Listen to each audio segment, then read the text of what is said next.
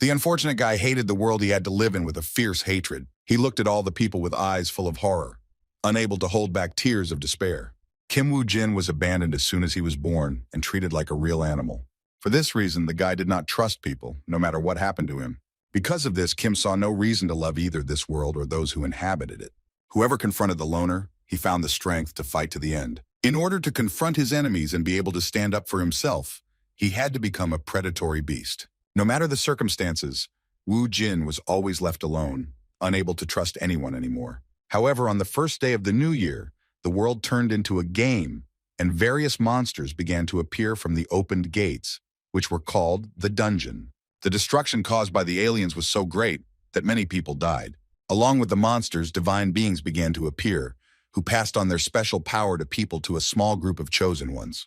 Those chosen by a higher power could, thanks to the abilities they received, destroy dungeons and transform into players. People convinced themselves that thanks to the players, they would be able to save the world from extraterrestrial enemies. But the players, taking advantage of the chaos that had arisen, were only busy satisfying their own selfish goals. For Woo-jin, the world was still a place where he didn't trust anyone until he met someone special. That person turned out to be Lee Se-jung, who was one of the first 7 players to gain power. The boy was a warrior, the heir to the sacred light, being the strongest player in the entire world.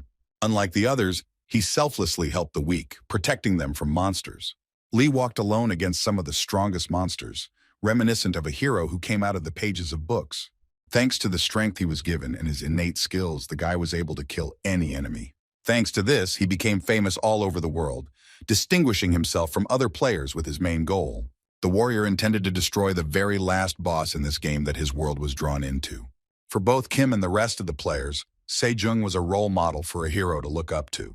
Thanks to his desire to save the world, the boy contributed to the creation of the Messiah Guild. The brave men who shared the opinion of the great warrior gathered around his person one after another. Woo-jin was so inspired that he joined the guild in order to restore the former order in the world. Players with different skills, both swordsmen and archers, joined the guild. The main thing is that they are effective in combat. Thus, thanks to the brave Lee, the players gradually gained the upper hand over the enemy. And for the first time in his life, Kim met people he could sincerely trust and follow through life. The players, who also had the power granted to them, became the real family for the guy that he didn't have. After each battle, the boy sat down near the fire in the circle of his newly made family. Being in the circle of guild members, Woo-jin believed that together with them, he could change the world. The thought of this warmed the boy's soul, and for the first time in his long life, he felt calm. And now finally the day came when the Messiah under Lee's command was left to fight the last battle. The strongest warrior in the world, standing in front of the gate with the main boss, believed that perhaps their battle would be the last. After these words, the player grabbed his sword and raised it against the guild member. The blade pierced the body of Kim Woo-jin, who was completely unprepared for such a turn of fate. The head of the Messiah thanked the warrior because without him they would not have been able to achieve such a result. The wounded player fell to his knees, as he too had been cursed by Balman. Before he died, the boy wanted to know if Se-jung had really planned this from the beginning. However, more than that, Woo-jin wanted to know the reason why the greatest player betrayed the entire world. The reason was explained by Park Shin-hye, because when the game ends, everything connected with it will disappear along with it. And if their power, dungeons, and monsters disappear, then the reason to respect the players will disappear along with them. Kim was even more angry when he learned that Se-jung was being indulged by one of the loyal guild members. The girl whispered in the wounded warrior's ear that when the game ended, they would not be able to take over this world. The girl's words became the final nail in Kim Woo-jin's coffin. Betrayed by the people he considered his family, the warrior screamed the name of Lee Se-jung, who was the most terrifying of all living monsters. But suddenly the boy began to spit blood, which was a consequence of poisoning by a poisonous snake. As soon as the warrior spat out the blood, it immediately began to hiss, trying to corrode the surface of the earth. Park Shin-hye was surprised that Balman's curse only caused poisoning and did not kill the player. The girl noted that for other players, a simple poison would be enough to leave this world.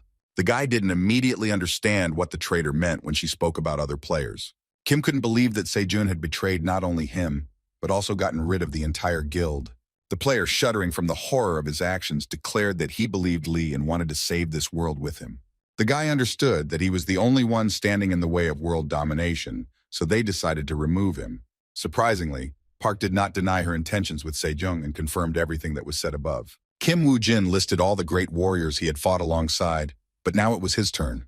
However, despite this, the girl wondered if they really didn't have the right to rule this world as they pleased. The world's greatest warrior remained silent, looking at the last man standing in the way of his opportunity to take over this world. Wu Jin shouted after the traitor and his accomplice so that they could now try to come up with an excuse for their dirty deeds.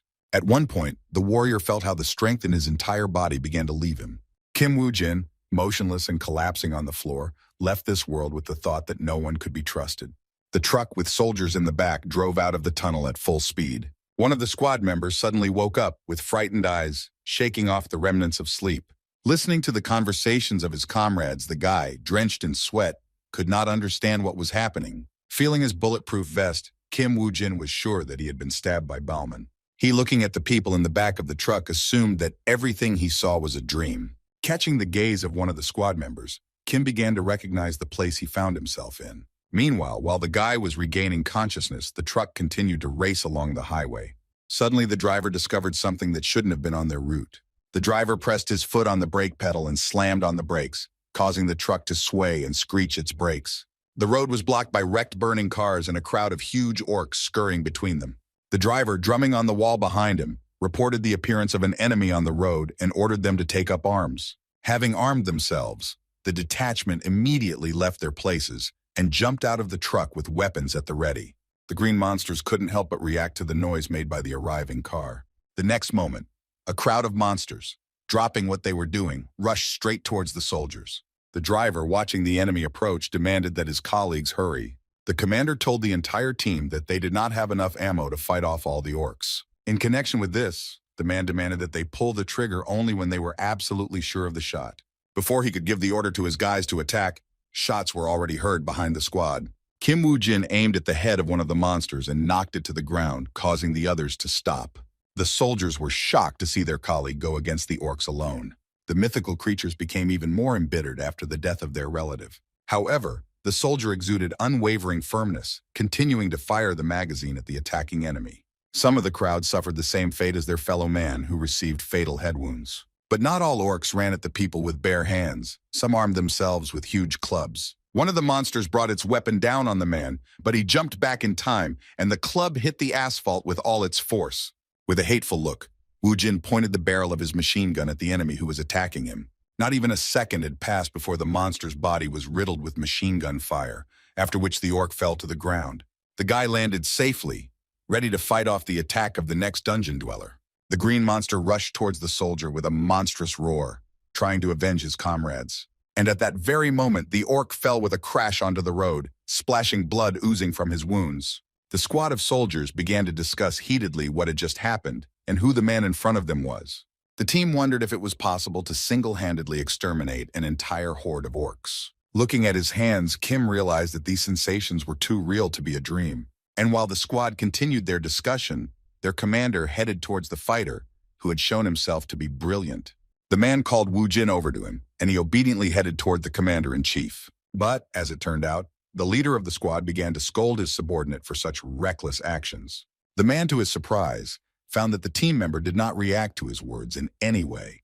The commander tried to get through to his subordinate, but his head was filled with only one thought, that he had returned to the past. The superior officer demanded that his subordinates respond when he addressed them. But the guy continued to ignore his boss, which caused concern in the commander-in-chief. Sitting on a box, Kim Woo Jin tried to sort out the changes that had happened to him in his head. All the soldier's thoughts were filled with the warriors from his past life who had betrayed him. Suddenly, the guy heard a characteristic sound that he had heard before. A blue sign appeared in the air before Jin's eyes, indicating that he had become a player. The window then split into 3 parts, offering the soldier a choice of halo that would help him in the future. Just like in his previous life, Kim became a player again, but now he had a chance to choose who he wanted to become.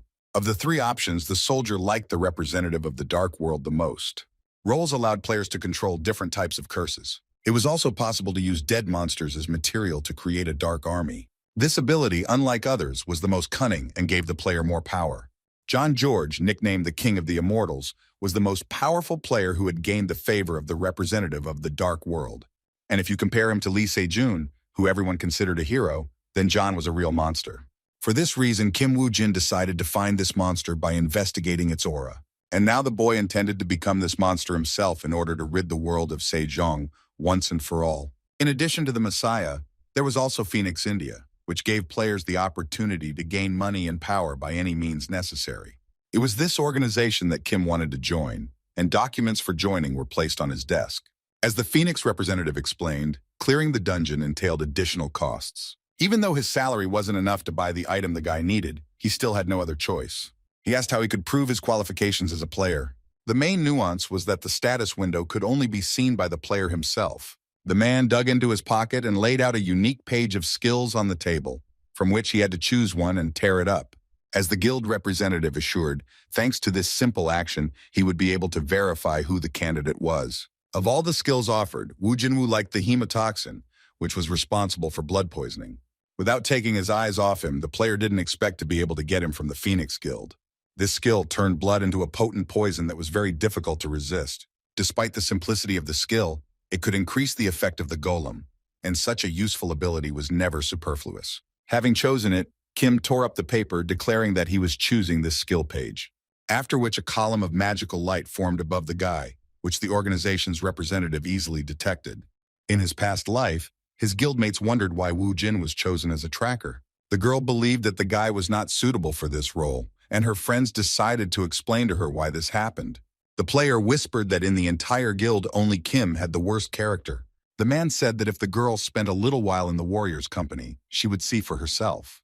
The guy interrupted the secret conversation of his colleagues, reporting the approach of the enemy. The players instantly stopped gossiping, preparing for the upcoming battle. When he woke up, the boy caught himself thinking that he was still dreaming about his past life. For security purposes, Gwangmun's sports park was guarded by armed soldiers. Just at this time, players were gathering in the park's parking lot to hunt monsters. The girl who was among the players present hoped that Ju So Poppy would teach her how to hunt properly. The man replied that this was his 4th trip, and his team members simply needed to trust him. However, Ju was interested in when the last of the hunting participants would arrive. The sound of car rims creaking was heard in response to the experienced player's question. A car appeared from around the corner, and behind the wheel was the very hunter everyone was waiting for. The blonde noted that the late player should have been more disciplined. Kim Woo Jin, who hid his face under the hood of his sweatshirt, came out to the hunters from the old car. The girl also attacked the newcomer, claiming that he should be grateful to them since they allowed him to join the hunt. Another hunter suggested that the guy looked like he hadn't received any gear from the guild. The players agreed that the newcomer decided to focus on survival for his first time. The hunt participants decided not to focus on Woo Jin and decided to start clearing the dungeon as soon as possible. Ju asked his team to pretend that they were missing one of their members. As Kim watched the group of players, he heard them discussing heatedly about Soap Pop's new weapon. Each player was presented with a window with information about the goal, which was to destroy all the goblins in the dungeon. A Phoenix representative asked the team before the hunt began if anyone had any questions for him. Since all the players were silent, the man asked each of them to check their inventory again. Players, examining each other's available weapons, communicated with each other, discussing the contents of their inventory. At the same time, Kim Woo Jin sat silently alone, not knowing anyone present. But for the guy, it was not a problem, since he would not have to worry about them. After some time, accompanied by military equipment, a portal to the dungeon opened in front of the players. The girl was shocked, as it was the first time she had seen the portal so close, to which their leader replied that she would be even more surprised when she got inside. After crossing to the other side, the guild member acquired a hat and a magic staff. Once in the dungeon, the players donned their combat gear. And as Sopape had warned the hunters, the world that opened up before them was radically different from the original. All the participants of the hunt found themselves in a dense forest, surrounded by giant trees. One of the team members remarked that it was as if he was in a computer game. This statement greatly angered the leader of the squad, Ju, who insisted that everything in front of them was real. And while the man explained to the hunters that they had only one life, the newcomer moved away from them. Looking at the tracks left by the monsters, the guy concluded that there were a lot of goblins nearby. The squad leader approached the player from behind and addressed him to clarify his name. The man said that while the team was setting up camp, Kim was able to explore the surrounding area. Although Woo Jin didn't like the hunter's commanding tone, he nevertheless agreed to carry out the order. One of the players expected the new guy to pester them, but he didn't think he would fall for their tricks so easily. The man was amazed at how stupid their team member was, as meeting goblins was very dangerous. Having gotten rid of the extra link, Sopop ordered the detachment to prepare for the hunt, wanting to get all the valuable items. In fact, Kim was not as stupid as he was thought, and he guessed that the hunters were going to use him as bait. And while the Phoenix Guild was searching for monsters in the dungeon, another organization gathered in their headquarters. Guild representative Park Shin-hai gathered all of her members for an important announcement. The meeting was called to introduce a new member to the guild members. After the words of the deputy head of the Messiah, the doors opened and the same player entered the room. Those sitting near the exit, like Yang Ji-hoo, were surprised that the leader's choice fell on such an arrogant scoundrel.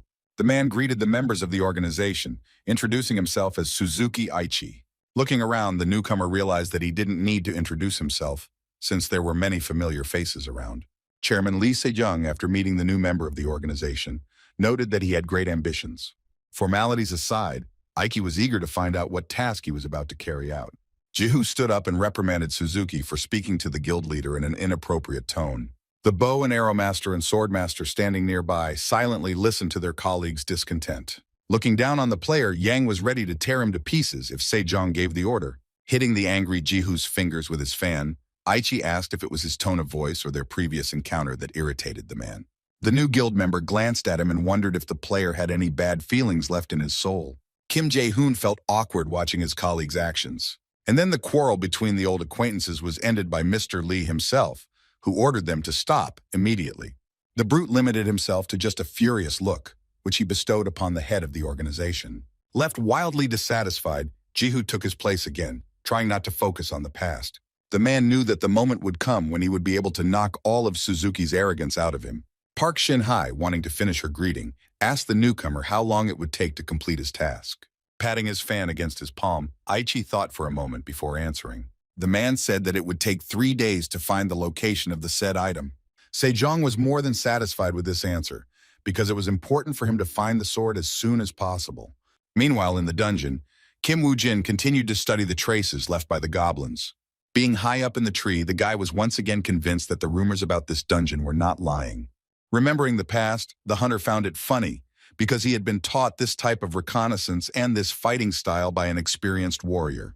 The teacher explained to the player that each trace contained information that would help to survive in the dungeon. Still a very inexperienced hunter, he wondered if it wasn't enough to just become stronger.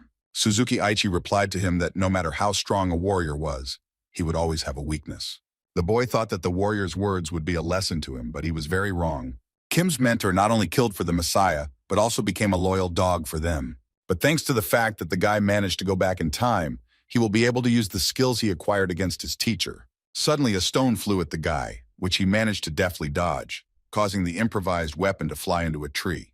The attempt on the hunter's life was carried out by goblins, whom he was actually looking for. The guy summoned a game window, thanks to which he removed a dagger from his inventory. But Wu Jin used a cold weapon to activate the skill he received in the guild. If before the player had to hide from the goblins in the dungeon, now, thanks to the hemotoxin, they were nothing more than a target for him. The goblins were not as quick-witted as the orcs, so they thoughtlessly rushed at the enemy in front of them. The magical creature rushed at the guy, waving a club in front of itself. With the same ease, the hunter dodged the blow of the monster, which opened up perfectly for him. The next moment, Wu Jin stabbed the blade of the dagger into the goblin's hand, which was more than enough. Having removed the weapon from the creature, Kim did not worry about the enemy, as goblins were vulnerable to blood poisoning. But the hunter began to celebrate his victory too early, because for some reason unknown to him, the enemy was still moving. He began to wonder if the poison might not be as potent as he had expected. Another representative of the magical creature family came to the aid of his comrade. The dungeon monster brought his club down on the ground, but the hunter managed to avoid the blow once again. Wu Jin's dagger hit one of the goblins directly, causing the opponent to release his weapon. The mythical creature was shocked, and then his comrade's body collapsed to the ground. Kim had no trouble dealing with the enemy as their strategy was easy to read. But as soon as the guy was stalling for time, the goblins began to gather into a huge crowd. For this occasion, the hunter had a corresponding item in his inventory. One blow of the whip was enough to delay the advancing enemy for a while. The weapon had the effect of the Goblin King, causing the creatures to feel fear of the opponent. In addition, it added 5 units of strength to the owner, and also increased damage against goblins by 30%. Meanwhile, a team of arrogant hunters tracked down the enemy along with valuable artifacts. There was a noise coming from the bushes behind the players, which caught their attention. As it turned out, it wasn't the wind at all, but a small group of angry goblins. The huntress was so frightened by the sight of the monster that instead of attacking, she only clutched her staff. But the enemy never reached the girl, because the leader of the squad appeared in front of her. Having pierced the enemy with his sword, Sopop declared that there was no need to fear simple goblins. The huntress, who had been so brave in the parking lot, was now drenched in sweat and frozen with fear. The male part of the team, on the contrary, was happy with how masterfully Ju dealt with the enemy.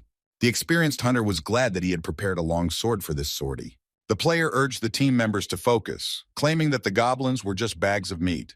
However, the man immediately paid for his excessive self-confidence by lowering his eyes. Sopopi didn't know why, but his sword was stuck so hard in the creature that he couldn't pull it out. It was the perfect moment for one of the goblins to stun the team leader. The blow was so strong that it instantly knocked such a strong warrior to the ground. Unfortunately for the squad, the most experienced of them was not in a condition to continue the fight. The man watched in horror as the goblins surrounded him, realizing that he couldn't handle them all alone. The warrior stood up and addressed the team, demanding that the players save him from the advancing enemy. The hunter showered the members of the squad with curses as they stood rooted to the spot and just watched.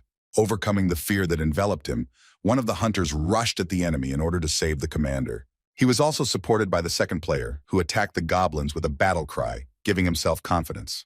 One of the monsters was injured by a magic whip, which was not comparable to life. The creature instantly fell to the ground, blood spurting from the open wound. The rest of the opponents looked at their enemy with undisguised anger, trembling with fear. Kim Woo-jin looked at the creatures with a smirk as he realized his superiority in the battle. The guy's gaze was so piercing that it forced the goblin to leave the battlefield. But the hunter did not want to leave any of the enemies alive and once again used the whip of the Goblin King. In a split second, a noose formed around the goblin's neck, foreshadowing his demise. The whip squeezed the enemy's neck so hard that it not only stopped him, but also forced him to his knees. Defeating a whole horde of mythical creatures gave Wu Jin the opportunity to advance to the next level. The boy smiled as he thought that in order to get the achievement he needed to defeat a stronger enemy. Jin was pleasantly surprised that he had attracted the game's attention, even with so many enemies defeated. The player believed that only fools brandished heavy swords when a certain whip would suffice. At this time, the main members of the group were recovering from the battle with the goblins. The hunter, who was the first to rush to save the squad leader, was interested in what had happened to the new guy. Juso Poppy was convinced that the boy was most likely dead, since there had been no news from him until now. The men then began to argue among themselves, arguing about whether it was wise to lose a team member. Suddenly, the swearing between the hunters was interrupted by a characteristic sound that came from the depths of the forest. Shaking with fear, the squad huddled together, unable to believe that another battle with the dungeon monsters awaited them. And while the group of hunters tried to control their emotions, Wu Jin raised his level again. Once the guy had acquired the skeleton warrior skill, he turned to the reference book for information. The hunter took from the reference book a part of the scroll with a description of the skill he had acquired. He never ceased to be amazed that he had managed to acquire such abilities in such a short time. John George could control an army of the dead with his own hands, which was his strongest skill. However, this skill was also imperfect, as its flaw allowed Wu Jin to kill a powerful player. Only monsters that were killed directly by the caster's hands could be sacrificed. However, even at this point, there were great limitations to transforming them into living dead. Regardless, the hunter tore up the skill scroll, deciding that it would save him some time. With this skill, it will be easier for the warrior to respond to the enemy by using his body to summon a skeleton soldier. So Kim approached one of the dead goblins to test the power he had gained. After using the skill on the corpse, skin particles gradually began to separate from the dead body, and very soon there was nothing left of the monster except a skinny skeleton. Having remained motionless all this time, having lost its support, the skeleton did not fall, but firmly rested its palms on the ground. The skeleton rose to its feet in front of its new owner, who watched its actions with curiosity. Kim Woo-jin was captivated by the glint in the eyes of the skeleton that had fought against him in life just a few minutes ago. He watched with interest how his newly minted assistant would behave. However, the guy was somewhat disappointed because he thought that the dead man would be an order of magnitude stronger. Jin asked the skeleton himself if it was really impossible to do anything with the indicators of his magical power. The puppet just looked at its owner with empty dark eye sockets without answering the question. The guy was well aware that using such an assistant as his main weapon would be extremely difficult. However, the hunter's attention was drawn to the remains of the players, whose rotting bodies hung from the tree like puppets. Most newcomers did not take into account that the similarity between all monsters was the desire to harm people. Based on this, Kim had no compelling reason to be merciful to these monsters. The Phoenix Guild members had to build a fire to wait out the approaching night. Commander Ju couldn't help but feel dissatisfied that some goblins were such strong opponents. An archer from the hunting party asked him what they should do now. With annoyance in his voice, the man stated that they had underestimated this dungeon in vain. The strongest of the warriors declared that he could not die at the hands of such a mediocre monster. Gathering his courage, so Poppy turned to the hunters, telling them that they would never die in this forest. The man managed to get through to the other players, who were listening to his every word. The hunter asked what was wrong with his team, trying to give them hope that they could handle it with just a little effort.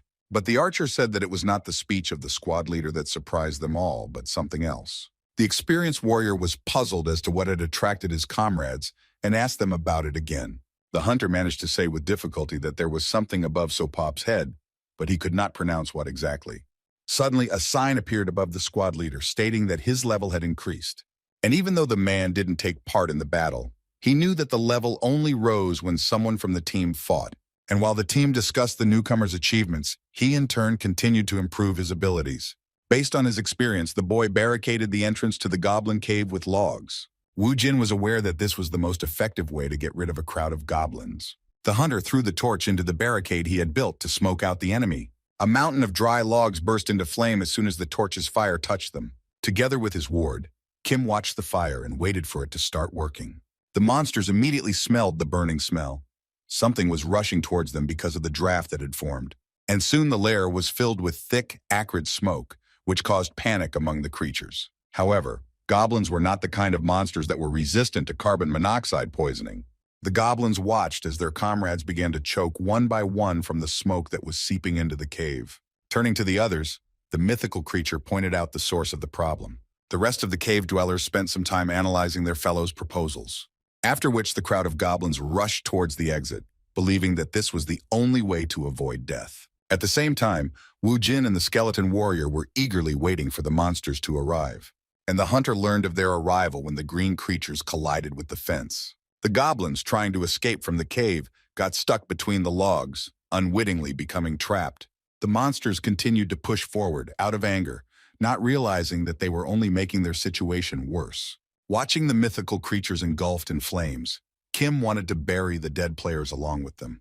Literally within a few minutes, the entire wooden barricade was engulfed in flames, along with its hostages. The flames from the fire were clearly visible from any corner of the forest, and the representative of the dark world was pleased with the hunter's cruelty.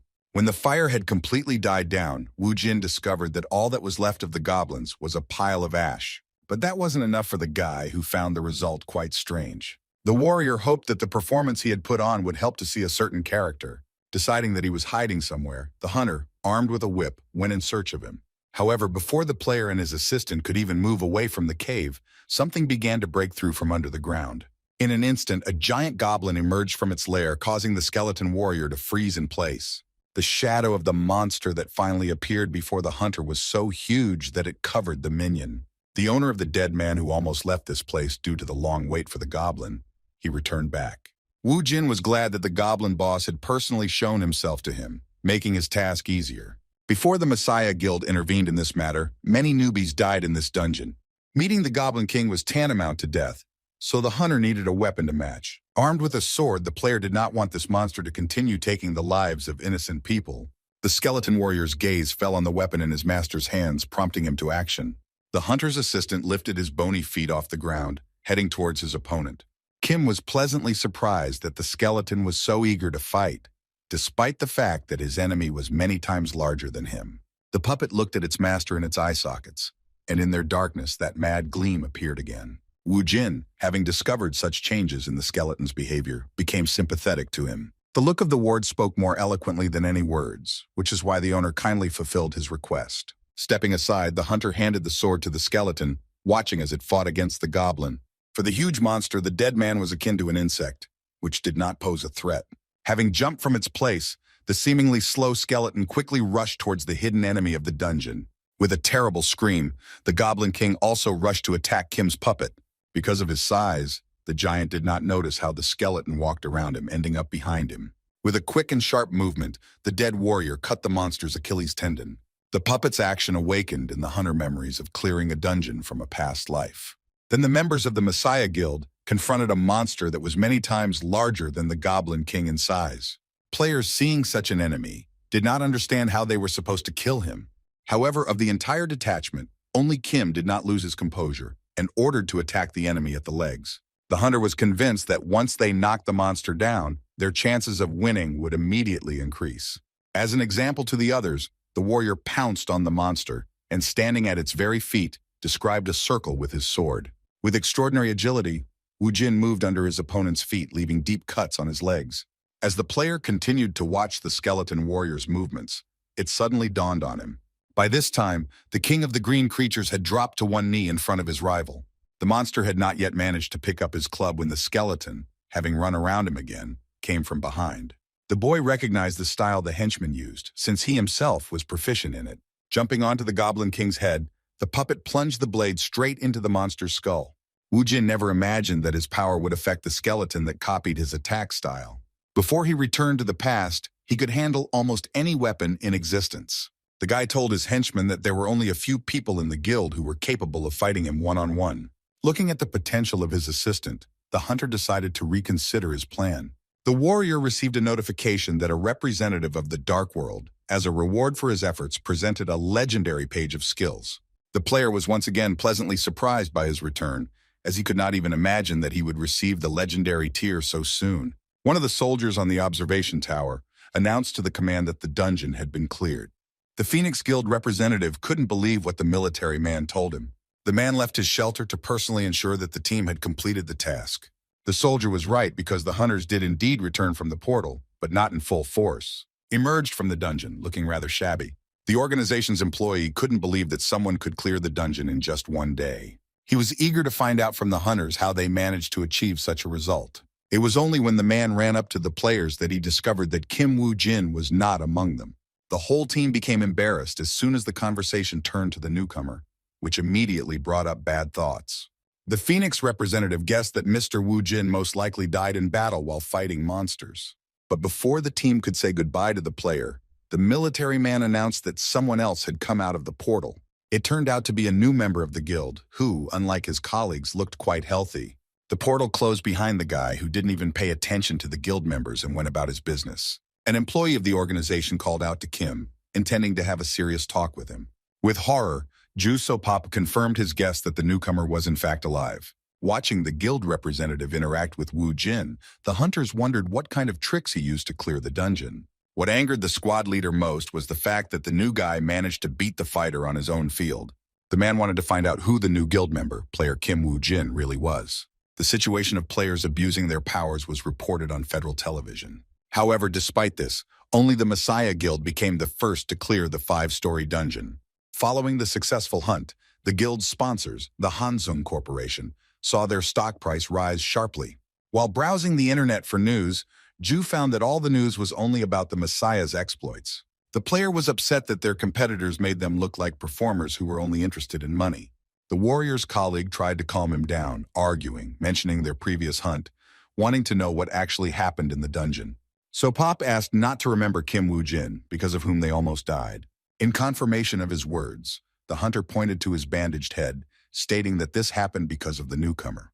The player's comrade noted that the rumors circulating about this guild member were not a lie after all. The seasoned warrior agreed that Kim was so eager to get the new items that he even ran into a crowd of goblins for this purpose.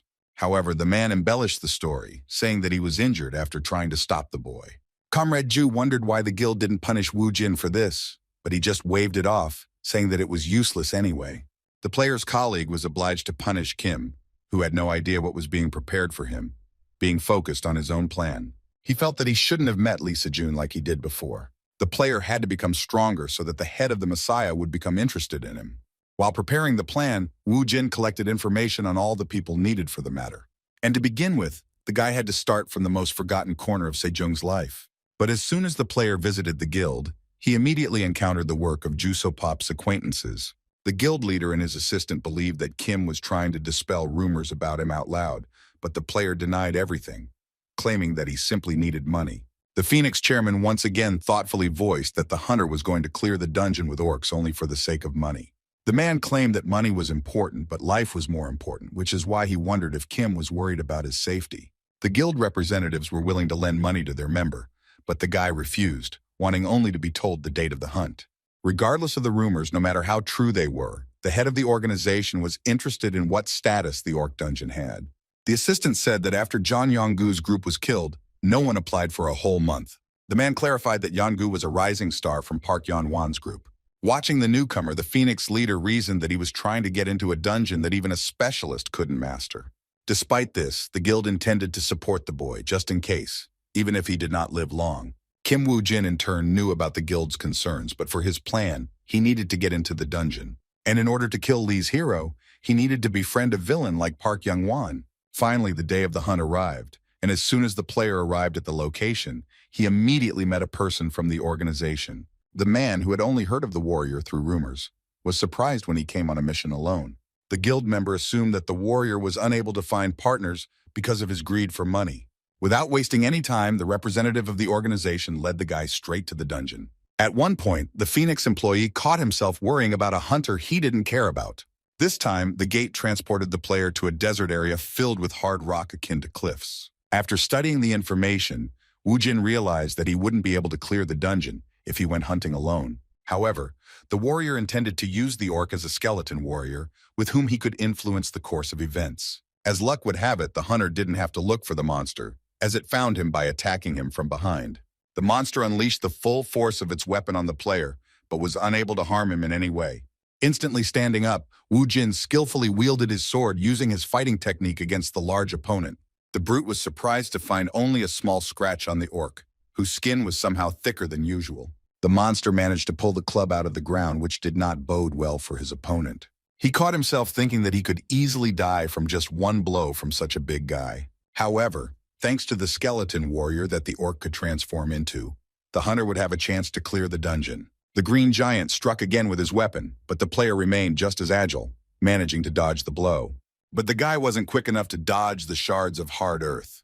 The warrior understood that the longer he messed around with the orc, the greater the chance of falling at his hands increased. Therefore, Kim Woo-jin decided to make every effort to defeat the monster as quickly as possible.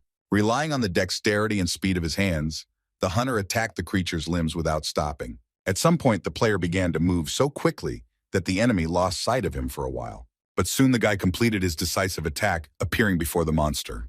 The mythical creature was very angry with the player's actions and was ready to finish him off. However, as soon as the orc took even one step, blood immediately began to flow like a fountain from the wounds on his legs. The giant lost his balance at that very moment and fell with a crash onto the hard ground. The monster still wanted to defeat his opponent, unable to accept defeat. But no matter how terrible the enemy seemed, Woo-jin was ready to finish him off in order to force him to serve him in the future. After the monster shed its blood, the hunter was able to summon it in the form of a skeleton warrior. And while Kim was busy clearing out the dungeon in one of the city's districts, members of the brokerage firm were searching for candidates. The man's gaze fell on one of the questionnaires, which he found quite interesting. His colleague suggested that he was again trying to find some strange item for his business. Oh Se-chan decided to show the questionnaire to his friend to satisfy his curiosity. Holding Kim Woo-jin's questionnaire in his hands, the guy still didn't understand what all this was about. After reviewing the player's profile, the broker discovered that it was the same newbie who had cleared the dungeon single-handedly. A colleague explained that this was the second time Kim had entered the cave, this time alone from the start.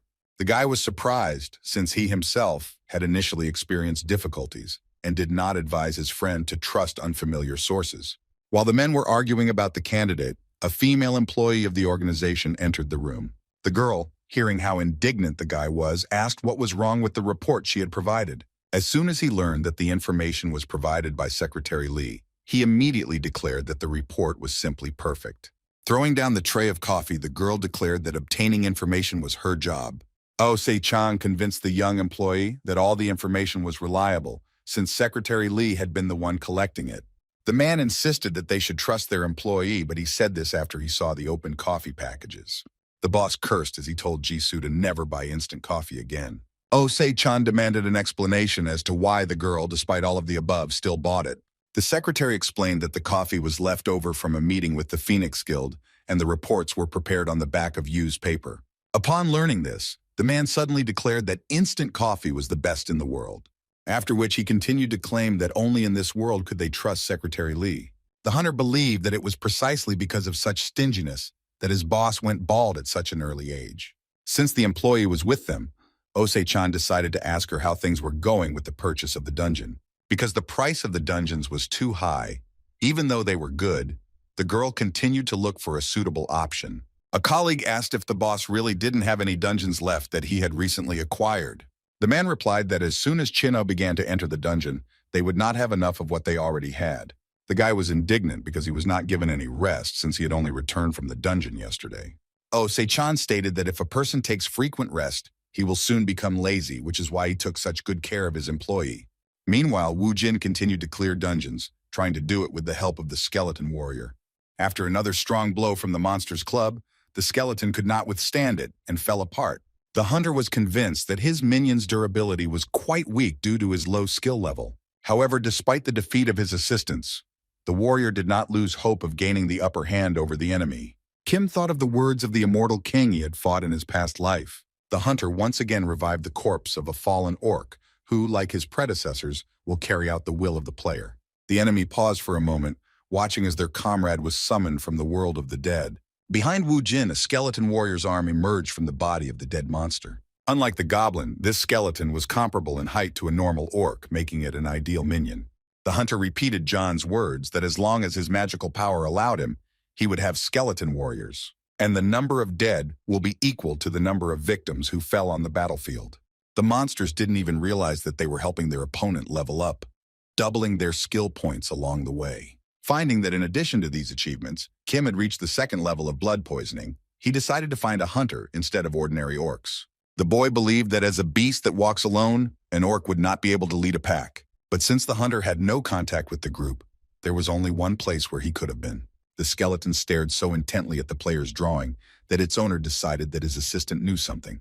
Wu Jin dismissed that thought and decided to focus his attention on where the orc hunter's location was. Kim knew that if his guesses were correct, there would be no monsters to sacrifice nearby, and the only useful one would be his skeleton warrior.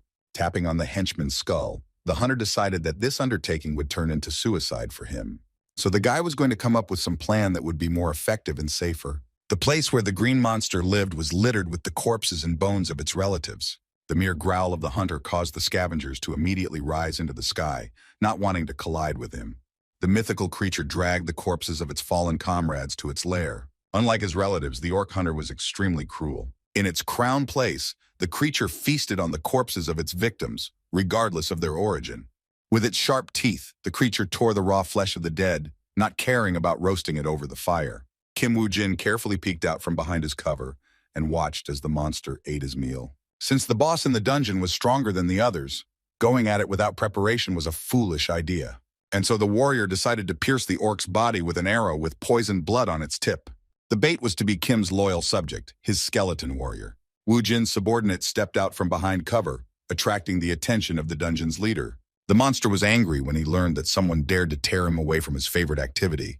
Suddenly, the brute rushed at the skeleton with great speed, which was unusual for an orc. The hunter's assistant, also participating in the encounter with the enemy, swung his bony hand, in which he held the master's sword. The blade and club clashed, creating a small explosion around them that sent out a shockwave. The monster did not stand on ceremony with his opponent, and attacking him, sank his teeth into his shoulder. From the blood-red eyes, Kim determined that this specimen was the very enemy he was looking for. The warrior also had to avoid the monster's thick skin and hit its only weak spot. And while the orc was busy with the puppet, the bloody arrow was already flying towards the enemy. The creature's red eyes detected the threat looming over it at the last moment. The poisoned arrow hit the giant right in the eye, causing him to immediately lose his balance. However, the monster never fell, because a second before he had managed to land on one knee. Unlike his fellows, the orc did not scream when he received a serious wound, but only became more angry at the hunter. The green giant took the arrow out of his eye and, throwing it on the ground, released a fair amount of blood along with it. The monster was breathing heavily but could do nothing more, since the poisonous blood had already begun to affect him. Wu Jin, thanks to his knowledge, understood that the weaker the point of impact, the faster the poison spread throughout the body. The player watched as the fire in the orc's bloody eyes gradually began to fade. Unlike other skills, the second level of poisonous blood did not increase the chance of a fatal outcome. However, this effect was quite enough to finish off the dungeon boss. Wu Jin's henchman raised his sword above his head, ready to put an end to this battle. After defeating the main monster of the dungeon, the player finished the hunt and could return to his world in an hour. While examining the orc's remains, the warrior wondered if there was still one of Park Young-won's group members left inside the monster. After the boy kicked the bones, his gaze fell on one of the skeletons lying on the mountain. On it, the hunter discovered a characteristic cut that was clearly not left by an orc. Wu Jin concluded that the victim had been attacked from behind by someone who was used to killing in dungeons. Whether it was a deliberate murder or not, if those involved were members of Park Young-won's group, they could have done it for money or items. The hunter wondered if he had a chance to find traces of this killer, since he had little time left in the dungeon. However, the player would not mind finding this person because that way he would be able to get closer to Park Young-won. The glow coming from the cave blinded Wu Jin, who even had to shield himself from it with his hand. The guy decided to find out what kind of object was inside her, which by the will of fate attracted his attention.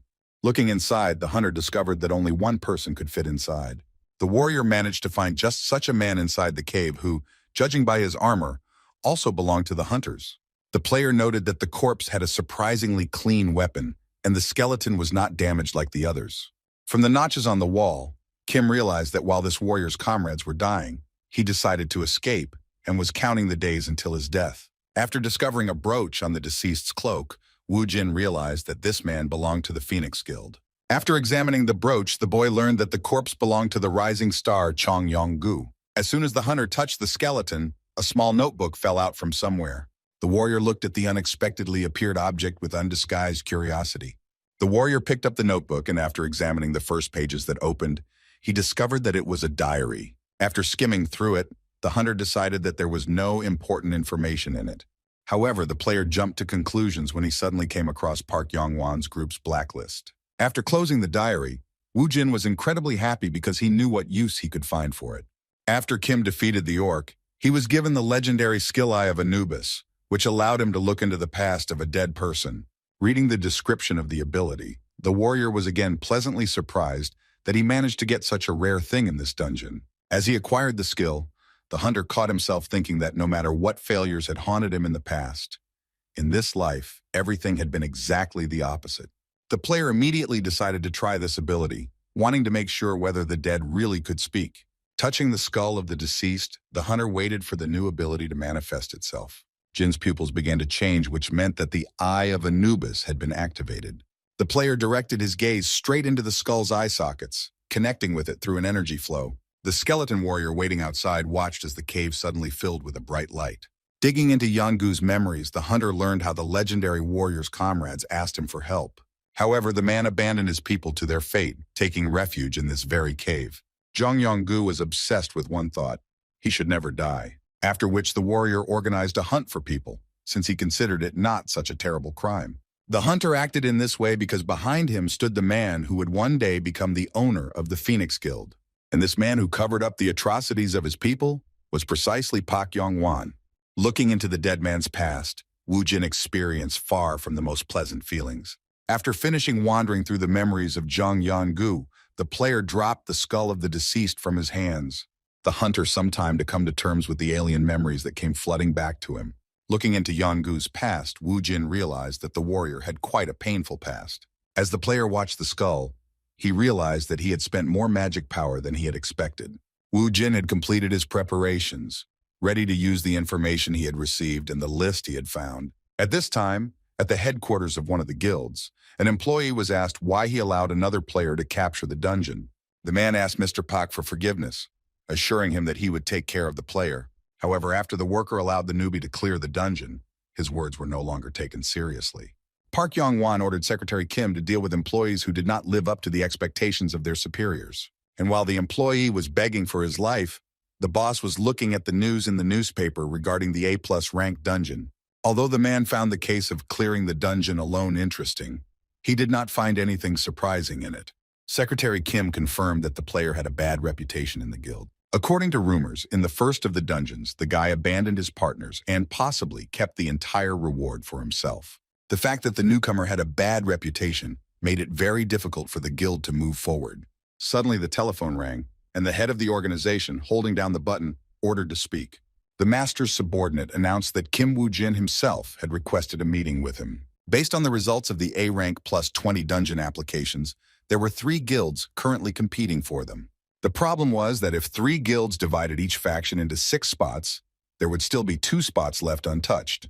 The guild leader's assistant clarified that due to this point, all three guilds still have not come to a compromise. Because it was an A-rank dungeon, the drop rate for rare items was higher, and with that came greater efficiency.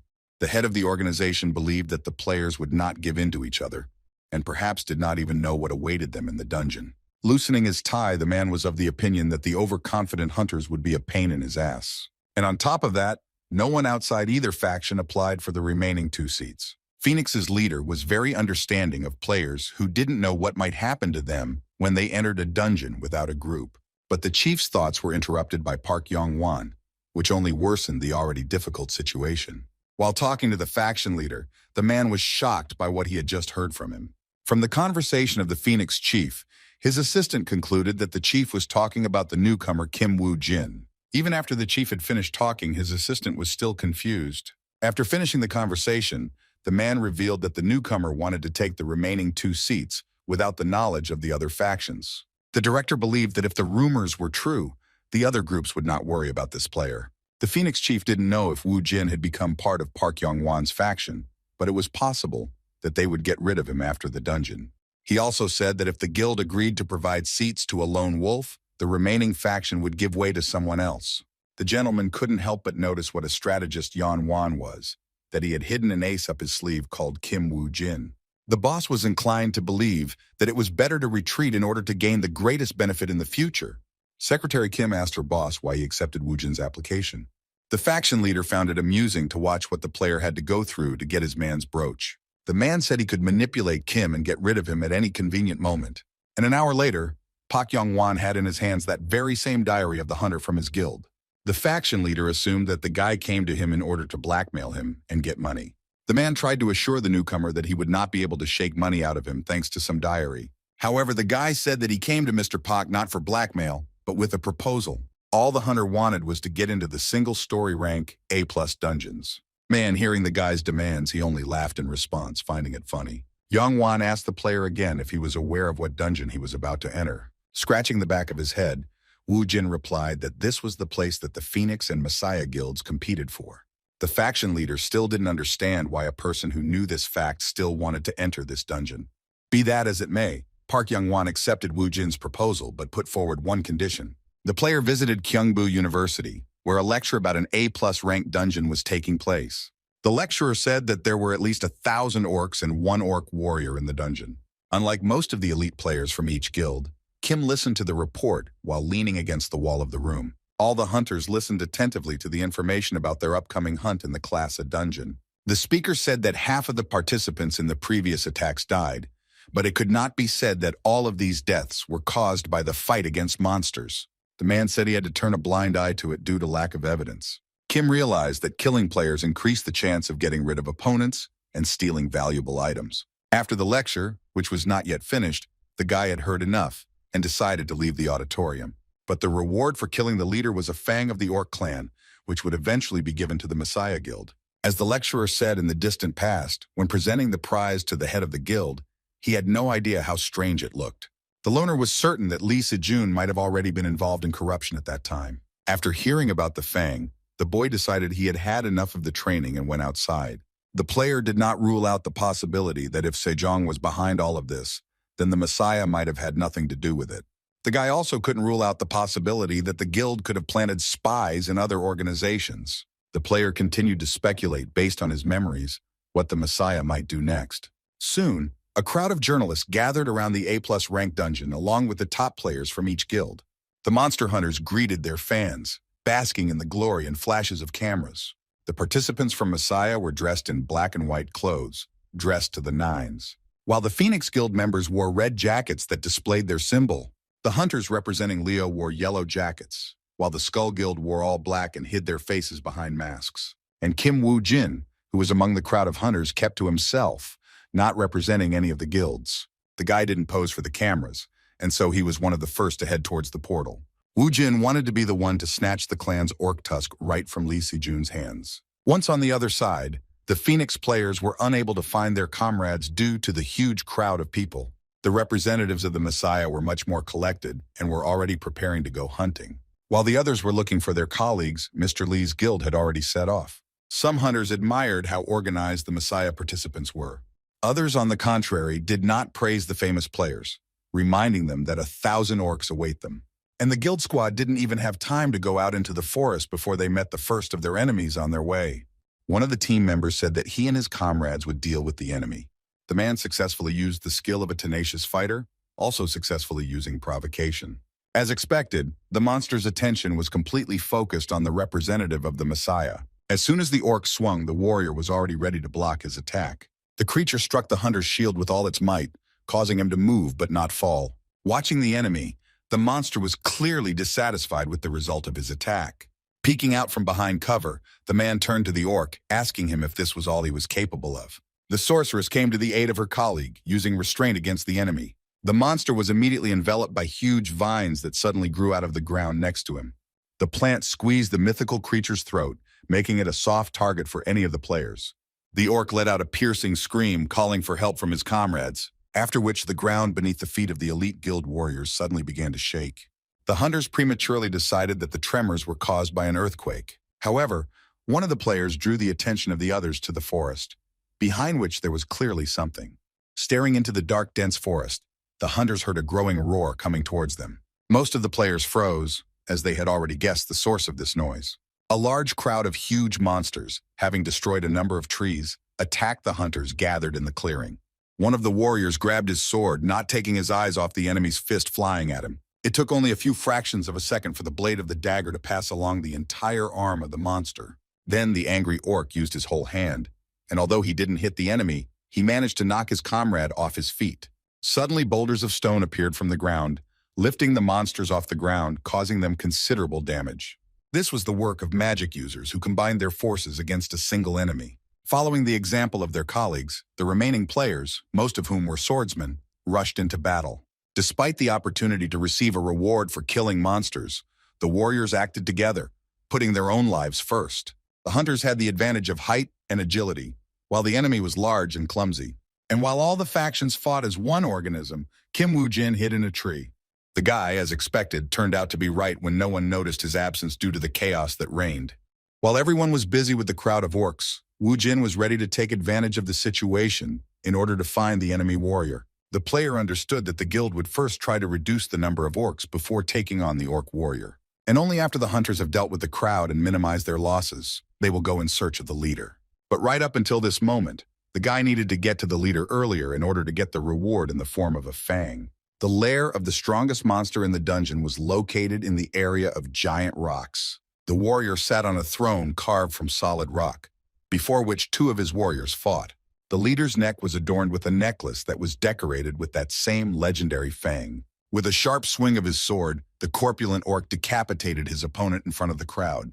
The loser's head fell right at the feet of the spectators who were watching the fight. Rising from his seat, the warrior raised a giant axe, signifying the fighter's victory. As if to confirm this, the monster screamed menacingly, so much so that his saliva flew in all directions. The warrior, having declared the winner of the battle, heard the chanting of the crowd of his subjects. Kim, who was watching this scene, guessed that the orc who was executed had fled the battlefield, for which he paid. Having seen the main monster of the dungeon, the guy found it even more frightening than he imagined. The warrior's decision to send his minions to fight only played into the hands of the lone hunter. Despite his strength and impressive size, the orc was left completely alone, being an ideal target for the player. Woo-jin couldn't help but smile as he looked forward to being the first of the hunters to strike at the orc. After some time, the entire clearing was strewn with the corpses of monsters, and the leader of the Messiah squad ordered his people to move on. Having calculated the approximate number of opponents, the man concluded that the remaining forces were located elsewhere. The hunter noticed out of the corner of his eye how one of his henchmen quickly ran up to him. The warrior reported that a huge number of enemies were heading their way. The guy added that the enemy numbered about 1,000 units of combat force, which was most likely the warrior's main army. The guild member advised to stop there, but the other hunters disagreed with him. The man who objected to the head of the Messiah belonged to the Lion faction, intending to continue the offensive. The colleague replied that since a huge number of enemies were heading their way, the guilds needed to work together to defeat them. The man convinced the Leo representatives that if they continued, they would die in this dungeon.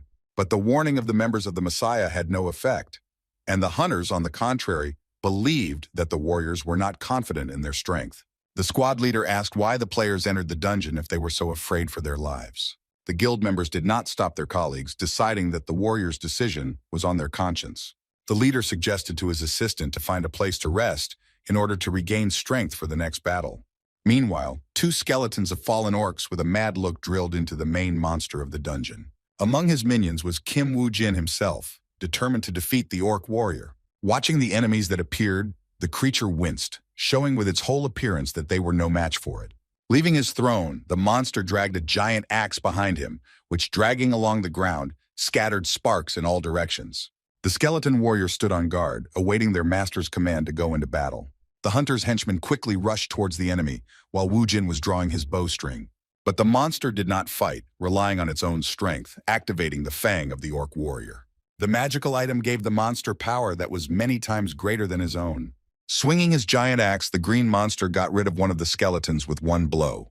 The guy once again underestimated his opponent, and thanks to his strength, he easily dealt with one of his assistants. Accompanying his attack with a monstrous cry, the orc was ready to bring his weapon down on the second skeleton. The hunter's henchman was serious, not taking his eyes off the monster. The dungeon master completed his attack, ending the pathetic enemy once and for all. At least that's what he thought when the skeleton leapt out of the rising column of dust like lightning. The skeleton warrior slashed at the brute's leg with his blade, but his attack did not produce the desired effect. The player understood that his protege would not last long and did not delay, and while the orc warrior was busy with the puppet, its owner was preparing to fire the decisive shot. The assistant was required to distract the enemy for as long as possible, since Kim had only one chance to hit the target. Swinging his axe, the monster almost hit his opponent, who once again dodged the blow. At that very moment, when the enemy stood with his back to Woo-jin, he fired a bloody arrow at him. Thanks to the magic fang, the orc felt an arrow approaching him. At the last moment, the warrior dodged, and the enemy only managed to hit his hair. Now the dungeon leader's attention was completely focused on the hunter, who had given away his location. The skeleton warrior did not stop trying to stop the huge monster that was heading towards his master. The puppet tried to stop the big guy once again using Woo-jin's technique, but suddenly the henchman's sword broke, which came as a great surprise to its owner.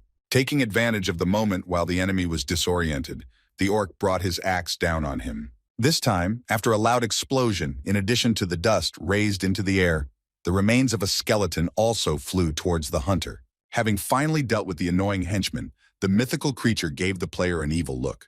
Considering the events that had happened, Kim decided to change his plan, getting rid of the bow as well. The boy understood perfectly well that it was pointless to fight against the orc, while the magic fang remained on him. Resigned to the fact that his strength would not be enough, the player decided to retreat. Turning around, Kim Woo-jin ran away from the dangerous giant as fast as he could. But turning around, the warrior noticed that his enemy, for some reason, did not pursue him. Taking a closer look at the warrior, the hunter discovered that he was distracted by something else. The player came to the conclusion that it was too much trouble for the brute to pursue the retreating enemy. It would seem that such an insignificant detail could still play into Kim's hands, so he could freely leave the battlefield. And yet the warrior wanted to make the orc regret his decision when he let him go. Jumping from branch to branch, the hunter had no idea that above him on the ground were people from the Lion Guild. The squad leader noticed, in addition to themselves, another player who had fled from the battlefield. One of the guild members suggested that the warrior they had discovered could have found the main orc faster than they did. However, the man did not want to trust anyone until he saw the main monster of the dungeon with his own eyes. The leader of the squad was convinced that the item that the boss monster possessed must have belonged to the Lion Guild. Suddenly, one by one, the team members began to fall to the ground from behind their covers. The commander was horrified that he had no idea about the reason for such an unexpected anomaly. Gripping his sword tighter, the man wondered if he had heard of other monsters in this dungeon besides the orcs. The hunter convinced himself until the very end that this could not be the work of some creature, until he saw many glowing eyes in the darkness. Suppressing his fear, the warrior demanded that the attacker show himself, threatening him with inevitable reprisals. These were the last words of the squad leader, and his colleagues, having settled in the rocks, didn't even know about it. They were joined by Woo-jin, who had successfully slipped past the creature lurking in the darkness. Looking around, the guy did not find any factions that could be interested in him. Kim also couldn't help but notice that there was a deathly silence all around, as if he was at a funeral. As soon as he looked around, fresh graves caught his eye. It seemed rather strange to him that so many people had died on the first day. However, the guy didn't believe that so many trained soldiers could fall to monsters, assuming that the battle between the guilds had already begun.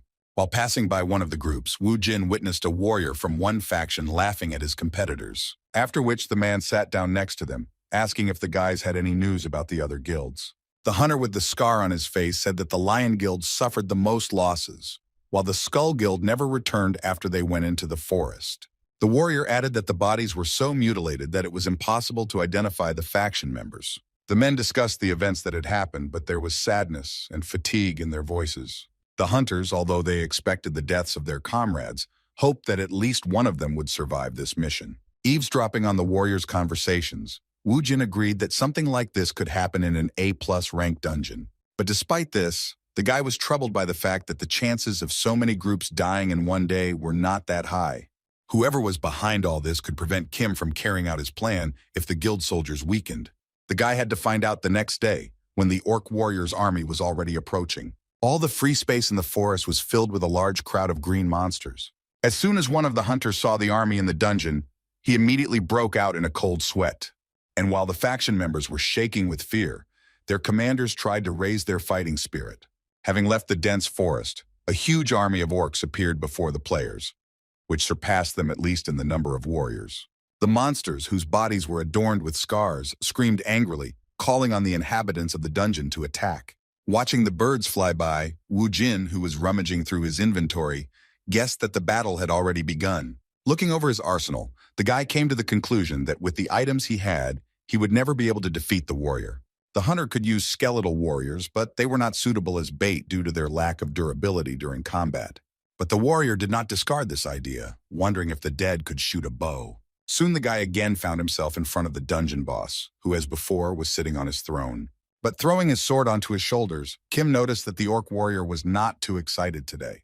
Touching the warrior's orc fang, the monster activated it, ready to strike down the escaped enemy. Rising from the throne, the creature was once again filled with the power of the magical item. In literally 1 second, the enemy managed to jump up to the hunter, who had already swung his axe. But this time, the arrow that flew at the monster was not fired by the player, but by his henchman. However, thanks to his reaction, the enemy defended himself from the poisoned arrow, covering his face with an axe. The orc's eyes flashed from behind his makeshift cover, searching for the hunter. The creature snorted angrily when it discovered that its opponent had disappeared, having once again fled in the middle of the battle. But in his place, the player left his minions, the skeleton warriors, this time putting bows and arrows into their bony hands. The warrior, lifting the ground with an axe, released the boulders he had dug out from underneath it at the living dead. The largest of the stones flew into the rock where just seconds ago, there were skeletons. Wu Jin's minions did nothing but dodge the monster's attacks, firing poison-laced arrows at it from time to time. But none of them achieved their goal because the orc, thanks to the activation of the fang, was incredibly agile. The hunter's puppets, as he had expected, also copied his shooting style. And even the moment that the warrior did not let anyone near him was written into the plan created by the player. Because the monster dominated by force, while on the ground, Wu Jin decided to attack him from above. The monster was completely absorbed by the skeletons that were quickly changing their positions, leaving its blind spot unattended. Having attacked the warrior, the player did not cause him any damage, but still achieved his goal. The rope that held the necklace with the magic fang was cut. As soon as the monster noticed his main weapon flying to the ground, he instantly froze. However, the valuable object never touched the ground, falling straight into the hands of his opponent. The warrior was immediately notified that his opponent had been weakened while he had obtained the Orc Lord's tusk. The creature let out a terrible scream, but it could not return his enhanced attacks along with his defense. In a fit of rage, the orc swung his hammer at Kim Wu Jin in the hopes that he would be able to eliminate him. Much to the monster's dismay, the hunter's agility skills were enough to evade such a simple attack.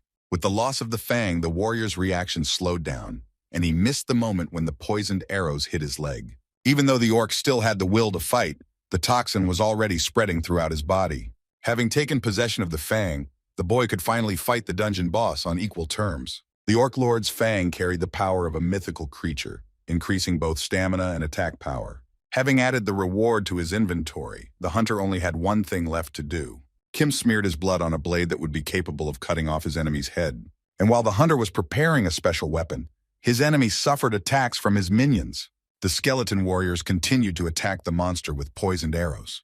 Although the orc had lost the item that had given him his extraordinary power, the rage still raged within him. By concentrating on the enemy, the creature finally managed to get rid of one of the player's assistants. Finally, the henchman managed to hit the dungeon leader with another arrow with toxin. At that moment, Kim Woo-jin was rushing towards the monster at full speed, ready to end the already protracted duel. As soon as the green giant saw the man who had taken his precious fang from him, his rage reached its limit. But no matter how hard the orc tried, the player eluded every attack with extraordinary agility. At some point, the hunter struck his blade hard against the surface of the axe. This opportunity allowed Ah Woo-jin to push off the warrior's weapon, getting closer to his hand. Pressing down on the blood-poisoned sword, the warrior plunged it into his enemy, piercing his thick skin. The creature felt another dose of toxin spread within it. Having completed his mission, the boy jumped off the enemy, who finally released his axe. Kim assumed that the monster only used one hand and could not handle the weapon so skillfully with the other hand. Clutching his wound, the orc warrior watched as his weapon moved further and further away from him. To everyone's surprise, the axe was spinning in the air at high speed, approaching the skeleton. However, the monster's weapon did not injure the henchman, who deftly grabbed it with his skinny hand. Woo-jin's assistant carefully examined the weapon he had received, comparing it to his own bow. Eventually, the skeleton threw away the bow, arming himself with an axe, which was perfect for cutting off the enemy's head. The monster's scream reached as far as one of the guild's hunters, who was in the forest at that moment. The player's insides went cold from such a piercing scream, which clearly belonged to an unusual orc. The hunter hurried to find out if someone nearby was fighting the orc warrior. The man intended to find out as soon as possible so that he could report it to the guild immediately. After passing through the thickets of dense forest, the man found himself in open terrain. Landing on the nearest rock, a picture opened up before the warrior that confirmed his suspicions. A guild member watched as a player with two summoned skeleton warriors fought against a dungeon boss. After looking around, the man still did not find the presence of other players, which meant only one thing. However, the hunter could not believe that anyone could, in principle, go against the strongest enemy alone. Drenched in sweat, the warrior wanted to report his discovery to the rest of the guild as soon as possible. After which, the man jumped up from his place so quickly that he involuntarily brought down part of the rock. Kim Woo-jin knew about the player's presence and only pretended not to notice him. The hunter, who was in such a hurry to report his discovery, was so excited that he completely lost his vigilance. Because of this, he did not feel the approach of the arrow, which hit him right in the shoulder blade. Only when he felt the arrow pierce his flesh did the man realize he was wounded. It happened so suddenly that the warrior who was in the tree lost his balance and fell to the ground. Turning his head from side to side, the guild member tried to figure out who had attacked him. The man suggested that perhaps it was the same player who wanted to silence him. Turning around, the warrior saw behind him an armed stranger who was not an ordinary man. The warrior who attacked him wore a mask, which was unique to one of the guilds. The wounded man could not fully believe that he was attacked by a member of the Skull Guild.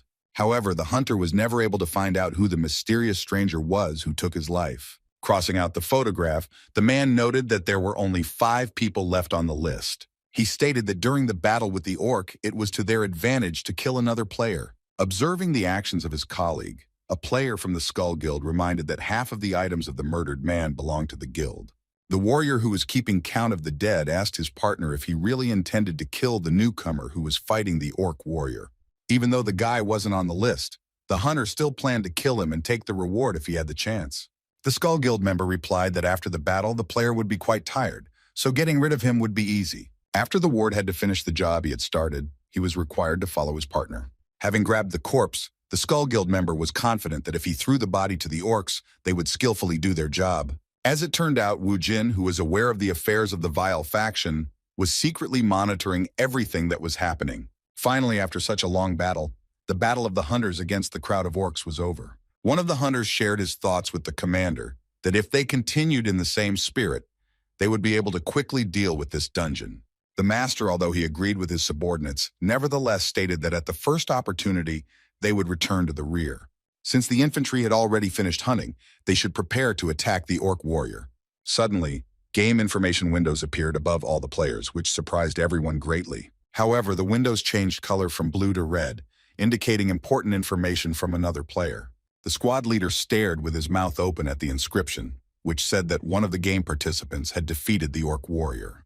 This unexpected announcement caused a storm of indignation among the hunters, and they began to discuss among themselves who could have done such a thing.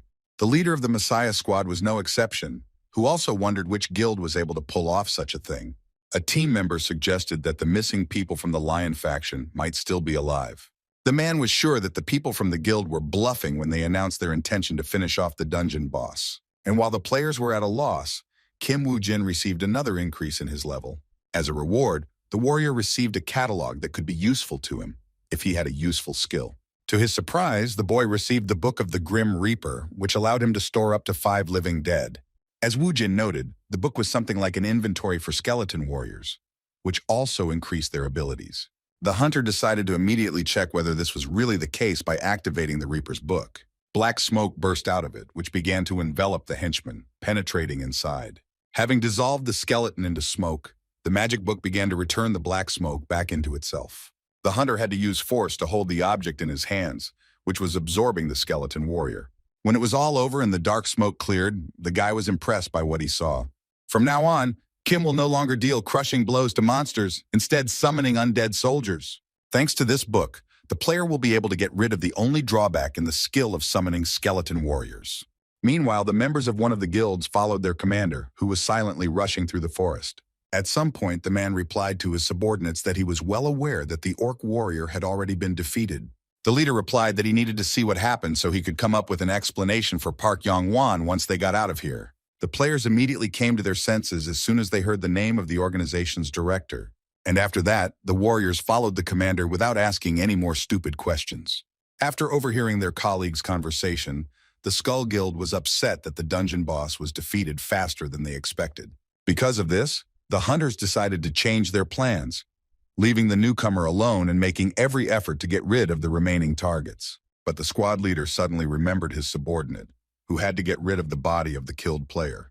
The player working with him reported that the hunter was supposed to join him after completing his mission. The man said they were to commit suicide if there was a threat of their identity being revealed. The commander concluded his speech by declaring that the team members were to move as stealthily as possible. Just at that very moment, the Skull Guild representative felt someone approaching them. The man was surprised when he saw the squad member running towards them, making so much noise. Behind the running hunter, his comrades discovered 2 armed skeleton warriors. The squad leader concluded from what he saw that his protege had provoked the orc warrior's killer. The Skull Guild member practically threw himself into the arms of his colleagues at the last moment. The squad leader was wildly outraged by the actions of his warrior, which threatened not only their operation, but also their lives.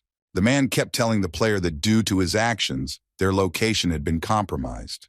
The Skull representative mused that if a lone individual attacked them, the battle would attract the attention of the other guilds. Risking leaving the mission unfinished, the man took up his sword, ready to get rid of the boy and thus destroy all traces. Turning to the players, the man wanted to make sure that they were all ready for the fight. However, he didn't say anything, because their arriving team member chopped up every single member of the guild. The wounded warriors were lying on the ground when the skeleton warriors arrived at that moment. The hunter thought that the player had betrayed the guild until he saw Wu Jin throw off his skull cloak. The guy looked coldly at the man who, together with his people, was vilely destroying other players. Kim used the Eye of Anubis to find out all the information he needed. Looking into the warriors' memories, Wu Jin found the culprits who had caused only half of the players in the dungeon to survive in the past. However, in the hunter's memories, the guy could not find information related to the Messiah Guild. Looking at the corpse with the arrow, the player noted that the deceased was also listed as missing in his past. Having put on the mask of the Skull Guild, Wu Jin was ready to visit the squad leader. Guessing a possible connection between the skull and the Messiah, the hunter decided to finish off the orc warrior first. The leader of the squad could not understand how this player ended up here.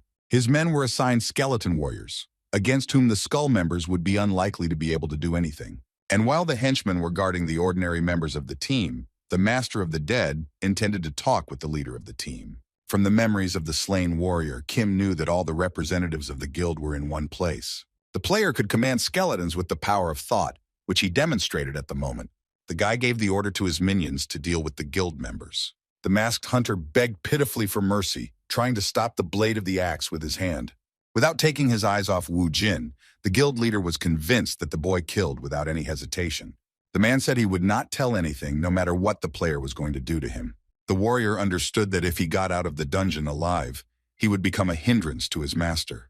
And so he committed suicide, getting ahead of the killer so as not to give him a chance to find out any information. Kim Wu Jin was surprised by the dedication to his cause in such a completely useless act. But on the other hand, the deceased, by his decision, stated that he had the necessary information, which he tried to preserve at the cost of his life. However, the man had no idea about the Eye of Anubis, which the boy possessed, and which was already wandering through his memories. It turned out that the man was originally from Japan, and went to Korea to spread the influence of his organization with the help of Lee Se-jun. Im Seong-chun became a member of the Skull Guild so that his organization could obtain items from the dungeons that were in Korea. Thanks to this, the empire for which the spy worked was to become the state of Yamato. The owner introduced Song-chang to the people who would guide him throughout his journey. However, the man already guessed that his assistants would be representatives of Japan's elite. As the spy had expected, they turned out to be masters of the bow and arrow, as well as of the blade. Im Seong-chang was so honored to meet such great people that he took an oath, pledging to carry out his mission. After some time, the man received the task of getting rid of Su-won, who was a dungeon broker who stood in the way of his colleagues from Japan. Song-chun's protege asked who the broker who lived in Korea was, and it turned out to be Ose-chan. After finishing wandering through the dead man's memories, Woo-jin was somewhat disappointed when it turned out that it was all about vanity. The boy became angry when he learned that his loyal comrades had also succumbed to temptation, betraying their values. Together with the sword master and the bow and arrow master, Woo-jin conquered many dungeons. In his past life, the player found not only a family but also people to follow as an example. Overcoming difficulties side by side with him, and the boy wanted to be like these legendary hunters. The archer and swordsman were not only Kim's teachers, but also his moral support. Even in the toughest battles, Woo-jin was willing to trust them with his life. At least that was the case before. But as it turned out, they were no different from Lee Se-young, who was hated by hunters. Returning to the past, the guy had a chance to prevent the vile guild members from carrying out their plan. The warrior wondered if the Ose-chan guild's next target might be on their blacklist. Woo-jin came to the conclusion that if the people from Yamato took the broker's place, then Lee would benefit from it. As long as Se-chan is on the list, he will be found like moths find light. As luck would have it, the player also needed a broker who could find a dungeon for him. Meanwhile, a car with people representing the guild parked at the gate. Sunbae, Nim, told his partner that once the dungeon was cleared, chaos would immediately break out near the portal. It will involve players fighting each other for items they get during the hunt. Except for the Messiah Guild, everyone will be trying to get an extra item, and until that moment, they still had time to rest. However, the restless partner again disturbed Sunbae, Nim, pointing at something outside. The man looked at the guy with displeasure, not noticing how the gates began to open from the side. The partner was speechless as soon as he saw one of the players emerge from the portal. It turned out to be Kim Woo-jin, covered in blood, holding the wound with his hand. Plus-level dungeon was cleared, and medics immediately ran to the player who appeared. They advised to carry the stretcher as quickly as possible before other players started to emerge from the portal. Soon, when the hunters found themselves in their own world, they split into their guilds, after which they began to argue with competing factions. The newspapers reported that a fight had broken out between guild members, who blamed each other for the missing dungeon reward. Irritated by the disappointing news, Park Yong-won crumpled the newspaper, unable to read about it any longer. The man wondered why the players were unable to find the hunter who had slain the orc warrior. The commander of the detachment begged the gentleman to believe him, regretting that he was unable to obtain the valuable item. The guild leader was interested in how his subordinate would be able to compensate for the time and resources spent. Hunting was not a charity business, and Puck didn't have the luxury of giving his wayward employees an endless number of chances. Holding back his displeasure, the man demanded that the guild members be reimbursed 5 times more than what had been spent during the week. Lee's assistant said that player Kim Woo-jin was being treated at the hospital after sustaining an injury in the dungeon. The director of the organization was unhappy that there were no useful guys left, and those who were managed on top of everything else to get injured in a 1-story dungeon. The secretary clarified that the guy was not injured by a monster, which meant that Woo-jin was attacked by members of another guild. The girl suggested hearing the story directly from the victim himself, since over time the truth could be hidden. Park's assistant made sure that Kim did not blab about the incident to other people. However, the injured player had already been visited by a representative of the Phoenix Guild before Yong-won. After the conversation, the man was confused because Woo-jin did not remember anything, and he had nothing to report to his superiors. The employee kept wondering why Park Yong-won's faction had asked to include the guy in their team. Having waited for the elevator, the man entered it, missing Mr. Park and his assistant at that very moment. Catching a glimpse of Kim Woo-jin's visitor out of the corner of his eye, the guild leader made sure that the player kept his mouth shut. The wounded hunter was somewhat surprised when he saw that the leader of the faction himself had come to him. Kim said that he didn't have much information on the Skull Guild, but he had enough suspicions about it. The victim said he saw Skull representatives attack an orc warrior. Woo-jin assumed that the items were stolen by another group, since the guild members were wiped out. The hunter also added that he saw how the traitors used the stealth skill. Park Yong-won had heard about this skill, which meant that those guys were targeting the dungeon boss, just like the other players. The guy said that if it weren't for the poison blood skill, he would have died right there. The faction leader stated that the guy was lucky, and no one but him witnessed how the skull was destroyed. Jin was curious if Phoenix had managed to gain anything, which only angered Mr. Park, who had already lost so much because of Skull. The man couldn't just leave things like that, and what Kim Woo-jin told him about the Skull Guild was to his advantage. The director of the organization asked the hunter not to pretend to be innocent and to say directly what he wanted to receive in return. Young Won thought that Kim was spying on the players because of their deal, but he believed that the guy initially came to him because he wanted something. The hunter finally cracked, revealing that he needed to find a broker named Osei-chan. The guild leader was surprised that the player knew about the broker's existence, and also advised him to pick up the phone when an unknown number calls. Finally, the man added that the broker, although a professional, was an arrogant person and selected his own clients. But Mr. Park did not forget to remind Woo-jin to keep what happened a secret. If the rumors spread, the situation for the player would only become more dangerous, which he himself understood perfectly well. Although the guild leader did not trust Kim completely, everything went according to his plan.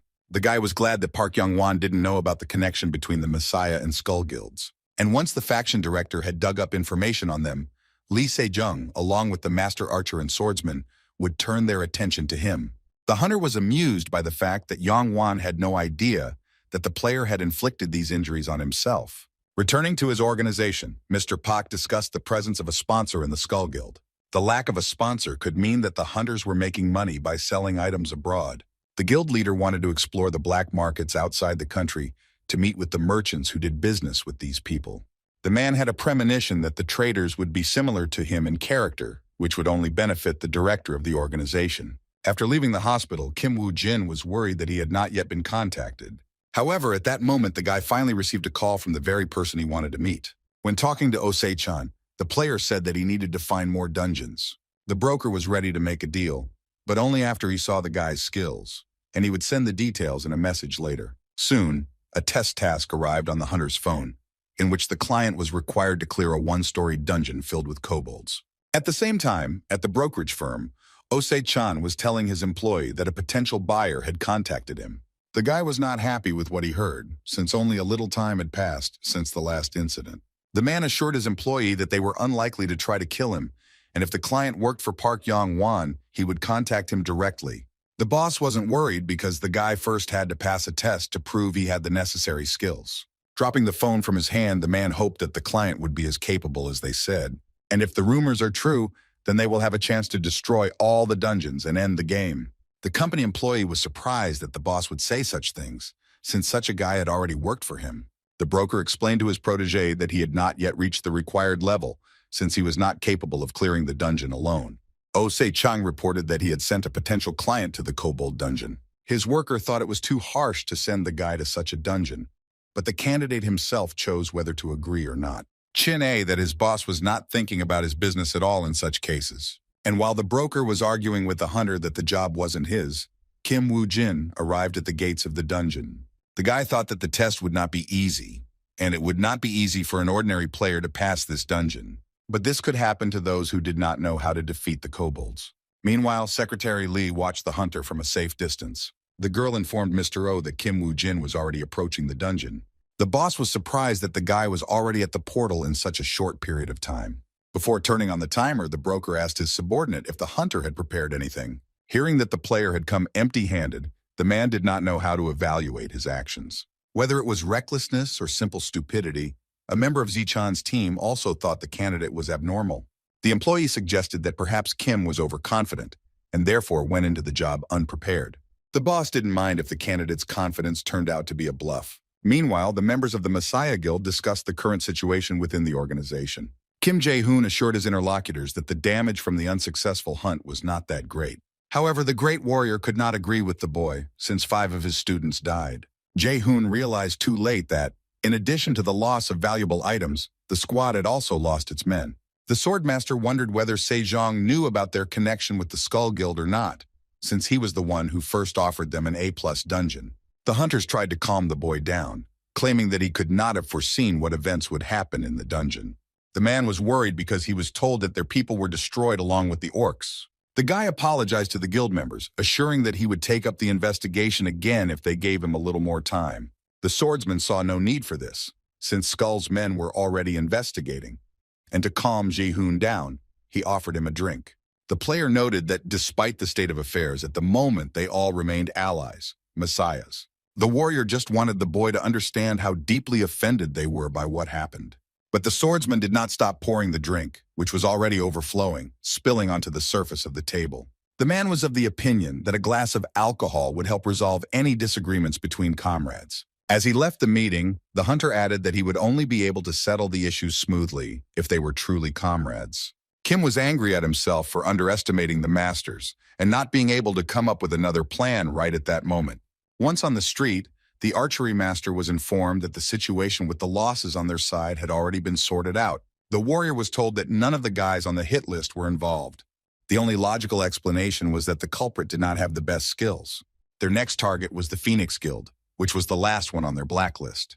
The masters believed that if the murder was not committed by a person on the list of victims, then it could have been done by another faction that they did not yet know about. In Songpo-dong, the Cobalt Dungeon was still under surveillance, and the broker's men were arguing about Kim Woo-jin.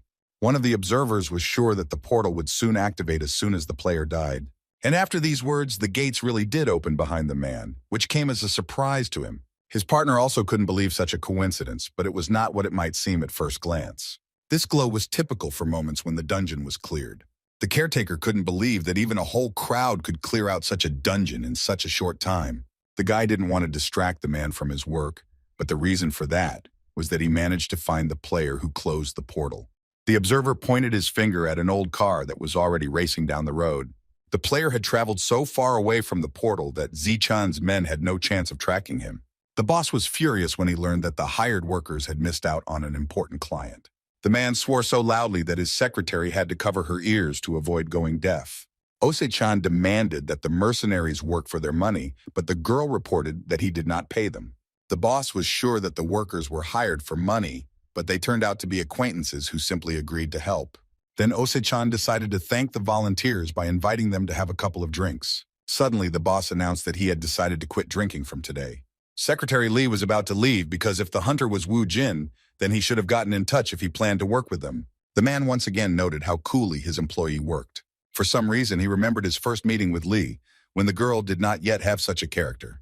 The hunter who showed up asked if everything was okay with the secretary, but Ose-chan assured the guy that perhaps the girl simply had business for the day. However, all that the chief was interested in at the moment was the fact that Woo Jin had managed to clear the dungeon in half a day.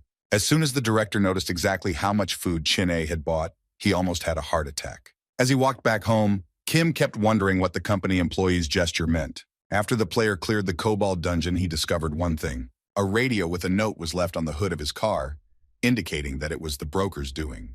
The guy was curious if they really wanted to make a deal with him, which is why they left the radio. And while Woo Jin's affairs were not entirely clear, Jae-hoon's reputation hung by a thread.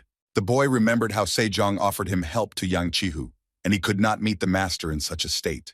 The mental anguish of the Messiah Guild member was interrupted by a sudden phone call. Having received information about the Skull Guild, the guy, without thinking, turned the car, heading to the indicated place. Park Young-won wanted to deal with his problems quietly, feeling that he shouldn't have to explain the reason. The man asked his client if he had spoken to the person he was supposed to protect. Park wanted to contact this person after he finished the conversation, hoping that they would not let him die and help him get out of the dungeon. Kim Jae-hoon, who had arrived, watched the conversation between Young-won and his interlocutor from the balcony. The guy was curious how much Mr. Park knew about the guild and what he had already planned. A man approached him from behind, who also considered Puck to be quite influential, but his knowledge of the skull was questionable. The stranger said that Young-won, under the guise of his business, wanted to find out information about the Skull Guild, but also said something strange. The man replied to the faction leader that even he would not be able to tell about the Skull Guild. Then Pak offered to share the secret of how exactly the guys from the Skull Guild died in the A-level dungeon. Kim Jae-hoon couldn't believe that the director of the organization actually had such information. The guy understood that he wouldn't be able to deal with this alone, just as he understood that if he told Se-jung about this, he would immediately get into trouble. The man said that Mr. Park had been in contact with Chung Hoon-young, with whom he often collaborated. He was a mercenary, not a member of any guild, and was ready to work as long as he was paid. Kim thanked the informant for his cooperation with the Messiah Guild, to whom the man was indebted. After waiting for Park Young-won to leave, Jae-hoon decided to talk to the mercenary. Young-hoon recognized the man who suddenly approached him, wanting to talk. Without beating around the bush, the guy directly stated that he had a proposal for a mercenary. Jae-hoon didn't know what the man was talking about with Mr. Park, but he wanted to propose cooperation with the Messiah. It turned out that they wanted to offer Hun-young a business that would bring good profit. The secretary informed the boss that she had managed to capture a public dungeon. The girl was worried that if they intervened directly, they would complicate an already difficult situation. Park Young-won was convinced that after he had caused so much noise, the Skull Guild should take action. When the man finished preparing for the performance, he decided to invite the lead actor, Kim Woo-jin, to attend. At this time, still in the establishment, Jae-hoon was trying to figure out what Park Young-won was planning. The mercenary hired by the guild leader told the boy that he and 4 others were hired to protect one person. It turned out to be Woo-jin, but the Messiah Guild member couldn't believe that the player went against Skull alone. The next day, Kim contacted the broker and decided to find out if he had passed the test. The man confirmed the boy's suspicions, asking if he had been hiding his real skills. The player replied that he showed them only because he was asked to do so. The owner of the company said that he left a list of dungeons for purchase in Box 19 at Ilson Station. Woo-jin thanked the broker for his work, but said that he would choose a dungeon later, as he would be busy with other matters. The client said that he would contact Osei-chan in a few days, which generally suited the man. The guy who worked for the broker was feeling inner turmoil, fearing a deal with this hunter. However, the boss was willing to take such a risk, since the business he was involved in was entirely built on risk. When Mr. Park met Kim, he offered to use him as bait, which was extremely dangerous. Park Young-won insisted that it was only a matter of time before the rumors they were talking about reached the Skull's people. The head of the organization tried to convince the guy, asking him if he would not have lost his life if he had just sat and done nothing. For this matter, Mr. Park hired several experienced guys who would accompany him into the dungeon. Woo-jin didn't agree, demanding to hear some reason why they had to act this way. It all turned out to be banally simple, since Young-won was in debt to these people, but he couldn't stand it when he was in debt to someone. The player sympathized with his partner and asked for more money for this task. The man agreed because he expected such a decision from the guy, so he easily took his bait. Secretary Park placed a skill in front of the hunter, because the stronger he becomes now, the higher his survival rating in the dungeon will be. Woo-jin thought it was ridiculous that Park Young-won expressed his regret since he had already met with the Yamato faction in the past. And then the head of the guild went down the path of betrayal, choosing the enemy's side in the fight. Kim could not even imagine that by collaborating with this man, he would be able to receive such a gift. Meanwhile, the Phoenix Guild squad wandered around the dungeon, and one of its members complained about his fate. The detachment commander, tired of listening to his men whine endlessly, ordered everyone to shut up and walk in silence. The man said that Park Young-won abandoned them to their fate, even though it was unfair to them. One of the guild members would not tolerate this treatment, wanting to know how long they should stay in this dungeon. The team leader had no answer and told them to spend their time not whining, but looking for monsters. However, the Phoenix representatives had no idea that they were being followed by people from the Skull faction. A deal was taking place under the bridge, in which Chung Hoon-young and his comrades participated. The man reported to Park Young-won that he need not worry, since all preparations had been completed. After finishing the conversation with the customer, Hun-young asked the second client if he understood correctly that their task was simply to convey Jin has it for him. Looking at his fee, the mercenary decided that they were underpaid, since they were losing an important client because of this deal. Jae-hoon said that he could always give more money, but only after the work was completed. However, instead of paying extra, the man asked to make a deal with the Messiah, after which the extra payment would not be necessary. Unfortunately, the guy couldn't arrange it in any way, since it was a personal request, not related to the guild. As they watched Kim leave, the mercenaries discussed how rich they would be once they completed this task. Hun-young claimed that not everyone in the guild was like Lee Se-jun, and there were also common people among the members. However, the mercenaries didn't care about this. They just had to enjoy life after receiving the money. Meanwhile, another dungeon was cleared by a small group of hunters. All members of the Skull Guild remained alive, but not all players returned back. The Phoenix Guild representative was shocked, suspecting that all the hunters they sent were dead. These people were professionals from Park Young-won's faction, and it was quite strange that they did not survive. Turning around, the man wanted to find out what happened in the dungeon from the representatives of the Skull Guild. However, the players seemed not to hear the questions asked by the man, continuing to get into the car. He wanted to hear at least some explanation so that he would have something to say to the families of the victims. Lowering his mask, the skull member, with a mad gleam in his eyes, told how he tore the hunters apart, after which the player got into the car, and the car with the rest of the team members sped away.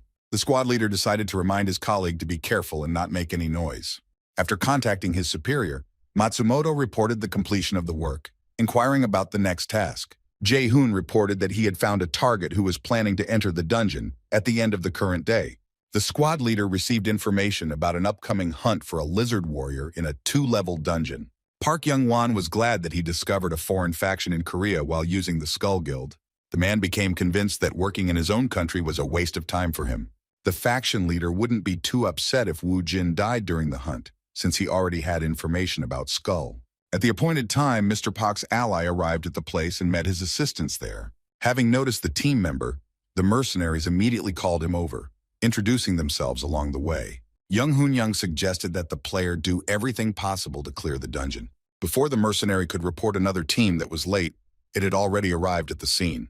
It turned out to be a squad of members of the Skull Guild led by the hunter Matsumoto. Kim Woo-jin became suspicious when he met players he knew who were willing to get their hands dirty. Kim then asked to show him the restroom, where Jung was also going to go, offering to go there together. Only when he was near the toilet did the mercenary ask the guy whether he was the one they had been ordered to accompany. It turned out that Woo Jin knew about Hun-young, who suggested talking on the way back. Park's man stated that they were not supposed to be seen together in the dungeon, but reassured him that they would be nearby and would keep an eye on Kim. Chan assumed that there would be an ambush waiting for them on the 2nd level, but it would be more difficult to clear the dungeon if they started killing each other from the start. The mercenary advised not to worry because they were experts in their field, so you just had to trust them and enter the dungeon. Agreeing with the team member, Woo Jin was told to go first so as not to arouse the suspicion of the Skull Guild. The man watched with a smile as the loner went into the dungeon.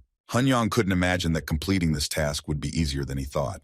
Soon all the participants of the hunt found themselves in a dungeon where they had to get rid of the goblin in order to move on to the next level. Since the clearing conditions were not that difficult, Chong suggested that everyone split up. The man noticed that Kim had come here alone and was ready to lend him someone from his team. Chinook volunteered to accompany the lone hunter. The mercenary ordered everyone to kill the goblin as quickly as possible and move to the 2nd level. The two teams went their separate ways, leaving Kim Woo Jin in the company of Jin Wook.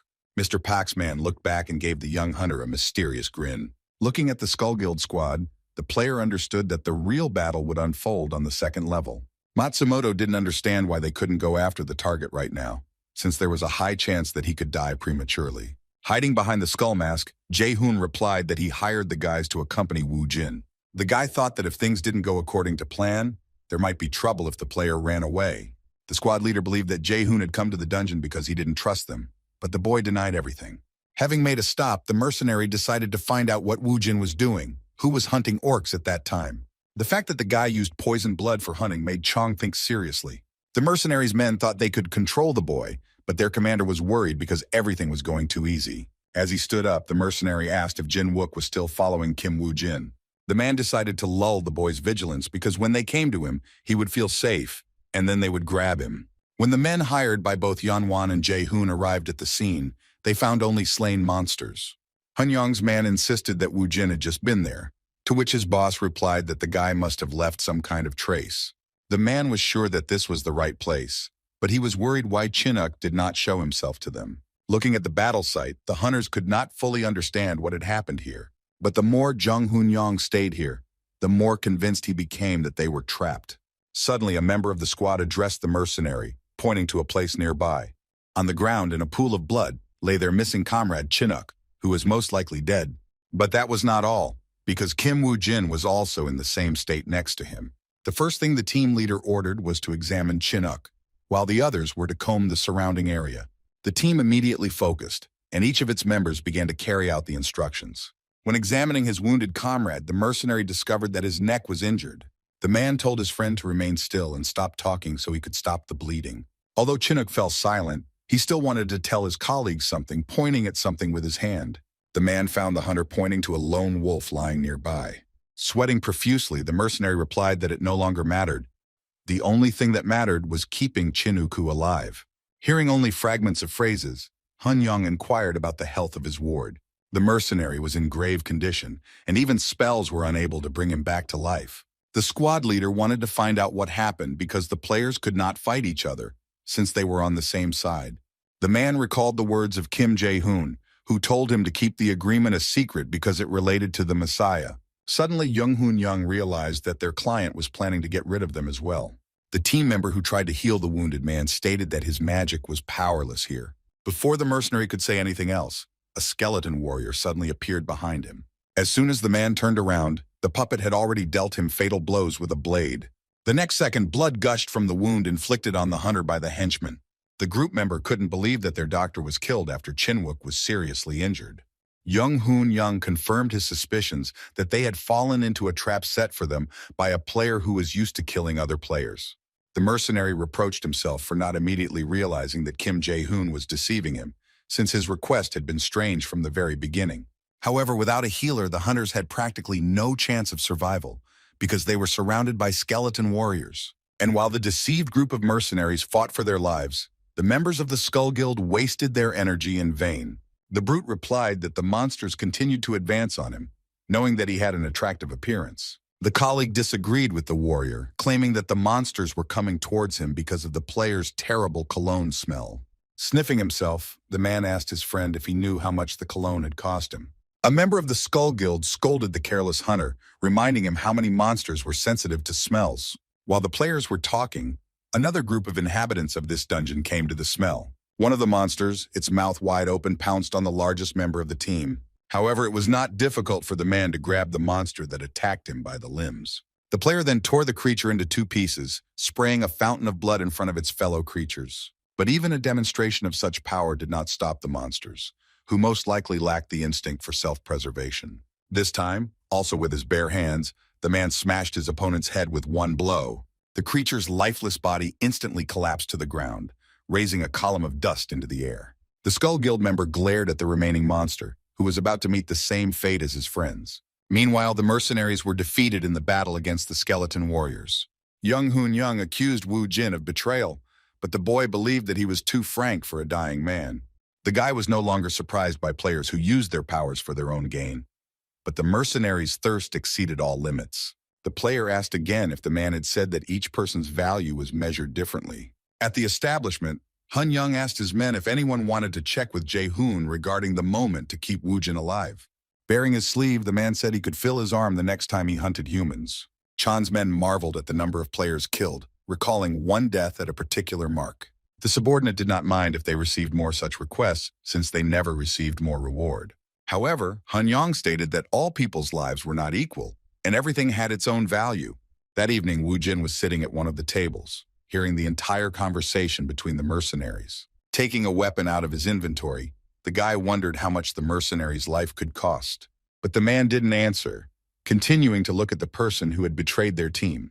With a swing of his blade, Kim finished off the mercenary who had failed to make either of his two clients happy. As soon as Jung-hoon Young's head fell to the ground, the hunter was already heading off to complete the dungeon's mission. The boy was pleasantly surprised when he found a goblin in the same place where he conquered the dungeon in his past life. The hunter wanted to get to the next level as soon as possible, since the people from the Skull Guild had been waiting for him for a long time. The second group of players heard a distinctive sound, indicating that the first level of the dungeon had been cleared. The Messiah Guild representative was supposed to receive a signal from Chan when he found the goblin. Watching Jae-hoon's reaction, the squad leader noticed that suddenly everything did not go according to his plan. Not expecting the purge to happen so suddenly, Matsumoto decided to have the mercenaries wait for them to appear on the second level. The Skull's men immediately moved towards the point of light to take the enemy by surprise. The guy cursed himself for the fact that his plan turned out to be too obvious for the players, who figured it out ahead of time. A giant gate appeared in front of Kim Woo Jin, serving as a transition to the next level. The loner put some effort into opening them with his palms. The player saw a landscape of a new location in front of him, after which he moved to the second level. In his domain, Park Young-won began a discussion with his secretary about purchasing items before the hunt began. The girl found it strange that Kim Woo Jin had acquired a flask to collect the liquid. Blood and body fluids, like many other things, were sold at high prices, but the loot rarely contained items that could be sold profitably. The guild leader became curious as to why a player who was worried about his life needed a flask. While the organization's director was pondering this question, The people from the Skull Guild followed Wu Jin. Matsumoto warned his men that a group of hunters might be waiting in ambush for them. The person in charge of brute force on the team told Jae-hoon that thanks to him, he would be able to have fun while hunting. The Skull Guild squad armed themselves before moving to the second level of the dungeon. The team found themselves in a forest near a large lake, at the bottom of which one of the monsters was peacefully sleeping. The hunters were confused, as they thought the mercenaries would attack them as soon as they appeared. The brute decided that their opponents were hiding, shaking with fear, and did not notice how he broke the rope with his foot. A squad member activated a hidden trap, and a volley of arrows flew at him, but the Skull representatives still managed to fight off the sudden attack. At least that's what it seemed to them. The arrowheads had flasks attached to them, and when they struck, they shattered into small pieces, releasing the blood that was inside. The players, prepared for a sudden ambush, did not expect such a turn of events. Just a moment ago, while mocking his opponents, the thug looked with apprehension at the blood that had gotten on his clothes. His comrades determined that the arrows had flasks for collecting liquid, but they did not understand what this was for. The hunters wondered why the enemy, having a good chance to attack them, decided to act in such a way. After leaving the hideout, Wu Jin stated that he had picked up the blood with a strong smell because he thought it would be perfect for the people of Skull. Jae-hoon told the boy to stop fooling around, claiming that the mercenaries would not be safe after betraying the guild. As Kim had predicted, the man from the Messiah believed that he was on the same side as Jung Hoon-young. The hunter explained that he knew about the plans of Hong-yong and his team, but did not expect that Jae-hun himself would follow him all the way here. The loner hastened to finish his speech, considering that now was not the best time for chatter. Matsumoto felt the presence of some creature that was inexorably approaching them. The lake was located behind the detachment, but the smell of blood attracted the monster that lived there. Turning around, one of the hunters held his breath, staring at the monster that had suddenly appeared. At that very moment, the creature snapped its jaws right over the hunter, depriving him of his head. Looking at the monster, Ji-hoon was no longer happy about the idea of going with Skull's squad into the dungeon. However, the sea monster did not stop at the player's head and began to swallow him whole. Matsumoto now realized that Wu Jin had used the vials of blood to attract the creature that lived in the water. Showing one of these flasks, the guy explained that the blood in them belonged to a goblin. It was the favorite snack of the warrior lizard, which was destined to become the Skull's people, whose clothes were stained with blood. The leader of the squad was furious that they had been so easily fooled by some newbie. The warrior, pushing off from his place, practically flew towards his opponent. The commander's men were outraged that he, clouded by anger, so easily abandoned them to be torn apart by the lizard. The players crossed swords, and the contact of their blades created a powerful shockwave. The Skull Guild member continued to shower the enemy with insults and threats. While holding back the hunter's attack, Wu Jin teased him so that the player would lose control of himself in a fit of anger. Purely by chance, the guy's gaze fell on the enemy's blade, on which the master's emblem was emblazoned. Kim admitted that he initially thought Matsumoto was an ordinary guy when he came here. However, he now realized that the hunter was a master swordsman's apprentice, which took him by surprise. Guild member Messiah continued to search for Jung Hoon-young's boys, believing that Kim Woo-jin was not their main problem. The brute didn't understand why Jae-hoon, who was accompanying them, was doing nothing while he was fighting the monster. The man ordered the boy to immediately help him deal with the monster. However, he was in no hurry to provide assistance, since he did not want Hun-young's men to catch up with them at the most inopportune moment. After unsuccessfully attempting to eat another member of Skull's team, the monster retreated for a time. The players' blades continued to sparkle while the strength of one of the warriors gradually faded. The loner stated that Master Matsumoto was losing his touch, but he never imagined that someone like Skull would become his student. As the boy expected, the swordsman's apprentice, although an experienced fighter, was beginning to lose his composure. The hunter understood that it would be difficult to defeat such an opponent by fighting with a sword, so he bit his lip. Matsumoto didn't pay attention to this, as his vision was clouded with rage and he was preparing for another attack. Wu Jin was off the ground in an instant, jumping back to a safe distance. Having described an arc in front of himself, the representative of the Skull Guild still missed. In flight, the hunter spat the blood that had accumulated in his mouth straight into his opponent's face. The player was immediately knocked down, but not by the attack itself, but rather by the unexpectedness of such a move. The squad leader was more angry than usual, as Wu Jin had humiliated him with such a prank during the battle. The warrior, poisoned by the hemotoxin, gradually lost his stamina, making a long battle unprofitable for him. In order not to waste time, the Skull Guild member decided to finish off Kim in a special way. As soon as the hunter raised his blade to the sky, he began to gather streams of air around himself. The guy was surprised when he saw a technique that was familiar to him, which was not available to every warrior. Only a few, including Lee Sejong and the master swordsman, possessed such knowledge. Matsumoto decided to prove to Wu Jin that he was serious by using the Holy Light Executioner skill. After describing another arc, the player slammed the sword into the ground, activating the Blade of Destruction. A huge blow of destructive force went straight towards the lone wolf, raising a column of dust behind it. This attack required no small amount of endurance, but when poisoned, it took even more strength from its performer. The squad leader's hands began to tremble, while he regretted that he had destroyed the target and not brought it as ordered. But the player couldn't believe it when he felt the presence of a man behind him, who was clearly Kim. While the hunter was wondering how Wu Jin had dodged the Blade of Destruction, the boy was already preparing to answer. Turning around, the warrior felt the enemy's blade pierce his body several times. Literally at that very moment, the hunter felt incredible pain that filled every cell of his body. Matsumoto remembered how he was able to master the Blade of Destruction that his teacher taught him. However, the warrior understood that he could only use this skill once. The master swordsman, watching his student's demonstration, praised him for his efforts.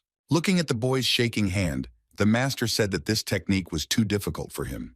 The teacher insisted that the boy refrain from using it against an enemy who knew his weaknesses. Pointing to the remaining targets, the master stated that one day Matsumoto might meet a man who could withstand this technique.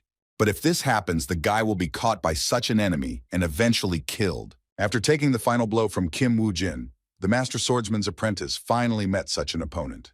The sole survivor of the Skull Guild was distraught to discover that their leader had fallen in battle. It only took a moment's distraction to become a victim of the dungeon lizard. The monster's blow was not only sudden, but also extremely strong, so much so that the hunter could not withstand it.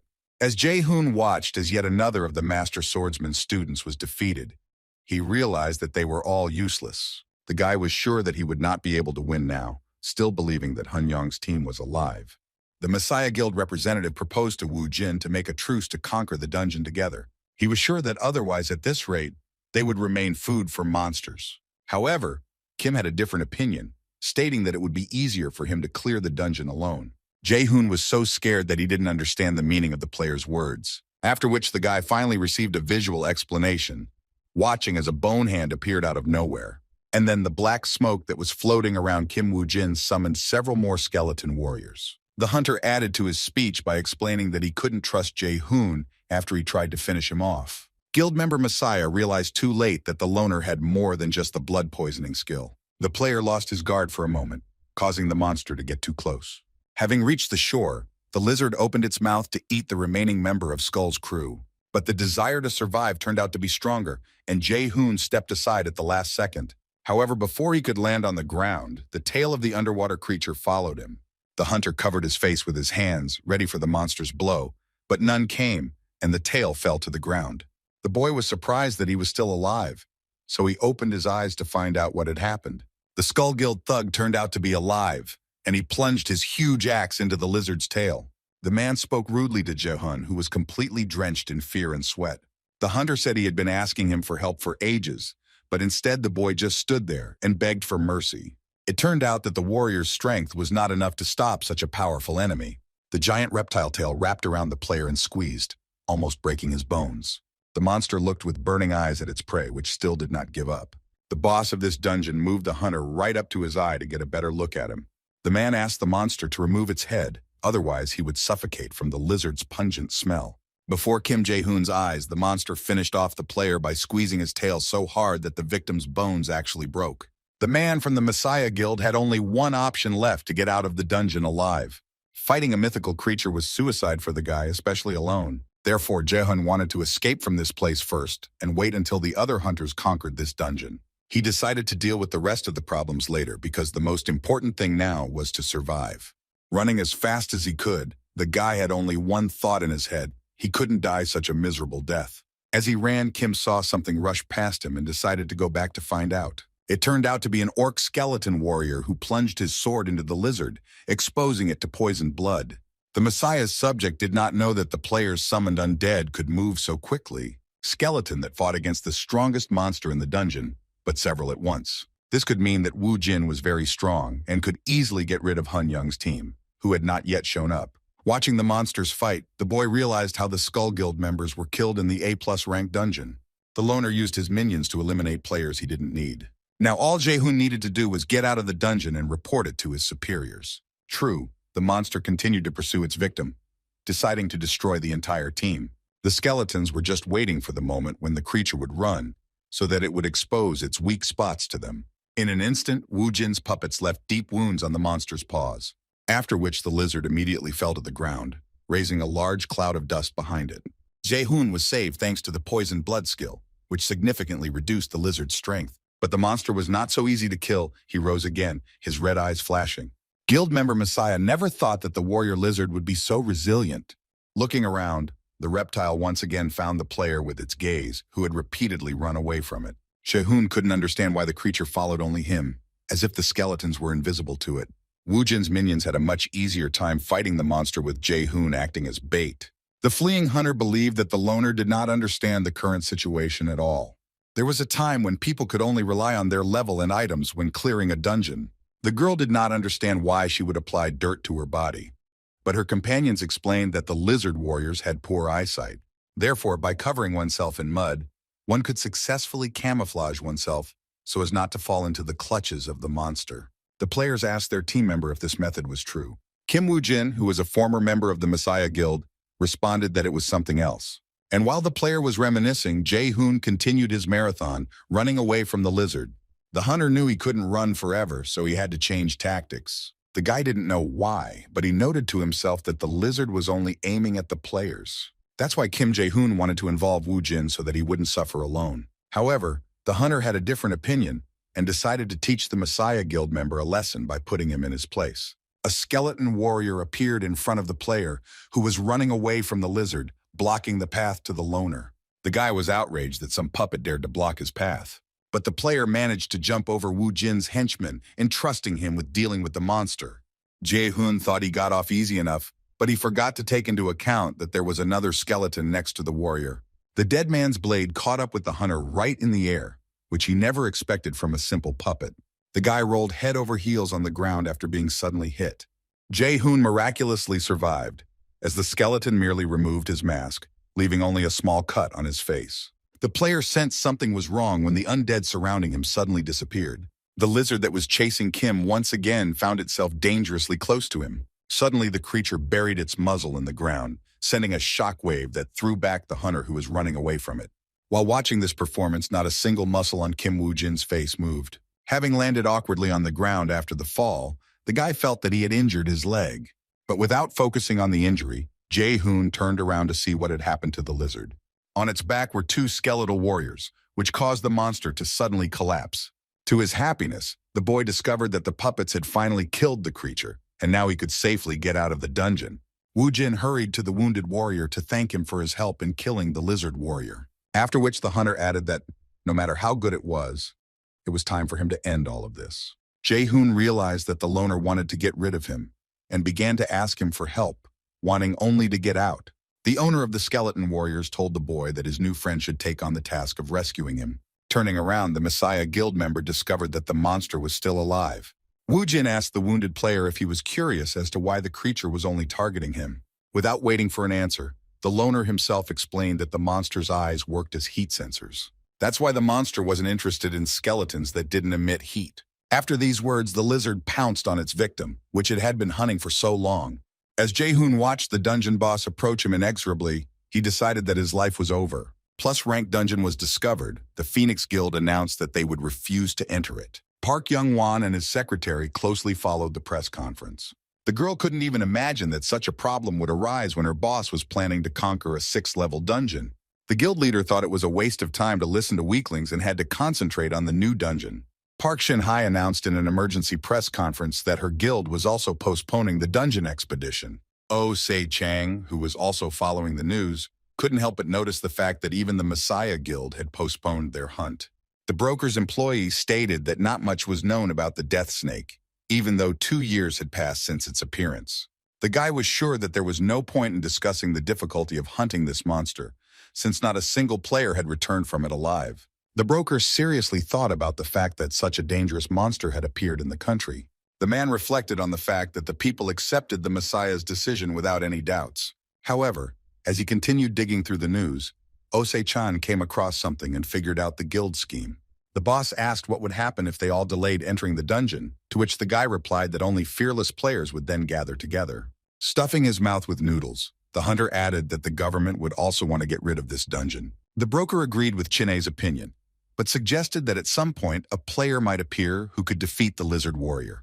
And then it dawned on the guy that the members of the Messiah Guild were deliberately trying to buy time. Ose-chan didn't know if this was really the case, but by delaying the hunt, they were increasing the number of unclaimed items in the dungeon. After defeating the lizard, the poisoned blood skill, the rank of the skeleton warriors, and the player himself increased significantly. Jin had the advantage that his puppets did not emit heat, allowing him to defeat the dungeon boss much faster. But the player was worried about the fact that he had gotten involved with guys who had connections with the Messiah Guild. Because of this, it will be difficult for the hunter to move freely in the future. In addition to the favor of fate, Jin had a sword made from the shell of an armored turtle. The same weapon, which was not easy to destroy, was once used by a master swordsman. The hunter handed the received reward to his puppet, ordering it to be used in battle from now on. The skeleton warrior watched the reward presented by his master with delight and awe.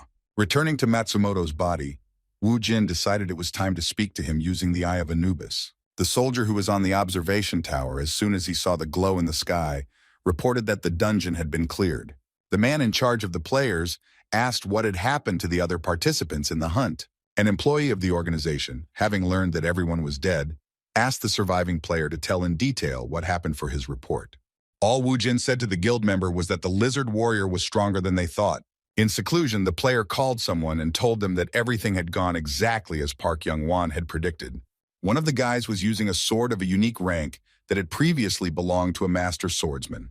The hunter stated that the master was a member of the Messiah Guild, as well as the head of the Yamato faction that dominated the Skull Guild. Suddenly, Wu Jin felt like he was being watched, so he hid the file containing the items he found in the dungeon. He said he would try to get more information if he got to the bottom of the matter. There was a bug installed on the TV in the room that recorded every rustle in the room. Kim Wu Jin left the room as soon as he finished the conversation, knowing that he was being monitored. Matsumoto had previously explained that the bug was not installed because the guild didn't trust the players, but as a precaution. The employee informed the hunter that they would be contacting a person the guild was monitoring. The Skull Guild had fallen into their own trap, but what Wu Jin was most interested in was how they would deal with Park Young-won. Just at that moment, Kim received a call from Mr. Park, who might have been causing him trouble. The director of the organization was not upset about the killing of all the players, but wanted to know if the hunter managed to get anything for him. The guy lied that he couldn't find anything because he was focused on survival. Instead, Wu Jin said that he knew who was behind the Skull Guild and would tell Yan-won everything tomorrow. After talking with Pak, the guy went to Ilsen Station, where the list of dungeons was in the 19th storage cell. He believed that Ose-chan was a careful broker, but he may not have realized that he himself was a target.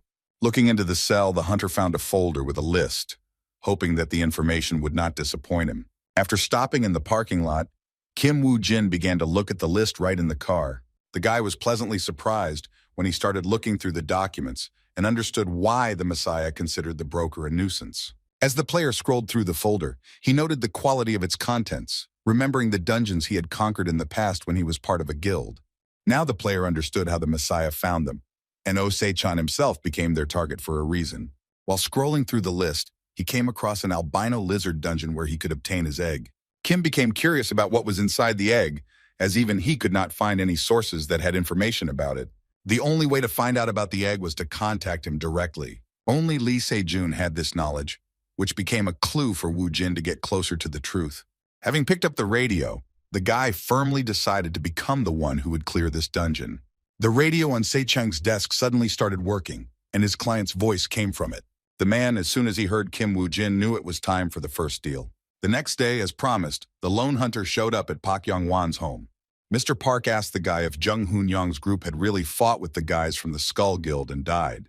Wu Jin confirmed this, adding that based on their sword skills, the guild members were undoubtedly connected to Japan. This fact did not surprise the man, as he was aware that some factions had great influence in Japan as well. Throwing the newspaper on the table, the guild leader said that he would deal with this problem once the 6th-level dungeon was cleared.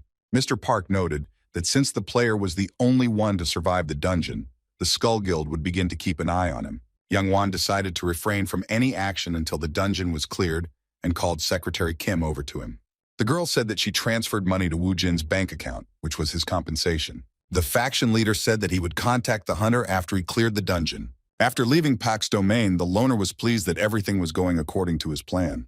The guy was sure that when the Skull Guild found out that Park Yong-wan was behind him, they would first focus their attention on the faction leader. The player was eager to see his employer's reaction when they met again. After dealing with all the matters, Wu Jin wondered whether he should have acted alone.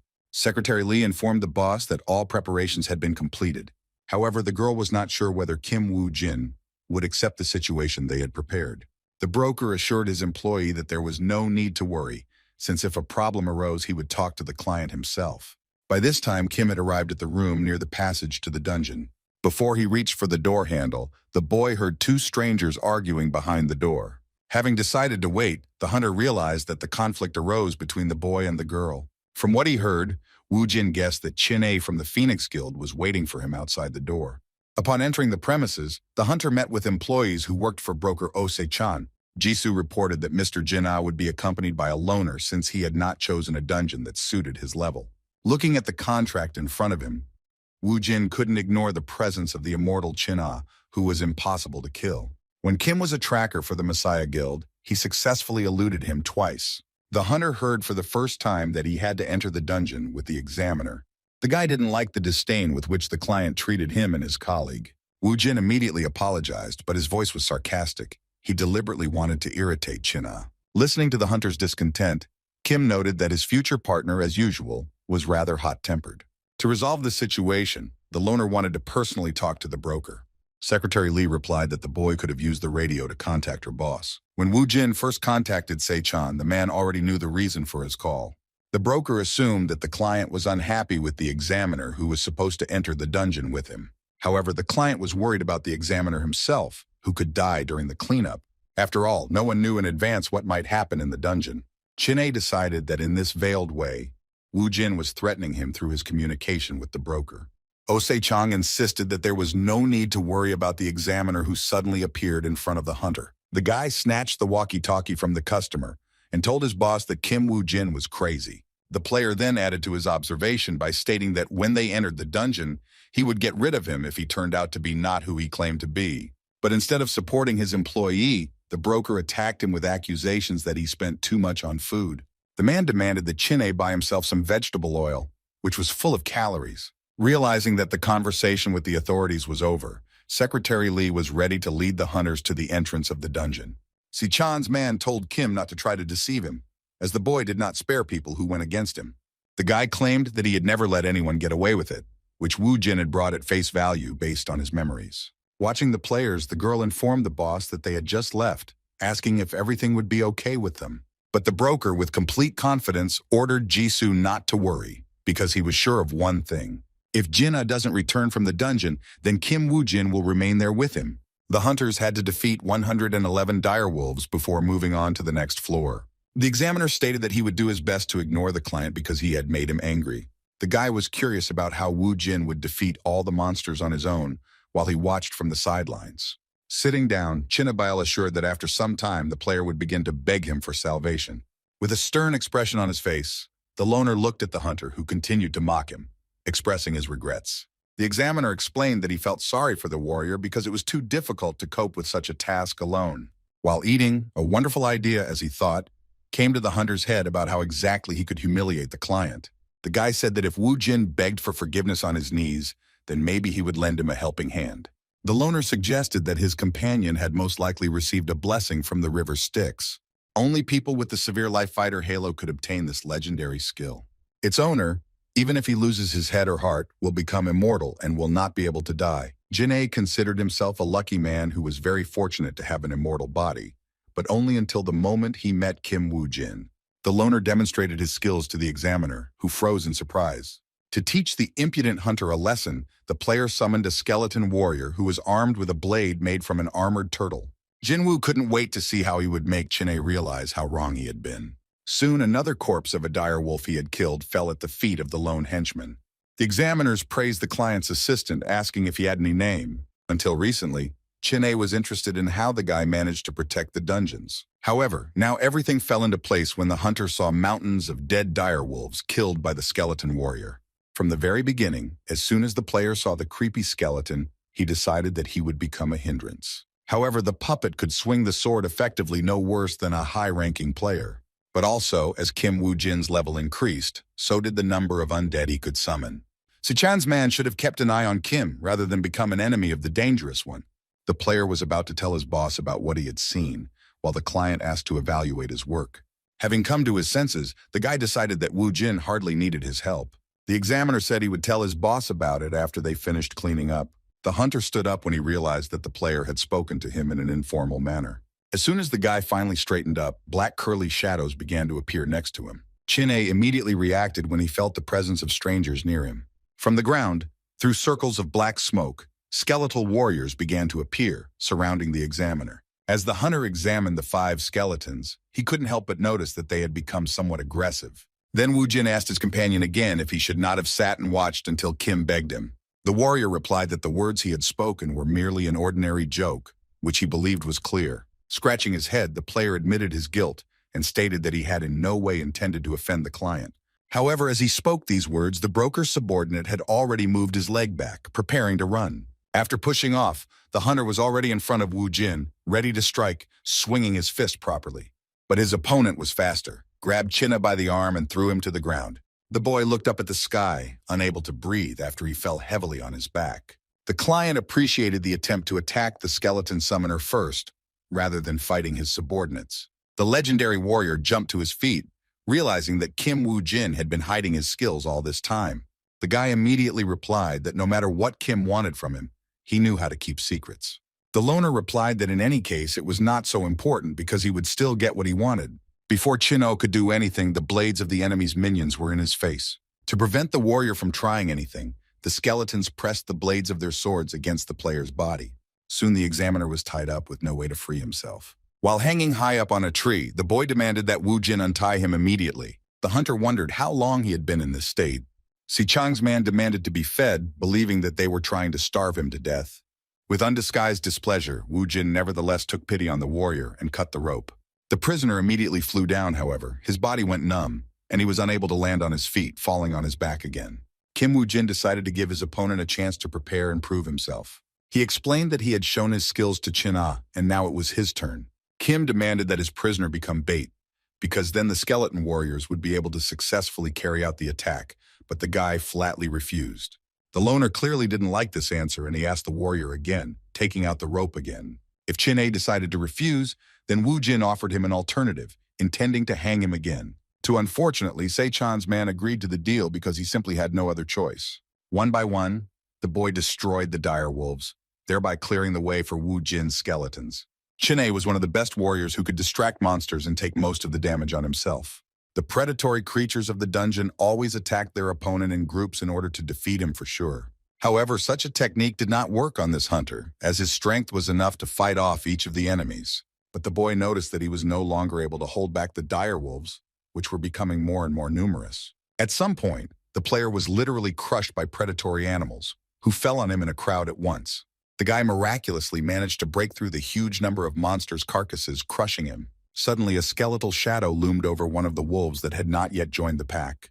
Turning around, the dog saw a large skeleton that never belonged to an orc. Kim Woo-jin's puppet raised his sword towards the sun, which subsequently decapitated the first dire wolf. The hunter's henchmen easily cut down predatory animals left and right, which were busy with the bait at that time.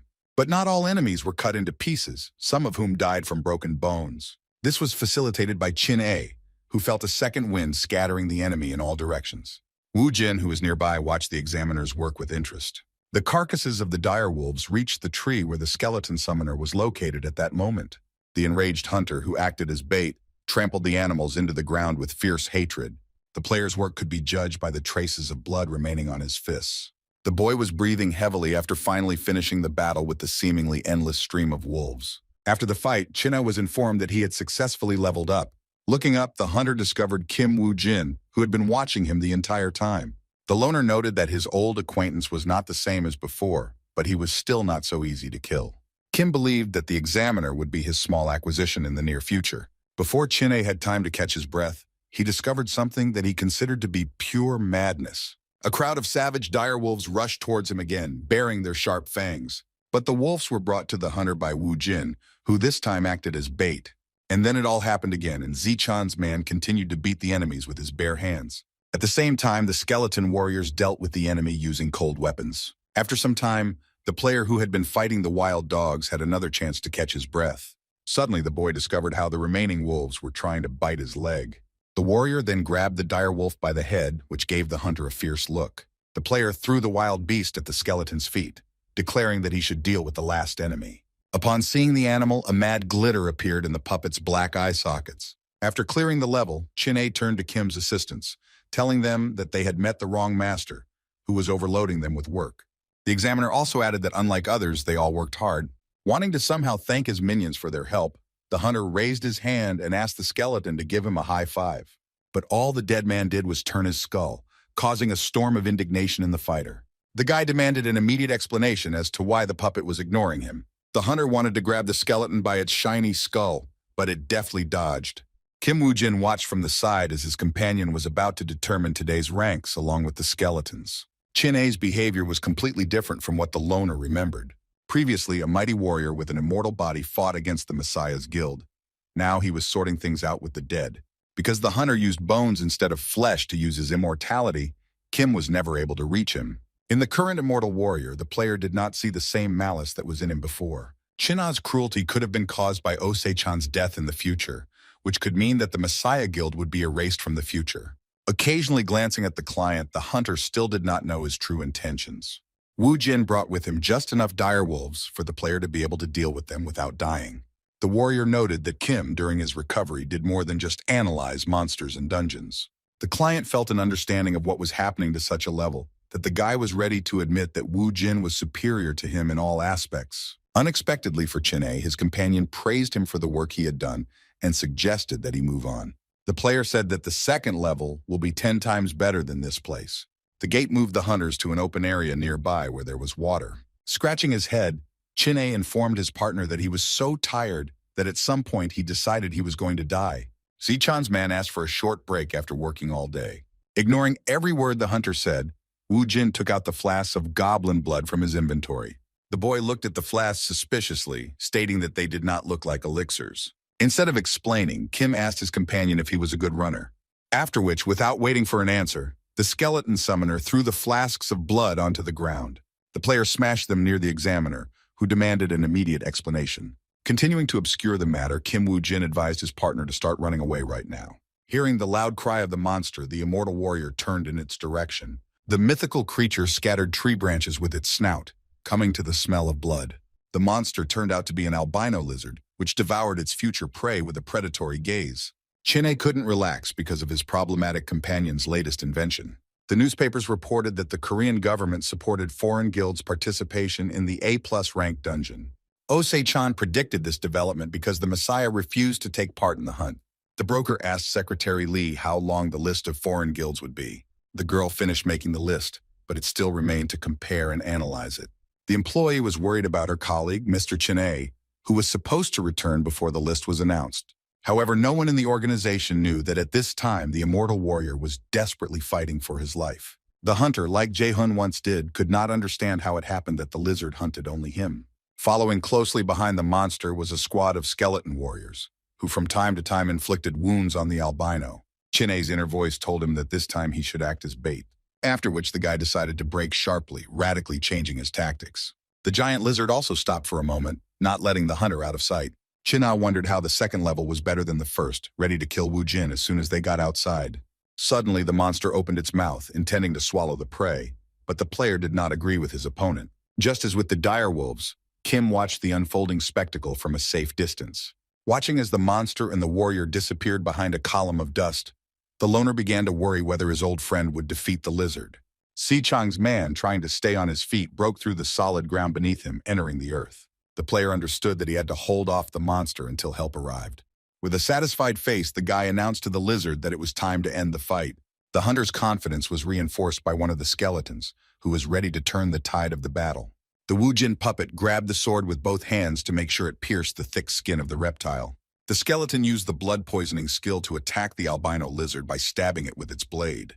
The rest of Kim's henchmen pounced on the monster, and the blood poisoning reached its maximum. Chin-A found himself thinking that no one would call upon skeletons to use as their main attack force. The albino lizard began to writhe in agony, rapidly losing its health due to poisoning. Waving its tail in agony, the monster still failed to hit any of the skeletons. The lizard could not understand what was causing her additional pain outside.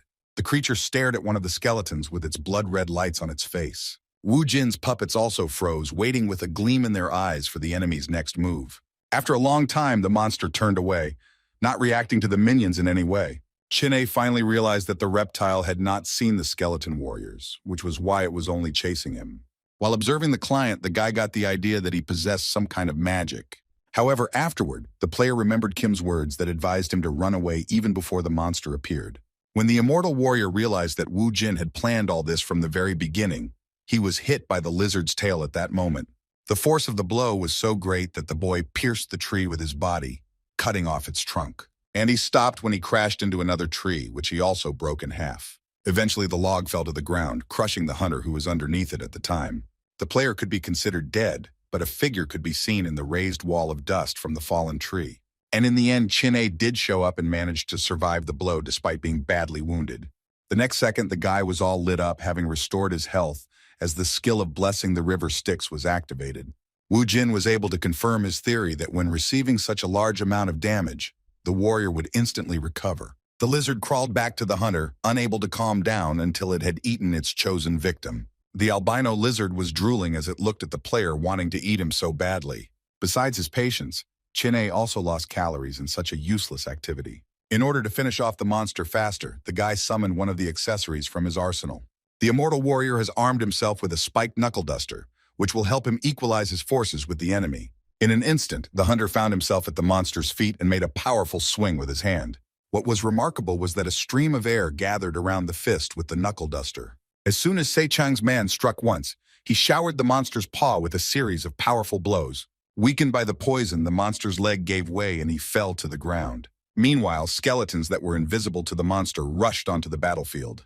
The albino lizard continued to focus all of its attention on the player, ignoring the presence of Kim's assistants. The boy, watching the actions of the skeletons, realized that they were using him as bait, just like their master. The puppets attacked the monster from all sides, stabbing it with poisoned blades. The reptile let out a monstrous scream as the poison spread throughout its body. One of Kim Woo Jin's assistants intended to put the final point in the battle by attacking the enemy from above.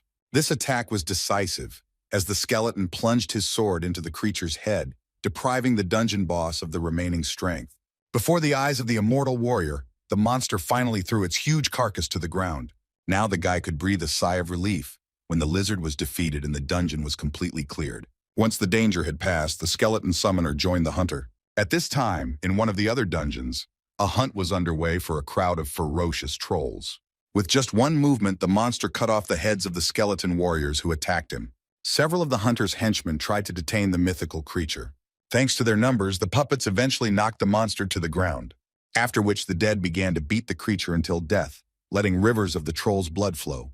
The man who had summoned them was unhappy with the awkward way his assistants were moving, believing that more skeletons needed to be summoned. After destroying 50 trolls, the player's level increased, but he still did not get the attention of the messenger of the underworld. The hunter was unhappy that, although he had destroyed so many enemies on his own, he still had not received the reward he deserved. In the dungeon with the albino lizard, Wu Jin looked at the monster he had killed with interest. By this time, Chin-A was extremely hungry and therefore demanded that he and the client get out of the dungeon. The examiner asked if there was anything else that would cause them to be delayed, but the loner remained silent in response. The hunter began to feel the lizard's belly with his fingers, as if he wanted to find something inside. Kim was in no particular hurry, carefully examining the monster's carcass while his companion slowly lost patience. Having felt something, the necromancer decided that he had found, presumably, the very place. After which the hunter, with a sharp movement of his blade, ripped open the belly of the albino lizard. Opening the cut, Kim Woo Jin extended his hand toward the wound, happy that this find had finally reached him. The hunter held in his hands an albino lizard egg that shone like the moon in the sky. The Messiah Guild had gone too far to find out what this rare item was hiding, and Kim was determined to find out right now. Chin-A unexpectedly discovered that the condition for clearing the dungeon was the protection of the egg. The guy forgot about this nuance because he was busy all day, but he was more interested in what the client was going to do with him. Wu Jin demonstrated this by smashing the top of the egg with the hilt of his sword. The immortal warrior was shocked by such a sight and asked his companion to stop because they did not know what it was capable of. But it was too late as pieces of the shell were already scattered on the ground. The loner was surprised when he looked inside the egg from which a bright light was coming. As it turned out, the albino lizard egg contained an unknown skill page. While Sechan's worker couldn't believe his eyes, Kima was shaking with anger. The skill the player received was the power of Apophis, which gave resistance to any type of poison. For some reason, the king's deadly poison skill was inside the egg. The king would not be harmed by any of the poisons, and with his skill, he would brutally kill people on the battlefield. The Messiah Guild decided to judge the king of fatal poisoning, in the process of which many of its members lost their lives. Without knowing much other than the fact that the guild owned it, however, the deadly poison king could not steal this skill. The only reasonable explanation was that the Messiah intended to create a king to make them look like saviors. Boiling with anger, Wu Jin was once again made to realize by Lee Sejun that their comrades' deaths were in vain. The player tore the skill page to master it and prevent the future death of his comrades. Having acquired the power of Apophis and gained resistance to any kind of poison, the hunter still wanted to get even with Sejong. The necromancer was absolutely sure that he would kill the leader of the Messiah Guild with his own hands. The immortal warrior did not understand why his companion was in a bad mood after keeping the reward for himself. After a long hunt, the players finally left the dungeon, returning to the familiar world. Upon entering the room reserved for the players, the boys found a paper bag on the table. The examiner immediately put his hands into it, simultaneously praising his boss. Chin'e was very hungry after all the tests, but did not see the long-awaited food inside the package. The hunter became very angry when he found only 2 bottles of drinking water and radios. Scratching his ears, the broker, thinking that someone was discussing him, waited for the moment when his radio started working. The man's face broke into a satisfied smile, as the players had contacted him earlier than he thought. Osei-chan praised the hunters for completing the task in less than 3 days, and the players in turn demanded to know what was happening outside. The director of the organization immediately sat down at the computer, browsing the news feeds on the internet. There was no news regarding Park Yong-won, but there was a problem with the foreigners whose top 5 guilds had merged. It was also known about one hunter who caught a golden dragon in a 5-level dungeon. When the first dragon appeared, people were interested in its skin, which was durable and could cope well with high temperatures. Players believed that armor made from this skin would open up a world of new possibilities for them. But in fact, history was changed by the gastric juice of the golden dragon, but unfortunately, Wu Jin did not know how to use it. Later, hunters discovered that the stomach juices helped remove seals and curses. Most likely, Lee Se-young used this means to remove the seal from Balmung. In the past, Kim Wu Jin lost his life because he did not obtain such a valuable item sooner. That was all the significant news in the last few days, but it was enough for Kim as he had heard what he needed. Osi-chan stated that the examiner would tell him the details of the hunt himself, and Wu Jin would be given a regular phone for future communication. The broker assured the player that their connection would be untraceable and would be much safer than walkie-talkies. The boss ordered Chin-A to return to the office immediately, which only angered the guy who had been working around the clock all this time. Osi-chan knew how to put pressure on his employee and promised him a hearty bowl of rice. Snatching the radio from the player, the immortal warrior turned to the director, demanding at least 10 portions. As he was leaving, the guy paused for a second and glanced in Kim's direction, hoping that he wouldn't have to work with him anymore. After which the hunter loudly slammed the door behind him, leaving the client alone. Arriving early in the morning, Chin-A complained that Osei-chan did not allow him to rest, even though he had submitted his report the day before. The broker threw his subordinate an updated plan that had undergone changes since yesterday's report. The player was surprised to find that he had been given a quest to hunt a tailed lizard in an A+ rank dungeon. Chin-A decided to go there alone, but the chief immediately objected, insisting that someone with skills had to go with him. Then the guy started looking through players, but none of them were suitable because he didn't know a suitable candidate with the same level as him.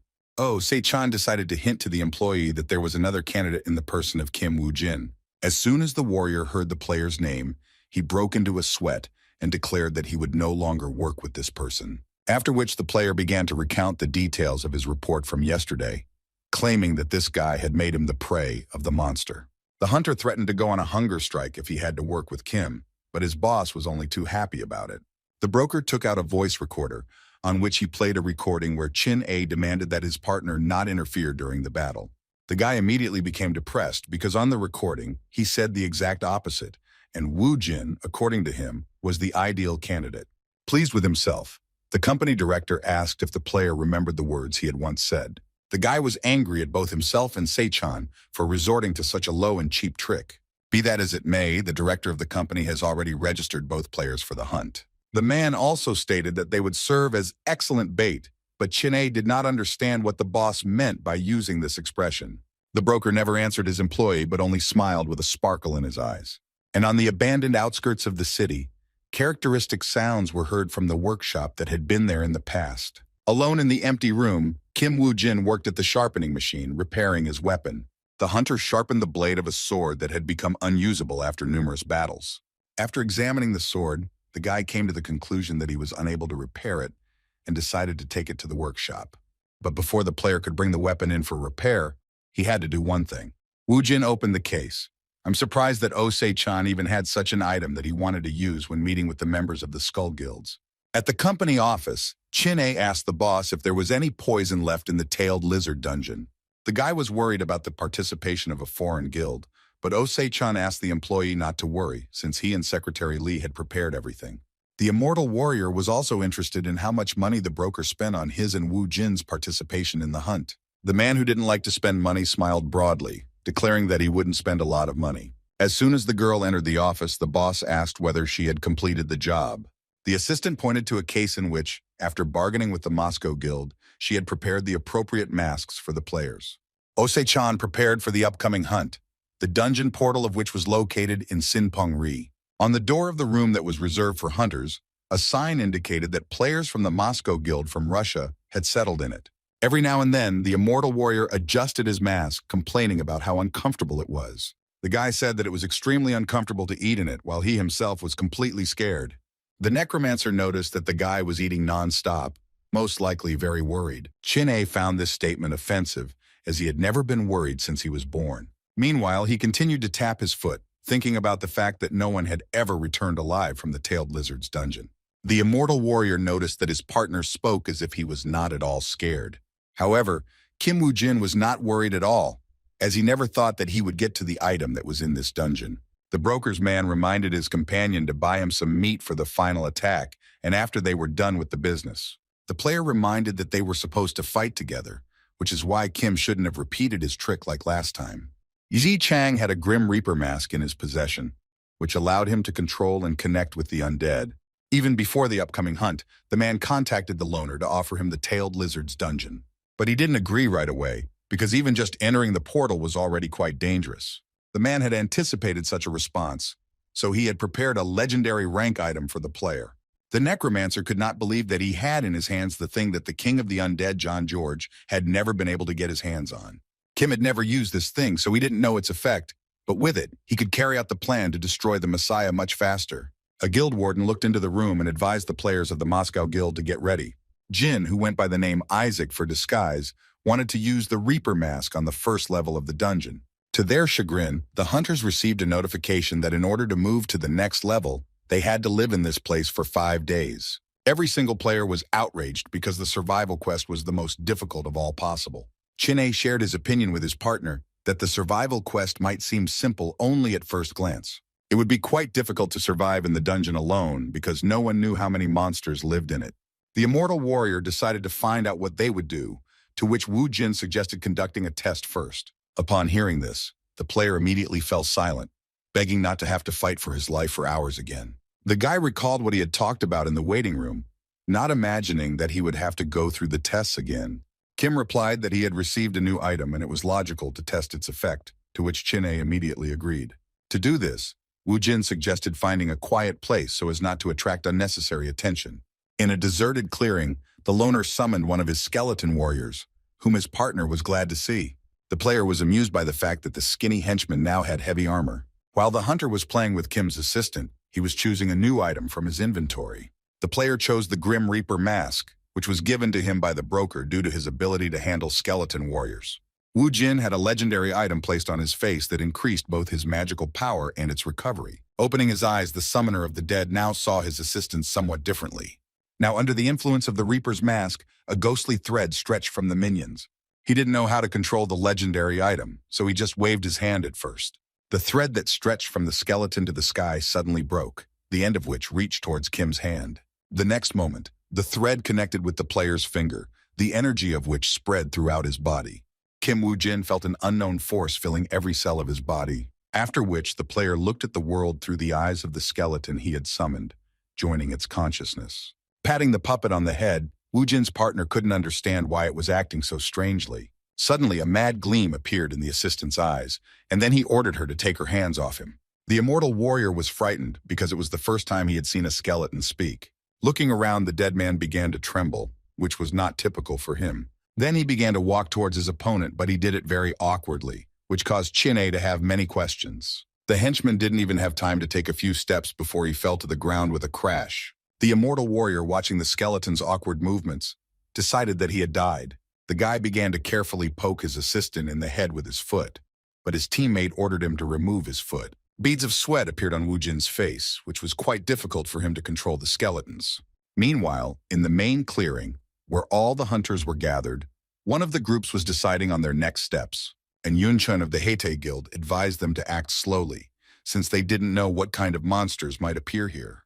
The player suggested observing what was happening for a couple of days, and if anything happened, it would be reasonable to join forces for survival. Looking around at the rest of the hunt, he assumed that the others had gathered in the clearing with the same thought. However, the player noted that no one had as much influence as the Messiah Guild, so it was advantageous to be close to the crowd. And while the hunters were dividing into groups, Chin-A was already fighting against the monsters with the help of an etiquette injection strike. Armed with brass knuckles, one such blow was enough to knock down any opponent. It turned out that the guy was worried about the survival quest in vain, because all the enemies on this level were very weak. Following the warrior under the control of Kim Woo-jin also easily dealt with the enemies. By this point, the hunter had mastered the Reaper's mask so well that the puppet could accurately replicate all of his movements. Chin-A's self-confidence instantly vanished as he watched the skeleton deal with the monsters. The hunter was burning with excitement at his partner for having received such a powerful item. The hunter noted to himself that walking in the skeleton's body was difficult for Woo-jin at first. And even after mastering the technique, the skeleton still sometimes lost its balance and fell. But despite this, the loner managed to learn how to skillfully control his puppet in the shortest possible time.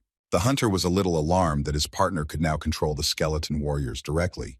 The warrior felt it was unfair that he was going straight at the monsters while Kim hid in a safe place with his mask. Suddenly, another minion was summoned in front of the skeleton that was under Woo-jin's control. Si Chang's man couldn't believe his eyes when he saw the skeleton of a huge orc. The warrior understood that in order to use the summoning skill in such a state, no small amount of strength was required. Woo-jin was surprised that he was able to use summoning while connected to the skeleton, but it cost him 3 times the magic power. Still in his minion's body, the player inquired about his partner's condition. Chin-A was offended by the loner, stating that he was required to look into the face of the interlocutor during a conversation. The guy was so angry that he intended to inject etiquette into the little skeleton. Reacting to the player's remark, Woo-jin instantly appeared behind him. The immortal warrior was very scared, but Kim, still calm, only repeated his question. The fighter replied that he was feeling better now, and hastened to add that he had taught the monsters a lesson, as if they were the ones who lacked manners. Woo-jin was glad to hear this and suggested that his partner leave this place. Si Chang's man didn't understand why he had to go, since he had been fighting like a madman all this time. The hunter couldn't just leave the location where there were still many orcs. Trying on the Reaper mask once again, Woo-jin replied that this fight was just the beginning. Having learned of his companion's intentions, the hunter remembered that his body was not feeling very well after all. Finding the right words, the guy, remembering the name, happily replied that he had anemia. However, he did not stop there, continuing to add symptoms to himself, such as dizziness. Suddenly, the blade of the sword in the hands of the skeleton that was connected to its owner began to beat against the armor. The puppet replied that since the hunter had anemia, he was ready to give him iron. The immortal warrior declared that being poked with a sword would not help him in any way. The skeleton replied that the hunter had definitely gotten better since he could scream like that again.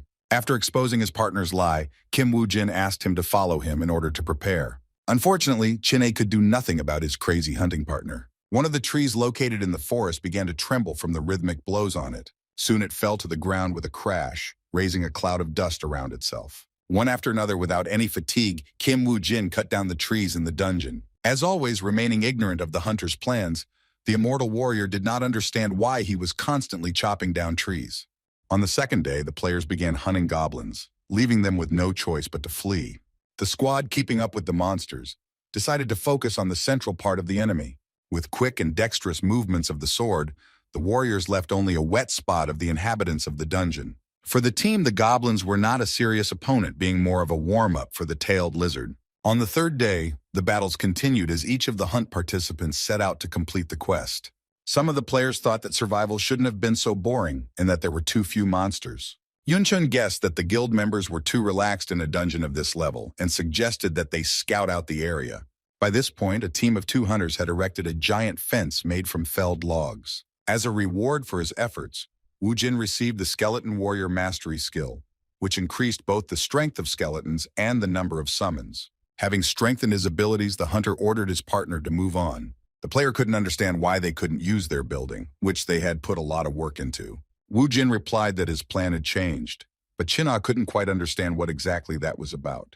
Then the loner took off his Reaper mask and decided to show his companion what he had planned. By touching the dead orc, the player used the Summon Skeleton Warrior. In front of Kim, 2 more of his new henchmen appeared, causing his partner to be surprised. The warrior couldn't understand how he managed to do this, because he knew that Kim Woo-jin could only summon 5 skeletons. The summoner replied that it was like that before, but everything changed after the skill he received today. At this time, the members of the Haiti Guild came across something very strange during reconnaissance. There was a large pile of dead orcs in front of them, which explained the lack of monsters during the quest. Looking around, the players wondered how many enemies had been destroyed here. Yunchun thought he had gathered all the talented guys in his team, but when he found this place, he wondered who was capable of such a thing.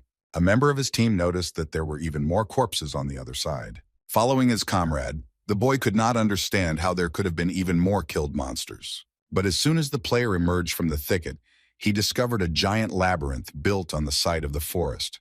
Yunchun couldn't believe his eyes because this building was clearly the work of some guild. Together with his team, the guy decided to personally look at the corpses that his colleague was talking about. There were dead orcs scattered throughout the labyrinth itself, which surprised the members of the Haiti Guild even more. The leader of the squad felt uneasy that someone had decided to drive the monster into such a trap. It seemed impossible, but in the depths of the labyrinths, the number of those killed reached even greater numbers. Inside the trap, at the bottom, there were stakes, each of which had a monster's body on it. And Yunchun caught himself thinking that what he saw was different from anything he had ever seen before. The guy was right that they relaxed, despite the conditions of the quest, so he decided to gather the remaining players. Chine wanted to know why they continued to move around the area after building such an effective trap. The immortal warrior asked his partner whether they would make similar structures in the future. Stroking the skeleton's skull, Woo-jin replied that after they had enhanced human strength, traps would be a waste of time. From now on, it will be easier and faster to simply track down the enemy than to drive him into a labyrinth. The partner was happy with this decision, intending to demonstrate his skills. Having found a sword in Kim's hands, the boy declared that he had gotten rid of anemia, and there was no longer any need for weapons. Woo-jin replied that this time he would lead the entire team himself, while Chine would cover the rear. The guy was inspired, ready to give it his all, leaving no trace of whoever was running in front of him.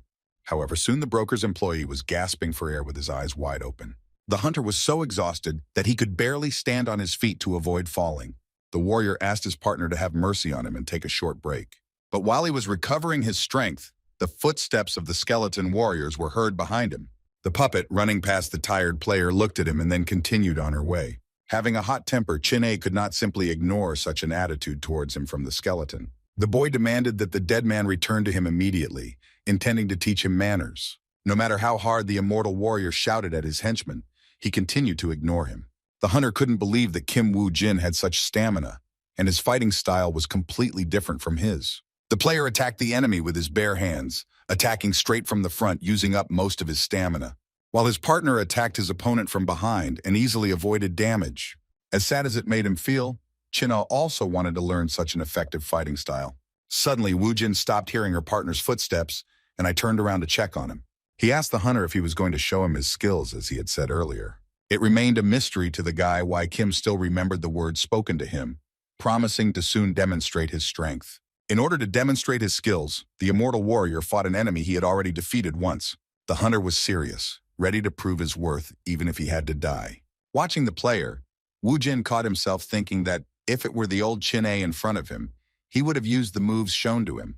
Until now, no one could guide the immortal warrior who recklessly charged forward. Relying entirely on his immortal body, the boy chose an ineffective fighting style. Still, Kim did not give up hope that his old acquaintance would become more useful after some time. The sun rose again in the dungeon, marking the final day of the survival quest. By morning, all the enemies that Chin-A had fought desperately against had been defeated. Sweating profusely, the boy kept wondering why his partner was taking the initial assignment so seriously. The immortal warrior suggested that Wu Jin might have lost something to the monsters. When Kim received a catalog as a reward once again, the guy became indignant that it was too much for one person. The player also wanted to receive a reward for his work, but immediately fell silent when he learned that it was time for rest. The first thing the tired hunter did was have a long-awaited snack. Chin-A decided to share with the skeleton the most valuable thing he had, namely his food. The guy started teasing the assistant, saying that he would give him a candy bar if he would extend his hand to him. To the hunter's surprise, the puppet extended an open palm to him, ready to try the delicacy. The warrior was delighted when the skeleton began to make contact with him and opened up more and more to him. After reporting this to his master, Si Chang's man stated that this was what was called partnership. The guy was sure that there was something inexplicable in that moment that touched him so much that he almost shed a tear. Immediately, the immortal warrior remembered his partner, who was probably hungry just like him. In fact, the skeleton was controlled by Wu Jin all this time, and his assistant brought him a candy bar. The player seethed with anger, convinced that the summoner was indeed mocking people. Kim replied that he wanted to know what the so-called camaraderie tasted like. The guy claimed that, instead of buying him food, Wu Jin lied to him, and that if he became addicted to free things, he would go bald just like his boss. For the first time in a long time, Kim Wu Jin learned something about the broker's appearance, that according to Chin-A, he was bald. Suddenly, a very strange sound was heard, which attracted the attention of both players. Zichan's man thought it was a distress signal, which was suspicious since there was only a short time left before the end of the quest. The hunter believed that they had exterminated a large number of monsters that, in theory, should not have remained. His partner responded that the sound was not a distress signal, which made Chin-A even more wary. As the quest drew to a close, the players gathered together to decide in what order they would hunt the spiny snake. The immortal warrior couldn't believe how arrogant the hunters were to have already joined forces. Wu Jin explained that thanks to their efforts, the guild members were able to relax during these 5 days. Before heading out to join the rest of the hunt, Kim wanted to check out one of the catalogs. Chin-A was shocked when he saw the legendary golden skill in his partner's hands. In Jin's hands was the main skill that Ion Georg had, namely, exploding the body of a monster when mana was injected into it. At this time in the main clearing, and Yun Chun gathered players from all guilds together. Having gathered all the surviving hunters, the guy wanted to get down to business immediately. The representative of the Haiti Guild said that in a few minutes the quest would be completed and they would move on to the next level. He asked everyone present if anyone objected if the Alliance, including his team, decided to try to attack the snake first. In a whisper, the immortal warrior turned to his partner, noting that the hunters had followed exactly as Kim had told him. Since there were no objections, Yun Chun asked that no one interfere with their hunt. The guy threatened the players that if anyone dared to interfere with them, he would immediately kill them. Not expecting such a turn of events, Chin-A also whispered to his partner what they were supposed to do now. Suddenly, the immortal warrior was pushed by a hunter from abroad, who asked him if he understood Yun Chun's words. However, the guy did not understand a single word spoken by the player, as he only knew his native language. The man glanced at Chin-A, clearly provoking him, but Wu Jin stopped his companion. The loner shook his head, signaling the warrior not to dare get into a fight. Suddenly, the necromancer stood up for his comrade, saying in the hunter's native language that they understood everything. The broker's man was outraged because his rival was so close that he could easily deal with him. But the loner deliberately avoided the fight, indicating that the warrior was not alone in the team. Wu Jin asked to pay attention to the red ribbons on the hunter's forearms, which indicated that they were all part of the same group. Only after these words were spoken, Chin-A looked at those around him, most of whom had such bandages. The guy pretended to have seen them from the beginning, although in reality he felt helpless. He wondered if they had a chance against the players, most of whom were on Yun Chun's side. With his whole appearance, Kim Wu Jin showed that he was completely confident in his abilities. The survival quest was over, and a needle snake was already waiting for the hunters who had moved on to the second level. A squad of players hid behind the trees as the giant snake carcass slithered past. The monster in the dungeon, by its very appearance, inspired horror in anyone who saw it. No matter how skilled the hunt participants were, they all held their breath when the monster was nearby. The creature stretched out across the entire forest area, stretched out to examine the area. But the monster didn't know that a group of hunters led by Chun was already waiting for him. Having waited for the right moment, the guy commanded the players to begin the attack. Players who possessed magical abilities attacked the enemy from a distance. The spiny snake began to scream shrilly from the wounds inflicted on it by the group of hunters. Chin-A and Kim Woo-jin, who entered after the group, watched as the players tried to stop the monster. The immortal warrior asked why they continued to stand and watch, because if this continued, the competitors would defeat the boss. With his usual confidence, the loner calmly replied that it was impossible. Still not trusting his partner, Chin-A believed that it was entirely possible to catch the creature with so many people. Kim asked what the first thing to do when faced with a monster was, to which he was told that it was necessary to attack it first. Woo-jin agreed that he shouldn't have shown everything he was capable of at the very beginning, and suggested moving on to this creature. By this time, the snake's head had disappeared behind the never-ending series of explosions. Hearing his partner's proposal, Si-chan's man hoped that he would also strike at the monster. Although the talented player shared his companion's desire, he asked him why no one had conquered the dungeon yet. The task was far from easy, and everyone who tried to complete it had a sufficient amount of human resources. Confident in his abilities, Chun watched as the snake suffered under the blows of the magicians. The guy demanded that his team continue moving in the same direction. Before the players could launch their next attack, the monster left its previous location. One of the squad members shouted, alerting his colleagues that the snake was preparing to escape. Chun was still confident that if things continued like this, he would become the first player to kill the spike snake. The creature moved through the forest in a zigzag pattern, leaving behind giant footprints. Suddenly, sharp rocks jumped out of the ground in the monster's path, blocking the road. The Knowledge Source Master's skill rift was activated, summoning many sharp rocks. However, this was not enough to hold the reptile, which was spinning through the solid rock like a corkscrew. The dungeon boss successfully overcame the hunter's trap, continuing to move through the forest. The immortal warrior was amazed by the fact that a group of players managed to predict the snake's escape. But the hunter was even more surprised when his partner reported that the hunt was just beginning, while he himself believed that it was coming to an end. Woo-jin reported that the snake had not even begun to attack properly, and that it also had spines that it had not yet used. The representative of the Haiti Guild, commanding the squad, believed that victory over the monster was already in his pocket.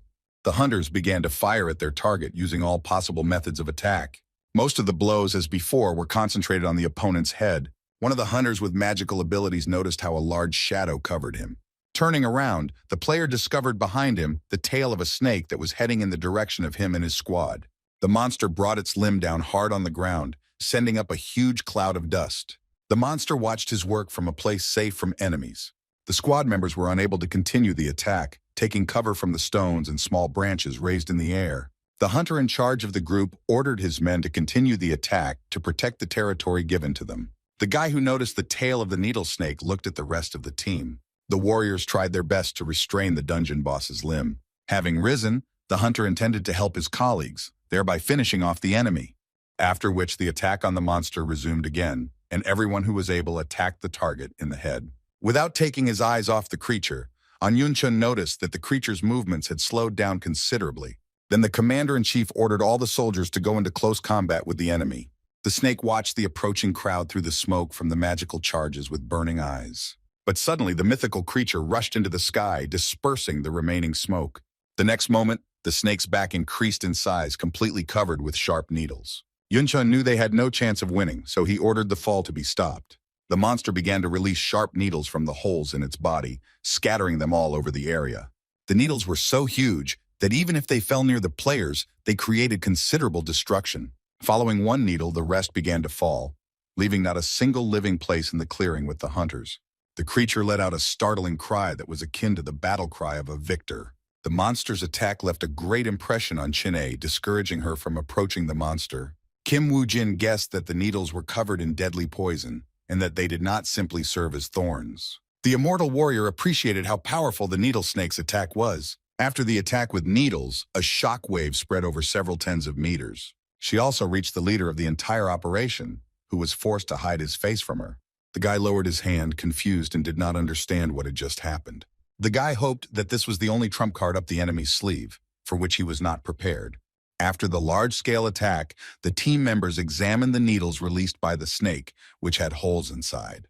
As soon as one of the hunters touched the thorn, it immediately began to disintegrate into small pieces. Having torn off a small piece from the needle, the man did not think that they would break so easily. After a short break, the main enemy of the dungeon appeared on the horizon again. Yun-chun, upon seeing the snake, discovered that there was not a single needle on its body, which was a perfect chance for them.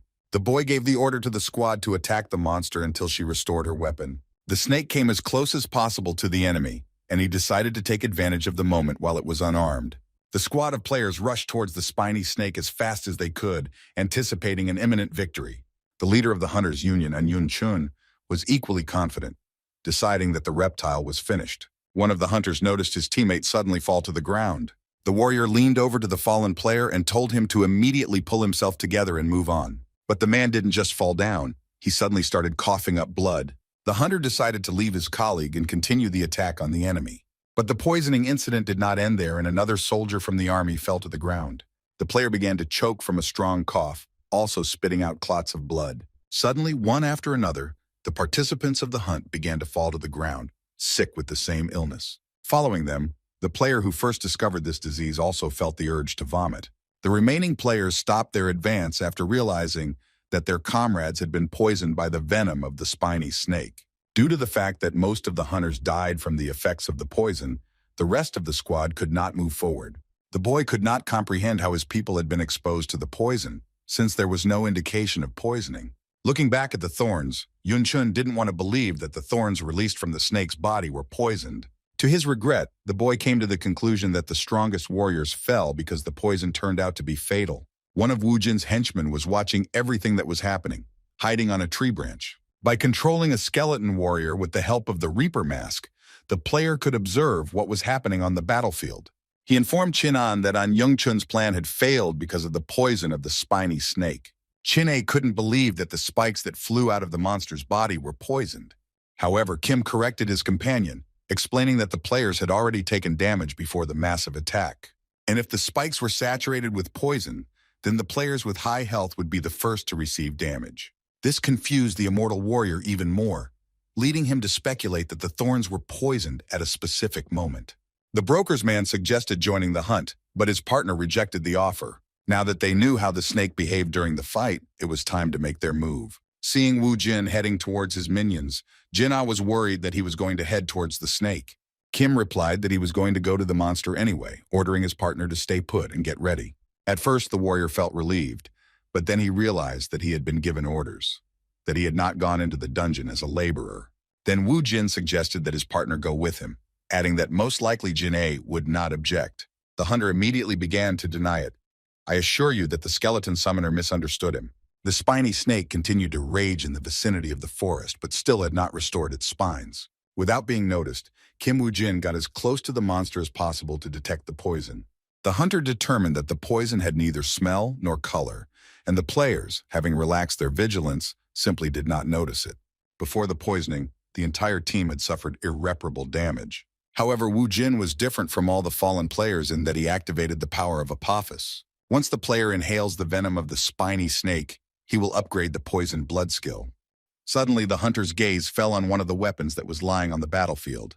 Kim glanced at one player's spear and decided to rummage through the dead man's inventory. The deceased had a sufficient number of piercing weapons that would be ideal for the current enemy. Wu Jin was wondering which of the list was the best for cutting through the thick skin of the reptile. The player responsible for the operation, in desperation, hit the tree trunk, unable to do anything. And Yun-chun blamed himself for what happened, for completely losing his vigilance. The commander's assistant interrogated one of the survivors, asking how many people had managed to escape. The warrior had no idea, because when he himself ran away, he saw no more than 30 people. The hunter suggested that the squad leader find team members who might still be alive. But the commander ordered to stay where they were and gather the remaining warriors, since those who remained on the battlefield were most likely dead.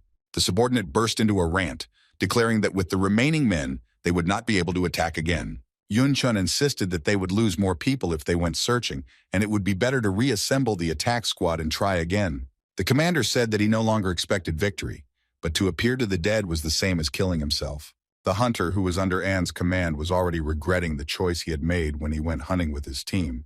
The man slammed his foot on the ground and stated with confidence that some were still alive. Just like his comrades, he couldn't understand what the point was in abandoning his comrades to certain death. There was sense in the words of the protege, because even if the offensive squad were reassembled, the result would be obvious without strong players.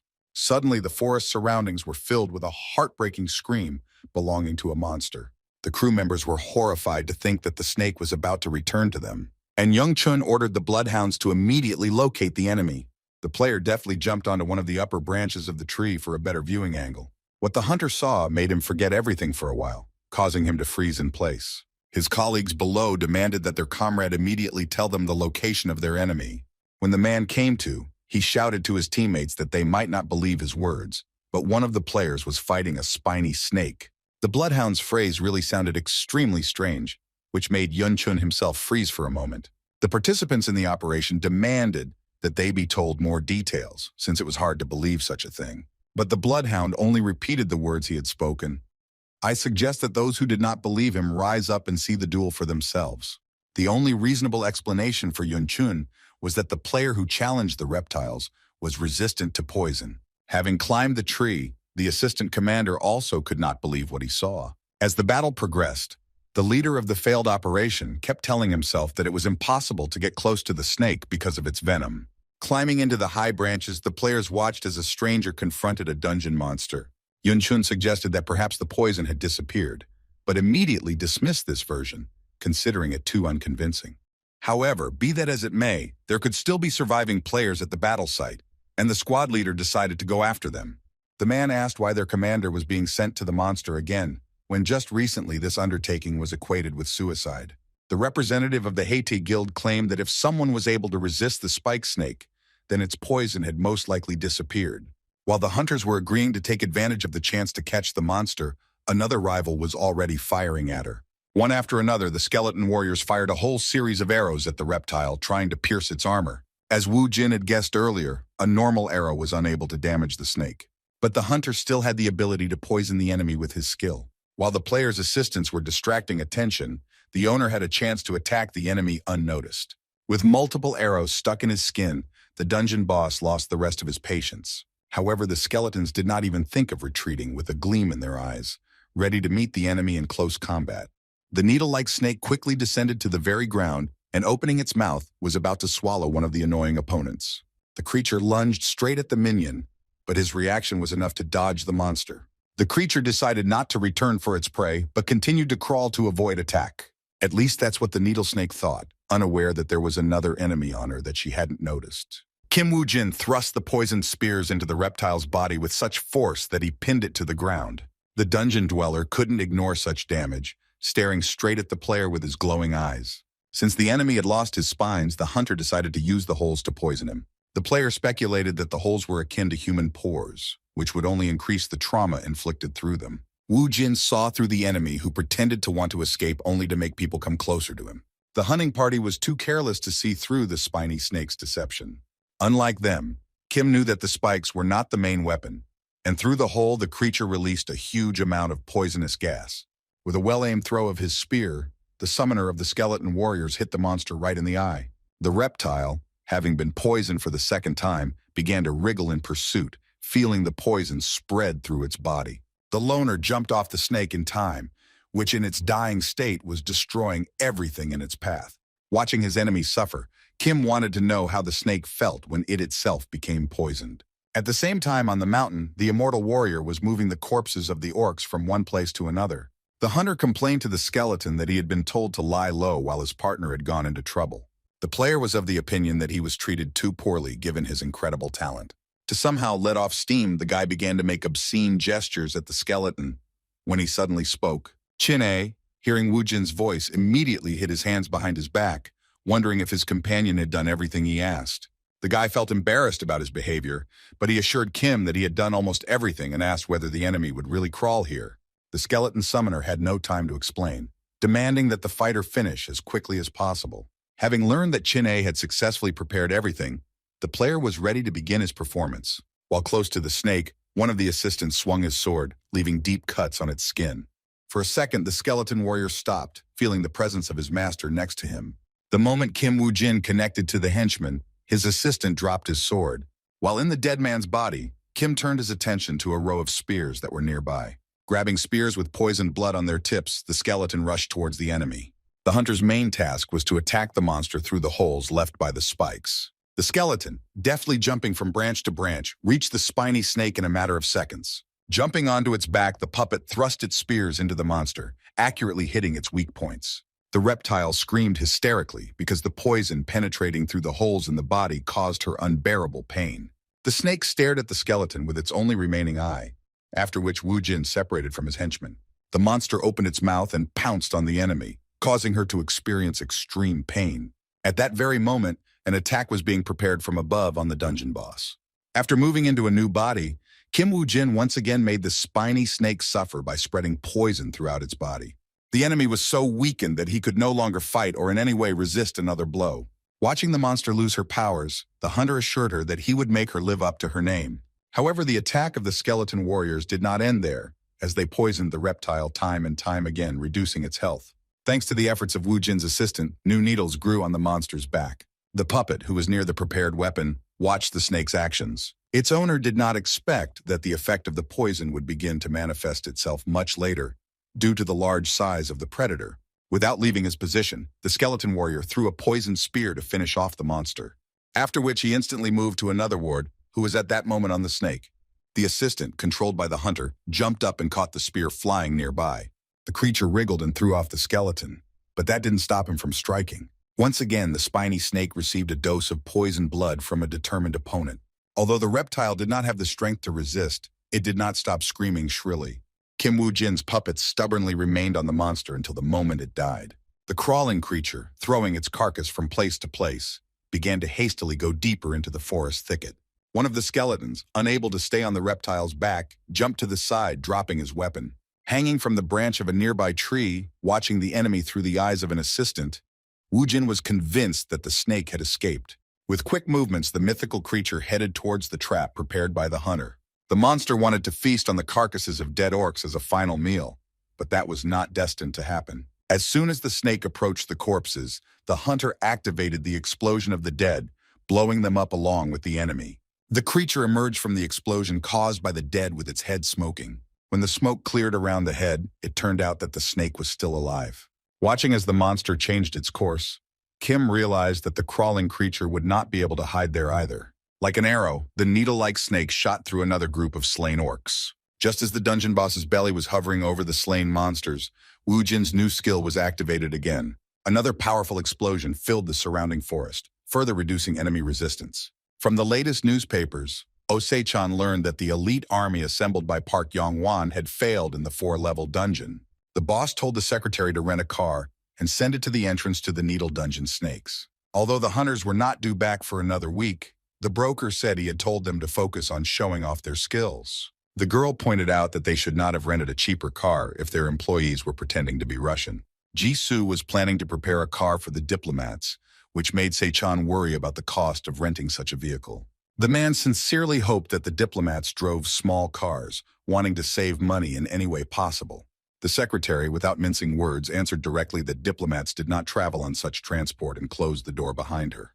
Meanwhile, in the dungeon, the spiny snake was cornered, surrounded by exploding orc corpses. While in a safe place, Chin-A never ceased to be amazed at his partner's skill, who thought through everything down to the smallest detail. Wu Jin finally waited for the moment when the enemy curled up into a ball and calmed down. On the body of the crawling creature, in addition to the spears, there were also shards of broken glass from several waves of the dead. Analyzing the monster's behavior, Kim determined that it was in a state of panic. One of the skeletons, armed with a bow, fired at the suppressed enemy. All the reptile did was look at him angrily but did not attack. Then one of the warrior's henchmen also shot a poisoned arrow at the creature. The monster tried to dodge, but it was all in vain, and the fired arrows hit the target right on target. The hunter believed that avoiding attacks was pointless, and by resisting, the monster was only making things worse for itself. The warriors who had united into one team, together with An Yun-chun, were very close to the battlefield. The guy noted that the monster's screams continued for quite a long time. Yun-chun attracted most of the players who entered the dungeon, but he didn't know who that guy was. Suddenly, players were presented with dialogue boxes stating that the spiny snake had been killed. While some of the hunt participants were happy to return home alive, others wanted to get the skin of the dead monster. Even after receiving the game's notification, the High-Tai Guild representative still couldn't believe that someone could kill the reptile on their own. The people responsible for Operation Anna called the Frozen Commander to follow them. The guy continued running. I'm inclined to think that the warriors couldn't leave the dungeon empty-handed. The player wanted, if not to take the snake's skin, then at least to see the face of the man who managed to slay it. After clearing the dungeon, Kim Woo-jin received a Mastery Stone as a reward in addition to improving all his stats. However, after leveling up, the reward for killing a monster did not end there. The loner received a notice to extract the magical pearl of the yellow dragon from the body of the needle snake. The squad of united hunters from different guilds encountered another obstacle on their way. It turned out to be the immortal warrior, who ordered the hunters to stop so that they would not approach the player who had slain the monster. And Yun-chun tried to calm the player down, but the guy spoke to them in a different language. The squad members tried to convince the warrior that they just wanted to look around. A representative of Haite stated that they were not bad people and did not want trouble. 3 skeleton warriors dressed in heavy armor suddenly appeared behind the guy. Even though the dead were not affected by the poisonous gas, something still bothered Anu. The guy was convinced that the summoned dead would not be able to kill the snake, whose attacks would not be comparable to the attacks of a dozen players. After a long moan, the bird suddenly soared upward, which greatly alarmed the hunters. The warriors discovered with horror that the groan coming from behind the trees belonged to a defeated enemy. A living corpse of a needle snake, summoned with a special skill, suddenly appeared in front of the assembled people. And Yun-chun almost fainted when he discovered with horror that the monster had been transformed into one of the skeleton warriors. Having pulled himself together, the guy wanted to find out who was behind the victory over the monster. While Chin-A, like the other hunters, was amazed by what he saw, the squad leader tried to slip past him. The guy managed to get behind the back of Woo-jin's companion, who had already decided that he would be able to meet the winner. But the immortal warrior had a different opinion, stopping the impudent man as he was ordered. Chin-A's blow was so strong that the squad leader caught his breath, after which the hunter threw the Haiti guild member several meters away from himself. The guy, with difficulty raising his head, wondered what was wrong with the warrior that he so stubbornly did not want to let them through. The guard, who was protecting his partner from prying eyes, repeated that everyone should go back. Yun-chun, realizing that they would not be able to penetrate the monster, ordered his men to remember the player's face. The needle-like snake, which had half lost its appearance, revealing its skeleton, had that same pearl dragon under its head. Although the attempt to summon the skeleton warrior failed, Kim managed to find a secret artifact. Due to his low rank as a hunter, he was unable to summon the snake as a skeleton warrior. Because of this, the reptile's corpse fell to the ground, creating an explosion that raised a large cloud of dust. Although the lone wolf failed to acquire a new henchman, he received his reward. In his hand was the legendary Golden Dragon Magic Orb, which contained powerful mana. Meanwhile, the reporters who were following the hunt anxiously awaited its end.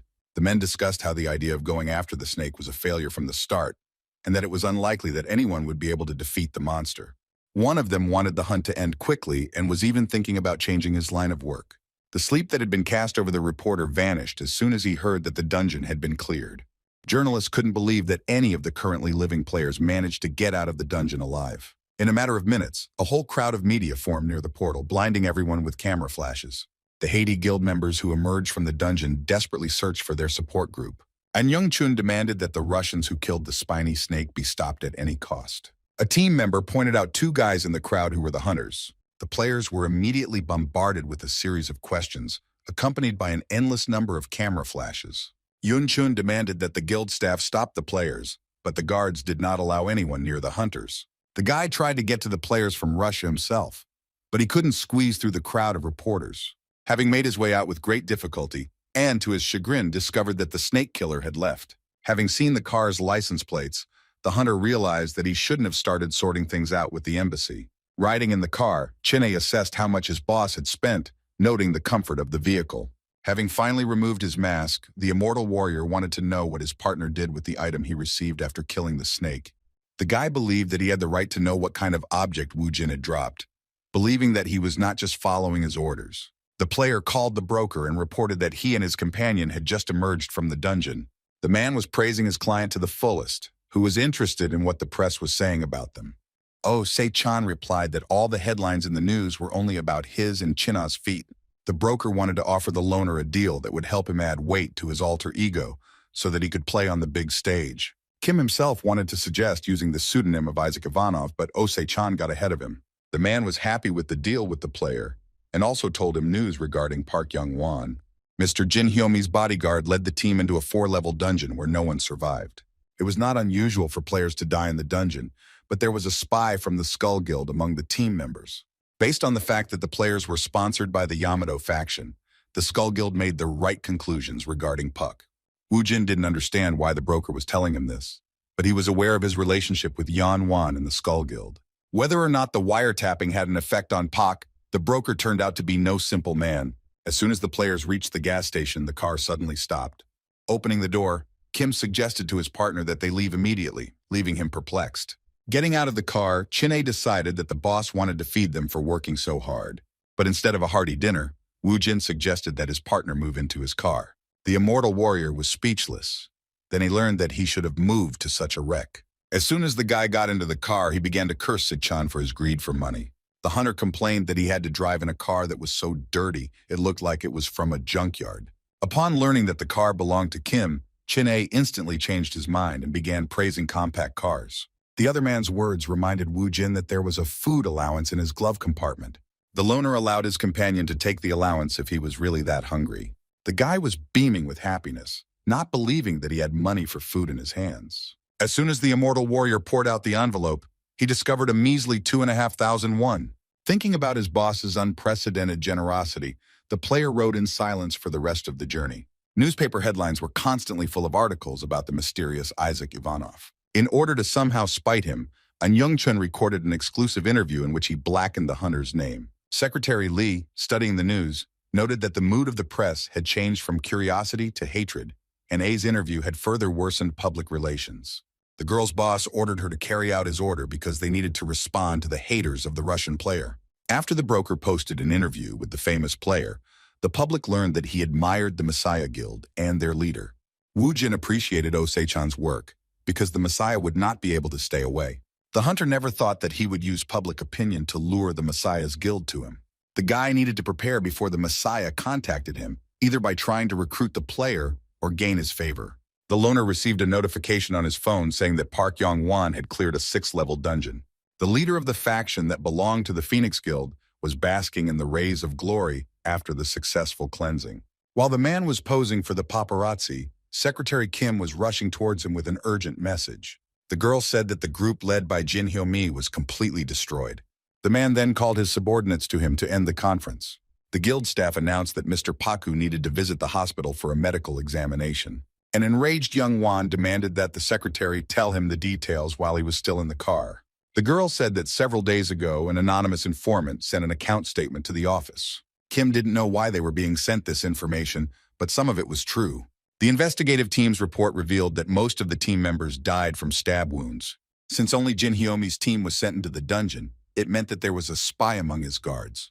Meanwhile, at the Messiah Guild headquarters, they were deciding what to do with Park Young-won in the future. Park Shin-hai believed that the hunter should have been left to the mercy of public opinion. The master swordsman stated that he was currently working with the Skull Clan and trying to sort out the mess. The woman demanded to know what happened to the last dungeon of the Lizard Warrior. Shin-hae pointed out that Kim Jae-hoon died due to the swordsman's thoughtless actions, which was on their conscience. Although Young-ju didn't like the dead colleague without any special skills, this situation still made him angry. The deputy leader replied that they could no longer work with the Skull Guild, which had caused so many problems. The swordsman countered that he couldn't stop all business with the guild due to Lee Se-jung's absence from the meeting. The guild leader's right hand explained that her colleague did not fully understand that this decision was made by the head of the organization. The swordsman couldn't object to Lee's decision, but the master archer also took notice of it. Heading towards the car, the swordsman asked his colleague if he had any thoughts on what had happened.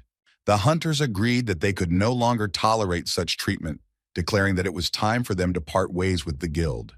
Arriving at Park Young-won, Woo Jin expressed his surprise that a team like Jin Hyo-mi's could die. Mr. Park admitted that he wanted to set up a business with the Skull Guild, but now he wanted them dead. Silence reigned in the office, but the men understood each other without words. Faction leader Park Young-won was far more ambitious than anyone else around him. After a few years, the man could sell all sorts of items to Japan, after which he would go into exile. People might accuse him of betrayal, but the real reason for moving to Japan was that young Wan was afraid that the Messiah would take everything away from him. Park would never leave this situation, which is why Kim agreed to become his bodyguard. The man clearly didn't expect such an answer from the guy who didn't want to be thrown out after he dealt with the guild. Initially, Yanwan planned to win the player over to his side, even if he had to threaten him. He didn't care what Wu Jin's intentions were as long as he could get rid of the Skull Guild. The faction leader clarified whether the guy was going to destroy Skull in exchange for his protection. The hunter replied that if he was needed, he had to be protected properly, which also meant he had something to repay the guild for. Mr. Pak smiled widely, as this was exactly the answer he had expected. However, the man didn't know what kind of deal he had made with Kim Wu Jin, that he had agreed to guard him for a reason. From now on, the responsibility for his actions would rest on Park Yong-wan's shoulders, something he was truly grateful for. Upon visiting the Phoenix Guild headquarters, Kim learned that his contract terms would be changed to the highest level. The player understood that from that moment on he would be under the supervision of the organization, after which he left. Leaving the guild leader with his assistant, he reported that the guy had joined them less than 6 months ago. And to make it more interesting, by this time he had already become Park Yong-wan's royal guard. The guild leader was certain that the decision to appoint Kim Wu Jin was related to something they didn't know about yet. As he rode down the elevator, Wu Jin listened to the guild staff discussing him in a less than favorable light. The organization's employees were sure that the hunter was currying favor with his superiors in order to get to the top.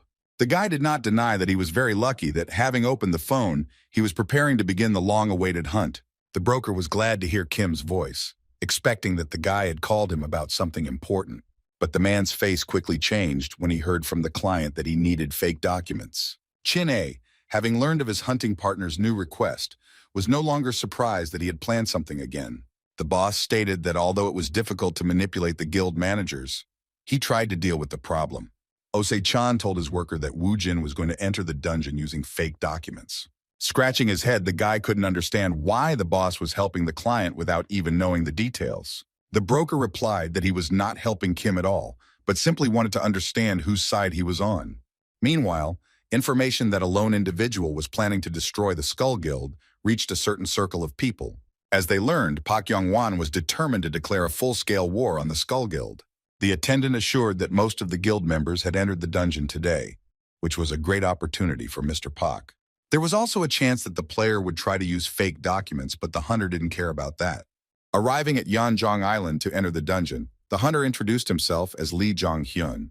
The guild member asked for a signature and reminded that they had not conducted a briefing and all the information about the dungeon was in the printout. After reviewing the hunting conditions, Wu Jin knew that this was an obvious trap for him. Suddenly, the guy was distracted from reading the information sheet by the bright light of headlights.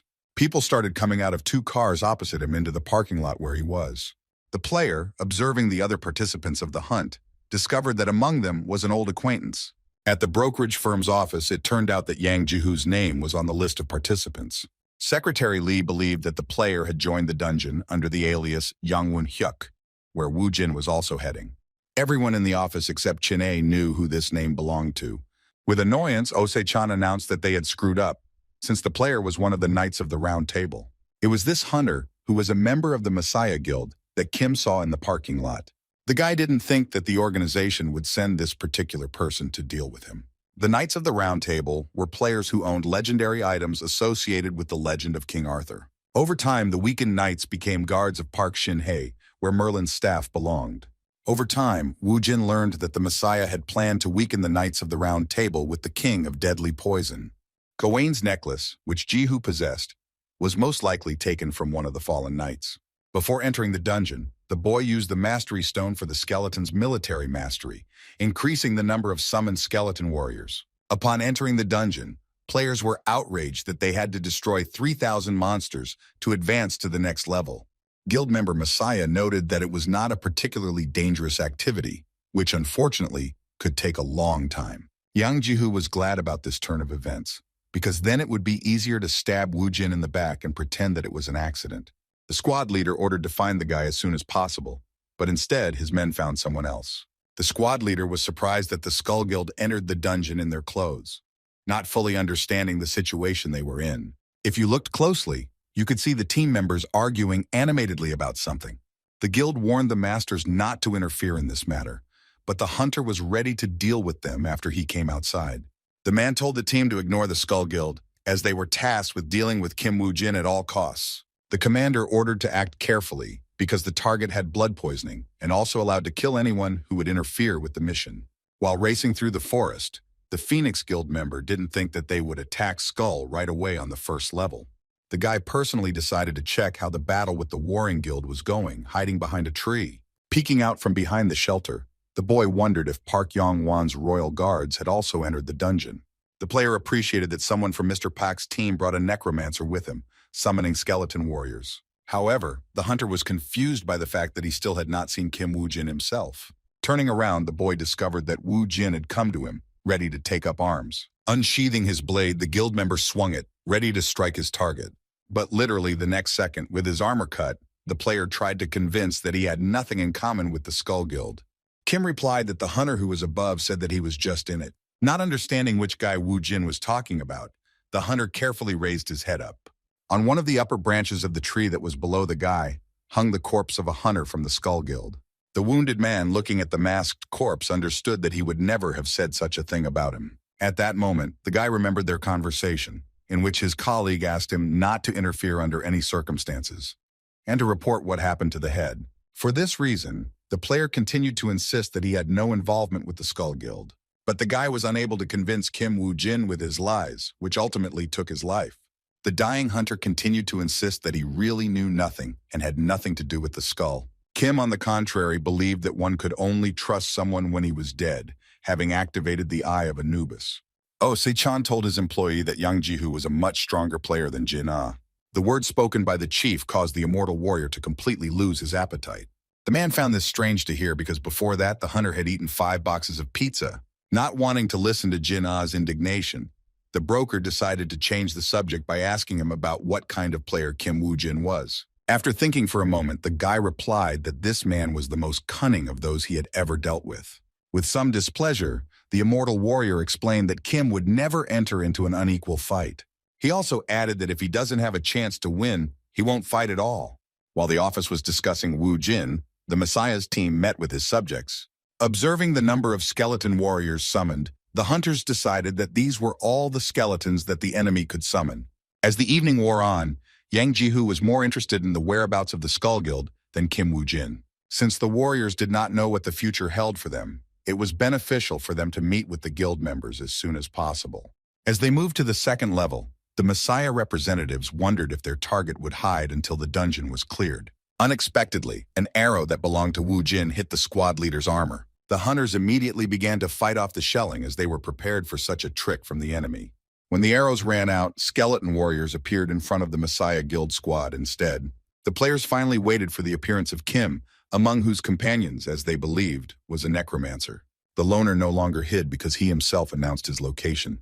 Ji-hoo thought it was ridiculous to use skeleton warriors to fight against players. The hunter did not answer, being confident in his assistants, who had recently improved their abilities. The squad leader believed that if the player had not shown himself, he would have remained unharmed, but he was eager to see Woo-jin's skills. As expected, the hunter sent his assistants to attack first, dumping all the dirty work on them. Yang Ji-hoo was completely calm, despite the fact that several skeletons were rushing towards him at once. Gripping the hilt of his huge sword as tightly as he could, the player aimed it at the closest of his opponents. However, the man missed, and the henchman in front of him dove down, escaping the blow. The player was beside himself with rage when he realized that his opponent had managed to avoid meeting the sword. Watching the skeleton warriors, it was the first time he had seen any of them move like that. While the team leader's attention was occupied by Woo-jin's minions, their master had already appeared in front of him. Having given his opponent a cold, stern look, the guy prepared to strike. The blade of the dead summoner failed to hit its target, only sending clouds of dust flying to the sides. Jin was prevented from finishing what he had started by the giant sword wielded by the Knight of the Round Table.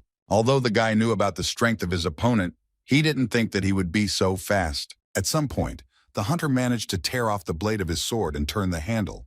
After releasing his weapon, Kim eventually managed to attack the Messiah Guild member. However, this blow did not reach Ji-hoo, who defended himself from it with his giant sword. Peering out from behind the blade, the man said he was disappointed after waiting so long to be shown such a weak trick. Realizing that he was facing a strong opponent, the guy jumped away from him to a safe distance. Woo-jin regained his strength, realizing that unlike his previous enemies, he had to fight this one and remain calm at the same time. Suddenly, the man received a notification that an immortal fighter was interested in this battle. While Kim received something similar but from the messenger of the underworld, Jan was interested in the fight, since he only received such notifications when he fought a worthy opponent. The skeleton summoner needed to change tactics, otherwise it would be difficult for him to deal with such an enemy. Osei-chan asked the employee to stop stuffing his stomach with such food and answer his question. Jin-ae stated that Kim Woo-jin was not such a big problem to bother his head with. The player decided to use his main skill by involving his assistants in the fight. The Knight of the Round Table could not hide his surprise that the necromancer turned out to be Woo-jin, who was saving his strength to fight him. But no matter how many skeletons the enemy had in his arsenal, the man enjoyed this kind of battle. The hunters crossed their swords again, each trying to overpower his opponent. As soon as Jihu was attacked, the summoner's puppets rushed after him. With a smile on his face, the representative of the Messiah Guild insisted that he would deal with everyone at once. Unexpectedly, Woo-jin's henchmen did not attack the brute but ran past him. Turning around, the hunter realized that his self-confidence had played a cruel joke on him. At the moment when the enemy became disoriented, Kim retreated again, giving him a chance to realize what had happened.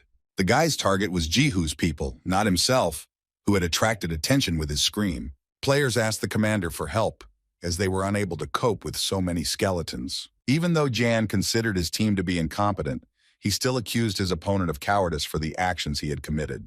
The summoner replied that his enemy had no idea what situation he was in. After such impudence, having finally lost his patience, Jan convinced the necromancer that he was picking on the wrong person. After this, the man activated Gawain's necklaces, which granted the blessing of the sun. The Messiah Guild warrior's eyes lit up with a bright light, as did the outline of his body. The guy finally managed to force his opponent to use the necklace to find out about his power. Two of Woo-jin's henchmen, armed with blades, immediately attacked the brute from behind. The man turned around and pierced both skeletons at the same time with his heavy sword. Jihu's attack created a powerful shockwave that scattered the remains of Kim's aides. The boy predicted that the magic item would have a stunning effect, ready to move on to the next stage of his plan. Suddenly, the player turned to his army of the dead and ordered an immediate retreat. The man, looking at the guy with eyes wide with surprise, decided that he had misheard. The very next second, all the skeleton warriors stopped attacking, running in different directions. The Knight of the Round Table was sure that Woo-jin wanted to hide because he could not win in an open fight. The captain intended to pursue the enemy and ordered his men to deal with the skeletons and then join him. The boy thought that Yang Jihu still didn't care about his subordinates, perhaps because he was confident in his own abilities. Gawain's necklace gave him this effect, which significantly increased all the characteristics of the owner. However, the warrior's problem was that he had no idea how to properly use this valuable item. Before Kim had time to come to his senses, the squad leader was already following him, leaving a noticeable trail behind him. Guild member Messiah wanted to get to Kim Woo-jin at any cost, whom he had come to hate. The player believed that his opponent had no chance to escape after he used the sun's blessing. Intoxicated by his own mighty power, the hunter did not notice that there were dead goblins beneath him. Suddenly, Jihu was blinded by a bright flash that appeared right under his feet. The activation of the corpse explosion effect created a gigantic explosion that echoed throughout the surrounding area. It was so huge that even the team of the overconfident player could see it. The fighters who took part in the hunt in the name of the Messiah were so excited that they lost the power of speech. The colleague asked his comrades not to worry about their commander, to quickly get rid of the warrior skeletons and join him. As soon as the hunter finished speaking, an arrow flew at him at breakneck speed. The shot was so powerful that the warrior staggered, almost losing his balance. The team members had no idea that the injured player had been exposed to poisoned blood. After cutting off the arrow, the man said that one should not underestimate the enemy's minions. From the smoke left behind by the explosion, Gawain's necklace could be seen, as well as the silhouette of its owner. The man demanded that his opponent stop running away like a coward and show himself to him. Emerging from behind cover, Woo-jin confirmed that he was clearly losing in an open fight. So the guy continued running, saying at the end that if Jihu wanted to catch him, he should have run faster. While pursuing Kim, the Knight of the Round Table realized that he would not be able to catch up with him at this rate. Then, in order to speed up, the man activated the immortal fighter effect called haste. Having approached the guy closely, Yang Jihu swung his blade with all his might. Turning around, the guy's expression didn't change when he saw the enemy's sword above him. Suddenly, the ground beneath the thug's feet began to collapse, dragging him down with it. In a matter of seconds, the Knight of the Round Table found himself in a huge pit and continued to fall into it. It was another of Kim Woo-jin's prepared traps, at the bottom of which lay several corpses of monsters. Following this, another gigantic explosion occurred, tearing apart the dead underground. The trap left behind a huge crater, at the bottom of which the figure of an unkillable warrior was visible. The veins on the man's head bulged with anger. So much did he want Wu Jin to stop playing with him and move on to a real fight. Approaching the pit, the guy explained that he had a certain strategy, and he did not do all this out of boredom. He said the strategy was based on enemy weaknesses, topography, and various possible scenarios. And finally, the player mentioned that such violent leaders as Jihu brought nothing but harm to their comrades. A memory surfaced in the hunter's mind of how other players discussed his person.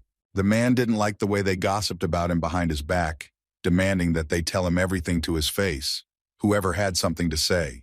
A man with a fan in his hands appeared from the crowd, and from the words of the big guy, I concluded that he did not regret the death of his subordinates. Suzuki Aichi stated that Ian had muscle instead of brains because he ignored the dangerous place where he set up camp. After such impudence on the part of the stranger, the hunter pounced on him, wanting to teach him a proper lesson. However, the hunter failed to catch the upstart, who deftly jumped aside. Aichi was so agile that he managed to trip the big guy at that moment. Subsequently, Yanjihu slammed into the ground with all his might, burying his head in it.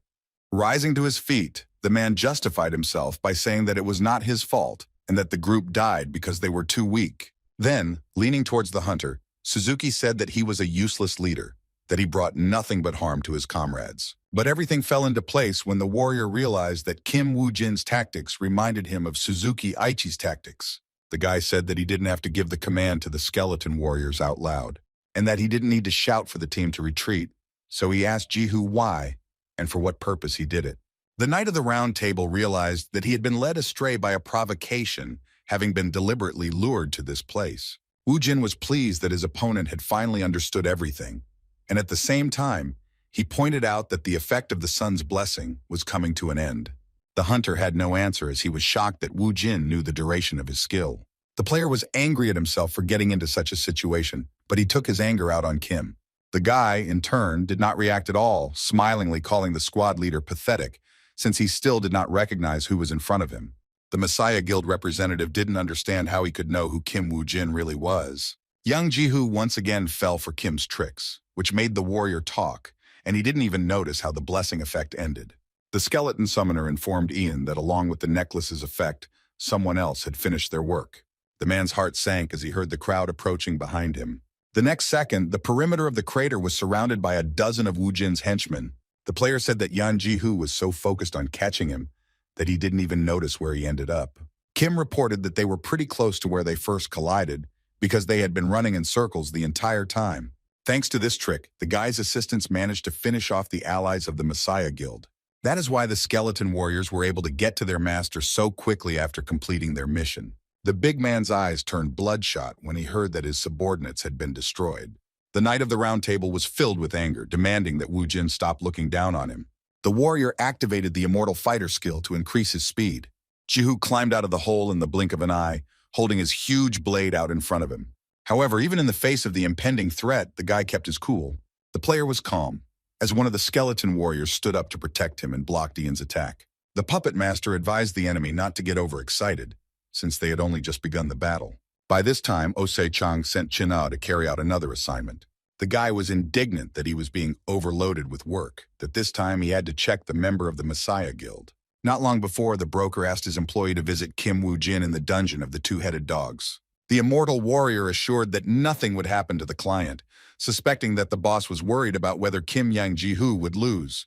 But Osei-chan thought just the opposite, that if the warrior from the Messiah Guild lost, then they would need to be convinced of something. The man was sure that Kim Wu Jin thought the same thing and would want to know the company's goals.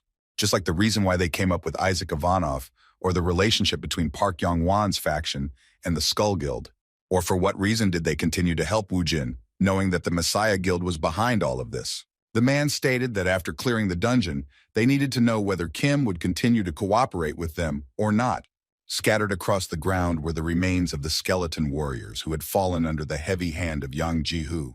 Breathing heavily, the hunter noticed that his body was becoming slower due to the effect of the poisoned blood.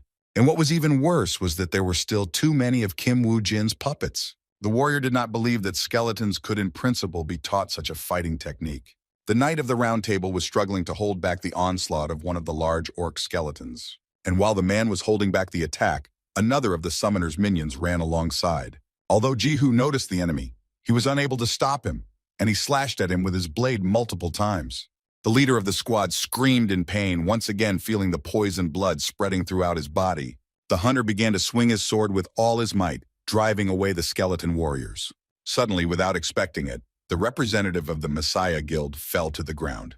To his dismay, the warrior discovered that his legs were beginning to weaken, no longer able to support him. Wu Jin praised himself for strengthening the number of skeletons with the Mastery Stone in advance. Now that Yang Jihu was completely under the influence of the poisoned blood, his fate was sealed. Fighting with the summoner's assistance with his last strength, the Knight of the Round Table demanded that the boy fight him personally. Soon the man became so weak that he could not even stand, but continued to demand a one-on-one duel. Literally lying on the ground, Jihu insisted to the very end that he could still fight. However, the very next moment, the hunter lowered his head and fell silent forever. By defeating Yang Jihu, Kim Woo-jin received a portion of the Underworld Envoy's influence, raising the rank of the skeleton warriors. The guy should have received a reward for defeating such a strong warrior by breaking into his inventory. The loner took Gawain's necklaces for himself, which can enhance the player's stats once a day. It was the first item in the hunter's arsenal that belonged to the Knights of the Round Table. Wu Jin intended to find out what secrets the former Messiah Guild member was keeping within himself. Using the Eye of Anubis, the boy discovered that Jihu had previously met Suzuki Aichi. As they passed, the two men exchanged insults with each other, which was already a common occurrence for them. At that moment, Yan was about to visit the master, so he spared Suzuki, promising to give him a good beating next time. The Bloodhound, who also felt hostility towards the bully, was looking forward to their next meeting. Looking ahead, Kim came across the moment when the hunter joined the round table. It was a great honor for the player to meet the guild leader, Lee Sejong. As soon as the necromancer met the face of the enemy he hated, he was immediately overcome with anger. The necromancer was sure that the Messiah Guild would not simply leave the fact that one of its members had died, but Wu Jin was going to make everyone who supported Sejun's ambitions pay in the injustice. A hunt for a two-headed dog was in full swing in the dungeon, during which players used monsters as bait. One of these groups, having collected several goblin corpses, waited for the boss to appear. A team member claimed that if they attacked the creature while it was eating, they could catch it without loss. However, the squad did not need to bother, as a window that popped up above their heads reported that the dog had been defeated. The dungeon was cleared, and Wu Jin once again proved that he could escape from any trap prepared for him. What the guy certainly couldn't expect was the appearance of Chin-A, who was already waiting for the player near his car. The broker's employee replied that he was running various errands and had come here after hearing something interesting. The immortal warrior had something to convey to Wu Jin, but he also wanted to talk on the way. Handing the envelope to Kim, the examiner voiced the wish of his superior, who wanted the boys to go out into another dungeon together. Chin-A also casually asked how everything went in the dungeon with Yang Jihu. The player expected the appearance of the Knight of the Round Table, but the company's employees also knew about it. From Jihu's memories, it was clear that he entered the dungeon under an alias, and Ose-chan still agreed to make fake documents for Kim. The immortal warrior wondered what kind of opponent the legendary Yang Jihu was. The summoner did not mince words and stated that the member of the Messiah's Guild was stronger than Chin-A. The guy got angry when he heard this, claiming that the client couldn't have known about his actual skills to compare both hunters. In turn, Kim reported that Jihu single-handedly took out 10 of the 12 skeleton warriors. If Sechan's man wanted to prove his strength, then Summoner could arrange it. Chin-A immediately backtracked, insisting that it was not typical for a real man to boast about his strength. Changing the subject, the guy said that they needed to enter the dungeon of the Horned Fox, again under the guise of players from Russia. Wu Jin decided that the broker sent him to the dungeon in Bucheon right after killing Yang Jihu for a reason. The player, anticipating the employer's actions, agreed to participate in the hunt, after which he dropped off his partner. Having contacted his boss, the guy reported that Kim Woo Jin, as he had said before, never chose a losing option. Oh, Si-chan was glad to hear that Kim had agreed to go into the dungeon, and now he wanted to hear his employee's final decision. The man believed that there was no turning back, and since they had decided to act against the Messiah's Guild, they had to act immediately. The company's director believed that at best they had 3 years left before the Messiah bared his fangs. Kim Woo Jin returned to the ruins, where it was easier for him to hide from all sorts of enemies. While studying information about hunting, the guy remembered his past, when, just after clearing the dungeon of the Horned Fox, a significant event occurred. Then a representative of the Messiah Guild came to him and offered to join their organization. The hunter replied that he wanted the master to recruit him personally, and after these words, the head of the guild appeared from the car. The man liked the candidate's audacity in claiming that his organization needed the player's power to save the world. In his first meeting with Lee Se-jun, Woo-jin received an offer to become his ally. Kim received a message on his phone saying that he had been approved for the raid on the Horned Fox dungeon. The guy was amused that everything was repeated exactly like last time, confident that the members of the Messiah's guild would also hunt with him. The player was going to show off his skills in such a way that his opponent's hair would stand on end. To prepare Isaac Ivanov, the hunter selected a recently acquired valuable item from his inventory. And the next second, the skin of a needle-like snake materialized in front of Kim Woo-jin. Since the loners have already cleared this dungeon, he will be able to show himself in all his glory.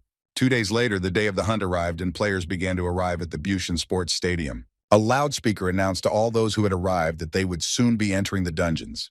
Chin-A already began to warm up, trying on the appearance of a hunter of the Moscow Guild. The guy kept saying that he was the one who conquered the dungeons of the spiny snake when everyone thought it was impossible. As soon as the players moved into the dungeon, the immortal warrior's confidence evaporated. The participants of the hunt began to change their clothes to winter ones, since the entire territory was covered in snow and frost. The hunters urged their comrades to take good care of their body warmth so as not to become a burden to the team in the future. Woo-jin couldn't help but agree that sometimes natural conditions were much more frightening than monsters. Suddenly, the player commanded his frozen partner to set off. And if Kim moved as quickly and dexterously as always, then Chin-A moved very stiffly because of the cold that penetrated his body. Si-chang's man was of the opinion that in such weather conditions, it was better to move together with the Messiah Guild. The loner decided to irritate his companion by claiming that he was one of those who couldn't use his power in the cold. The guy, as expected, began to deny it, saying that his sweat had already begun to dry. The hunter insisted that he had received the nickname of the Siberian brown bear and that the temperature for him was like a light breeze. Woo-jin was glad to hear such an answer. I will mention that in this dungeon it will be much more difficult than in the dungeon of the needle snake. The player was speechless when he found out about this, and although he was still afraid of the answer, he wanted to know how much more difficult it was to clear him out. Unlike his partner, Kim armed himself with a Reaper mask, as well as Gawain's necklace, which helped him feel warm during the cold winter. The fighter assumed that since they had a survival quest again, they should have built a fortress like last time. The immortal warrior was delighted when he learned that there was no need to build the structures. The boy was surprised when he found one of Woo-jin's henchmen standing in front of him. The summoned skeleton warriors were equipped with new massive armor, which they received after upgrading their master's skill. Chin-A, observing the assistant's updated equipment, asked why they were all dressed up like that. After taking a closer look at the armor, the guy said that it was made from the skin of a spiny snake. The brokerage firm employee was outraged that his partner took all the skin for himself, and it would have cost a fortune to make the armor. Kim replied that he had not shortchanged his companion, and that she should have been delivered to the office.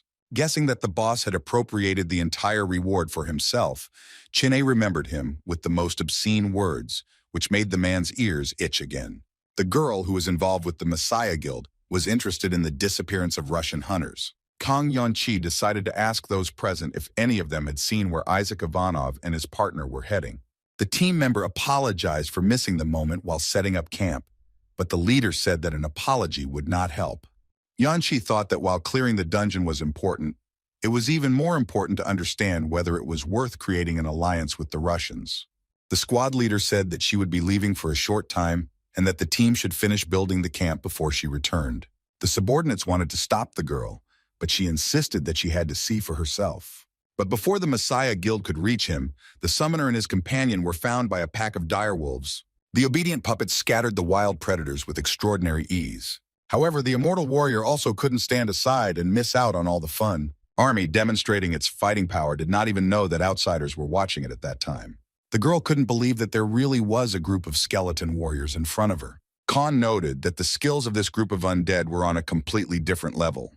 The captain's assistant waited for further instructions, assuming that the hunters needed assistance. The huntress realized that her actions would only hinder the players who were above her level. The Messiah Guild member pulled herself together, as she had to win Isaac over to the organization's side at any cost. Suddenly, a whistle sound was heard, which the squad leader recognized as a distress signal coming from the direction of the camp. Woo-jin, having discovered that the hunters had responded to the alarm, was convinced that everything was going according to his plan. It turned out that the direwolves managed to break through the Messiah Guild team's line of defense. Monsters. But the hunters tried to hold them back with all their might, waiting for the captain to arrive. It got to the point that wild predators surrounded the players, continuing to approach the camp. The leader of the squad descended from the sky straight into the epicenter of the battle, creating a huge explosion upon landing. Once the dust from the explosion settled, the hunters discovered a small crater containing Yuan-Chi. The girl angrily stated that the players were only facing first-level monsters. The subordinates convinced their leader that they would protect the camps, advising her to retreat. At this time, one of the direwolves that was on the hill howled pitifully. After the animal called its comrades, the ground beneath the players' feet began to shake. To his horror, one of the team members saw a huge crowd of direwolves rushing towards them. However, the crowd grew into a giant wave that never ended and already numbered several hundred monsters. Kong Yuan-Chi was surprised to learn that their line of defense had been broken through, not even by the enemy's main forces. Watching the wolves run by, Chin-A said that the Messiah Guild would be destroyed if they didn't help them. Immediately after that, the warrior asked his partner whether they should go down to help the hunters. Even before going out hunting, Kim Woo-jin purchased one of the skill pages through a broker. The summoner received an aura field, which allowed the aura to be released, both lowering and increasing the player's stats. In just a matter of minutes, the hunters were surrounded by a gigantic number of dungeon monsters. The captain condemned herself for guessing that 12 teams had not just disappeared into this dungeon for no reason. Suddenly, a huge explosion was heard right in the depths of the rushing wave of direwolves. The players thought that it might be reinforcements, but the leader dispelled their guesses, stating that there was no one else among them here. But the girl turned out to be wrong, because she remembered 2 more players who were not part of their team. While on the mountain, one of these players took the skin of one of the killed animals. The hunter threw the beast's corpse off the cliff, straight into a huge crowd of its relatives. That player was Kim Woo-jin, who was known as John in the Messiah Guild dungeon. By activating the corpse explosion skill, the player reduced the number of monsters in the army. A thick cloud of black smoke remained behind. Having dispersed it, the immortal warrior appeared on the battlefield, who, following the example of his partner, also decided to help the squad. The guy was also accompanied by Kim's puppets, who were chopping up the enemy left and right. The hunter and his skeleton warriors managed to clear the road, which just a couple of minutes ago was teeming with enemies. Kim Woo-jin was about to join his partner in assistance by activating the blessing of the sun. The loner joined one of his minions and then used an aura field. Thanks to this, one of the orc skeletons acquired the ability that Gawain's necklace granted. Out of the corner of his eye, Chin-A noticed one of the dead men receiving a medallion from which he transferred energy to his colleague. The boy froze when he saw the skeleton warrior stand up to absorb the aura power that was given to him. Looking back, Zichan's man was even more surprised when all of Woo-jin's assistants began to possess such an aura. The appearance of the puppets frightened the immortal warrior, who now looked even more frightening. The dead man, instead of the usual crazy shine in his eye socket, now seemed to have 2 small suns shining. One blow from the skeleton was enough to scatter a dozen furry opponents. Chin-A felt uneasy as Kim's henchmen behaved like berserkers. Turning his gaze to his partner, the hunter wondered what incredible magic he had used. His boss's client did not suppress the enemy using the sun blessing skill alone. Instead, the summoner activated an aura field, allowing others to use the necklace's effect. This method of attack was not only safer, but also more effective, especially against a large number of monsters. The lone wolf watched as his minions destroyed a gigantic army of direwolves in the blink of an eye. But the hunter did not stand idle, continuing to throw corpses at the animals running past, after which the area was again filled with the deafening sound of an explosion, scattering the remains of the monsters. The captain couldn't believe that the spike snake hunter had formed a barrier, thus blocking the wave of monsters from the middle of it. Yuan-Chi, turning to her people, declared that the wave had stopped and this was their only chance. And while the battle was raging in the dungeon, the brokerage firm was discussing assistance from the Messiah Guild. The owner of the organization asked his assistant if the Messiah Guild could openly oppose their saviors. They will also most likely reward players, allowing Osei-chan to kill 2 birds with 1 stone. Secretary Lee replied that the guild had many players with excellent skills, but was unsure if Woo-jin would be able to surpass them. The man was absolutely sure of this, based on the speed with which the boy developed his abilities. Osei-chan hinted that he was even ready to lend Kim some money, which is why the girl stopped typing. Jisoo asked again if her boss really rated the client so highly. The broker said they had to make every effort to ensure their identities were not revealed. The blade of the Messiah's team member's sword entered the last of the remaining direwolves. The man asked his comrades if the battle was really over. Wiping sweat from his forehead, the hunter admitted that if it weren't for his colleagues from Russia, they would have been in big trouble. The team captain expressed her gratitude to the players, thanks to whose efforts not a single member of their guild was harmed. Suddenly, the girl realized that their saviors, due to their nationality, might not know the language. In broken Korean, the members of the Moscow Guild reciprocated and then hurried away. Chin'e whispered that Wu Jin had forgotten about their plan, but it turned out that once the players had destroyed the monsters, the place was no longer dangerous. Kim explained that staying with the Messiah increased the chance that they would be discovered, but now the guild would not dare to claim that they had cleared the dungeon with only their own forces. The summoner dropped a line that the dungeon had become a great place to level up, causing his companion to be shocked. When asked if they would repeat such things as they did during the last hunt, the loner only smiled. As evening approached, Chin'e was burning with fatigue, believing that he had gone crazy when he had teamed up with this man. But despite the warriors' titanic efforts, the level of both players rose again. By this time, Kim Woo-jin had reached level 35, wanting only one thing, to destroy his main target. Reaching out to the window that had appeared before him, the hunter prepared to accept the increase in the rank of poisoned blood. From now on, Woo-jin could turn blood into poison, as well as create dark blood, which would allow him to more quickly carry out his plan for revenge. The immortal warrior expressed genuine displeasure that his partner had such a serious face. According to Kim, everything was fine, but they had one more thing to do before heading to the second level. Chin'e heard the long-awaited words that they needed to eat, since the second level would require much more energy. The guy didn't believe until the very end that the summoner wasn't joking, until he saw the meat that was being cooked on the fire.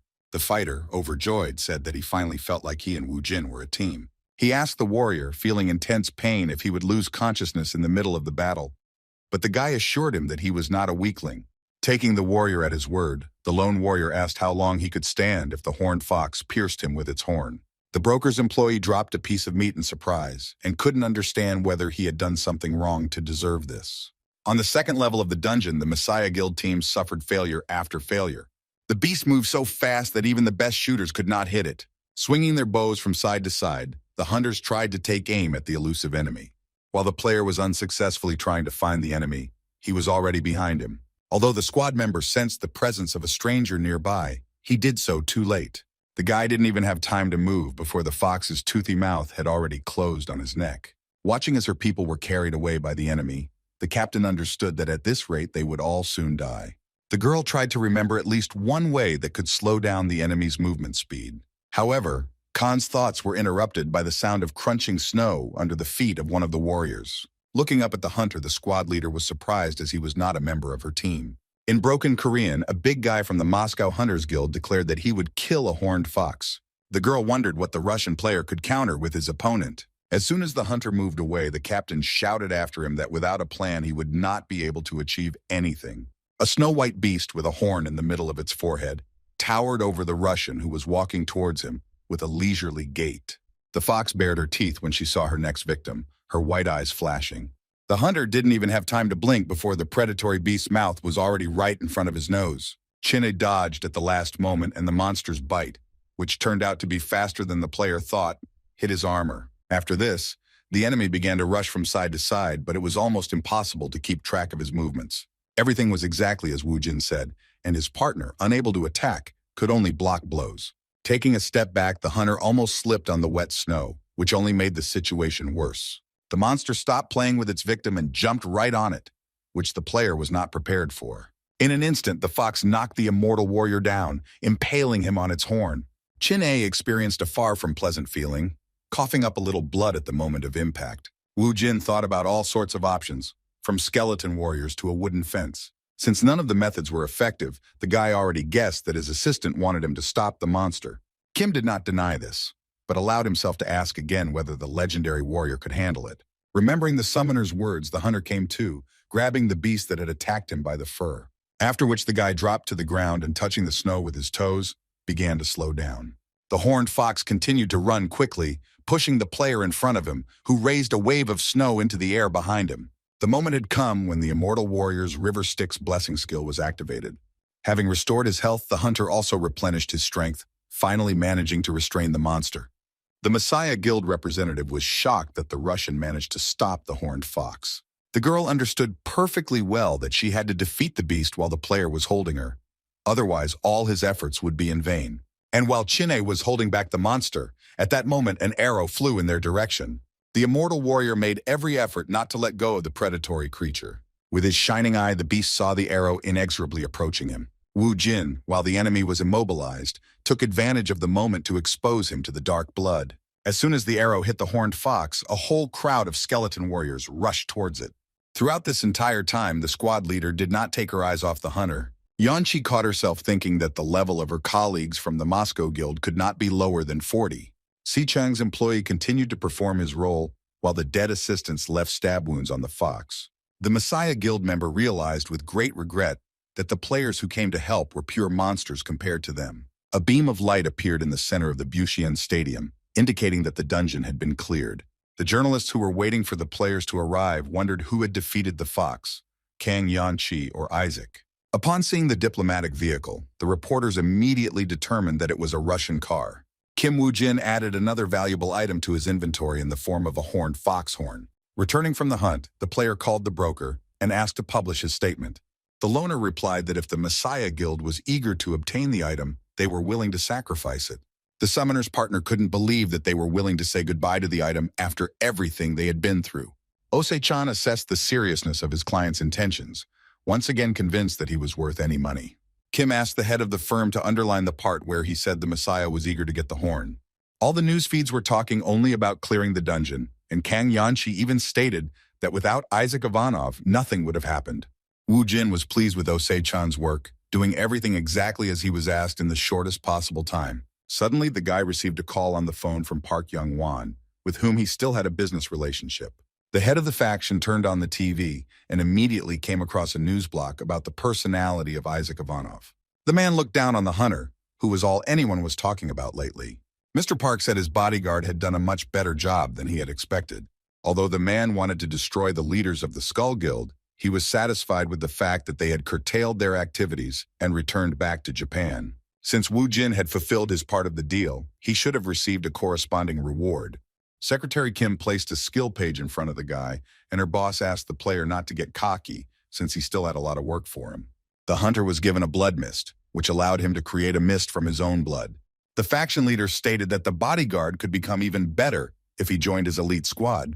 The news reported that the Messiah had given up the fox's horn, sending Isaac Ivanov a modest gift for saving the lives of the guild members. The man commented on the statement, believing that the hunters were losing by trying to protect their pride. Kim knew that the Messiah would try to steal the horn, but that only worked against people they considered enemies. The player considered all the options, and when he decided to give the guild a horn, after such a gesture, they would never see him as an enemy. Mr. Pak's bodyguard replied that the Messiah's losses would depend on what they rewarded their savior with. In order to master the blood mist, level 40 was required, which meant that Yanwan wanted Kim to continue to work on himself. Wu Jin stated that he needed dungeons to level up, which his employer didn't see a problem with. The man offered to buy several dungeons through a broker and then send him the invoice. Isaac Ivanov's hunting partner also learned about the Messiah Guild's decision regarding him. The boy was surprised at how Kim Woo Jin managed to pull it all off, knowing in advance that he would receive both a gift and keep the horn. Chin-A was curious about what exactly the guild would gift his partner, to which Ose-chan replied that it would be a golem summoning skill. The chief replied that the guild members had decided everything before making a public statement. The man added that it didn't matter what the gift was, and that it would have been better to give it before the press found out about it. As the boy opened the package of chocolate cookies, he suddenly realized that he had been shortchanged. The immortal warrior insisted that he too had worked hard and should at least have a claim to breadcrumbs from the table. The boss immediately put 4 large boxes in front of the employee, referring to the fact that this was his reward. Pleased with himself, Ose-chan shared his knowledge of what his loyal subject loved to eat. The boss insisted that he had kept them specially for Chin-A, who began to shake with anger. The player pointed to a pile of boxes in the corner of the office, which were gifts from people who thought they were Russian hunters. And yet, no matter how angry the player was at the boss, the box of cookies quickly emptied. The broker informed the worker, who was choking on the gifts at that moment, that he had received a request to purchase the dungeon from Park Young-won. Chin-A didn't understand why his boss continued to cooperate with Park, who only thought about lining his own pockets. The company director did not deny it, but the guild leader wanted to purchase several dungeons for his new elite soldier. And it turned out that those soldiers were their good friend Kim Woo Jin. The guy thought that blackmailing Woo Jin was something that only swindlers could do, but his boss corrected him, calling it business. Deciding not to focus on this point, the broker gave the employee a new task. Chin-A wasn't too keen on survival quests, but they were rare enough to make a good profit. After studying the hunting conditions, The player declared that it was an ideal place to level up at the risk of his life and handed the sheet back. The man did not understand why the information form was returned to him, demanding that the employee give it to their regular customer. But what really finished off the hunter was the phrase that he also needed to raise his level. Boy, I thought it wasn't the best decision, but Osei-chan wouldn't listen to anything. Finding himself in the dungeon with Wu Jin, the immortal warrior looked like a living corpse, cursing everyone and everything. Looking at his companion, the skeleton summoner suggested starting with a light walk. The Hansung Group financial company was the #1 in the country and gained its influence due to sponsoring the Messiah Guild. Park Shin-hye was informed of Young Ji-hoo's death and the disappearance of Gawain's necklace, to which the lady demanded that the item be returned, no matter the cost. The CEO understood that while it was still possible to find a replacement for Ji-hoon, they did not have an item that could replace the necklace. At first, the frequent failures of the Skull Guild did not seem like a serious matter to the members of the Messiah. But this event created tension between the Knights of the Round Table and the Masters of the Archer and Swordsman. And the source of all the guild's problems was Park Young-won, whom Shin-hye would have dealt with much earlier, knowing how everything would turn out. The girl was so worried that she began to bite her lips without even realizing it, believing that she should act gradually. Si-jun's right hand asked about the new member of Mr. Park's elite squad, who turned out to be Kim Woo-jin. The organization's employee caught his breath when he told them that they had been unable to get close to the guy due to the efforts of his owner. The man also added that the newly minted Phoenix Guild Master gave the player all sorts of skills to increase his level. Miss Shin-hye didn't want to listen to the pain of excuses, demanding to know everything about the plans to eliminate Kim Woo-jin. The employee replied that he had already created a team to catch the guy, led by Suzuki Aichi. The girl could rely on the man in whose hands was Lancelot's ring.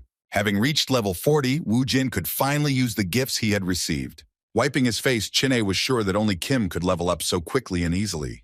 Setting up traps was more important than it seemed at first glance, but what was surprising was that the guy knew exactly where the monsters would be. In addition, the lone wolf also possessed information about the most effective ways to defeat them.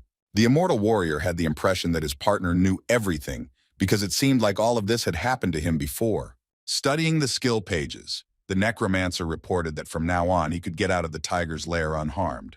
The broker's man asked his partner if they could move on to clearing the dungeon after Kim learned new skills. The hunter had a different opinion, saying that now it was time to put the skills into practice in order to understand how much offensive power they possessed. When the dungeon was cleared, unlike his partner, Chin-hye exited the portal on all fours. Upon discovering the state her colleague was in, Secretary Lee immediately rushed to his side. The girl was seriously scared for the guy, asking if everything was okay with him. Going down to the hunter, the girl asked if he was wounded, while simultaneously examining the player for wounds. The hunter showed his skinny face to his colleague, after which he barely audibly whispered that he was hungry. Wu Jin wanted to talk to Jisoo's boss, who suddenly let go of Jin-ae, who in turn hit the ground. In order not to waste time and help the company employee, the secretary handed the loner her phone. When Kim dialed Se-chang, he assumed that he should have been in Kaesong at that time. After finishing the conversation with his client, the broker wondered what the guy was thinking about when it came to making his choice. After the gate appeared, North Korea opened the door, which became Kaesong, which allowed the rest of the world to help the country with the monsters. As a result, the city became a haven for gamblers who committed crimes and were completely consumed by the thirst for profit. In Kaesong, a bus carrying players who had just escaped from justice was driving down an evening street. But one of them, who was not a local, tried to stop the trembling in his body by continuously twitching his leg. A man approached the boy and mistook him for a porter, a person thanks to whom players took as many items as possible. The new guy insisted that the stranger was mistaken, but the criminal could tell from his appearance alone that the guy was there for the first time. The bandit stated that the newcomer did not look like someone wanted for a serious crime and wanted to know the real reason why he ended up there. The stranger said that even if the guy was not one of them, most of the passengers were rapists and murderers. The man confided that since they were gamblers, they could return at any time if they could get some money. Fidgeting with his fingers in excitement, the guy said that he was here because of the betrayal of a person he trusted. The criminal was ready to bet that if the guy worked hard, he would make his traitor pay. The bandit suggested that the newcomer contact him if he suddenly needed anything, after which he went back to his own people. The newcomer told the criminal the pure truth, and he was going to take revenge for the betrayal of the entire world. And the one responsible for this monstrous act was the head of the Messiah Guild, Lee Se-jong. The criminal who met the newcomer said that all the passengers were expendable. When the bus entered the territory, the gates immediately began to close behind it, and the people outside ordered them to get out. At the same time, in the broker's office, Chin-A could not believe that his partner had gone to North Korea. The guy was aware that the most hardened criminals gathered there, and therefore to go there, you had to be crazy. The hunter was curious about what Woo Jin wanted in this underworld, while Se-chan's thoughts were occupied with the expenses of the trip. The boss was so upset by the impressive expenses that he began to take out his anger on his employee. The player recalled that his partner had mentioned the skin of a spiny snake, but instead of answering, his superior stated that he did not know why Kim had gone to Kaesong. The immortal warrior caught the broker red-handed, changing the subject of the conversation because he had something to hide. The man mentioned that at that time, a guy who was much stronger than Woo Jin was also currently in Kaesong. The strong player had about a 50th level, and no one could compare with him in the rating, but the broker really wanted to be wrong. Jin-A did not believe that there was someone stronger than Kim Woo Jin, asking for the name of that person. The boy should have heard this name. He was the hunting dog of the Messiah Guild Suzuki Aichi. The hunter was informed that Miss Park wanted players to maintain the same leveling rate for their next target. And the next target of the Messy Guild people was Kim Woo Jin, who was on the bus at that very moment. When the boy left the transport, he heard that Suzuki's subordinates did not know the identity of the hunter. Aichi insisted that if the lady wanted her people to be on guard, then the guy was no ordinary guy. The bloodhound concluded that since the new victim was unknown to them, they had to quickly clear the dungeon and move on to the investigation. The subordinates of the guild's faithful dog reported that their man assured them that there would be no problems with the porters and that they could act according to plan. Kim never thought that he would meet his old friend in a place that he had avoided as much as he could just a couple of days ago. Having barely reached level 100, he was limited in his actions because that rank was too high.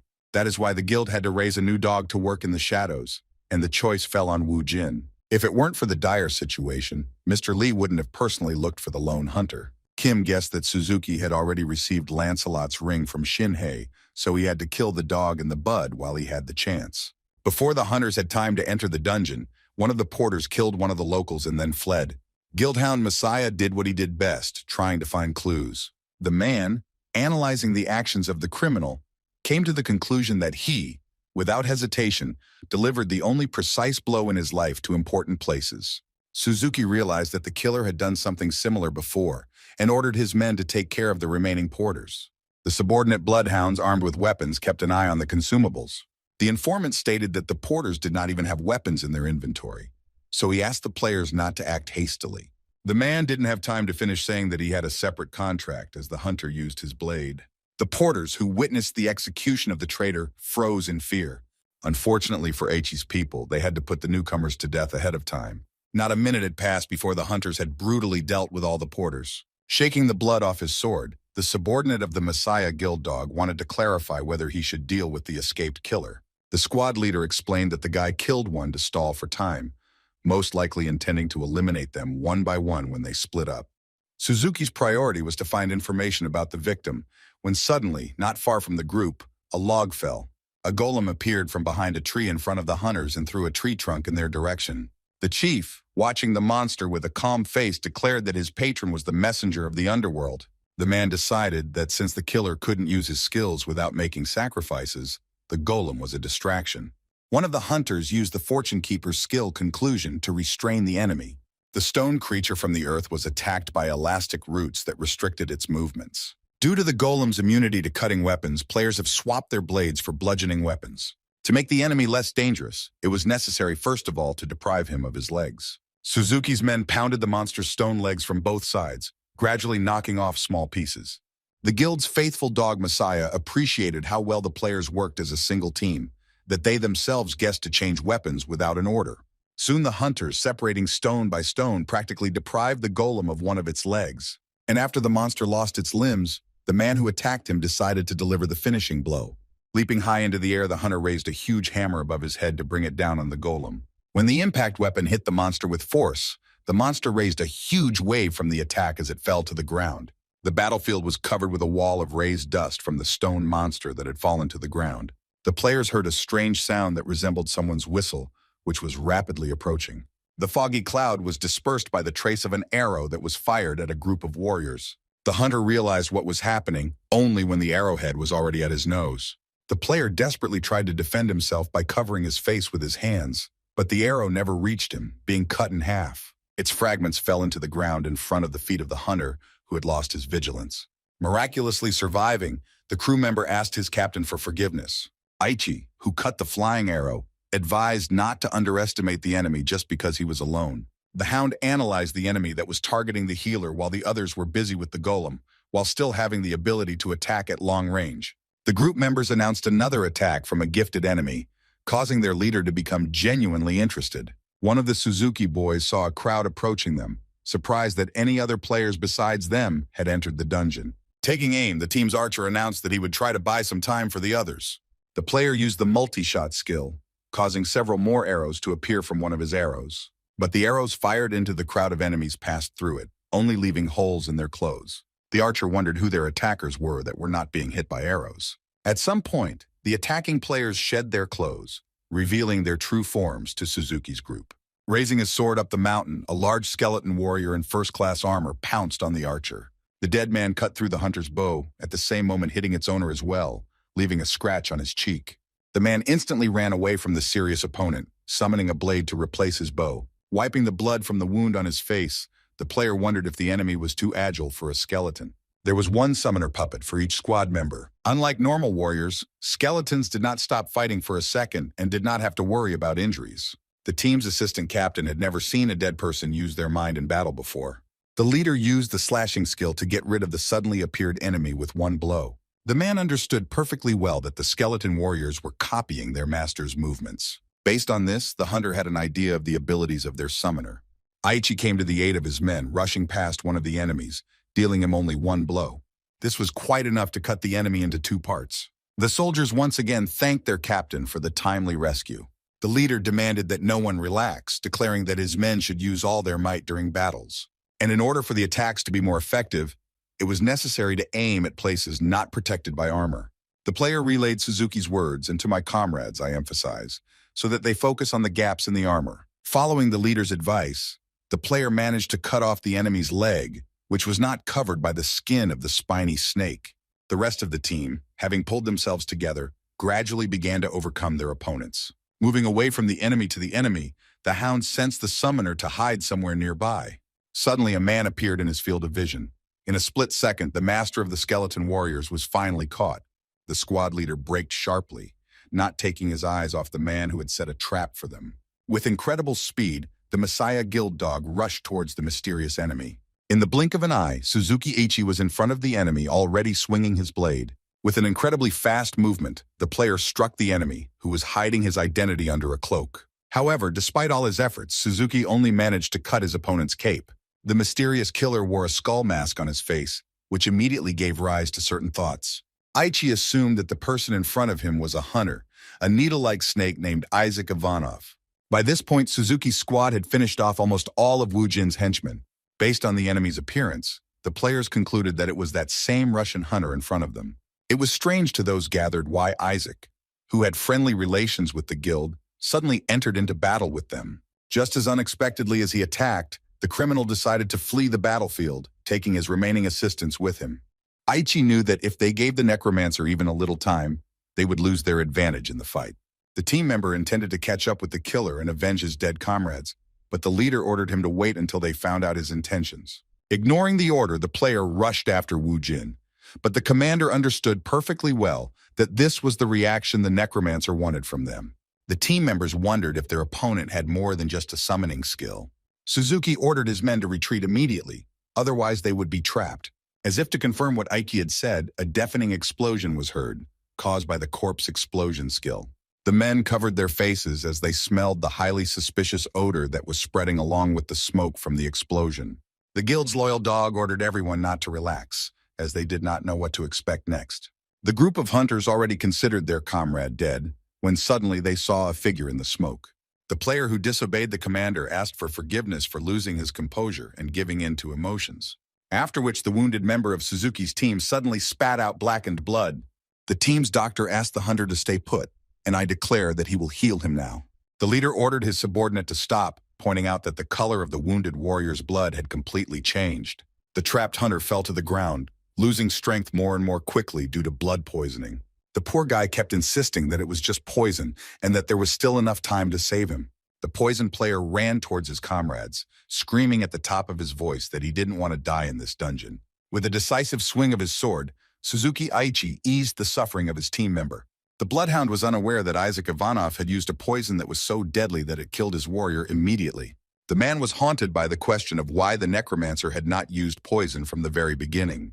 Without thinking twice, Aichi looked at the fighters who were taking part in the battle with the skeleton warriors. The commander's men also had cuts, and their blood, like that of his deceased colleague, also turned black. One of the squad members could not understand why the dark red fog did not disappear, and Suzuki, meanwhile, summoned Lancelot's ring. The item provided high resistance to blood poisoning, but the rest of the team remained at risk. The hunter ordered his men to move away from the dark fog, which was poisoned, although the players did not smell any smells. Immediately after this, everyone began to choke from poisoning, simultaneously losing their health. As Aichi watched his squad die in agony, one of the skeleton warriors snuck up behind him. The hunter's reflexes allowed him to recognize an approaching enemy before he struck. But it turned out that the enemy puppet's target was not the squad leader, but his subordinate. As soon as the man guessed Wu Jin's next move, the boy was already next to him. After exchanging a series of short blows, both opponents retreated from each other to a safe distance. Suzuki's interest in Isaac Ivanov was further awakened when he received a notification from a patron. Kim received exactly the same notification from his patron, along with a small cut left by Aichi's blade. The guy intended to kill the enemy with one blow, but if he was not careful, he himself could die. Even though it was already late evening outside, Osei-chan's brokerage firm was still open. Secretary Lee reported that Kim Woo-jin went to the dungeon, most likely to get rid of Suzuki. While pondering his client's decision, Osei-chan believed that Woo-jin would be a great ally. The boss told the girl that the time had come when it was necessary to resort to a special method. It turned out to be the power of the pharaoh, which Secretary Lee had been working on for many months. Meanwhile, the entire Messiah Guild squad, except for their commander, died from the effects of the poison. Woo-jin was also going through hard times, having lost his skeleton warriors and been badly beaten by Suzuki Aichi. The man turned to his opponent, asking if the guy was finished with his tricks. Even though Kim had used the effect of the sun's blessing on himself, the difference between him and the Bloodhound was enormous. Bleeding, the hunter admitted that he had been too confident in his decision to face Suzuki. A representative of the Messiah Guild admitted that he had to deal with a player from Russia who lost too much blood during the fight. The man noted that if it weren't for Lancelot's ring, he would already be dead like his subordinates. Approaching Ujin closely, Aichi raised his sword over him in order to quickly end the fight. On the verge of death, the loner remembered the words of Park Yong-wan, which he told him during their last meeting. The Phoenix Guildmaster said that they would not be able to provide him with surgery or a transfusion due to the poison in his blood. To give the player a chance when he is on the verge of death, the employer has prepared something for him. The skill page that Mr. Pak gave to his bodyguard was supposed to save the guy's life at least once. At the last second, the hunter, who seemed to have found his second wind, pounced on Suzuki. The Bloodhound was outraged by the fact that the necromancer fought desperately until his last breath. As it turned out, the guy didn't want to attack at all, but only to touch the enemy's wound using blood absorption. Messiah's faithful dog literally froze in surprise as he watched Kim use a skill unfamiliar to him on him. During the flight, the player tried his best to suck out at least some of the enemy's blood, after which both hunters, due to lack of strength, were unable to land normally, which is why they fell painfully to the ground. The ring was powerless in this situation, and the characteristics of its owner were sharply reduced due to profuse bleeding. By stopping the bleeding, Kim Woo-jin also recovered a small portion of his health. Kim was surprised that Suzuki, knowing Lee Se-jung's true nature, for some reason still obeyed him. The man was amused that this was the reason Isaac Ivanov attacked them, claiming that many were wrong when they said that the world was going crazy. Woo-jin didn't say a word when he learned that Aichi was a supporter of Mr. Lee's ideas, believing that ending the game was stupid. Instead, the player removed the item belonging to Lancelot from his opponent's finger. The necromancer claimed that Suzuki Aichi was supposed to die at his hands, that having lost the item, he was instantly poisoned. After some time, the dungeon was cleared, but not all players returned. After leaving the dungeon, Kim was surprised to find high-ranking officials already waiting for him. The guy was under the bright light of car headlights, and in front of him was a man in military uniform. The stranger told the hunter that he had been waiting for him, and also asked him to take the radio that had been prepared for him. A broker contacted Woo-jin, wondering if the player knew who he killed in the dungeon. Osei-chan was silent in surprise when he heard that his client saw no problem in killing the Messiah's guard dog. The man had no problem with this, but he didn't think the guy would be anything but trouble. The broker expressed interest in what Kim intended to do next, so he wanted to meet when the client returned from Kaesong. The director of the organization was tired of communicating via radio, wanting to discuss an important issue in person. Kim Woo-jin saw no reason to refuse, as he was satisfied with his partnership with the broker. Secretary Lee arrived at the crypt in the local cemetery at first light. After standing in front of the cell for a while, the girl finally dared to open it. Inside the cell was a photograph of her at school age with a man. The secretary was flooded with memories and bit her lower lip to suppress her emotions. The office worker soon left the cemetery, and her face once again returned to its imperturbable expression. In one of the dungeons, a huge fire broke out in the evening, which could be seen from everywhere. The whistle sounded, which was a signal for retreat, which the hunters, however, were already doing. However, while everyone was rushing away from the disaster, one of the participants in the hunt was heading into the very heart of the fire. The warrior, thanks to his experience and steely character, remained calm in such situations. This man was none other than Chin-A, who was hiding under the mask of a representative of the Moscow Guild. But this time, the guy had Lancelot's ring, which he received from his partner. Not long before, the players had been arguing about whether it was even possible to carry out Woo-jin's plan. Kim claimed that it was necessary to wait for several seconds for the target to remain immobilized. For the first time, the immortal warrior received an item from his partner, which he advised him to wear just in case. The brokerage firm employee felt embarrassed that he perceived the ring as something personal and not as a way to fight monsters. The hunter explained to his companion that Lancelot's ring protected against almost everything except burns. The necromancer also revealed that the firefox's flames could have a negative effect on the player, while the ring could save his life. Despite the inevitable risks, the warrior had to hold the fox, and then he would be rewarded with as much food as he wanted. The passion for food motivated the hunter so much that he immediately rushed at the dungeon monster. The wild beast rushed forward, trying to knock down the enemy who had grabbed hold of his fur. The immortal warrior clasped his hands together and then pressed hard on the grip. The mythical creature screamed in pain, and the player had the opportunity to stop it for a while. The fox began to live up to its name. Literally in an instant, it completely caught fire. The hunter holding her felt the heat hit his face, but he still didn't let go of his hands. The creature doused the enemy with flames and also cast a curse of darkness on him, causing the guy to go blind. However, this was not enough to stop Chin-A, who wanted to empty his partner's wallet. Kim Woo-jin had by this point mastered the blood weapon skill, which allowed him to create it from his own blood.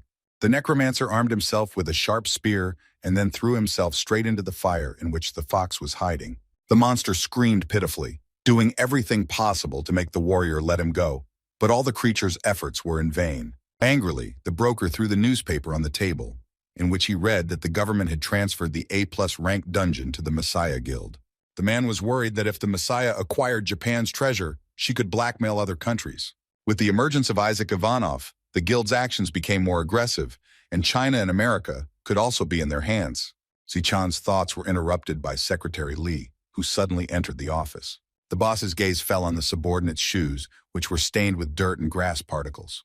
Sitting down at the table, the girl asked to give her a minute so that she could present her report. The broker, looking at the calendar, replied that working hours had not yet started, so Lee did not need to hurry. The company's director completely forgot about an employee's birthday, offering to buy her a steak for lunch. The secretary was surprised that her boss was going to pay, asking if he had found a free coupon or something similar. Chin-A was to some extent, I am grateful to Woo-jin that if the player had not, if he had reported Lancelot's ring to him, he would already be dead. The hunter had no idea that the firefox's flames could cause such severe damage.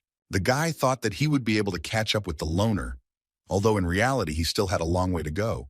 Kim suggested that they split up, but the immortal warrior asked him to keep his promise before his partner left. Chin-A reminded him that he was to get as much food as he wanted if he could hold the fox for 5 seconds. Woo-jin replied that his companion had only managed to hold back for 4.9 seconds, which unfortunately was not enough to complete the deal. Sichan's man was furious because Kim was playing dirty with the sacred steak of food. The companion demanded his honestly won reward, but the necromancer kept repeating about 4.9 seconds. Reading the latest news, Park Young-won was impressed by Isaac Ivanov's success in clearing the Firefox's dungeon. At first, the guild leader thought that he was just a show-off hanging around. Putting down the newspaper, Mr. Park asked his bodyguard for his opinion, and he completely agreed with his master. Secretary Kim entered the office, having an urgent message for the head of the guild.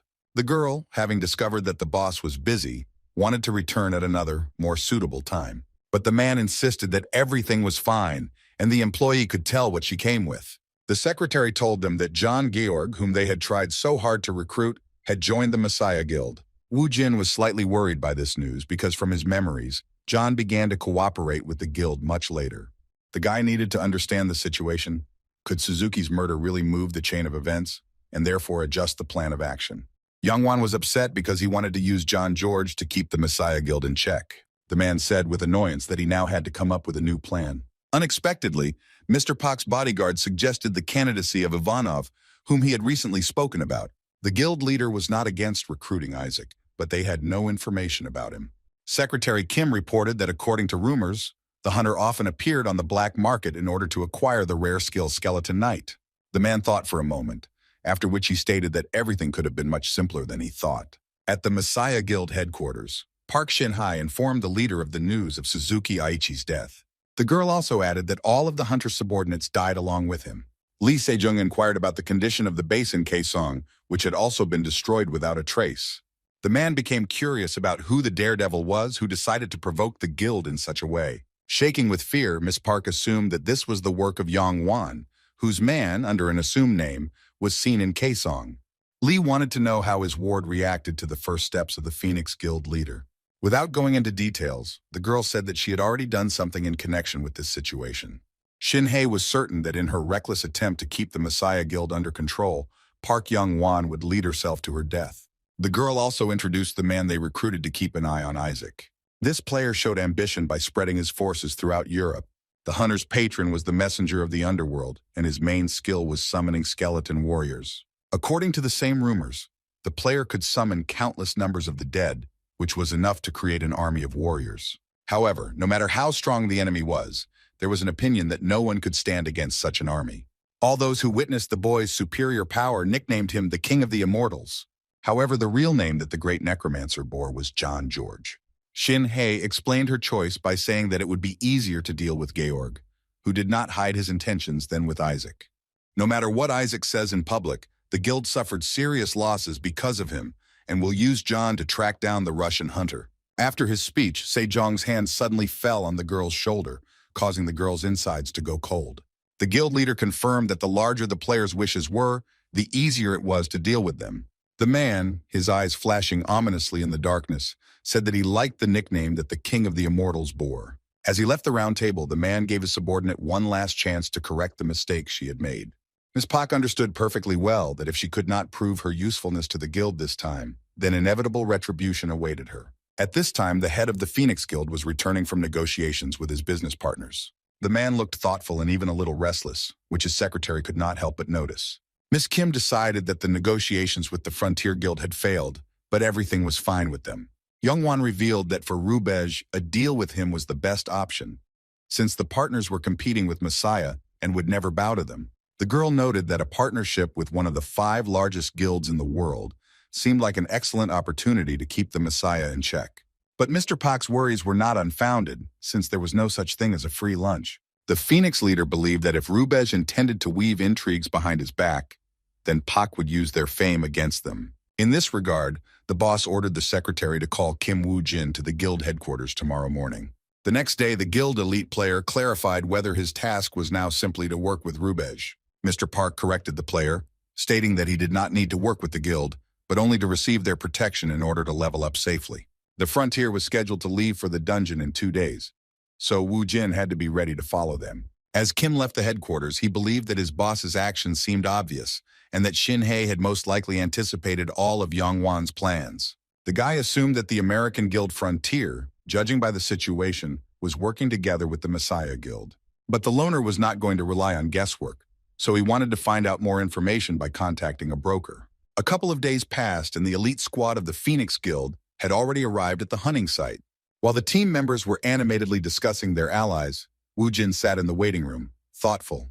One of the Phoenix players confirmed that he was the lucky one who had the honor of clearing the dungeon under the supervision of the Frontier. The participants of the upcoming hunt were visited by the lawyer of the Rubez Guild, Jamie Kim, who brought the players up to date.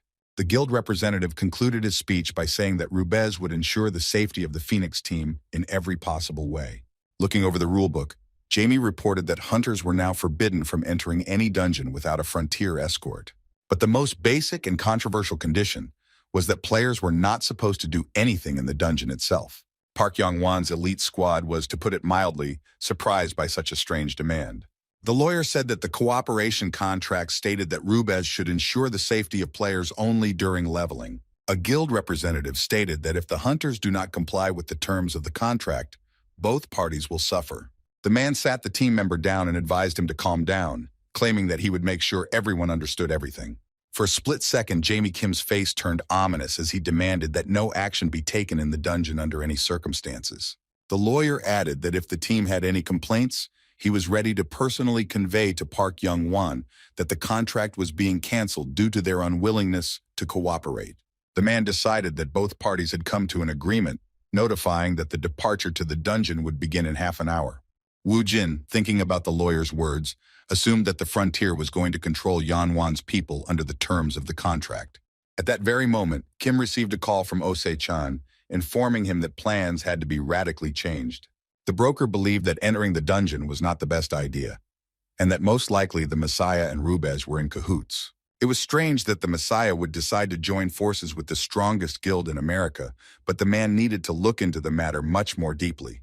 Ose-chan advised his client to abandon this dungeon, and in return, he would find him a safer one. The loner still wanted to fall into the enemy's trap, but his interlocutor considered such a decision reckless. The guy replied that if it weren't for his recklessness, he wouldn't have worked with the broker, believing that now was not the best time to talk. The interlocutor agreed, since they could be wiretapped at any moment, intending to come up with a new plan as soon as possible. Woo Jin demanded that the broker report all news regarding the frontier, and that the man deal with the consequences. Without thinking twice, Ose-chan finally agreed, giving the client the advice to go wild as much as he liked. Once in the dungeon, the Phoenix Guild team did nothing, but their level still increased.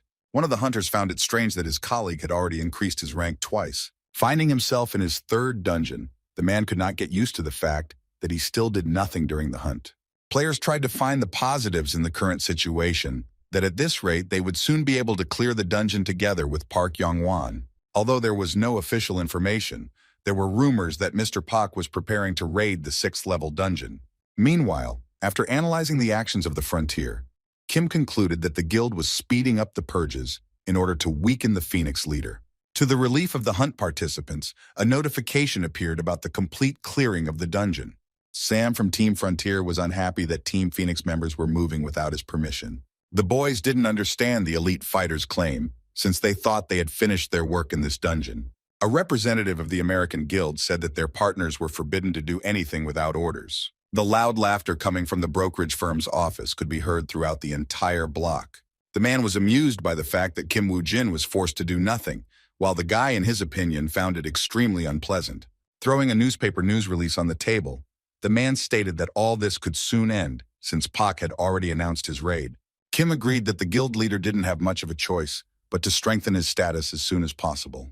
Ose-chan said that once Young-won enters the dungeon, his partners will show their true colors. Looking through Secretary Lee's reports, the broker reported that the information the guy had requested would seem much more interesting to him. The next day, a meeting with the head of the organization was scheduled in one of the cafes. The loner was unhappy that Ose-chan sent his employee instead of himself. The girl who worked for the broker asked the client for forgiveness for this, remembering how it actually happened. Jisoo discovered that her boss was thinking about meeting Woo Jin in person. The secretary herself offered to go to the upcoming meeting instead of her boss, and she justified her decision by saying that it was no less important for her than for the director of the company. At the meeting, Hunter Lee told another version, that allegedly Ose-chan had important business at the last minute. However, despite this, the plan will still be implemented without any problems or hitches. Skimming through the information Kim had previously requested from the broker, he discovered something interesting. It turned out that the report contained information not only about the main members of the Messiah, but also about the guilds with which they had close relations. Si-chang's employee added that according to sources, the Messiah Guild had also infiltrated the world's 5 leading guilds in addition to Frontier. The girl suggested that they first break off the enemy's hands, which helped him commit atrocities. Only in this way, Miss Lee believed, could they see a glimmer of hope in the current situation. After which, the girl put a large envelope with the mentioned payment on the table, which should have been more than enough. Looking through the list, Woo Jin was once again convinced of how well the broker and his people knew their business. The document presented contained a list of items used by the Knights of the Round Table of the Messiah Guild. However, in addition to the main members of the organization, 5 guilds were also included that were suspected of collaborating with the Messiah. Looking over the list, Kim confirmed that this payment was indeed more than enough. In the report, the player discovered a member of the Frontier team, Sam Oliver, whose magical item was Percival's spear. The man on the list was a hunter who had been following him during his joint dungeon expeditions with Regressed. Pointing to the report, the boy asked the secretary to pass on the message to her busy boss. Kim Woo-jin demanded that they get him the exact same one as last time, pointing to Oliver's photo. One of the Regressed team members couldn't get through to his colleague, who had been daydreaming lately. The hunter replied that he was simply thinking, stating that there would be 5 players participating today, but they would only have to eliminate one. The man decided that the player was absent-minded because he had more than one murder to commit. The guy confirmed that the other team should deal with the remaining extra participants. Hunter had the nickname Lucky Sam, but he was no longer sure of it when he received a call from Chief Naomi. While looking through the reports, the boss reported that Kim Woo-jin, who was being followed, had already survived several assassination attempts by other guilds. Since the boy was at the top of the kill list, Regressed specially lent him Percival's spear. Gritting his teeth, the player was determined to destroy the target at all costs, so that the legendary spear would not kill him. Soon, the American Guild team entered the dungeon, where they had to hold out for 4 days. The hunters were dejected to learn that they had been given a survival quest in which the target was not supposed to know that they were being hunted. If the squad makes such a mistake, they will have to chase the victim for 4 days. However, it will be much more difficult if Woo-jin eventually moves on to the second level of the dungeon. Kim sensed the hostile mood of the Regressed team, predicting that the players would make their move on the first level. But for the experienced necromancer, this was not a shock, who also prepared for a counterattack. When the team members asked Sam Oliver when they would begin their mission, the guy responded that they should finish everything quickly. The owner of the Percival Spear suggested taking Woo-jin aside and making it look like an accident. Unexpectedly, the target of the Frontier Guild left his colleagues without any explanation. The captain of the enemy team did not expect that the guy would decide to run away at the very beginning of the hunt. The hunters ordered to capture the rebel at any cost, who had already rushed into the thicket of the forest. Sam didn't understand why his men didn't dare carry out the order, risking losing the enemy. Frontier team followed the escaped player, leaving their partners from the Phoenix Guild at a loss. The guys were left wondering what happened to Kim Woo-jin, who seemed to have gone crazy. The man claimed that it would now become incredibly stuffy for them to remain under Oliver's control. Looking around, Kim's pursuers, to their regret, successfully lost their target. Not wanting to experience the commander's wrath, one of the players advised splitting up to find the fugitive faster. However, his teammate did not support this idea because the dungeon was teeming with monsters, and it was better to turn to Sam for advice. The hunters came together opinion that Kim Woo-jin could not have guessed that they would be faced with a survival quest. After waiting for the group to return to the starting clearing, the loner left his shelter. The necromancer could finally use the item that he was unable to try it out due to heavy security. In the Firefox dungeon, the hunters managed to obtain another legendary item. It was the Ultra Plus ring, which helped its owner go beyond his capabilities. Since the ring increased the damage of all skills by 1, Kim had the opportunity to summon a new skeleton warrior. And while the hunter was busy looking through the skills available to him, a monster crept up on him unnoticed. A whole crowd of predatory beasts appeared just in time for Woo-jin to test his increased strength on them. The returning Regressed group reported that their targets had managed to disappear among the trees. The captain's assistant believed that the only logical explanation was that there was a traitor who had leaked information about their mission. But Sam disagreed with his comrades, pointing out that a traitor would likely bring reinforcements instead of running away. The subordinates wondered what they should do in such a case, because they couldn't just wait for the player to show up himself. Oliveira replied that they would have to use all the quest's possibilities and would not kill monsters, so as not to exhaust themselves. To top it all off, the team's leader got rid of the rest of the Phoenix members before things got out of control. Up until this point, the information Naomi's boss had provided was true, and Woo-jin was still difficult to deal with. However, no matter how hard the representative of the American Guild tried to understand what was happening, he could not predict the enemy's actions. Running past the remains of the monsters, Sam was surprised that the fugitive had managed to hunt the local fauna during this time. Before the members of the Frontier Guild could react properly, they all became victims of the corpse's explosion. It was only after falling into one of the hunter's traps that the group's leader realized that they themselves had become a target. Oliver ordered his men to prepare immediately for the impending enemy attack. Sam's personal assistant suffered a serious injury to his arm, requiring the captain to treat him. Looking down, the man discovered a skeletal warrior who had suddenly appeared at his feet. The next second, the blade of the assistant summoned by the necromancer pierced Oliver's subordinate. Another member of the squad asked the captain to do something about the wall of dust that was raising up in the air and making it impossible to see anything. However, it was too late to solve the problem when, after dispersing the smoke screen, an arrow pierced the player's body. The team leader was seriously scared, because at this rate the enemy could deal with them before they could strike back. Sam slammed his spear into the ground using the Silent Hunter's skill win wall. Because of this, the wall of dust that appeared after the explosion instantly disappeared, returning the team's previous view. As soon as the curtain of dust disappeared, one of the necromancer's minions appeared from behind it, attacking Oliver. The blade of the summoned dead man failed to touch the enemy, falling to the ground. But still, Kim's puppet inflicted significant damage on the guy, depriving him of his weapon. Having thrown away the broken spear, the hunter was forced to resort to a backup option. Sam Oliver never thought he would have to use a legendary item in this dungeon. The Frontier Guild representative armed himself with Percival's spear, which could cause a wound that was extremely difficult to heal. While watching the battle in his hiding place, Wu Jin noticed that he had already encountered a player who wielded this spear. Due to the weapon's characteristics, its attacks could not be blocked by armor even of a unique rank. Also, wounds received from this spear might not heal for a certain period of time. But Kim Wu Jin had planned everything in advance, who had a solution on how to defeat the enemy with this item. Oliver was surprised that after he defeated one opponent, the others did not attack him. Moreover, the skeleton warriors suddenly began to retreat, which puzzled the team captain even more. However, the hunter did not have to wait long to find out the real reason for this decision. Another summoned skeleton warrior appeared in front of the player, but this time it belonged to the species of predatory beasts. As soon as the monster moved, Sam noticed how quickly the enemy moved. Up until this point, the player thought he was moving fast enough, but right now he couldn't catch a glimpse of the creature summoned by the necromancer. Trying to follow the skeleton, the warrior managed to discover only the traces left by it, but not the skeleton itself. Sam could only wait for the skeleton to strike, and only then would he have a chance to get it. The enemy did not take long to appear, and the player only needed one blow from Percival's spear to defeat the monster. However, to do this, Oliver resorted to activating the last hit skill that the legendary item possessed. With his weapon loaded, the hunter charged at the new addition to the necromancer's ranks. The representative of the Frontier Guild was confident of his victory when the tip of the spear was in front of the skeleton's skull. But in a split second, the predatory creature managed to return from the blow intended for her.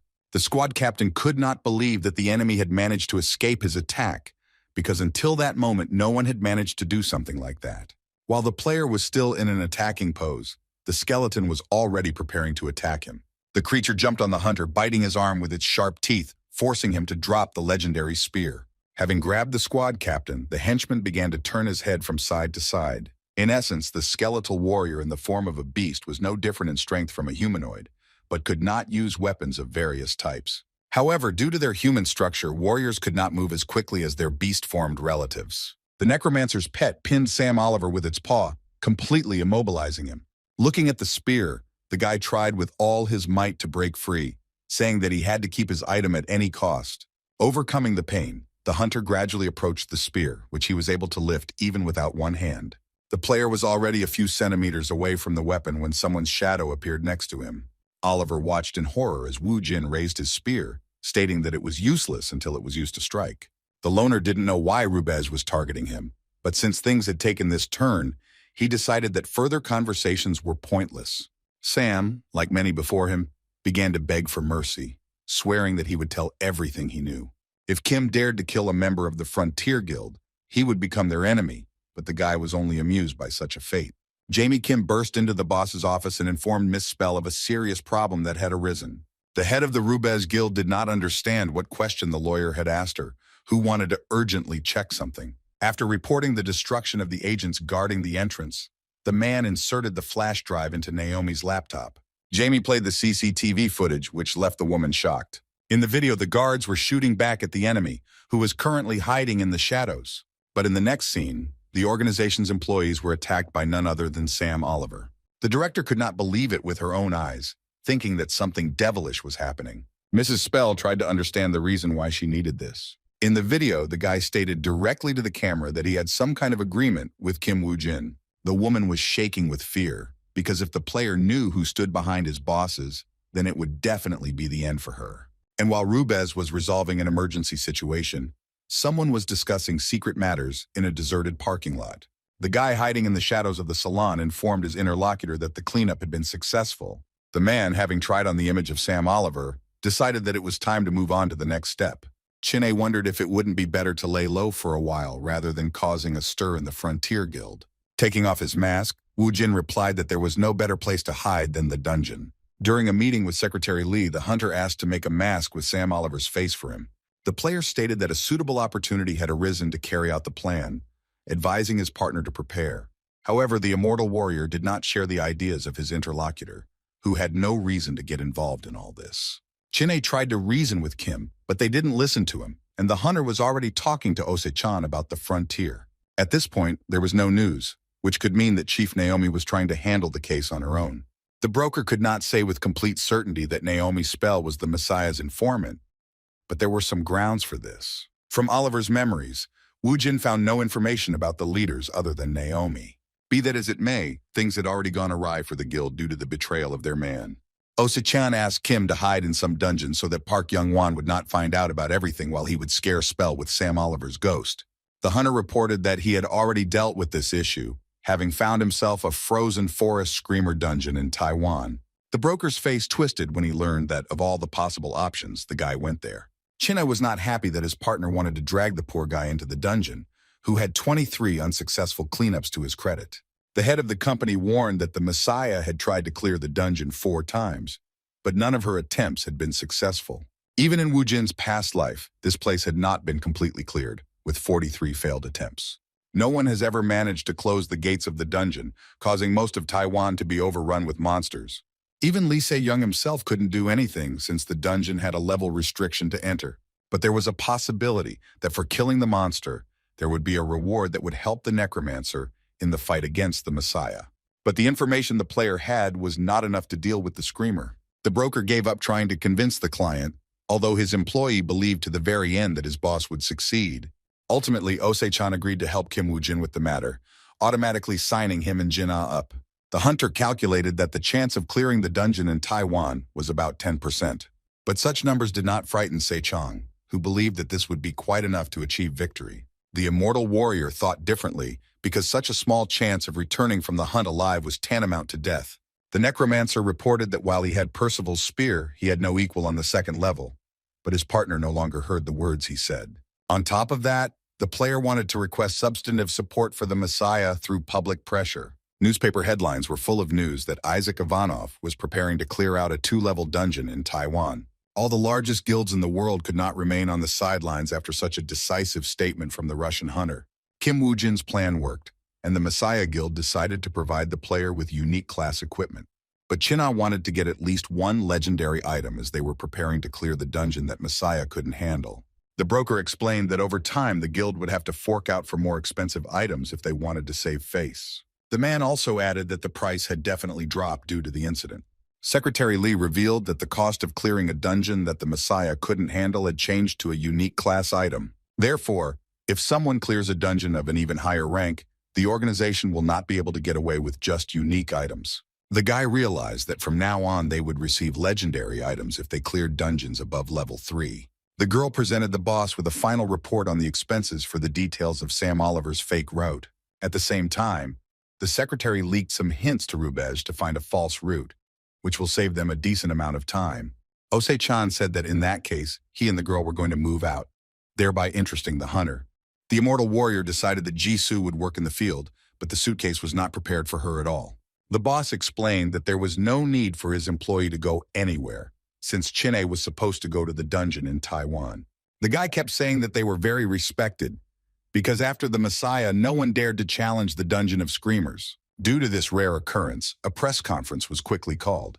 Chin-A was encouraged by this reception, but his partner did not share his feelings as he checked the list of participants. Most of the players were in guilds that had failed to carry out the cleansing, and those gathered here wanted to avenge their fallen comrades. Not all of them had good intentions, as the dungeon was attempted to be cleared 23 times with a maximum of 80 players. This meant that there were approximately 2,000 players buried there, among which there should have been at least one legendary item.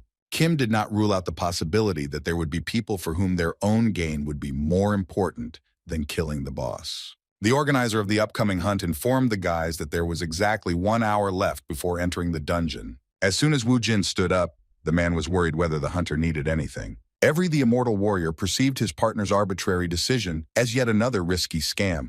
The local guild member was surprised that the player wanted to personally address the hunters.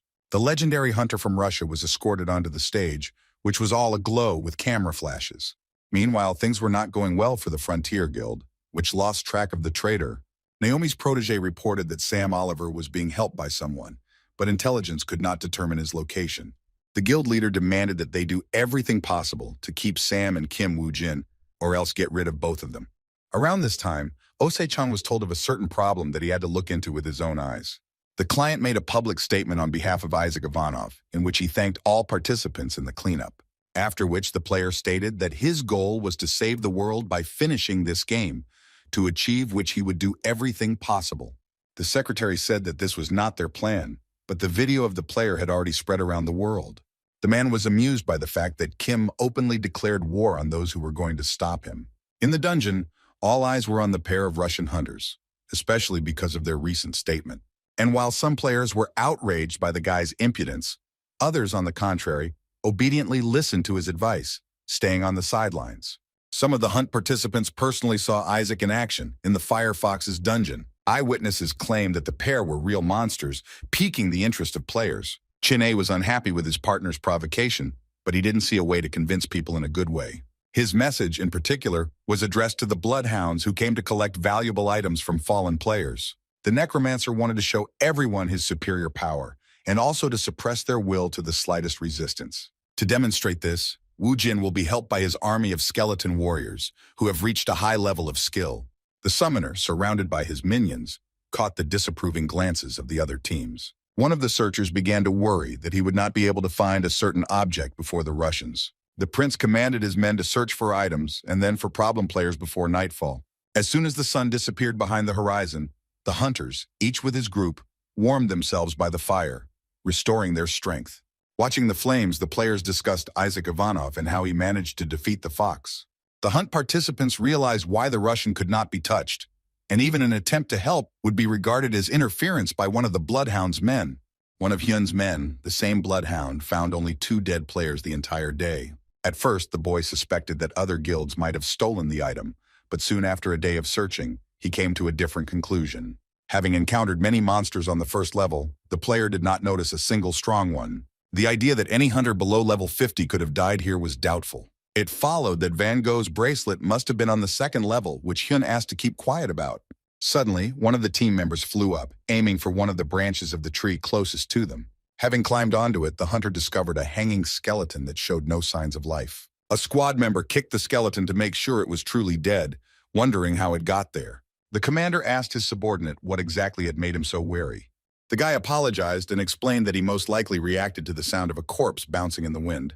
The hunter threw his find straight into the tree where he found it when he returned to his comrades. The warriors were determined to find the legendary item for the Kunlun Guild, even if it meant going against Isaac. Thanks to the Reaper's Mask, Kim learned of a new item that he had never heard of before, but because of Kunlun's interest, it was worth taking a closer look. Having fixed the connection with the skeleton, the hunter decided to find the bracelet, which might be useful to him in the future.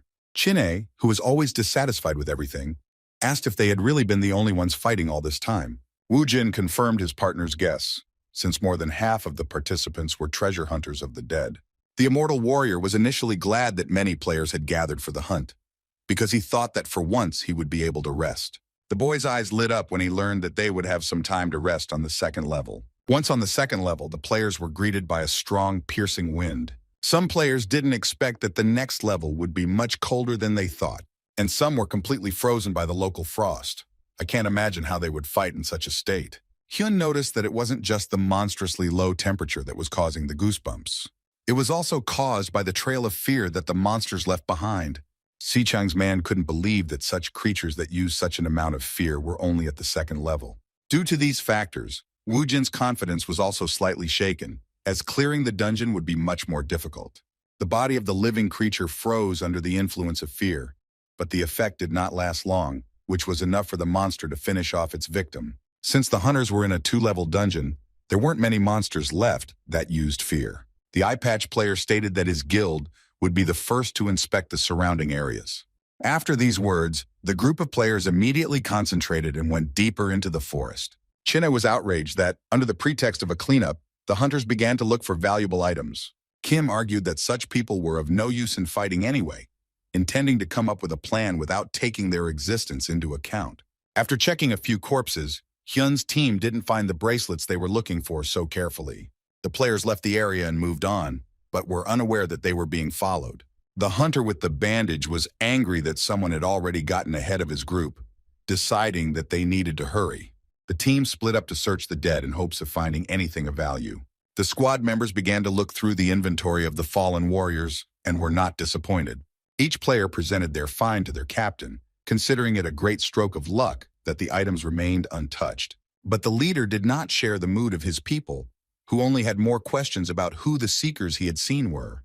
The man ordered the team to leave the items they found, claiming that others being faster could take all the most valuable things. The immortal warrior could not understand the logic of his partner, who had just recently spoken about bloodhounds, and now he himself was checking more than one corpse. However, Woojin was not looking for items at all, but was digging through the memories of the participants of the hunt, finally finding a member of the Kunlun Guild. Having learned that the dead man's surviving allies had died on the western side, the player called his partner to him. Having run to the new place, the necromancer began to examine the corpses again, which further misled the assistant. Clutching the dead man's head with his hands, Woojin opened the eye of Anubis to look into his past. The monster grabbed one of the Kunlun Guild members, who ordered his comrades to quickly run away. Having lifted the player above itself, the creature dealt with him brutally, spilling a lot of his blood. Van Gogh's bracelet flew off the boy's wounded hand into the forest, right onto one of the spiky protrusions on the enemy's body. The creature threw its victim against a tree, further injuring the guild member. Even on the brink of death, the boy tried to keep Van Gogh's bracelet, which was the treasure of Kunlun. This was the last thing Kim saw in the memories of the murdered man. He received all the necessary information. The necromancer looked at the hand of the deceased, which had been viciously torn off by the monster that lived on this level of the dungeon. Chinna didn't like the way Wu Jin treated the dead, and his iron patience came to an end. The prince reported that even his boss, who was greedy for easy money, would never have done something like that. Unexpectedly, Kim Woo Jin called his partner a pretty nice guy. The guy decided that he had misheard, or that he had simply misunderstood what Kim had said. The necromancer buried the body of the Kunlun Guild hunter properly, constructing a grave out of stones. While the monsters were not visible on the horizon, the hunter wanted to explain his plan to his companion. The player summoned a white-toothed wolf in the form of a skeletal warrior, who played an important role in his plan. Chinna's eyes lit up as soon as he saw the creature, or rather what was left of it. Riding on top of the monster, the boy wondered when Wu Jin had managed to prepare such a minion. The fighter thought about the fact that Kim could only summon humanoid skeletons, when suddenly he received Percival's spear in his hands. The hunter was afraid that riding on the remains of the wolf, and thanks to this spear, he would have to destroy the boss dungeons. Kim Woo Jin praised the warrior for his resourcefulness, which meant that he understood everything perfectly well without any further explanation. The couple set out to find the monster, who wore Van Gogh's precious necklace on her body. One of Hyun's henchmen discovered the player's grave and reported it to the commander. The team member didn't think that anyone from their guild had done anything, but he thought it was better to dig it up just in case. The leader stated that if it wasn't their brother, then they shouldn't have wasted their time on him. The Kunlun representatives left the burial site, and because of Wu Jin, they continued to search for their comrades. While Se-chan's man was worried that it would be difficult to pierce the ogre's skin, Kim was more worried that the monster had already become a hunter. If the dungeon was not cleared, the killed monsters would respawn in the same numbers, but the survivors would become stronger due to the experience they had gone through. Monsters that had gone through battles with players were not encountered very often, but there were exceptions among them. With each battle, the main monsters gained combat experience, and at some point noticed that the players were gathering around their fallen comrades. Most likely, the monster began to use dead players as bait to catch their colleagues. Chin-A didn't understand where his partner was so sure that the dungeon boss was an ogre. Wu Jin replied that they had been gathering information all this time, which the fighter took for looting, but the guy still couldn't understand how the necromancer managed to come up with this idea just by examining the corpses. At that moment, a group of hunters from Kunlun found themselves on icy lands where there was a huge pile of corpses. The hunters perceived their find as a gold mine, losing all vigilance. The one-eyed warrior began to suspect that there was something fishy here, because corpses very rarely lay next to each other. The man was worried that if there had been other cells nearby, they would have taken the items from the corpses. Even more questions were raised by the strangely shaped blood trail, indicating that the bodies had been dragged from somewhere. Hong Nim looked around and realized with horror that they were trapped by the enemy. The squad leader ordered his men to leave as they were all trapped. Even before the hunter's ward wanted to ask him a question, his entire body was enveloped in an unknown fear. Suddenly, the warrior discovered that his body had stopped moving, which made him extremely scared. Hearing sounds from behind him, the player wanted to see what was going on there, but he couldn't move an inch.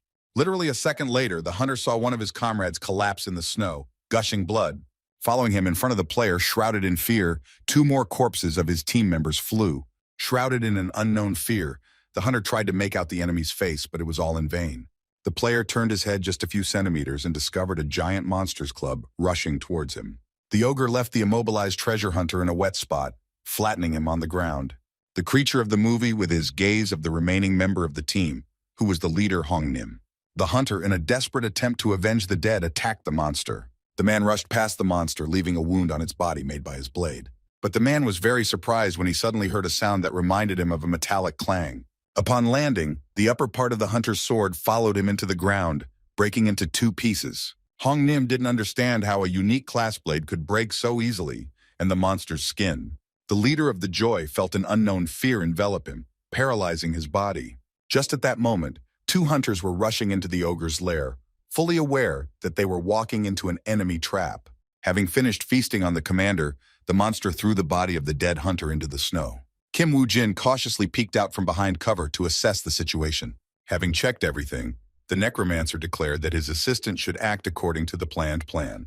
Chin-e was not happy that the fate of fighting a seasoned ogre had fallen on his shoulders. Casting aside his doubts, the warrior came to trust Woo-jin, who had never failed, and went on the attack.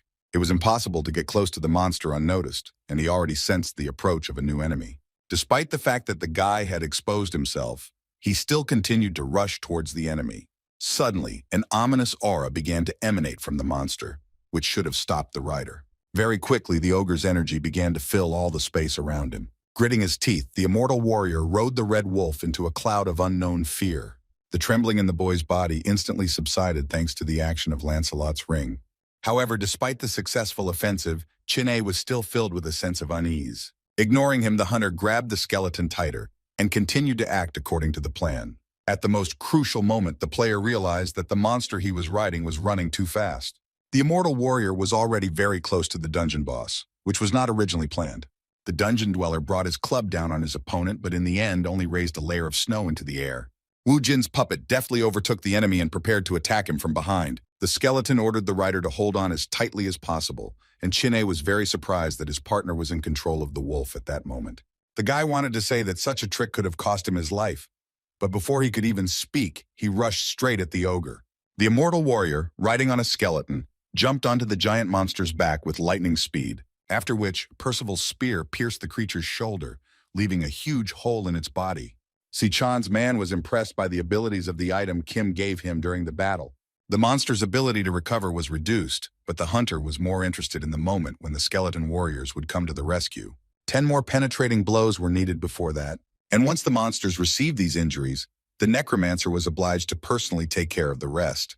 The skeleton warriors were already waiting for the moment to demonstrate their new bloody weapon, created with the help of the blood of the spellcaster. Suddenly, a strong wind blew towards Hyun and his team, which could mean that a strong fear was spreading. Covering herself from the flow of wind, the girl wondered if the attack on the boss monster had already begun. The detachment commander's subjects reported that they had found the body of a comrade from the Kunlun Guild. This was evidenced by the inscription on the armor, which was the secret language of the guild. The text stated that in order to find the Kunlun property, one had to meet the sleeping brother in the west, which left Hyun stumped. But then it dawned on the guy that they had seen a grave in that very place, which he had decided not to touch. Players had to hurry, as the ogre was rapidly losing its health, which made it susceptible to the necromancer's attack. The dungeon boss was covered in bloody weapons and skeleton warriors that surrounded the monster. Each blow of the spears poisoned the creature, spreading deadly poison throughout the body. Holding Percival's spear in his hands, Chin-e could not imagine that it was capable of piercing such thick skin. The immortal warrior was full of confidence that no dungeon could withstand the combination of spear and blood poisoning. However, Wu Jin disagreed, as the weapon was only effective in a 2-level dungeon. And in order for Kim to deal with a worse monster, he needed to get even stronger. For defeating the giant, the hunters were again rewarded with a golden catalog by their mentor. The necromancer's assistant complained as usual that his mentor didn't pass anything on to him, even though the guy did all the dirty work. For the food lover, the worst thing about this situation was that he couldn't even change his mentor. Having climbed onto the test monster, Wu Jin removed from it that very mysterious Van Gogh bracelet. Once again, all the glory for clearing the dungeon went to Isaac Ivanov from Russia. But not everyone was happy about Taiwan being saved, especially the members of the Kunlun Guild. Hyun's subordinate insisted that they hadn't managed to get the bracelet back, but if it had fallen into the wrong hands, they were in serious trouble. The commander was powerless in this situation and could only report the situation to his superiors. The guy rejected the option that the bracelet could have been taken out because they left clues for the brothers in a secret language that no one knew. Be that as it may, Hyun hoped until the very end that Van Gogh's bracelet had not fallen into the hands of a Russian hunter. Kim was unharmed when he chose this dungeon, managing to retrieve from it a legendary item that contained the power of harmony. Each player could use a maximum of 5 items, which included 1 necklace, 2 rings, and 2 bracelets. But even with the presence of a larger number of items, their effects were applied within the established limits. However, Van Gogh's bracelet allowed the effect of all the rings worn on the fingers to be used. But there was also a downside, because the rings could not be removed, although such items could be worn alternately. Experienced players could change rings depending on the situation, but now, Wu Jin will have to choose each item carefully. His partner again couldn't understand why Taiwan's savior was sitting with such a serious face. The hunter replied that he was simply lost in thought when suddenly his phone rang. Osei-chan demanded that the player return to the base as soon as possible if he had the opportunity. The urgency, according to the broker, was due to the fact that Park Young-won had just returned. The man said that on the internet, headlines switched from Isaac Ivanov to the return of Mr. Pak. The news reported that the Phoenix Guildmaster had successfully cleared the 6-story dungeon for the 2nd time. Yes, for Kim Wu Jin, this was a good sign because as the employer's reputation grew, so did his protection. Chin-A took advantage of the moment while they were in an exotic country to try the local cuisine. As soon as the guy found out that they were urgently flying back to the edge, his face turned into a sour expression. The immortal warrior continued his hysteria, even while on the plane, regretting that he had not eaten a single Taiwanese dish. Upon returning home, the loner first visited Yong-won to tell him the latest news. The bodyguard reported that the Regressed Guild tried to deceive his boss. Kim said that he was badly injured and didn't know who to trust, so he went into hiding for a while until his owner returned. The secretary handed over the materials to Mr. Pak so that they could be sent by the investigation team on the day of the incident. However, there was little evidence left in the dungeon itself due to the fire that broke out. But there were also statements from surviving players. According to the affected players, the Regressed Guild was the provocateur and attacked first. We claim that it was a simple accident. The Phoenix Guildmaster was very angry that his partners were carrying out their dark deeds while he was away. The man guessed Regressed's intentions, while his bodyguard was interested in his master's further actions. He declared that the traitor would not pay for his deed, and there was only one thing he wanted to do. The hunter was surprised when Pak's subordinate placed the case on the table in front of him. The day hadn't even really begun, but the owner of the brokerage firm was already beaming with happiness. His employee was interested in how much the boss had managed to earn to be so happy. The guy asked how Osei-chan was going to get his skill page back, reminding him of how hard it was to get the Skeleton Knight skill. However, the broker was not worried because the person who would return their items was already in Park Young-won's office. The immortal hunter was almost speechless when he learned what kind of scam his boss had pulled off. Kim Wu Jin left Mr. Park's domain with the rare skill of a Skeleton Knight. After the deal, the guy called the broker to say that he had just been to see Park Young-won. Everything went according to plan, and the guild leader asked Kim to hand over the skill page personally to Isaac Ivanov. Park Shin-hai reads the news headlines and learns that the Phoenix Guild has promised Isaac their full support. Salam's girlfriend is worried that Young-won started flirting with the publications without expecting such a turn of events. If the guild leader becomes a public favorite, it will make the Messiah's job much more difficult in the future. Shin-hei suggested that Naomi Spell needed to take responsibility for what happened.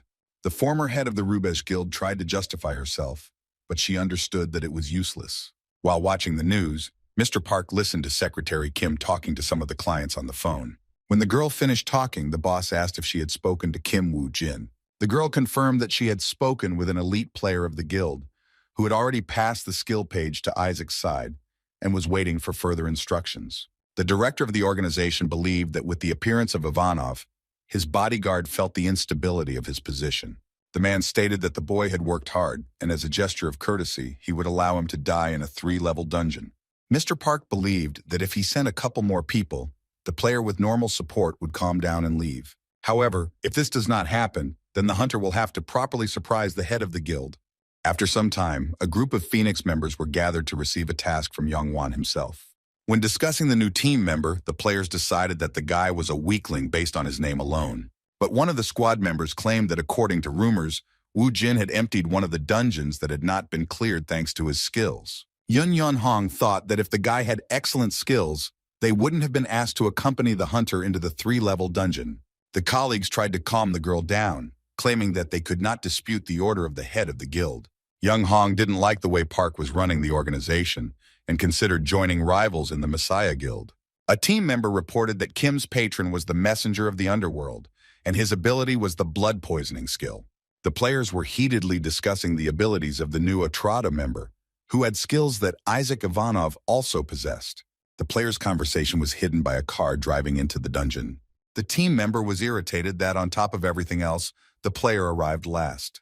The girl was very surprised when she found such a used car in the possession of a hunter with a good reputation. The squad members were surprised when Yun said the controversial Kim deserved respect because of his frugality. While reading the conditions for moving to the next level, Woo Jin noted the generosity of Yan Wan, who sent him an escort to the dungeon from the rank. Yan Hong approached the guy and asked if this was his first time in a 3-level dungeon. The girl stated that the necromancer would be of little use in this place, which attracted the attention of the loner. A member of the Phoenix Guild demanded that the boy do what he was told, otherwise she threatened to finish him off. Yan Hong wanted the new team member to kill the monsters first so she could assess his level. We want to know the time of the task and the quantity, but the girl decided that the player still won't be able to do everything as she says. The huntress did not limit Woo Jin with numbers. The main thing was that he killed as many as he could, leaving him alone. At this time, the employees of the brokerage firm were discussing another hunt in the dungeon, where their friend followed. Jin-ah, the neighbor, denied being idle, wishing he could at least relax a little while Kim Woo Jin was away. The boss couldn't understand the mood of the guy, who had previously complained about the lack of an experienced partner, and now about working with such a person.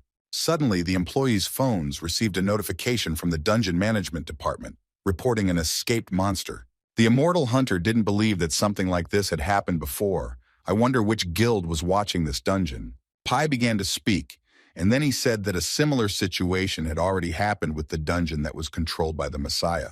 The hunter realized his boss's hint too late, but the words that had been spoken could not be taken back. The man cautiously peered over his subordinate's shoulder to check how the secretary had reacted to this. The girl sat at the monitors absolutely calm. At least that's what it seemed at first glance. Lee went back to her school years, to that very tragic day when everything happened. Then, the student, bored in class, looked at the empty seat where Park Shin-hye was sitting. Suddenly, a monstrous explosion was heard, which attracted the students who began to look out of the classroom windows.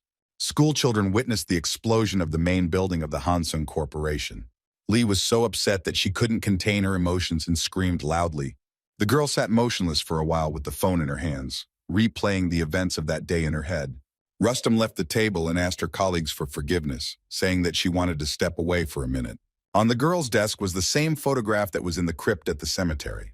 As soon as the girl left, Chin-hye grabbed his head, scolding himself for his carelessness. The boss reminded him that he had to keep an eye on who the guy was and what he said in the presence of the secretary. The hunters apologized, and knowing that Ose-chan knew Lee's father, asked what kind of person he was. The man frowned, and just like his employee, he went to look for an answer in his memories. The first thing he found in his memory was their meeting, where the men discussed a deal of one of them. The girl's father insisted that he should only go and visit if it was for the sake of his family. The man wanted to create a world where his daughter would go to school safely. Lee's father worked for the Hansung Company and died under the rubble of the building that terrible day. In the end, the broker responded that the secretary's father was an incredible hard worker and an easy target when it came to his daughter. And while the employees of the brokerage firm discussed the personal lives of their colleagues, the Phoenix Guild successfully dealt with the monsters of the dungeon with rank. Yun Yan Hong was confident that at this rate, they would advance to the second level by tomorrow. However, a team member who came running ordered to take a look at Kim Woo-jin, but the captain decided that the guy most likely just embarrassed himself. The hunter replied that the matter was different, and the leader of the squad needed to see everything for herself. The girl, although skeptical about the necromancer until the very end, agreed to be shown the way to him. Yun Hong didn't think that when the guy said that he needed time to prepare, he meant exactly that. The hunters discovered a series of traps that the new team member had been setting up all this time. The captain couldn't help but notice the player's efforts, but such lessons wouldn't cause much damage to the monster. The hunter was being chased by a pack of enemies, which gave the Phoenix Guild the opportunity to see the warrior in action.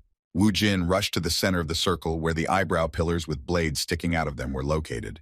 The lessons that pursued the player were not graceful, so when they ran past sharp pillars, they left cuts on their bodies. The squad captain was already preparing to shout for help to the unfortunate player, who was hoping for something incomprehensible, driving the monsters into such a simple trap. But the subordinate tried to stop Yun Hong from ruining Kim's plan. The captain was afraid to even think about what Park Young-won would do to them if this guy died because of them. Then the player pointed out to the girl what the necromancer was doing on the battlefield right now. Kim Woo-jin climbed to the very top of the pillars, where no matter how much they washed him, the orcs could not reach him. Yoon understood that it was too late to save the boy, who was surrounded by enemies on all sides. At that very moment, Woo-jin used the blood mist, spreading it throughout the entire area. The entire circle, strewn with sharp logs, was shrouded in a blanket of fog, completely hiding it from the monster's eyes. Each of the cities was subject to drunkenness that about them bodies through the received cuts. One after another, the monsters began to fall to the ground, losing their strength every second. The squad captain could not believe that Kim had combined poisoned blood with bloody mist. The team member stated that the player had killed at least 100 monsters, and Yan Hong admitted that the guy was an amazing warrior. The girl's eyes widen at the mere thought that she will win over to her side the man who has deservedly earned Park Young-won's favor. A heavy flask, which had previously contained the summoner's blood, fell to the ground. Although this skill was useful, it consumed too much of the hunter's blood. Having increased this skill by 1 unit, the guy leaned his hand against the orc's body, using blood absorption on him. Jin was very lucky that he also had a skill that could easily compensate for the shortcomings of the blood mist. After making sure that all the enemies were defeated, the captain ordered her subordinate to convey something to Kim. Yoon Young-hong stated that after which it was impossible to tell Wu Jin that he was eliminated. Warming herself by the fire, the captain asked the necromancer for forgiveness for having behaved tactlessly. The girl admired the incredible skill of the loner and suggested that, working together, they will be able to conquer a 3-level dungeon. Before Yoon could finish her speech, the boy announced the amount of 100,000 won, explaining that it was the cost of each time the poisoned blood was used. The commander did not expect that in order to use blood, the player had to spend money. Wu Jin explained that his supply of poisoned blood was limited, and it made sense for the team to pay the player to use his skill. The guy continued speaking, but the girl interrupted him, agreeing with the position expressed. Yan Hong agreed to 30,000 won, but the necromancer did not agree, and decided to make a discount of only 1,000, which in the end came to 99,000 won. After which the hunters began to bargain, then lowering, increasing the cost of the service by exactly 1,000.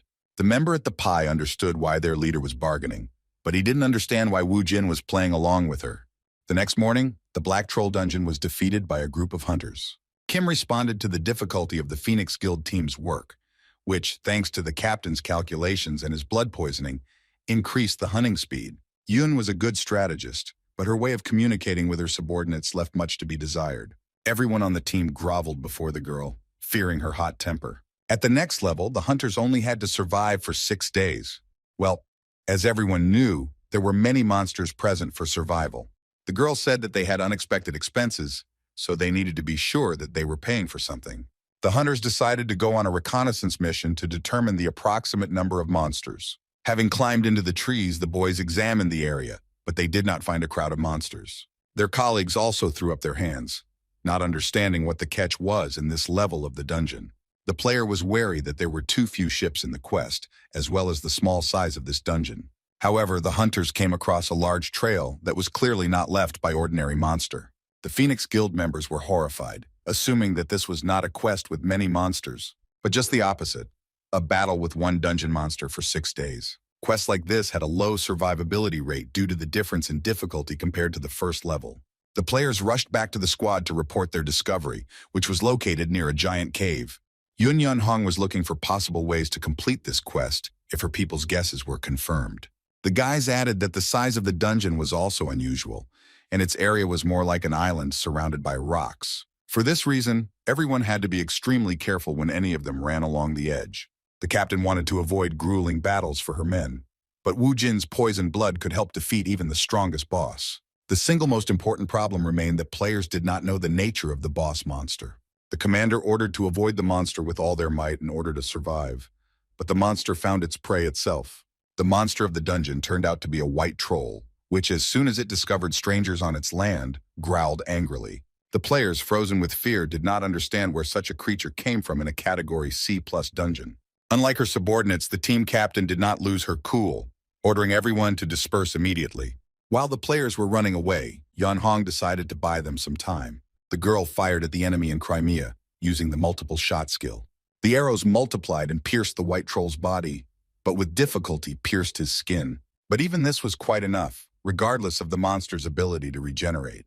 Thanks to Kim Woo Jin's blood poisoning, the Phoenix Food members had little time to maneuver further. Suddenly, the monster's wounds healed, at the same time pushing out the enemy's arrows. The enraged dungeon master ran as fast as he could after the Phoenix Guild representative. The girl hoped that the technique would work, assuming that for such a creature, perhaps there was not enough poison. Although on the other hand, Yun saw with her own eyes how the poison spread from the point of impact. While the troll was chasing Park Yong-wan's men, the necromancer watched from a tree. Even though Yun Hong continued to serve as the commander, the boy was wondering if he should prove his usefulness to Mr. Park. After some time, the squad leader called her subordinates with a whistle. A roll call was conducted, during which it was discovered that none of the team members were injured. Looking around, the girl became worried because she did not see Kim Woo Jin among the group members. The guy calmed the commander down, immediately appearing before her, saying that he wanted to increase the amount of blood he bought from the hunter. The loner agreed, but he set one condition, but he only wanted to tell the captain about it when he was alone. The Phoenix Guild players wondered what Yun Hong and Wu Jin were talking about. Kim proposed a risky undertaking, but insisted that if his method was not used, the amount of fat would certainly increase.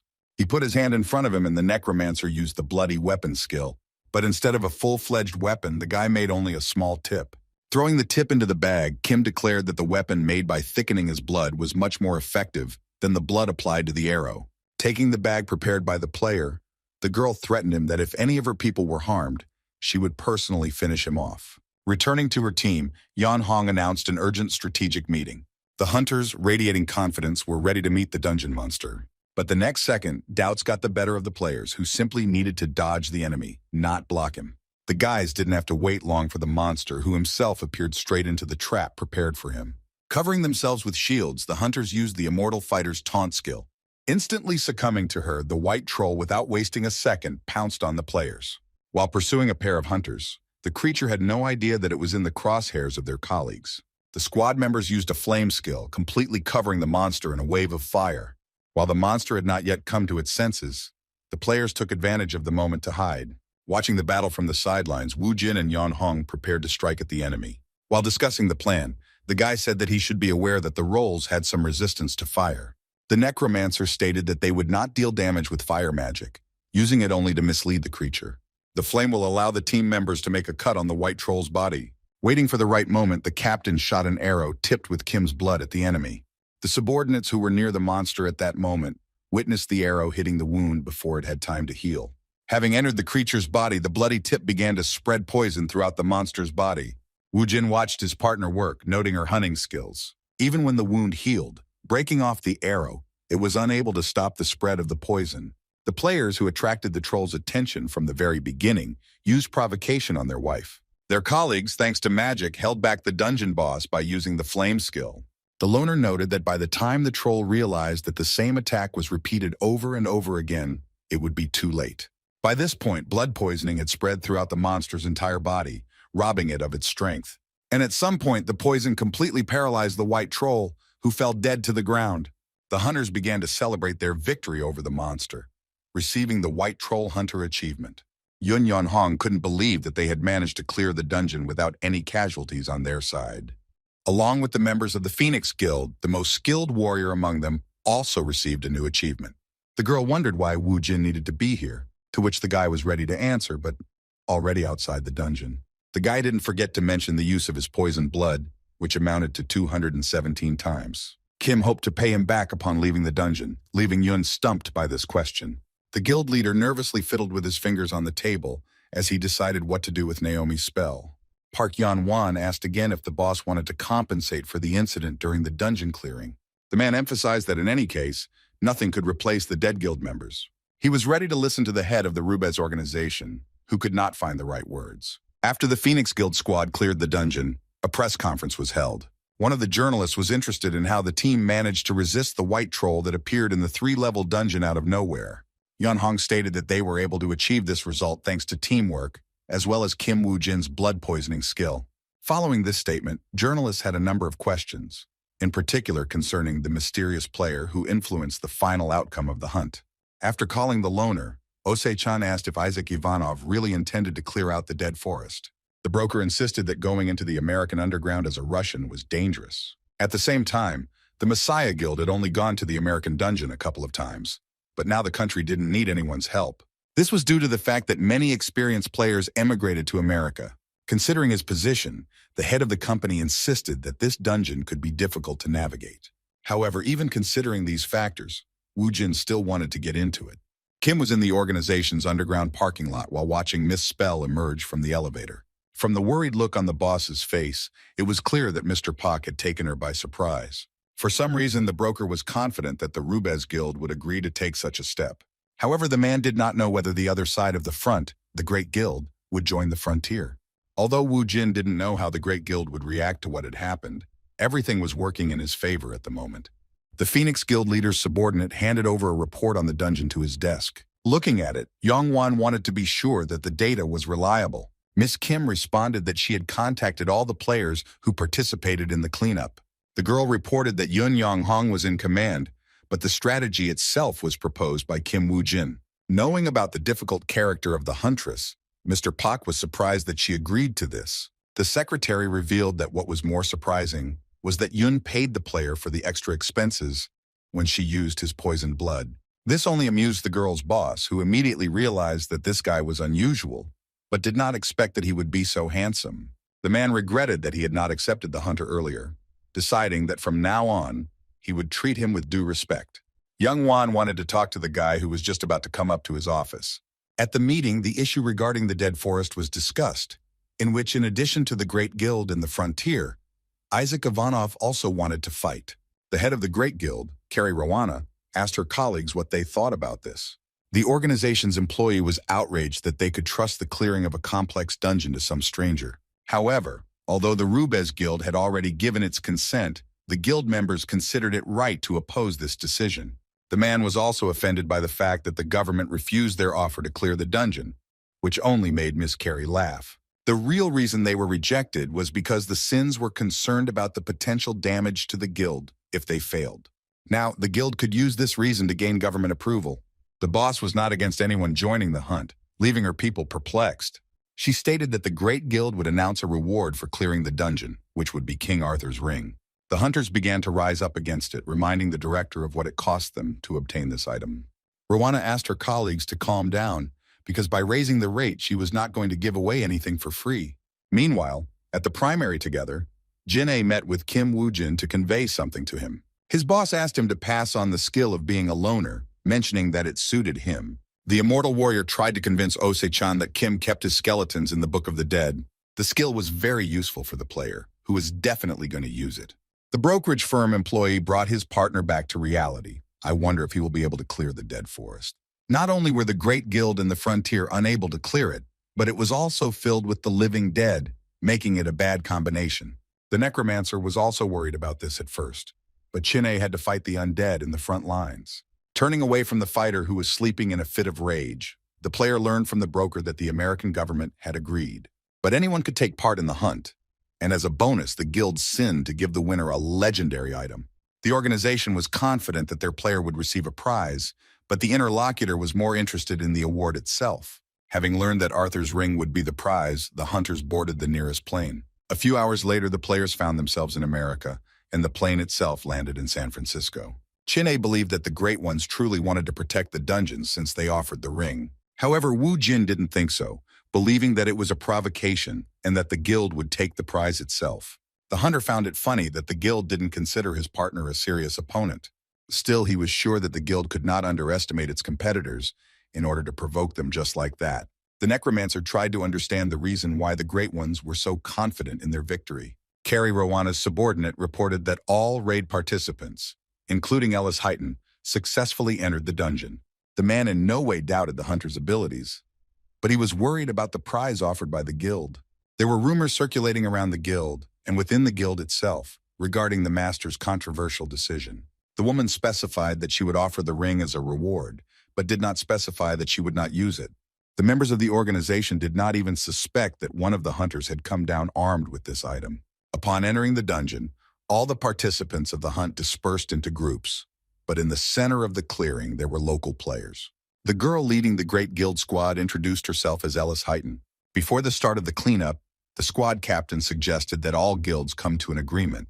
China's indignation knew no bounds, because they had only just begun the hunt, but it didn't look like the guild would not fight anyone. Wu Jin guessed that the guild wanted to determine the order in which the players would attempt to defeat the boss, and it would depend on their contribution on each level of the dungeon. It was unclear to the partner what treasure was being discussed, but since there was a valuable item at stake, then cooperation could be forgotten. Originally, Kim had planned to watch and not interfere, but now all the hunters had to show their cards. Having discovered the remains of dead animals, the necromancer used the power of the pharaoh, which allowed the killed monsters to be used as sacrifices. The Great Guild wondered what to do, since all the players were in a hurry from the very beginning. The team leader could not allow herself and her men to stand still while their rivals were running around them. After activating King Arthur's ring, Ellis armed herself with Merlin's staff, which increased the strength of its owner.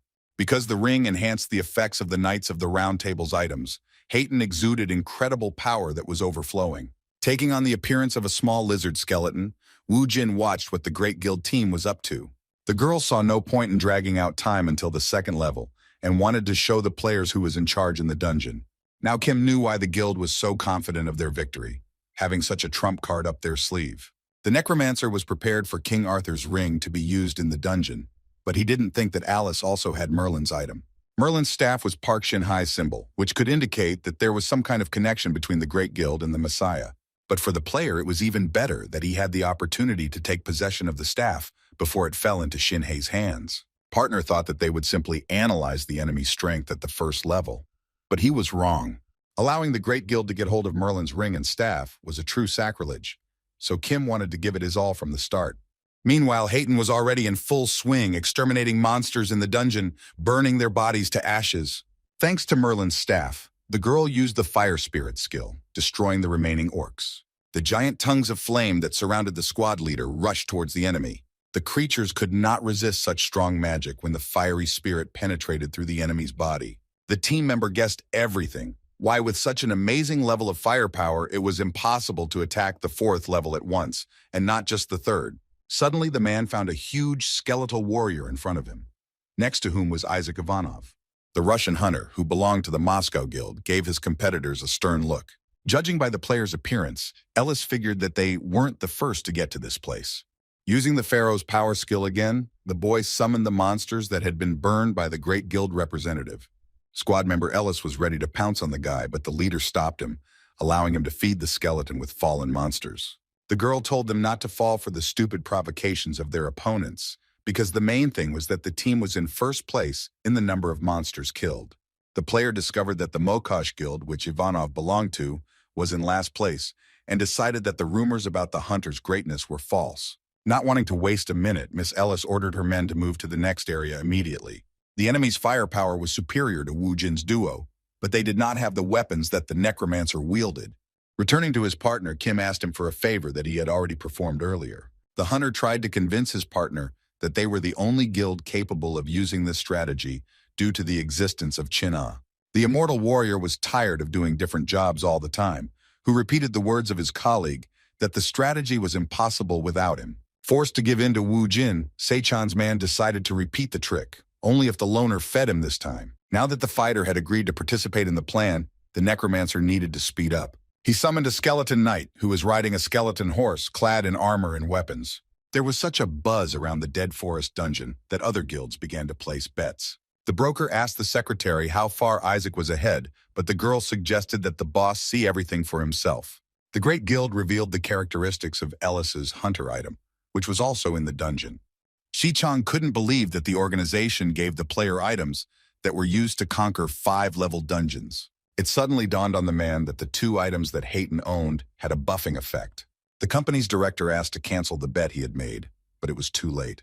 The broker scolded the Great Guild for relying on magical items instead of playing fair, after which he began to pray to all the gods that existed to help him get out of this situation. Looking at the tournament table, Commander Ellis discovered that their guild was 10 corpses behind Mokosh. Looking sideways at the players, the girl wondered how they managed to overtake them, who clearly couldn't find anything better than Merlin's item. Kim Woo-jin looked up when he saw a representative of the Great Guild heading towards them. She admitted that the rumors about Isaac were true and decided to find out what his secret was. Hayton was angry when she heard in response that the players were just lucky, although in reality everything depended on Chin'e's immortal body. No matter how strong the firepower was, the hunter had no choice but to waste time moving to the next area with monsters. But at the same time, the team could focus on the battle as it gathered all the monsters in one area. The necromancer decided to play around with the Great Guild a little, asking them what effect King Arthur's ring had. The hunter stated that after cleaning this item would become his, so he wanted to know the effect in advance. Woo-jin also suggested that they hand over the ring right now, and then they would do everything possible to avoid harming the guild in the dungeon. He continued to insist that the chance of winning would increase if the item was owned by the strongest. The team captain was skeptical about the statement that Isaac was supposedly stronger than her. In his defense, the guy replied that he would gladly give his items to a player who was stronger than him. However, the interlocutor asked to reconcile her pride, since the guy had already realized due to the small gap. Enraged, the girl declared that the Great Guild would eventually clear this dungeon. While the 2 guilds were talking, another guild was sitting there, and it was only to their advantage that the enmity between the players played into their hands. The man representing the Frontier Guild believed that a new opportunity would also open up for them in this scenario. After some time, flaming corpses of monsters continued to appear throughout the forest. The team led by Hayton, who did not have access to magic, got rid of the enemy with the help of cold weapons. Hunters destroyed their enemies in every possible way, hoping to take the first place in the ranking. The squad leader helped her people by using both of the Knights of the Round Table's items. The huge wave of fire did not spare any monster, burning their bodies right on the spot. The fire spirit summoned by Merlin's staff was also capable of creating a funnel, shooting fire in different directions for several tens of meters. Thanks to the magical items that the guild provided them with, the hunters could easily deal with any of the monsters in the dungeon. After the filigree cleared area, the girl demanded that her ward find out their place in the ranking. To his great surprise, the squad member discovered that their difference with the Mokosh Guild had only increased. Miss Ellis decided that the player had misunderstood her and went to the table herself to check the results. The girl was amazed that despite the fact that their firepower was working non-stop, they still lagged behind Ivanov. As soon as the scout returned, Hayton immediately demanded to know what was happening on Isaac's side. The out-of-breath player was only able to say the number 50, which was very strange, since the score had long since passed the 10,000 mark.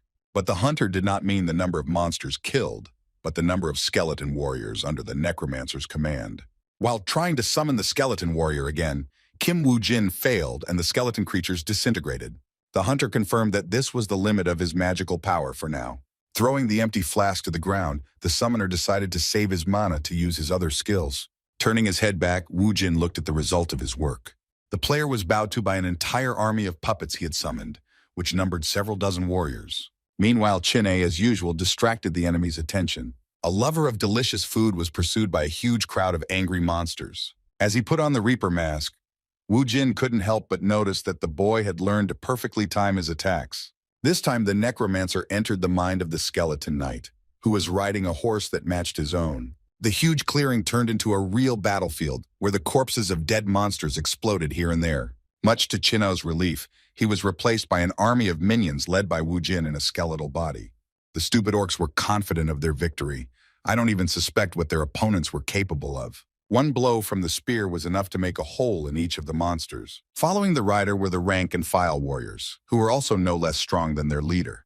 The Mokosh Guild suppressed the wave of orcs that attacked the enemy from all directions. The sound of explosions of corpses, one after another, shook the area, informing about the superiority of Isaac Ivanov. After checking the results after clearing the first level, Ellis decided that further competition was pointless. None of those present had permission for Ivanov to be the first to fight the dungeon boss. The member of the Frontier Guild had to change his plan due to the loss of the Great Guild, but he could not let King Arthur's ring go so easily. Although Hayton admitted her defeat, she reminded him that if they lost on the second level, they would be next after Isaac. Moving to the second level, the hunters were surrounded by thick fog. A figure in the fog suggested that the squad leader relax, but the girl was not in the mood for jokes. Jay Jackson asked not to worry as he came with a business proposal to join forces. Last time, the Great Guild and Regressed worked together, but failed. But the players could not give the American treasure to the Russian guy. Still suspicious of Jackson, the huntress nevertheless became interested in his proposal. The player came from afar and said that accidents often happened in the dungeons when one of the monsters attacked from behind. The girl wanted to object to her colleague, but the man assured her that this was not the situation where it was worth arguing about the correctness of the action. Jay insisted that there was little time left before the second level was cleared, and if Arthur's ring disappeared, then it would not only be Ellis who would be held accountable. The man advised that he should think carefully about his proposal, since both guilds were on the same side. Suddenly, the girl declared that she would never have agreed to such meanness. And he was worried that his colleague would just give the ring to the Russian, asking what she would do if Isaac managed to clear the dungeon. Hayton explained that while they had priority to fight the boss, the Frontier Guild tried to pull off the same circle behind their backs. The hunter did not deny it, but still insisted on joining forces in the current situation. Captain pretended not to hear anything, adding that if Rubez interfered with them, she would make Jackson regret it. The hunter's attention was drawn to a notification that the land turtle had been destroyed, and therefore the level had been cleared. The second stage boss, whose lifeless corpse lay on the ground, had a giant hole in his shell. Having dealt with the turtle, the immortal warrior finally had a chance to catch his breath. Trying to get up, the guy instantly fell to the ground, clutching his side. Wu Jin asked how Chin-Ah felt, who revealed that his ribs were cracked. The guy said that his partner would be in the same condition if he were in his place. Restoring his strength with the help of bars, the guy claimed that they were alive only thanks to him. During the time the warrior had been with Wu Jin, the blessing of the river Styx had increased by 3 levels. The hunter wondered where they were rushing to, since the first attempt was already behind them. It turned out to be quite simple. The players were in a hurry so that the Great Guild would not be able to catch up with them. Soon, all the participants of the hunt moved to the third level of the dungeon, where they were surrounded by an ominous aura. The arriving hunters were being watched by someone with whom absolutely all members of the guild were soon to meet. At the gathering place, the players discussed who killed the land turtle, but no one had any information about it. Everyone noticed that there was a rotten smell all around, and the fog was much worse than on the previous level. Players received a notification that their life force was slowly being consumed by a black fog. The ring on Chinna's finger was activated, giving her powerful resistance to the black fog. The guy became genuinely interested in whether his partner had really calculated everything. Ellis Hayton ordered her men not to panic and to take the antidote immediately. The commander assumed that something like this could happen, so she stocked up on the potion, but it was only enough for half a day. Jackson, turning to his colleague, stated that things were not going well, and that they would only last a few hours. Hayton replied that they were in a similar situation, and both guilds didn't have much time left. The hunter again reminded him of his offer, stating that the girl would not fight with the remnants of life force when Isaac made a mistake. As soon as the hunters started talking about the Russian warrior, he and his team set off to look for the dungeon monster. Considering all the possible options, Ellis was still in a less than ideal situation. Still, the girl decided to cooperate with the Rubez Guild, since she had no other choice. Pleased with himself, Jay expected that his chances of getting King Arthur's ring had increased significantly. However, the hunter kept silent about the whole truth, and his team had much more than a few hours of antidote left. While Rubez played a double game, Kim Woo Jin and Jin A found the boss of this level. As the demonic horse passed, a hand emerged from the ground behind it. The enemy terrified the immortal warrior because the guy had never met such creatures before. The hunters had to overcome a horseman who held his head in one hand while the other held his huge sword. The skull, which was separate from the body, called the dead from the earth with its cry. A whole army of the living dead has formed in front of the player, led by a skeleton necromancer. Kim claimed that they needed to pretend to hunt, but if they left the front lines, then the other guilds would have a chance. Of all the participants in the hunt, only these two had an advantage in the black fog. The squad leader from the Rubez Guild heard a piercing cry, guessing that the battle had already begun. The man exchanged glances with his accomplice, making it clear that it was time to act. The girl continued to convince herself that there was no guarantee that Isaac would succeed in the battle. Mrs. Ellis did this for her people, so that they could all fight and get out of here alive. The huntress dropped another flask, using the antidote in the hopes of buying a little more time. The dead men looked at the two hunters who had wandered into their territory with red, hate-filled eyes. But literally one blow was enough to finally deal with one of the risen dead. Chin-A, accompanied by one of Wu Jin's puppets, made his way through the crowd of enemies. Unlike the summoner, only the immortal warrior had a chance to reach the headless horseman. The necromancer immediately reacted to the birds rising in the air, which greatly alarmed him. It turned out that the birds were frightened by a detachment of orcs that suddenly appeared and were rushing towards Kim. But instead of running, the guy remained standing in place as he waited for the arrival of future helpers. Climbing the tree, Jay Jackson could not imagine what was happening on the battlefield. The corpses exploded one after another, easily dealing with the crowd of orcs. The man couldn't believe that Isaac had prepared himself, but he became worried as the explosions got closer and closer. In the end, in addition to the monsters, the commander of the frontier squad, whose appearance Wu Jin was also waiting for, also got it. While the necromancer and his partner fought the headless undead, the fog slowly devoured the remaining players. The hunters were so exhausted that they fell to the ground, deprived of the antidote. Members from the same guild supported each other as best they could with words. "I hope that everything will end soon." Subject Heighton reported a rapid increase in deaths among hunt participants. In complete despair, the man asked the captain to make a strong-willed decision. The team no longer has any antidote left, but Jay Jackson, whom Miss Ellis was counting on, still has not shown up. Suddenly, the hunters announced that Isaac Ivanov had returned after a long battle with the boss. After waiting for the moment when the guy surrendered, the leader of the Great Guild squad commanded her people to prepare for the fight.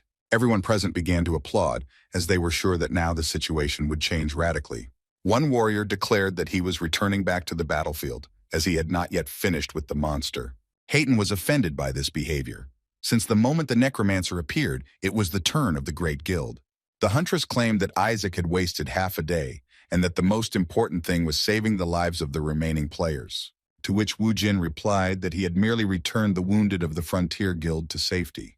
Miss Ellis became very tense when she learned that her allies had been harmed in carrying out the plan. Turning around, the representative of the Great Guild discovered the hunter lying on the ground. It turned out to be Jay Jackson, who was seriously injured, but it was unclear under what circumstances he received his injuries. But the girls still did not come out, declaring that it was their turn, and the moment when the player left the battlefield was equated to failure. The pirate commander announced that her team was now in action, and that this way, they would be able to save at least one person. The necromancer gestured for silence, telling his colleagues to wait their turn as they were still fighting. Suddenly, a strong stream of wind began to emanate from the hunter, either from his mouth or from himself. Ellis Heighton was speechless, unable to comprehend what she was witnessing at that moment. The guy said that his partner continued to fight bravely, and he needed to immediately return to the battlefield to help him. The hunters began to remember whether the Russian had any other assistants besides the skeleton warrior. The players remembered the big guy who was always hanging around Isaac Ivanov. The necromancer insisted that due to the poisoning of most of the team members, Ellis would have a hard time fighting, let alone clearing the dungeon. The team leader demanded that they give way, because if they were in the same conditions, then it would be better for those who had the resources to go into battle. However, Wu Jin replied that he was in much better shape than the others, as the fog had no effect on him. Hunters and other guilds began to remember that Isaac was the very same hunter of the spiny snake. Hayton also remembered that the spiny snake was emitting poisonous smoke, and the first hunter to defeat it was Isaac Ivanov. The guy said that it was presumptuous to build a cleansing order because if all the guilds worked together, the current crisis would not have arisen. However, there was still a chance to defeat Dullahan, the Headless Horseman, if only all the remaining resources were mobilized. The owner of King Arthur's ring was ready to break down, but the assistant stopped her, drawing attention to the seriousness of the situation. The other guilds picked up on Kim Woo Jin's idea that they should have fought together from the start instead of fighting over items. The hunters came to the conclusion that the Great Guild was to blame for everything, having deliberately started this game of determination. Players wanted Alice to take responsibility for her words, and Isaac, on the contrary, to bring the wounded while continuing to fight the enemy. Now all the eyes of the hunters were on Hayton, who began to treat her with great hostility. The participants of the hunt reminded the girl of her words about the value of the life of each player present. The necromancer advised the squad leader to be more careful in her next decisions when she would be rescuing those present. Sweating profusely, Ellis remembered her opponent's words when he spoke about the chance of winning, which would increase if the item was wielded by the strongest. Then the guy stated that he would gladly give up his items for the cleanup, forcing the girl to make this gesture of goodwill right then and there. Wu Jin declared that all the players who were holding their breath at that moment would witness the Great Guild's request. Meanwhile, Dullahan continued to summon the fallen warriors of this dungeon from his graves. Chin-A caught himself thinking that his energy would run out before he even started fighting the boss, and his partner was in no hurry to return. The guy should have remembered about the necromancer, as he immediately appeared and responded to the fighter with a compliment. The immortal warrior was so angry that he was ready to tear his companion to pieces, but he did not do so. The very next second, with Merlin's staff in hand, Kim Woo-jin began to study the strong aura. The player, having 2 items of the Knights of the Round Table, increased the magic power to its limit. The partner could not believe how Kim managed to get these items, to which the loner replied that he had received all the prizes in advance. Now the duo could easily break through the army of the dead and destroy the Dullahan. Despite all the time they had spent together, Chin-A couldn't fully trust his partner. Instead of answering how he would manage to get through the horde of the dead, Woo-jin only smiled. Suddenly, very close to the warrior, the earth exploded from within, as if something was bursting out of it. The necromancer summoned a golem, a huge stone monster, and then, using the power of the pharaoh, sacrificed the monsters killed by his partner. Thanks to this skill, skeleton warriors began to emerge from the ground one by one. Following this, Woo-jin used Gawain's necklace, and his sun blessing was increased by King Arthur's ring. And finally, with the help of the aura field, the necromancer transferred his power to his faithful assistants. The army of skeleton warriors gathered by the hunter roared, feeling a surge of powerful energy. Jin-A was stunned by how Kim Woo-jin had calculated everything down to the smallest detail, and ended up with such an army. Filled with a frenzied power, the player asked his partner if this should have been enough to defeat the Dullahan. The army of the Headless Horseman rushed towards the suddenly appeared enemy army with a battle cry. But as soon as the golem kicked the ground, a shockwave rushed towards the dead. The immortal warrior could not help but rejoice at such a spectacle, when a whole herd of corpses ran towards one golem. Kim voiced that killing the dead one by one was ineffective, suggesting that they move according to plan. Towering on the mountain, Dullahan held his head all this time, as if it was the only thing he didn't control the reanimated corpses with. On the other side of the dungeon, medics were treating the wounded members of the Frontier Guild squad. Commander Jackson stood up abruptly but could not comprehend what was happening or where he was now. The magician advised the man not to move, since due to the fog, the hunter would not return to his previous state anytime soon. Jay's eyes turned bloodshot when he learned that he survived thanks to Isaac, who returned with him to the starting area. Mrs. Ellis's subordinate was afraid that he and the captain were just walking around in the fog. The man pointed out that their condition would be dangerous to meet the monster, so he decided to leave the battlefield. The girl claimed that the Russian had tricked them, and that some understanding of the situation was needed in order to report to the guild. The huntress had no idea what the other players would have done to her if she hadn't immediately given up Merlin's staff and Arthur's ring. Otherwise, in addition to the magical items, the pride and lives of her subordinates would have been lost. The members of the Great Guild reached the edge of the cliff, from where they could witness the battle in which Isaac participated. The huge army of the living dead was confronted by skeleton warriors together with a golem. The man was worried because Isaac and his charges were surrounded by enemies, believing that they no longer had a chance of salvation. The necromancer's minions proved the opposite, skillfully handling the blade, thereby scattering the dead. However, Hayton's subordinate was proven wrong, as Isaac was not surrounded at all. If you look closely, you could guess that the necromancer's assistants were holding back the enemy so that he would not fall into the circle. The hunter deliberately took up a position between the army of the dead and their leader. Woo-jin specifically isolated Dullahan to ensure he could deal him a crushing blow.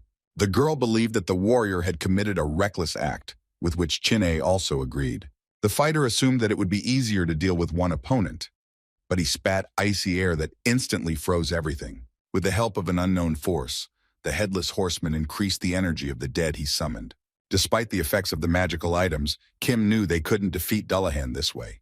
Throwing down his blade, the necromancer remembered hearing about his comrades who had attempted to pass this dungeon. Hunter said that it took a fierce firepower to defeat the Headless Horseman.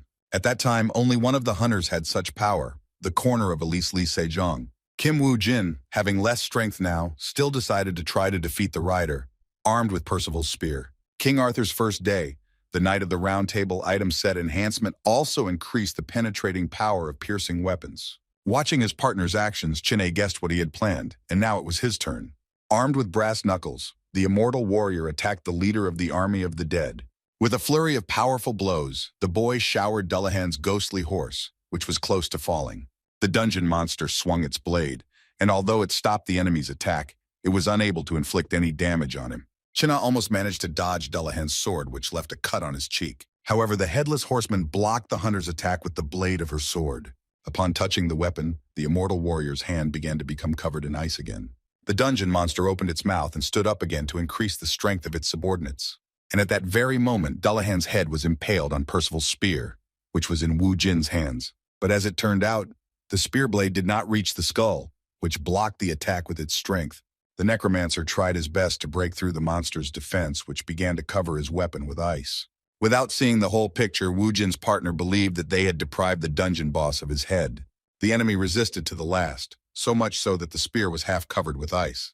The hunter became worried, watching as the loner spent a long time fiddling with the icy head, which even the legendary item could not penetrate.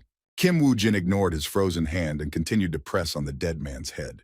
And finally, the hunter's persistence paid off and a crack appeared from the eye socket of his skull. And the next moment, the dead man's head cracked with such a crunch that could be heard throughout the entire area. This was followed by a giant ice explosion that illuminated the entire battlefield with its brilliance. The representatives of the Great Guild covered their faces from the shock wave of the explosion so that it would carry with it the intense cold. Ellis Heighton lowered her hand and couldn't believe her eyes when she saw the sun shining brightly overhead. Once the dungeon boss Dullahan was defeated, the black fog disappeared after him. The dead summoned by the horsemen began to dissolve under the influence of the sun's rays. The entire gigantic army of Dullahan gradually began to dissolve into thin air. After splitting the monster's skull, Wu Jin was surprised at the reward he was able to get from it. Chin-A wondered what his partner would do with Dullahan's body, which remained untouched after the battle. The necromancer picked up another ring from the ground that was in the skull fragments. It belonged to Hercules, helping its owner influence the characteristics with each set of achievements. The immortal warrior was unhappy that he was being ignored again, repeating his question.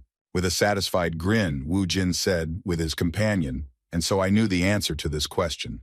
The newspapers were once again full of headlines about Isaac Ivanov clearing out yet another difficult dungeon. Osei-chan was overjoyed because he had managed to save the money he had bet on himself. But unlike the broker, Carrie Rowana was not happy with the Mokosh Guild taking their magical items. The master glared at Ellis Heighton, blaming her for what had happened.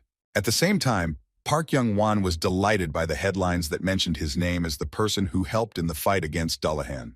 Investing in Isaac at Wu Jin's request was a good decision, which is why some people started comparing Phoenix Guild to Messiah. The guild leader's thoughts about the growth of his organization's shares were interrupted by Secretary Kim. The girl reported that representatives of the Mokosh Guild wanted to contact the boss. Sometime later, Kim Wu Jin had already packed his things and wanted to make sure that the broker had fulfilled his request before proceeding to the next step. The man assured that he did everything as he was asked, advising him to use the item he received carefully. While packing his suitcases into the trunk, Chin-A said that before the client had even finished cleaning up, he was already back in business. The guy said that he would go first because he was very hungry, and he and his partner would not have lunch together anyway. The loner thanked the brokerage firm employee for his work and wished him a good journey. The partner insisted that when someone thanked someone, they would definitely buy him something. Kim replied that he would soon pay the hunter for whatever he chose from the menu, causing the guy to go into a trance. But he quickly left it, demanding to know the exact date when they would buy him food. But Wu Jin never answered, driving away in his car. Miss Pak from the Messiah Guild was indignant that the person she was talking to could not attend the meeting. Due to the current situation, the guild could no longer delay the attack on the 7-level dungeon. The master archer Shin-Hei spoke with also had a problem with Kim Wu Jin, who killed many of his students. The girl was worried that due to the clearing of the dead forest, all public attention was focused on Isaac and Yan Wan. Pak didn't reveal that the master was planning to ruin everything for them right now, with banal revenge, which angered the archer. However, the man did not think that he should give up everything for the sake of a newbie who had completed a 3-level dungeon. The master swordsman also supported his colleague, stating that the guild was concerned about such trivial issues as this. The soldiers did not understand that due to Ivanov's popularity, the status of the Messiah was extremely unstable. The problem was also that the Russian hunter was improving his skills as quickly as Sejong had in the past. The guild leader gave the craftsmen the opportunity to do what they thought was necessary, but he gave them a limited amount of time to do so. Mr. Lee's subject continued to insist that they should not have delayed their attack on the dungeon. The man looked at Shin-hee with a menacing gaze, making it clear that his decision was immutable. The girl guiltily agreed that the attack on the 7-level dungeon should have been postponed. The masters thanked the guild leader for his understanding and then left the meeting. When some of the members of the round table left, there was silence, which was broken by a man who was present in the room. The player drew Shin-hee's ire when he suggested that the Messiah's fame was not as good as it used to be, if the rumors weren't exaggerated to begin with. Looking at the empty chairs of the masters, the guy said that before, all participants were present at each meeting, but not like it was now. Georg believed that the guild members were now acting independently of the main one, which was similar to the disorder within the organization. However, the guy hoped that he was transferred here not for the sake of demonstrating something like this, which is why Miss Pak advised the player to sit behind his words. Lee Se-young, in turn, asked the guy what he could do and suggest in this situation. The hunter clearly didn't expect such a question from the guild leader, which caught him off guard. At this time, the ruler of Phoenix summoned his best elite player. Youngwon thanked the hunter for offering to invest in Isaac, so he wanted to ask the guy one more thing. The employer immediately stated that if Woo Jin could complete his task, he would provide a worthy reward. The whole thing was that one of the players wanted to become Kim's partner in a dungeon raid to see his skills. The customer was one of Pak's bodyguards who, according to him, simply needed the necromancer to go with him. For a moment, there was silence in Youngwon's office as the loner considered the deal that had just been made. It was important for Jin to know who the hunter was who wanted to take him as a hunting partner. Suddenly, this man turned out to be none other than Isaac Ivanov, who had defeated the Needle Snake. Shortly after the conversation in the office of the head of the Phoenix Guild, one of his best warriors was near the dungeon. Mr. Park was interested in how Woo Jin's meeting with Isaac had gone, during which the Russian had told his partner about the ordeal. Young Won reminded his man how important it was to show his best side. While the guild representatives were talking to each other, a car with that same legendary hunter drove up. The bright light of the headlights illuminated the men, which made Yang Wan incredibly happy, as he was finally able to meet Isaac in person. Surprisingly, the same hunter came out of the car, despite the fact that at that very moment he was next to Pak. The head of the Phoenix Guild shook hands with the hunter from the Mokosh Guild, asking him to also take care of him. The man who was accompanying Isaac translated the words spoken by the Korean in a whisper, after which the translator said on behalf of Ivanov that the boy also asked Youngwon to take care of him. Watching the players entering the portal, Pak imagined the Russian hunter a little differently. Taking off his mask, Chin-A asked if he had managed to deceive Park Youngwon. Praising himself, the guy began to think about ending his career as a player and devoting himself to the stage. A few days before the hunt, Woo Jin informed his partner that his superior would also be present during it. The immortal warrior asked what they should do in this situation, but Kim reassured him, claiming that Pak would only be at the entrance to the dungeon. Suchan's employee didn't understand how Woo Jin would go inside with Isaac if they were the same person. The necromancer pointed at his interlocutor when he said that he would go with Isaac. The guy finally realized what his partner was planning, but something was needed to carry out this plan. Looking at his plate, the hunter declared that it was impossible to get rid of such a service with pork, so he ordered beef from the chef. After a hearty dinner, Chinna couldn't help but wonder how much the beef would cost his comrade. The guy was ready to carry out any of the assignments if the payment was of the same nature as he saw Kim's credit card. It had the Phoenix Guild logo on it, which piqued the food lover's interest. The player asked where his partner got such a card, which was personally given to him by Pak Young-won for the meeting with Isaac Ivanov. Chin-A couldn't believe that Kim promised to pay for the work with food, paying for it with the guild's wages. Looking at the necromancer, the guy caught himself thinking that his habits were very similar to those of his boss. In the dungeon, a squad of orcs suffered at the hands of skeleton warriors, who by this time had learned to fight on par with experienced players. From ordinary assistants, the monsters became full-fledged members of Kim Woo-jin's team. And the task of eliminating the monsters was simplified by the fact that the group included fighters such as the warrior knight. This time the hunters didn't even have to strain themselves when killing the initial monsters. During the fight with Dullahan, Chin-A failed to get a good look at Merlin's staff, which looked simply amazing. Observing the items he obtained from last time, Woo-jin used the ring and staff and didn't expect that they would have such a hidden power. Because the magic power remained even after using all the skills, the necromancer would not be able to get the most out of the items. Meanwhile, his partner was pondering the fact that the skeletons continued to level up while they were simply resting. The guy caught himself thinking that soon he wouldn't even be able to compare in strength with Kim's henchmen. The hunter looked at the immortal warrior, who always had such a frivolous, evil look. The guy was worried that he would be forced to work hard again, threatening to tell Pak on Isaac's behalf that Wu Jin had conducted the test. However, the blackmail did not work, since the necromancer was thinking about failing this test anyway. After some time, Sechan received a call on his phone from his regular client, who was already like a partner to him. The man was curious about how the test went, and I also want to know if Kim Woo Jin passed the test. The player responded that he had failed the test, more concerned with whether anything had happened while they were in the dungeon. The broker revealed that the Messiah had postponed the raid on the 7-level dungeon, but the reason for the cancellation was not disclosed. Besides Li Sejong, only the Master Swordsman and Master Archer could act independently. This turn of events led the loner to think that an internal conflict had arisen within the guild. The head of the firm was of the same opinion, and the Master Archer was not an original member of the guild, although he had deep connections with it. But these were just the broker's guesses, and that before attacking such a complex dungeon, he first needed to deal with personal problems. Therefore, if the necromancer answered that first of all he had to finish what he started, Wu Jin said that he would think about the rest after eating, turning his partner's attention to himself. By unfinished business, Kim meant meeting with the head of the Phoenix Guild. Mr. Pak was disappointed because she had clearly said that no matter what, his warrior had to pass this test. In his defense, the hunter from the elite squad apologized for not being able to live up to expectations.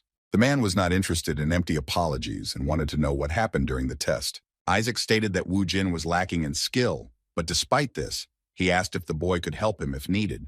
Mr. Pak was interested that the Russian asked his man to help, from which one could draw a conclusion based on the ambiguous success of the task. Kim also added that he overheard Isaac talking to a colleague outside the dungeon who was trying to recruit people from other guilds. This news greatly surprised the head of Phoenix, since Ivanov will most likely leave Mokosh, becoming a free player. However, the man could not be sure based on rumors, and he had to take it as the Russians would try to make the same move as before. This meant that the hunter was not just testing Kim Woo Jin, but was conducting a selection for his team. Young Wan asked if the player would be able to take the test again if he had the chance. Without thinking twice, the guy replied that if he was given a chance, he would gather his strength and would definitely cope with it next time. At this time, other players were leveling up in the depths of dangerous dungeons. On the giant corpse of a dragon stood a hunter who had managed to defeat such a difficult monster. This warrior was a certain Francois Chéreau who specialized in killing dragons. After clearing the dungeon, journalists were eager, if not to interview the warrior, then at least to take his photograph. The guild member apologized to the hunter, informing him that they had received an urgent request from the Japanese government. The master, having found a rank A+ dungeon with a boss in the form of a baby dragon, wanted to ask Shiro for advice. The man assumed that the master wanted to get a list of recommended players who could complete this dungeon. Although the hunter had stepped over this level, he still tracked active players who were able to pass the 3-story dungeon. The guild member asked what would happen if the player Francois recommended refused when he found out the boss was a dragon. The hunter replied that such a thing would not happen, surprising the guild representative. Shiro had complete confidence in the player he would select for this dungeon. Once again, newspaper headlines wrote about Isaac Ivanov's next feat, which was to clear the dungeon of the dragon. Mr. Pak also closely followed the news and was interested in the person of the Russian hunter. The man was amused by the fact that no one wanted to join the hunt in which Ivanov was participating. Yongwan believed that the more reckless the challenge, the more noble he was, and was glad that he had invested in the hunter in a timely manner. Secretary Kim reported that Wu Jin, thanks to the skill sent by Park, was able to pass Isaac's test. The Phoenix Guildmaster couldn't help but rejoice as everything was going according to his plan. When Kim promised him to pass the test, Youngwan gave the boy the skill as a prepayment for passing the test. The man demanded that there be no more mistakes. Otherwise, he couldn't even imagine what he would do to the hunter in case of failure. After finishing his conversation with Kim Woo Jin, the boss immediately called the secretary to his office. Mr. Pak ordered to call Isaac and ask him to test his hunter again. And if Ivanov refuses, the leader ordered to give a bribe in the form of a page of the skills of the fire golem and the skeleton of the wizard. However, that wasn't all the information, as Isaac wanted to go to the dragon dungeon with Wu Jin. The man reflected that even though the dungeon was 3-level, as in the case of the Dullahan, the baby dragon was still a dragon. No one wanted to deal with dragons, but this monster was still young, which meant the chances of success were much higher. And if Isaac were to be joined by Yan Wan's bodyguard, it would only be a big plus for his reputation. On this occasion, Mr. Park ordered Kim's secrets to write an article and called journalists. While scrolling through the news feed, Ose-chan only came across information about Isaac and Wu Jin's joint expedition to the dungeon with the dragon. As I expected, the Phoenix Guildmaster swallowed the stripe, But even if the whole truth comes out over time, he still won't lose anything. The broker checked with his assistant to see if she had given Kim Woo-jin everything he had asked for. In addition, Secretary Lee checked to make sure there were no problems with the goods. Looking at her watch, the girl stated that at this time the player should have been in the dungeon, using the gift he gave her manually. The necromancer's partner felt the hunter's face, wondering how he came up with the idea of putting a mask on the skeleton. Even though the guy's boss complained that it cost him a pretty penny, it was worth it, looking much more realistic than a simple mask. The more Chin-A looked at the copy of Woo-jin, the more surprised he became, asking if his partner had seen the double in real life. A double was a monster that could take the form of other creatures, but it hid in dungeons in the form of orcs and goblins. The doppelganger fabric could be purchased on the black market and used to create an item that could perfectly disguise itself as a person's appearance. The necromancer ordered his partner to stop playing with the skeleton, threatening that if he broke the disguise, he would report it to Secretary Lee. The offended guy stopped touching Kim's double, justifying himself by saying that he wanted to take a closer look at such a thing. The immortal warrior wondered if he would have to deal with all the monsters alone again. This time Jin made his companion happy, for whom he left only the 3rd floor. Chin-A couldn't believe his luck, but he asked again whether the player was joking with this. He called Merlin's staff from his inventory, and the hunter replied that he could handle the first 2 floors himself, while he would leave the cub with his assistant.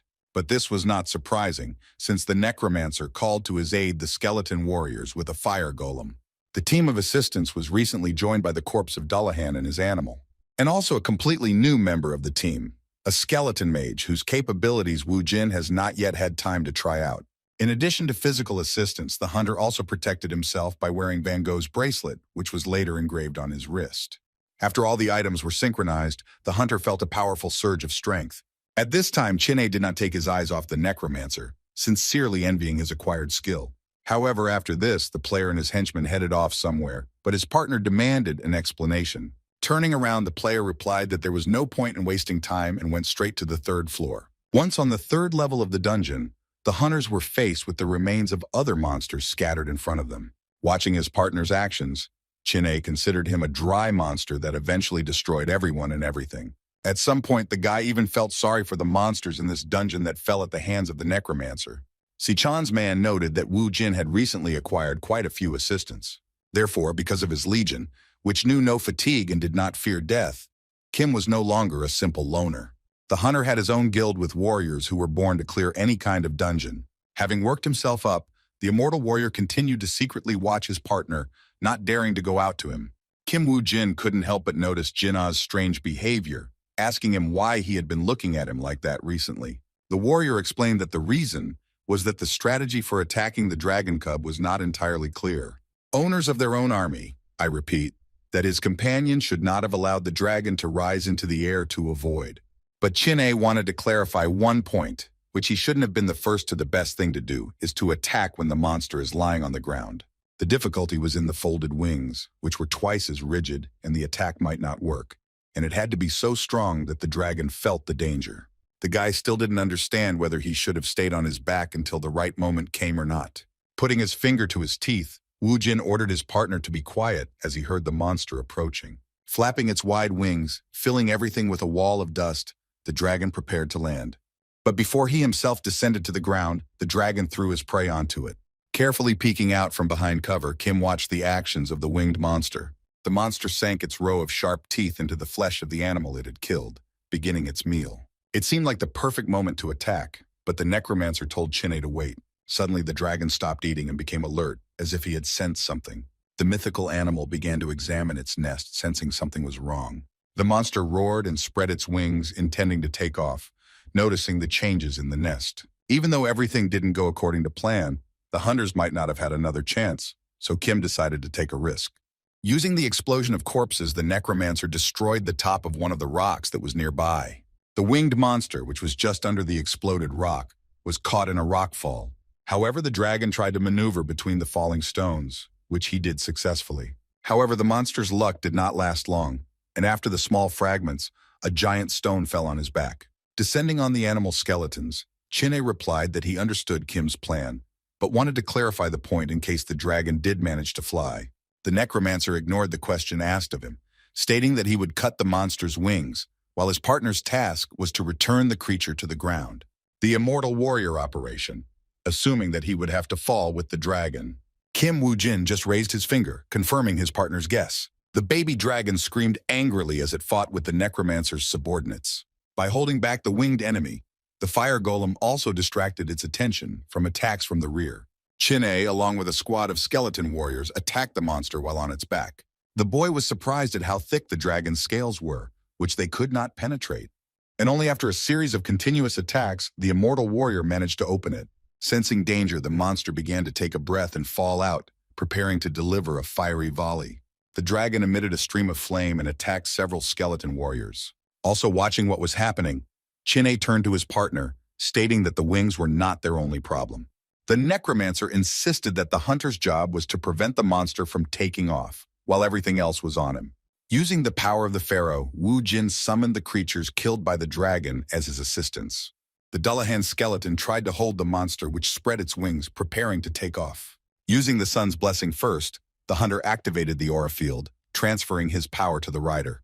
Having received incredible power, the dead man's head became even more engulfed in blue flames. The minion jumped off his horse in an attempt to pierce the baby dragon's tail with his sword.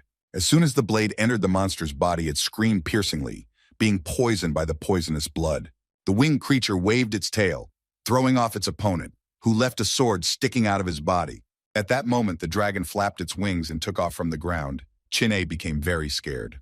When the monster began to move, the immortal warrior tried with all his might to stay on it, but the hunter quickly gave in, falling heavily from the monster's back to the ground. The necromancer began to shout out the name of his comrade, hoping that nothing terrible had happened to him. However, literally the next second, the guy was standing firmly with both feet on the ground. Moreover, the player managed to return to his dirty position with quick, tricky movements. Chin-A thrust his spear into the dragon's body, from which he subsequently hung, dangling above the ground. With a loud cry, the winged creature, flapping its wings, rose into the sky. The immortal warrior literally hung on the brink of death, clutching the weapon embedded in the claw on his wing. Wu Jin shouted at his partner to come to his senses and not let the monster rise even higher.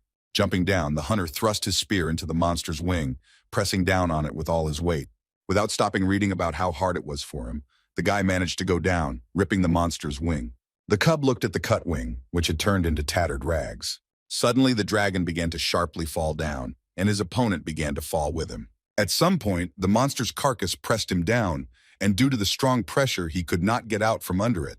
The next moment, the winged monster hit the ground with a deafening roar. Kim couldn't even imagine what kind of strategy he would have had to come up with if it weren't for Chin-A's ability. Among the rising cloud of dust, the predatory eyes of the dragon, who was still alive, flashed. The dragon once again emitted a fiery beam, fighting off the remaining opponents on the ground. Before the necromancer's eyes, the monster stubbornly tried to defeat the fire golem with its fire attack. Wu Jin did not forget that the dragon itself was extremely dangerous, and until he completely repaired it for himself, he had to be careful. Taking advantage of the moment while the enemy was busy with the golem, an entire army of skeleton warriors attacked him. The summoner's assistants tirelessly harassed the monster, hoping to pierce its armored skin with poisoned blades. In turn, the late Dullahan, who still had the blessing of the sun active, was also waiting. Having jumped on the monster's tail, the skeleton, unlike his colleagues, thrust the blade through the hard scales. Suddenly, one of the skeleton warriors approached the dead man and placed his hands on the hilt of the sword. Together, the members of Kim Woo-jin's army thrust the blade even deeper, the blade of which went deeper into the enemy's body. Having joined the couple, the rest of the warriors also began to chop at the breach with their swords. The baby dragon turned to face the crowd of skeletons, ready to fire at them, but did not notice the stone hand next to him. The fire golem closed the monster's mouth, turning its head to the side, away from the necromancer's warriors. But the winged monster could no longer stop its attack, and its body was filled with fiery energy. At some point, it reached its peak, and the flame beam was activated, though inside the monster. After which the dragon's head fell heavily to the ground from the plastic that was emitting smoke after an internal explosion. As soon as the dust around the battle site settled, Kim Woo-jin approached his partner under the rubble. In an instant, the warrior stood up, scattering stones in all directions, thanks to the blessing of the river Styx. Because the guy's skill took a long time to activate, the player decided that his partner had died. The hunter objected, insisting that such a trifle could not kill him, and he simply decided to rest a little because of his empty stomach. Wiping the blood from her chin, Chin-A wondered how the baby dragon was doing. Kim replied that the monster was fine, and thanks to his partner, he had the opportunity to hunt such an enemy. He praised the guy for the work he had done, and the necromancer extended his hand to him and called him his partner. The immortal warrior did not deny that they were able to defeat the monsters thanks to him and tightly squeezed his partner's hand. Rubbing his neck, Chin-A stated that there was no way he could get paid back with mere words, demanding that Wu Jin feed him food. The player gave his word that he would definitely feed the fighter, but only after they finished with the dragon. After what he had experienced, the dungeon monster never died, trying to recover from his severe injury. 10 days had passed since Isaac and his group entered the dungeon. The man was surprised that the boy was still alive, even though many thought that the chances of success were extremely low. The master swordsman hoped that Isaac would succeed, because then they would have the opportunity to kill him with their own hands. The man's face froze in horror as he realized what his master intended to do. At that moment, the archer, with an unperturbed expression on his face, placed another stone on the board. His opponent swore angrily when he discovered that he had lost the game. Guild member Messiah declared that they should discard all the small things and take the big ones. The man at the door, his forehead pressed to the ground, swore that he would dedicate his life to fulfilling this mission. Suddenly, Chin-A received a notification that he had received the Dragon Slayer achievements. The guy was so happy about the discovery of a new achievement that he couldn't find a place for himself. Overjoyed, the boy began to thank the skeleton warriors for the help they had provided in battle. The immortal warrior also wanted to praise his partner, but when he saw him, his face changed. For some reason, the necromancer looked very gloomy, even though he had just recently defeated the dragon. The player wanted to know the reason, whether his partner had some problems that he was hiding. Kim replied that once they got out of this dungeon, he would have to die anyway. In the warrior's opinion, this was too serious a statement to be thrown out without good reason. Wu Jin explained that once they got outside, they would be sent to clear out a 4-level dungeon. Dungeons that had more than 4 floors were intended for players whose stats were above level 100.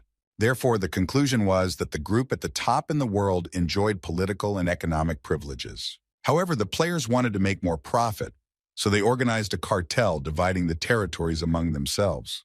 Such people who possessed immeasurable strength lived peacefully for their own pleasure. But they were not insured against the fact that one day uninvited guests might appear on their territory. These guests could stay on the cartel members' premises for a limited amount of time, because such people were like an eyesore for the high-caste hunters, which they sought to remove as quickly as possible. After the cleanup, the press surrounded the hunters from all sides, like monsters in a dungeon. All the photographers unanimously called the rising star to their place, in the hope of getting the desired photo. Unable to get shots of Isaac, the photojournalist switched to the new member of his team. While Chin-A was being bombarded with a series of questions, Wu Jin was silently trailing behind him. Hunter noticed that reporters started rushing at the double, wanted to leave this place as quickly as possible. Throwing his arm over the shoulder of the Kim copy, the player replied in Russian that no one was able to stop them. As the cameras flashed, the hunter shouted that their team was invincible. And while all attention was focused on the heroes of the day, no one paid attention to the suspicious man in the crowd. The man took a knife out of his jacket's inside pocket, intending to eliminate one of the hunters. With a cry for death, the killer, waving a knife over his head, rushed at Kim Wu Jin. Chin-A, who was next to his colleague, reacted instantly, but the attacker dodged the blow. With a quick movement, the man with the gun stepped back, distancing himself from the player. The food lover couldn't believe that someone had managed to dodge his attack. Everything happened so quickly that the reporters watching what was happening did not have time to do anything. The necromancer's double also noticed the killer, after which he froze in place, watching him closely. The assassin sent by the master swordsman bared his face. His eyes lit up at the mere thought of killing. In the blink of an eye, the stranger was next to the double, stabbing him with a knife. The immortal warrior feigned concern for his false comrade until the very end. When the attacker pulled out a knife, blood spilled onto the ground, which began to smoke within a second. Some of the reporters were left in a state of shock while their colleagues tried to move away due to the poisonous blood used by the killer. Still not understanding what had happened, the journalists left the crime scene in a hurry. The crowd that had literally surrounded the players a second ago left them along with Wu Jin's killer. Having dealt with the main target, the swordsman's man rushed at Isaac Ivanov, who was also on the list. The stranger raised the knife behind his head, one step away from finishing off the hunter from Russia. But the guy continued to stand in place, as he felt the presence of another person nearby. Kim Wu Jin's killer fell head first, blood spraying from a deep wound all over his back. The man who inflicted a mortal wound on the criminal turned out to be a master swordsman. Looking around, the reporters couldn't figure out what the Messiah Guild member was doing here. The fear of journalists was replaced by a thirst for profit, so they began to take up their cameras to make sure to film such material. A huge crowd of onlookers formed around the crime scene again, only a few of whom were interested in the arrival of the ambulance. Watching one of his men whose corpse lay on the ground, the master remembered their last meeting. Before the swordsman's subject left the building, his master apologized for entrusting this matter to him. However, the man began to protest, claiming that it was a great honor for him to become useful to the owner, even in such a way. The subject claimed that he would definitely kill Wu Jin to calm the souls of his comrades who had passed away before their time. Bowing, the man thanked the master for watching him all this time. The attacker was still alive, his last words being Yamato and something unintelligible that he had done for the Union. Chin-A looked at Isaac Ivanov and shook his head, making it clear that the guy could no longer be helped. The immortal warrior covered the body of the double with his jacket so that no one would suspect a substitution. The swordsman explained that he had come here as a representative of the country in order to congratulate Ivanov on his successful completion. And then he added with regret that no one knew that something so terrible would happen. Guild member Messiah expressed his sincere regret over the loss of team member Isaac. The very next morning, all the newspaper headlines were talking about the death of Kim Woo-jin from the Phoenix Guild. An interview with a master swordsman also appeared online, who regretted the player's death, promising to destroy all terrorists in Japan. In parallel, the Japanese government also sympathized with the loss of Isaac Ivanov by providing him with a free pass to the dungeon. As soon as Park Young-won learned about what happened, the first thing he did was throw the newspaper out of his hands. I don't know where he can vent his anger, but the man's hot hand hit the monitor that was standing on the table. Secretary Kim asked her boss to calm down, but he was unable to do so, especially in the current situation. Only later did the girl realize how stupid she had said something, not fully realizing the scale of the problem.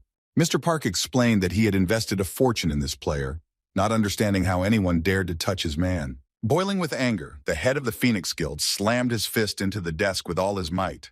After cutting him into two parts, Yan-won demanded that Secretary Kim find out who was behind Woo-jin's murder. And while the riots were going on in Korea and Japan, the players from the Mokosh Guild were, unfortunately, receiving the news of their colleague's death in the form of a table set with food. Chin-A never imagined that the death of Woo-jin's double would be so beneficial for his stomach. The master swordsman wanted to show with his whole appearance how sad he was about what had happened, regretting that he had not come earlier. Isaac's partner watched closely for his reaction to the Messiah Guild member's speech. The man repeated again that if he had been more punctual, such a misfortune could have been avoided. Ivanov reacted calmly to the master's statement, believing that it was inevitable, since death always followed the players. The girl who sat near the swordsman was a translator who duplicated the text in the hunter's native language. The man raised his glass of sake and noted the well-spoken words of the hunters, declaring that the other man was like a comrade to him. The master continued speaking, asking the guests to enjoy the best drinks he had prepared for them. The warrior's words that the living had no reason to fall into despair, unlike the dead, deeply hurt Chin-A. The guy suddenly hit the table with his fist with such force that the swordsman stopped speaking. Get up from the table, the entire mortal warrior declared that it was disgusting for him to continue listening to the Japanese man's speech. Angrily, the player stated that his comrade had died, while the Messiah Guild member had acted in a similar manner. Having cursed the master swordsman with the last words, the hunter left the room before his fists began to itch even more. In defense of the master, Isaac replied that if their dead comrade saw them now, he would not be able to rest in peace in heaven. Hearing this from his partner, the hunter replied that he thought Ivanov was not like that. Assuming that he had misunderstood him, the boy left the spiked snake killer to sort things out as he saw fit. The warrior, slamming the door behind him, horrified the girl, who had to translate all this. With some embarrassment, the translator literally conveyed the words of the guest who had left their event. Putting the glass on the table, Isaac announced that they should have finished this meal already. Pai thanked him for the treat and would consider the offer regarding the dungeon that was offered to him as soon as possible. The master swordsman expressed his sincere regret that they had to end their conversation like this. When asked whether the hunter would be able to cope in the 4-story dungeon without their help, he answered negatively. However, if you prepare a gift for his friend, there will be a chance to change his mind. After leaving the restaurant, the first thing Woo Jin saw was a huge screen showing the latest news. In Korea, people across the country have reportedly been protesting for 4 days now. Kim was pleased with the way he had pulled off his assassination, watching the people support him, albeit posthumously. The necromancer contacted his assistant, asking where he needed to look for him. After meeting the Russian players, the master swordsman spent some time in thought. Having finally made a decision, the man called his ward named Sakura. The girl appeared before the owner in a matter of seconds, kneeling before him. The master said that he would like to take Isaac over to his side, to which the subject immediately agreed. The situation was not very good from all sides, but it was stabilized when Kim Woo-jin was eliminated. But after this incident, Ivanov's partner became more hostile towards Yamato, which will make it difficult to win over both players. Adding fuel to the fire was the fact that Park Young-won was furious about the death of his bodyguard.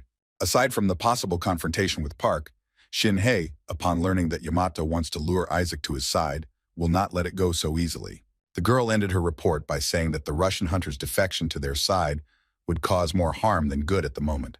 The swordmaster felt sorry that they wouldn't be able to get such a strong asset to join their team. He slammed his glass down on the table and declared that it would be better to make sure that no one could get Ivanov. Sakura's master ordered her to bring the skin of a Nemean lion to a hunter from the Mokosh Guild. The swordsman explained that this was payment for so that the player sends his comrade on his final journey. Having retired to one of the sleeping areas, the hunters could finally catch their breath. Taking off his mask, Chin-hye kept repeating how angry he was at the master swordsman's behavior. Woo-jin assumed that his partner's reaction was caused by his inability to eat in peace. The necromancer's words offended the guy, who was outraged by who his comrade took him for. Si-chan's man insisted that he couldn't be bought so easily with food, which made Woo-jin skeptical. Having changed the subject, the warrior said that he became angry after he saw the faces of those who, after performing a dirty trick, brazenly extended their hand to him. The player could understand his partner to some extent, but he didn't think that the master would contact him immediately after he had accomplished his plan. Kim thought that Chin-hye would be obsessed with food, but his anger came in handy, preventing his conversation with the swordsman from dragging on. After learning that the hunter had scripts that would help them leave the restaurant, the guy started to bite his elbows when he realized that he could still eat. Soon an interview with Isaac and his partner appeared on the internet, showing that despite some minor disagreements, they still remained one team. Newspapers reported that a player from Russia promised to attack the 4-level dungeons on Mount Fuji. In the latest newspaper news, Osi-chan read that the Japanese government expressed regret over the death of Kim Woo-jin. "I'm talking to a client." The broker said that Kim really angered the Yamato alliance, which is why they made their move so quickly.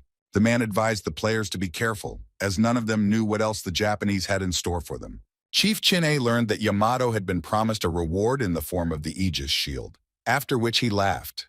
However, it was not this that made the man laugh, but the interesting materials that Secretary Lee brought. On the broker's desk lay a report of a failed attack on a dungeon located on Mount Fuji. Osei-chan asked how the alliance was going to give away something they didn't have as a reward.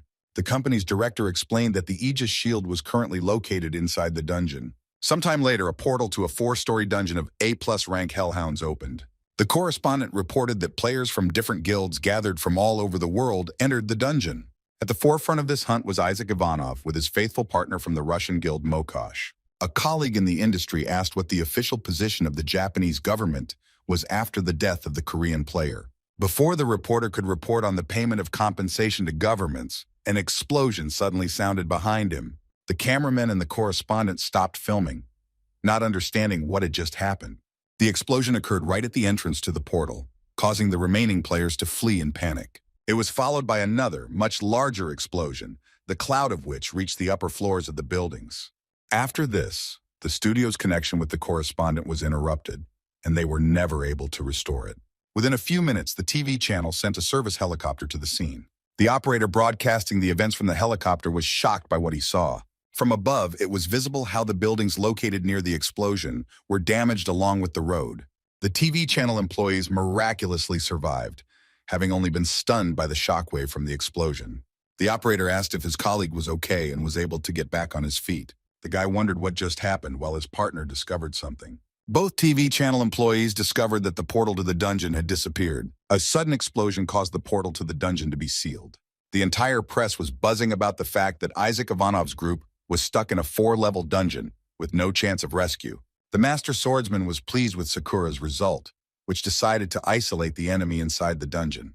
However, the master stated that if he were to handle the matter personally, he would have sent a couple more reliable guys as well.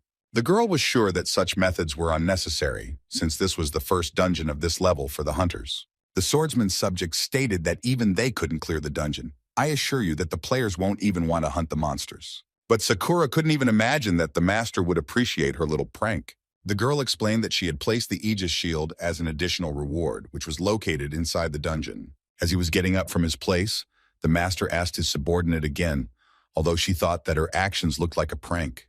Sakura became worried, because from the owner's tone she assumed that she had made a huge mistake. The man said that recently more and more people have been wondering about the location of the shield.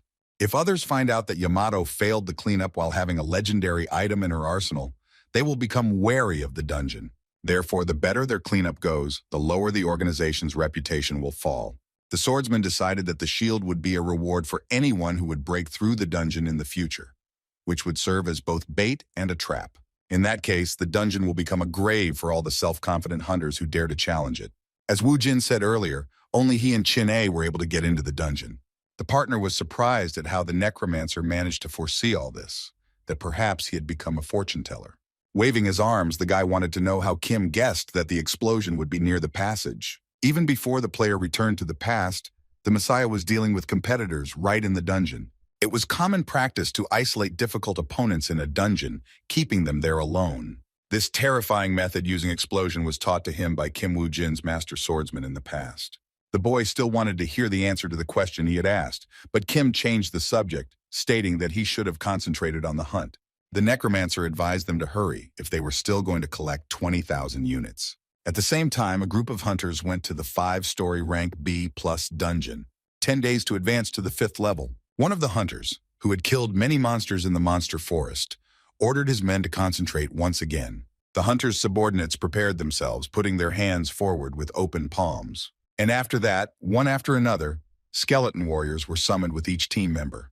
After all the preparations, the entire clearing where the player and his squad were present was littered with animated skeletons. Next, the necromancer with an army of the dead summoned the Book of the Dead that was in his inventory. The player who received this skill was a new member of the Round Table from the Messiah Guild. The hellhounds imprisoned in the dungeon had already reached the 3rd floor, where Chin A had been badly damaged by the enemy. The guy realized that he had relaxed too much lately, and he shouldn't underestimate the enemy. The suddenly appearing reptile skeleton was surprised, as it did not expect the guy to fight so hard. Wu Jin reported that players who challenged the 4-floor dungeon most often died on the 3rd. The immortal warrior got tired of listening to his partner's moralizing and asked him to get straight to the point. Watching the enemy approach, Chin A stated that now was not the time to solve riddles. The boss of this level appeared in front of the hunter, a giant orc that raised a lot of dust just by walking. Jumping up, the warrior pounced on the monster, raining down a series of punches on its legs. The giant orc brought his fist down on the hunter, but as expected, he missed due to his size. Being much smaller and therefore more agile, Chin A kept his eyes on the monster to avoid getting hit. It only took a split second for the enemy to hit the immortal warrior. The monster's blows were so powerful that the boy flew into the distant rock with force. Having fallen to the ground, the player left his silhouette in the hard rock, which was in a small depression. Emerging from under his clothes, Wu Jin said that most people, while saving their strength to clear the 4th floor, ended up losing on the 3rd. When attacking a dungeon, it was important to manage resources and stamina, and saving your strength in a fight with a boss was tantamount to suicide. Chin A wanted to know when his partner would send skeleton warriors to help, but the necromancer believed that the hunter could handle the monster alone. On top of that, there was no pressure from the skin of the Nemean lion, so there shouldn't have been any problems. Looking at himself, Zichan's man caught himself thinking that while receiving high damage, he had never used the blessing of the river Styx before. The legendary item protected its wearer from physical damage, and the video showed that his partner was in a difficult situation. Kim wanted to send him support. The guy started making excuses, thinking that they were working according to a standard scheme, starting to convince that he would definitely cope with the enemy. The immortal warrior stated that he could handle it himself, while Wu Jin had to do his own thing. While the players were talking to each other, the boss of this level had already managed to get to the hunter. With a wild cry, the combatants rushed at each other, each of them swinging for a powerful blow. When the rivals collided, there was a loud explosion that reached his partner. While Kim's partner was dealing with the boss, he was looking for a specific place. And as a result, after a long search, the hunter came across a cave full of skeletons. Taking one of the fallen warrior's heads, the necromancer used the Eye of Anubis, delving into his memories. The hunter, like Wu Jin himself, was assured that the master swordsman had borrowed the Aegis shield to easily pass through the dungeon. However, the player's next memories already indicated that he had been dragging his feet in the battle against the orc for too long. The monster let out a terrible battle cry after dealing with most of the team. The warrior subject asked for forgiveness for taking strength for the next level, but all the blame lay with the team captain who gave the orders. As it turned out, the hunters actually had the Aegis shield with them, which the leader asked to return to the master swordsman after killing the hellhound. Jin learned that the shield was on the 4th floor, but even with it, the elite players failed to clear the dungeon. The necromancer still had questions, since the item was one of the strongest armors. The Aegis shield could certainly block the hellhound's attack, but given the results of its predecessors, there was still cause for concern. However, the hunter was more interested in the expression on the swordsman's face when he came out of the dungeon with the legendary item. Meanwhile, Park Shin-hai was watching the news, from which she learned that Isaac's group had been in the dungeon for 17 days already. The girl reported that Kim Woo-jin was killed by a master swordsman while Isaac was isolated in the dungeon. She also reported that John George was acting according to plan, and public opinion was beginning to change in their favor. Miss Park insisted that everything turned out for the best for them, and that the strategy she had chosen had been the right one. Despite the positive news, Lee Se-jun found the situation funny. The guild leader's assistant became worried, asking if there was another problem. The man recalled what happened 3 years ago, when the gate appeared in the center of Seoul. Then one of the players wanted Lee dead, being sure that the great hunter would not be able to get out of the gate alive. The man was confident in his actions just as Mrs. Pak was now confident in hers. As the girl knew, Se-jong did not die, that he was a dungeon, but his position, on the contrary, only strengthened. Sitting down at the table, the man continued that sometimes he had the thought that it was that man who made him who Lee was now. The guild leader thought this incident was funny, but he wondered if he should be grateful for it. Looking at Isaac Ivanov, the hunter felt that they were somehow similar. The man asked his ward if she had the same opinion as her boss. Lee Se-jun stated that if the Russian gets out of the dungeon alive, he will meet him personally at least once. By evening, the 3rd floor of the Hellhound's dungeon was cleared, and the hunter increased his level. Drenched in sweat, Chinne could hardly breathe as he was recovering from the grueling battle. The guy sat down near the monster's corpse, waiting for his partner to arrive. Wu Jin, who came with the skeleton warriors, didn't expect that his partner would finish off the orc faster than he thought. The necromancer brought his minions to assist him, but found that their services were not needed. The immortal warrior began to shower insults, declaring that he had returned from the other world while Kim was hiding somewhere. The player replied that he would not act so frivolously, and that if Chinne needed help, he only had to say so. Wu Jin stated that they needed to move to the 4th floor of the dungeon, and his puppets immediately picked up the immortal warrior. Studying the latest news, the director of the brokerage firm was pleased that everything was going according to plan. The secretary asked whether her boss meant the Hellhound's dungeon. The man was amused by the fact that everyone around him assumed that Isaac was already dead, which was even written about in the newspapers. The girl didn't even think that the Hellhound's dungeon was stronger than the dragon's dungeon. After thinking about it, Ose-chang replied that a more appropriate word for the dungeon was dangerous. Rumors circulated that the hellfire the dog spewed would not stop until it had reduced its target to ashes. Also among the legendary items there were rare armors with the effect of absolute protection. Personally, the broker himself would not have dared to enter this dungeon without such equipment. And in addition, the dog's ability to regenerate was much higher than that of the trolls.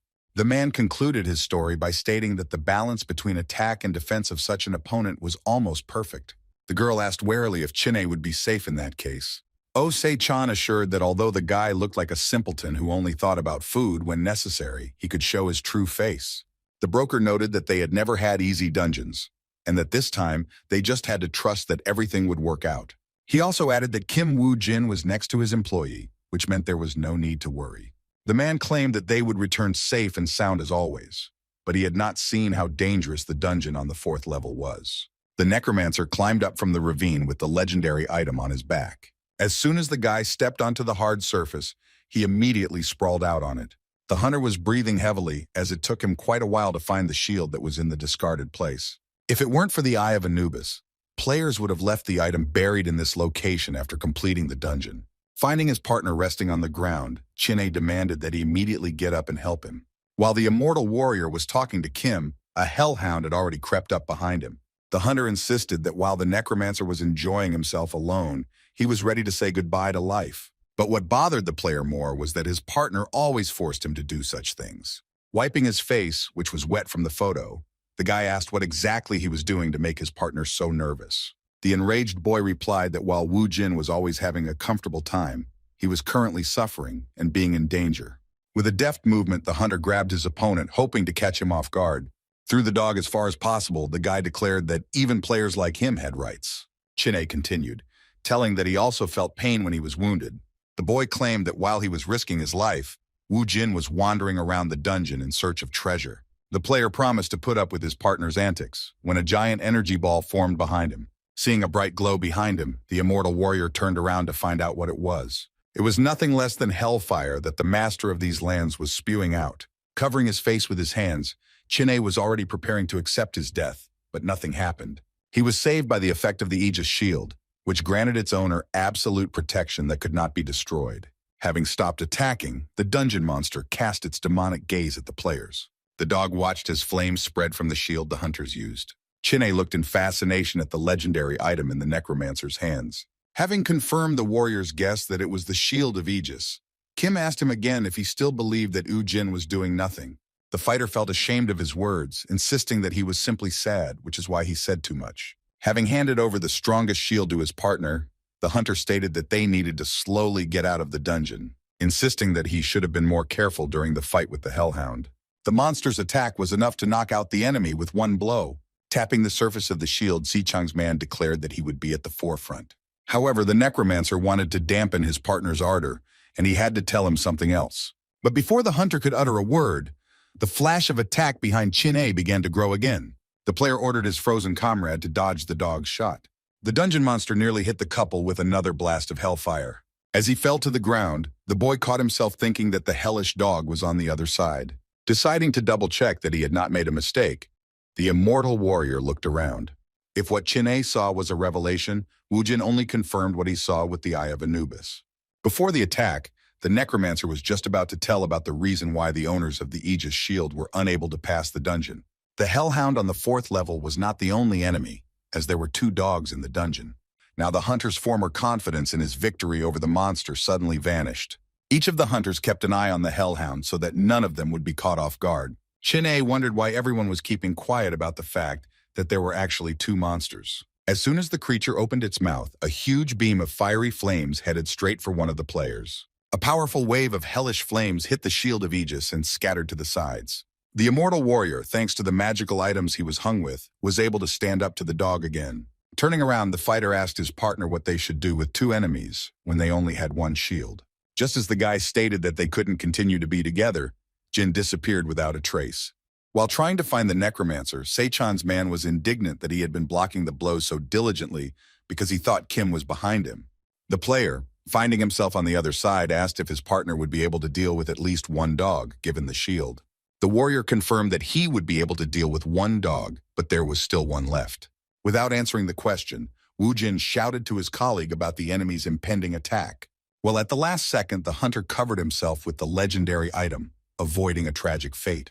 A giant wave of flame several meters high covered the monster's enemy head-on. Kim Wu Jin tried to shout to his partner, doubting whether he would survive after this. When the attack stopped, the wave of fire was replaced by a large cloud of smoke. An immortal warrior emerged from the smoke and immediately fell to his knees. The boy was terrified when he discovered that an unquenchable flame of hellfire remained on his shoulder. The boy began to roll on the ground, trying to put out the fire, but Kim calmly told him to just take off his armor. The next moment, the guy threw the shoulder pad on the ground, which somehow caught fire. The players didn't even notice how part of the armor began to melt, engulfed in purple flames. Giving the ill-wishers a malicious look, one of the dogs howled piercingly. The howl of the ghostly animal brought a whole crowd of hounds running, their bloody eyes glittering. Chin-A was not happy about the enemy reinforcements, as they already had enough problems. The hunters and skeleton warriors were surrounded by a whole army of predatory animals, not giving them a single chance of salvation. The player with the shield allowed the thought that if everything continued in the same spirit, it would be much more difficult to cope with hellfire. Chin-A scattered the first monsters without much effort, using a new item in the team's arsenal. As soon as the guy asked what his partner was planning to do, he was already running at full speed towards the crowd of hounds. Kim Wu Jin moved like that, striking down each of the hellhound's minions. The battle in the 4-level dungeon reminded the hunter of old times. Then, together with the members of the Messiah Guild, the player attacked an 8-story dungeon, the boss of which was Cerberus from the Hellhound family. That time, Wu Jin managed to defeat the monster, although not without the help of other players. After the completion of the clearing of that dungeon, 23 individuals serving Cerberus died at the hands of Kim. This time, the player had such strength and skills that he could defeat a much larger number of opponents without the help of the Messiah. And while Isaac was overcoming difficulties in the dungeon of Hell Dogs, a shocking truth emerged in Park Yongwon's residence. Guildmaster Phoenix held back the rage that was building up inside him and asked again if Kim Woo-jin was really alive. Secretary Kim confirmed this and brought a letter that was sent to this address as proof. Taking the letter, the man began to carefully examine its contents, which was indeed written on behalf of his bodyguard. The letter stated that due to Japanese terrorists threatening the player's life, he was forced to fake his death. Mr. Pak was pleased that the hunter, despite the events that had happened to him, had proven so resilient. The boss asked the secretary to prevent information leakage and transfer funds to the specified bank number. The girl was wary of Woo-jin's letter, and despite the threat to her life, the guy's actions seemed too suspicious to her. Crumpling the letter, Yongwon said that he never believed Kim, that he was only a tool for him to realize his ambitions.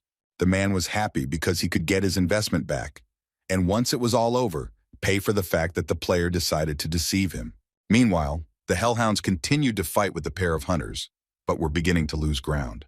Chin-A never ceased to be amazed at the desperation with which his partner threw himself into battle. After all, the player went to fight against the dog, even without armor that could block the hellish flames. The immortal warrior at one point even thought that Woo-jin intended to surrender by stepping into the attack.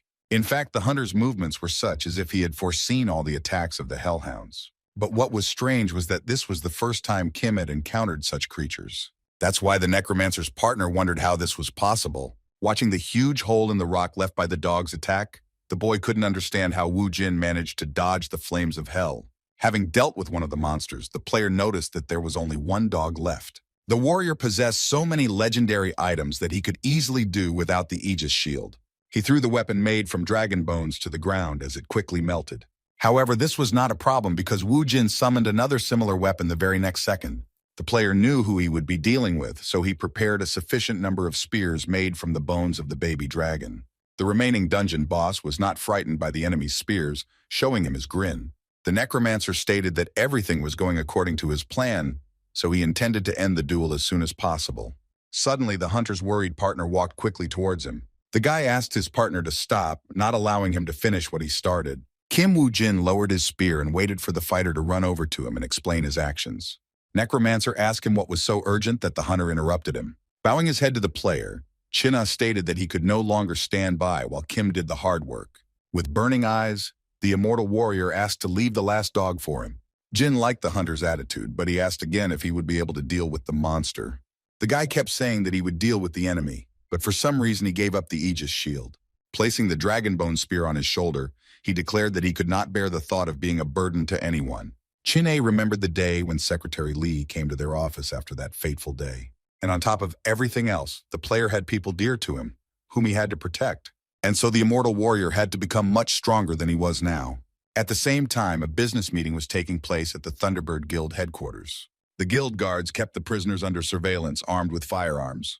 The partner placed a suitcase filled with money on the table as payment for the bills. The deputy head of the Shakira Guild asked his business partner what was inside the case. With a creepy smile on his face, the man replied that it was nothing more than payment for the request. At that moment, shots were fired from the guards, who finished off all the prisoners. The guild members showed no sympathy as they fired a full clip at the defenseless captives. As the man explained, the case contained a reward for killing local players with an entrance to the dungeon. After showing the contents, the partner thanked Shakira for making his business much easier. The woman took a wad of money from the case and quickly flipped through the bills, looking at them. The deputy then threw the pack back into the suitcase, claiming that they would not risk their lives for such a trifle. The woman asked whether the director had told the companion that payment was made only in skill pages and items. As it turned out, the man was well aware of this, but recently he had been having difficulties with the delivery of items. Wiping sweat from his face, he stated that even with money, he had a hard time on the black market, and all the remaining dungeons were extremely dangerous.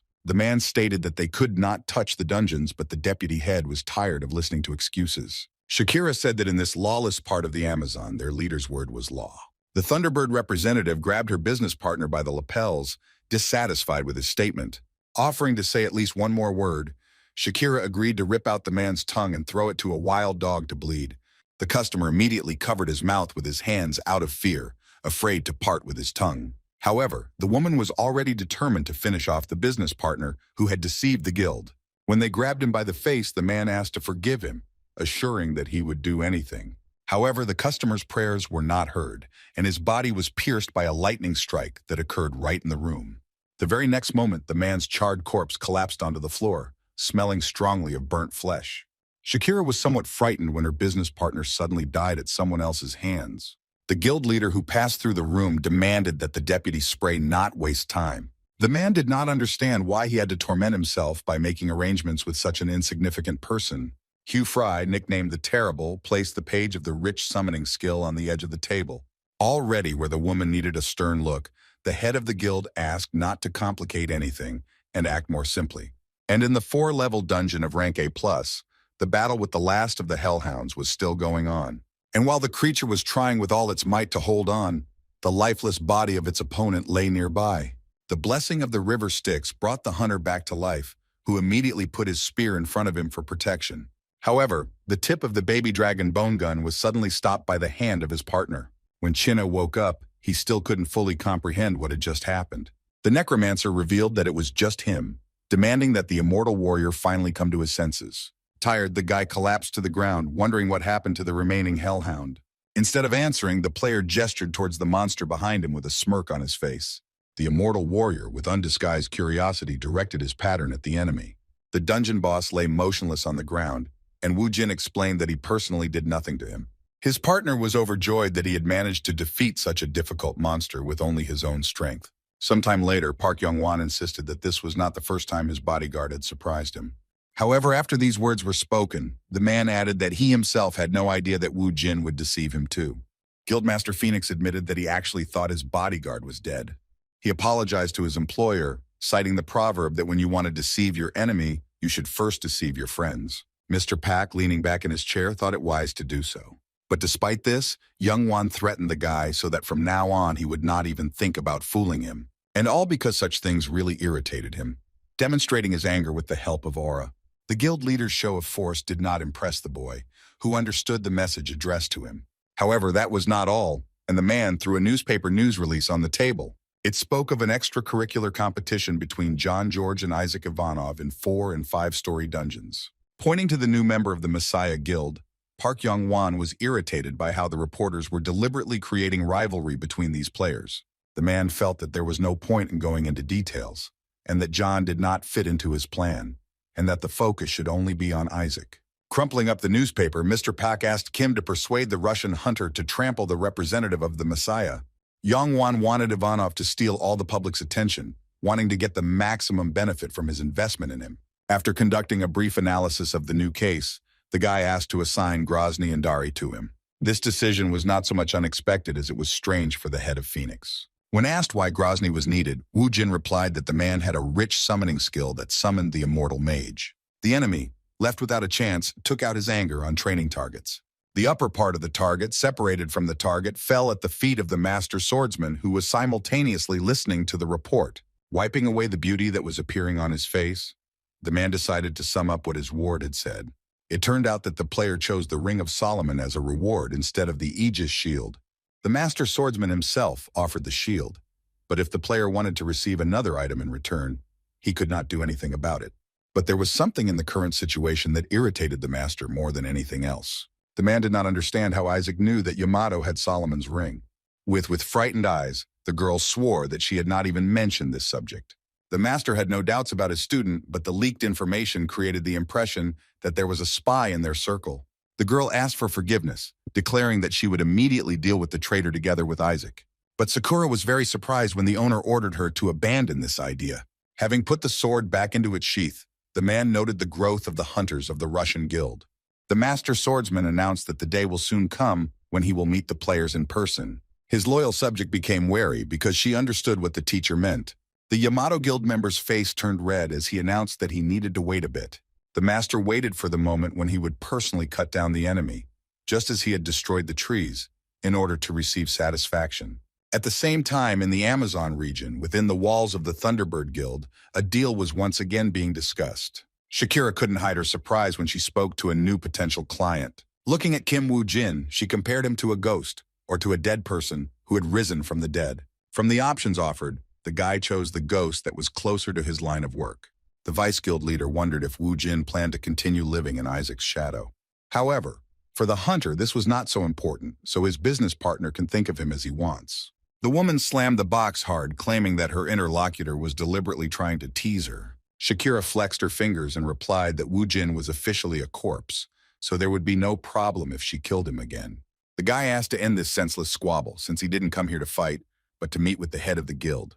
I don't understand why exactly, but the Deputy Thunderbird was irritated by her interlocutor, whom she tolerated solely for the sake of Hugh Fry. Not wanting to spend much time in the guy's company, the woman gave him a minute to explain. Wu Jin reasoned that Grozny was a man who worked through exchange. In this regard, Kim suggested that he could also include a person in the exchange, clarifying this point with Shakira, and he wanted to know what he could get in return if he sold Isaac Ivanov to the Thunderbird Guild. The girl realized that the guy had no intention of negotiating on behalf of Ivanov, but instead wanted to sell him himself. Grozny's deputy lost the last of her patience, climbing onto the box with one foot. She said she tried to be patient with her interlocutor, but Kim's behavior went beyond all bounds. Suddenly, the necromancer felt the presence of a stranger next to him. Turning around, Wu Jin, as I expected, came face to face with the guild leader, Hugh Fry.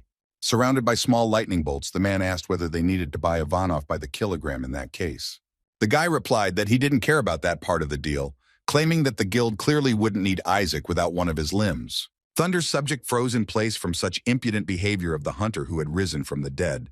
The application for the sale of a Russian player interested the head of the guild, who asked to tell more about the deal. After Kim Wu Jin visited the Thunderbird headquarters, he returned to the dungeon again with his partner. Stuffing himself with food during the break out of habit, Chin-A asked Kim if he really planned to do what he had planned. The player did not quite understand what his partner was talking about, so he asked him to ask a more specific question. The guy was talking about how they had just emerged from a 4-story dungeon and were on the brink of death. The immortal warrior didn't mind visiting the 5-story dungeon, but he felt that it was a bit early for an A+ rank. As in similar cases, this time Wu Jin also used the method of reverse psychology. However, Chin-A knew about his colleague's provocations, claiming that he would no longer allow him to get away with such things. The hunter was indignant that his partner also considered him a simpleton. Kim Wu Jin pressed his finger to his lips because he felt that there was someone near them. After the necromancer spoke his words, Si Chang's man also sensed the presence of an outsider. The light of the fire did not reach the stranger, hiding her face, which, despite its appearance, behaved in a friendly manner. As soon as the girl came out into the light, Wu Jin was surprised because he met his old acquaintance. The girl's name was Michelle, who was a member of the Messiah Guild, with whom the players would participate in clearing the dungeon. The girl turned out to be a fan of hunters, and before their joint hunt, she wanted to greet the legendary couple. At first, Kim did not understand why he met Michelle in this dungeon, but memories from a past life reminded the necromancer of that tragic incident. It was in this dungeon that day that the Messiah Guild group lost one of their comrades. However, Chin-A was not familiar with the huntress before, and began to flirt with her during the conversation. The warrior offered the girl an autograph since she was a fan of their work. But Michelle quickly refused, while Isaac's partner continued to insist on his own. The player had already prepared a pen for the signature, but at the last second, the girl, asking for forgiveness, left him. Both hunters were surprised when a member of the Messiah Guild asked Ivanov for an autograph. The fan couldn't be happier to get her idol's signature, while his partner was shaking with anger.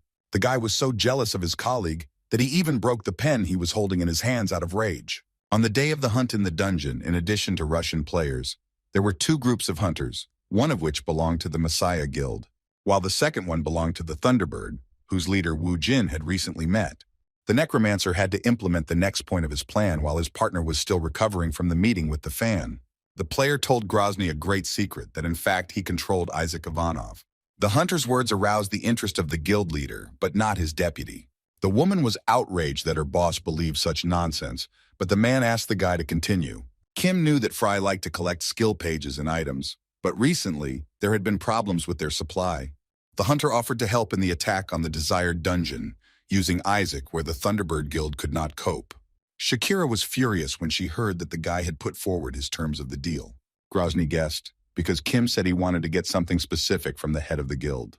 The man squeezed the Gantani balls in his hand and warned that he was not involved in any obviously unprofitable business. Hugh Fry replied that he was not interested, and that if the guy wanted something, he would have to offer something more interesting.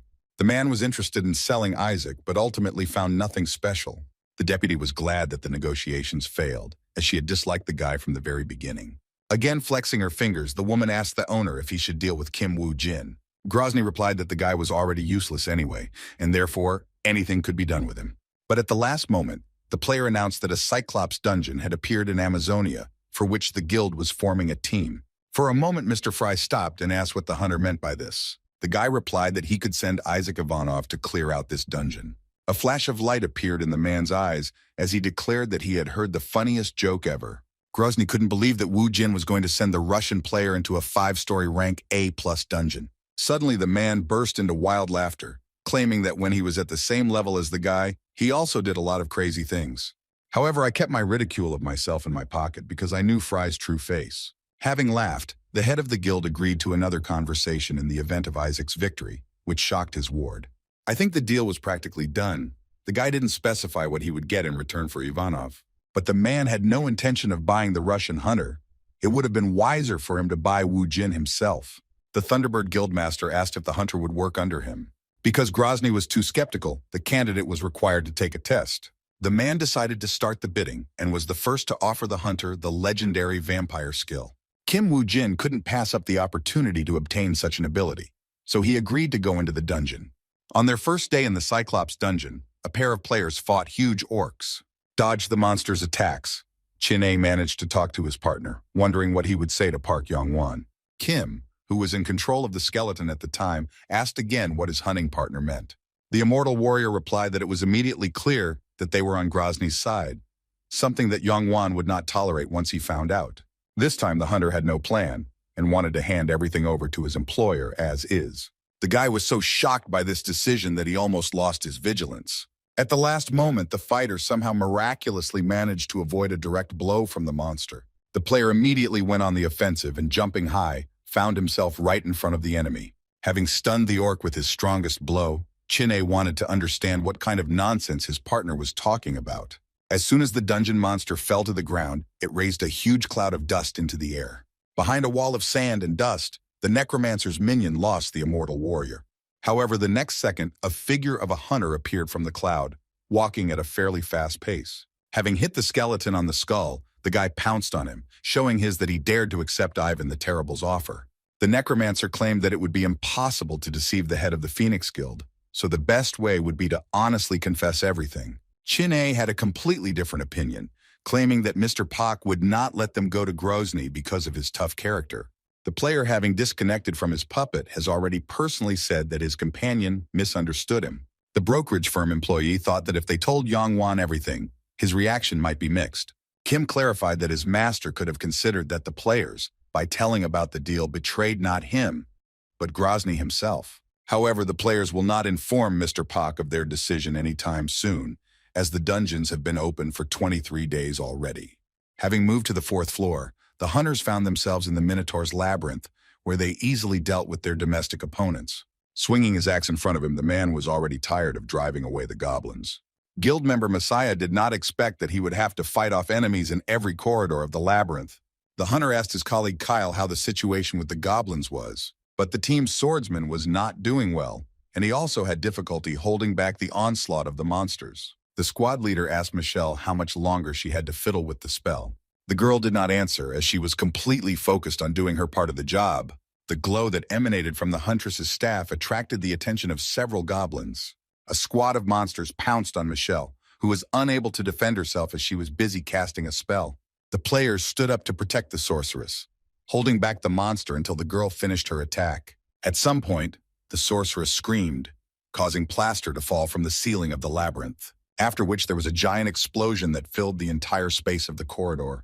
The room was filled with smoke, under which lay the bodies of monsters killed by the explosion. The team captain, having difficulty meeting the barrier time, wondered where the bloody goblins came from in the labyrinth. Kicking the corpses of the enemies, the man guessed that the dungeon was high level due to the high difficulty. The hunter was sure that until they reached the main hall in the center of the labyrinth, crowds of monsters would continue to appear. While discussing possible options for how to navigate the labyrinth, the players did not notice that one of the goblins was alive. While the squad wanted to change the narrow passages for safer wide ones, the survivor was slowly brought in. The leader of the squad wanted to set up camp at the retreat site, but when he turned to face the team, he discovered a goblin attacking him. The enemy's target remained the girl, whom the warrior tried to warn of the impending threat. Michelle only had time to look around, and there was no time at all to defend herself. The bloody goblin, with its mouth wide open, attacked the sorceress with a battle cry. The huntress closed her eyes tightly, and the next moment there was the sound of a blade swinging through the air. Michelle opened her eyes to find the blood goblin lying in front of her in a pool of his own blood. Concerned team members asked if the girl was okay. The squad leader was speechless when he saw the killer of the spiny snake in front of him. The man thanked Isaac for saving his team member, but the hunter was unhappy that the players did not push the matter to the end. The warrior was confused by what had happened, so he did not immediately understand what Ivanov was talking about.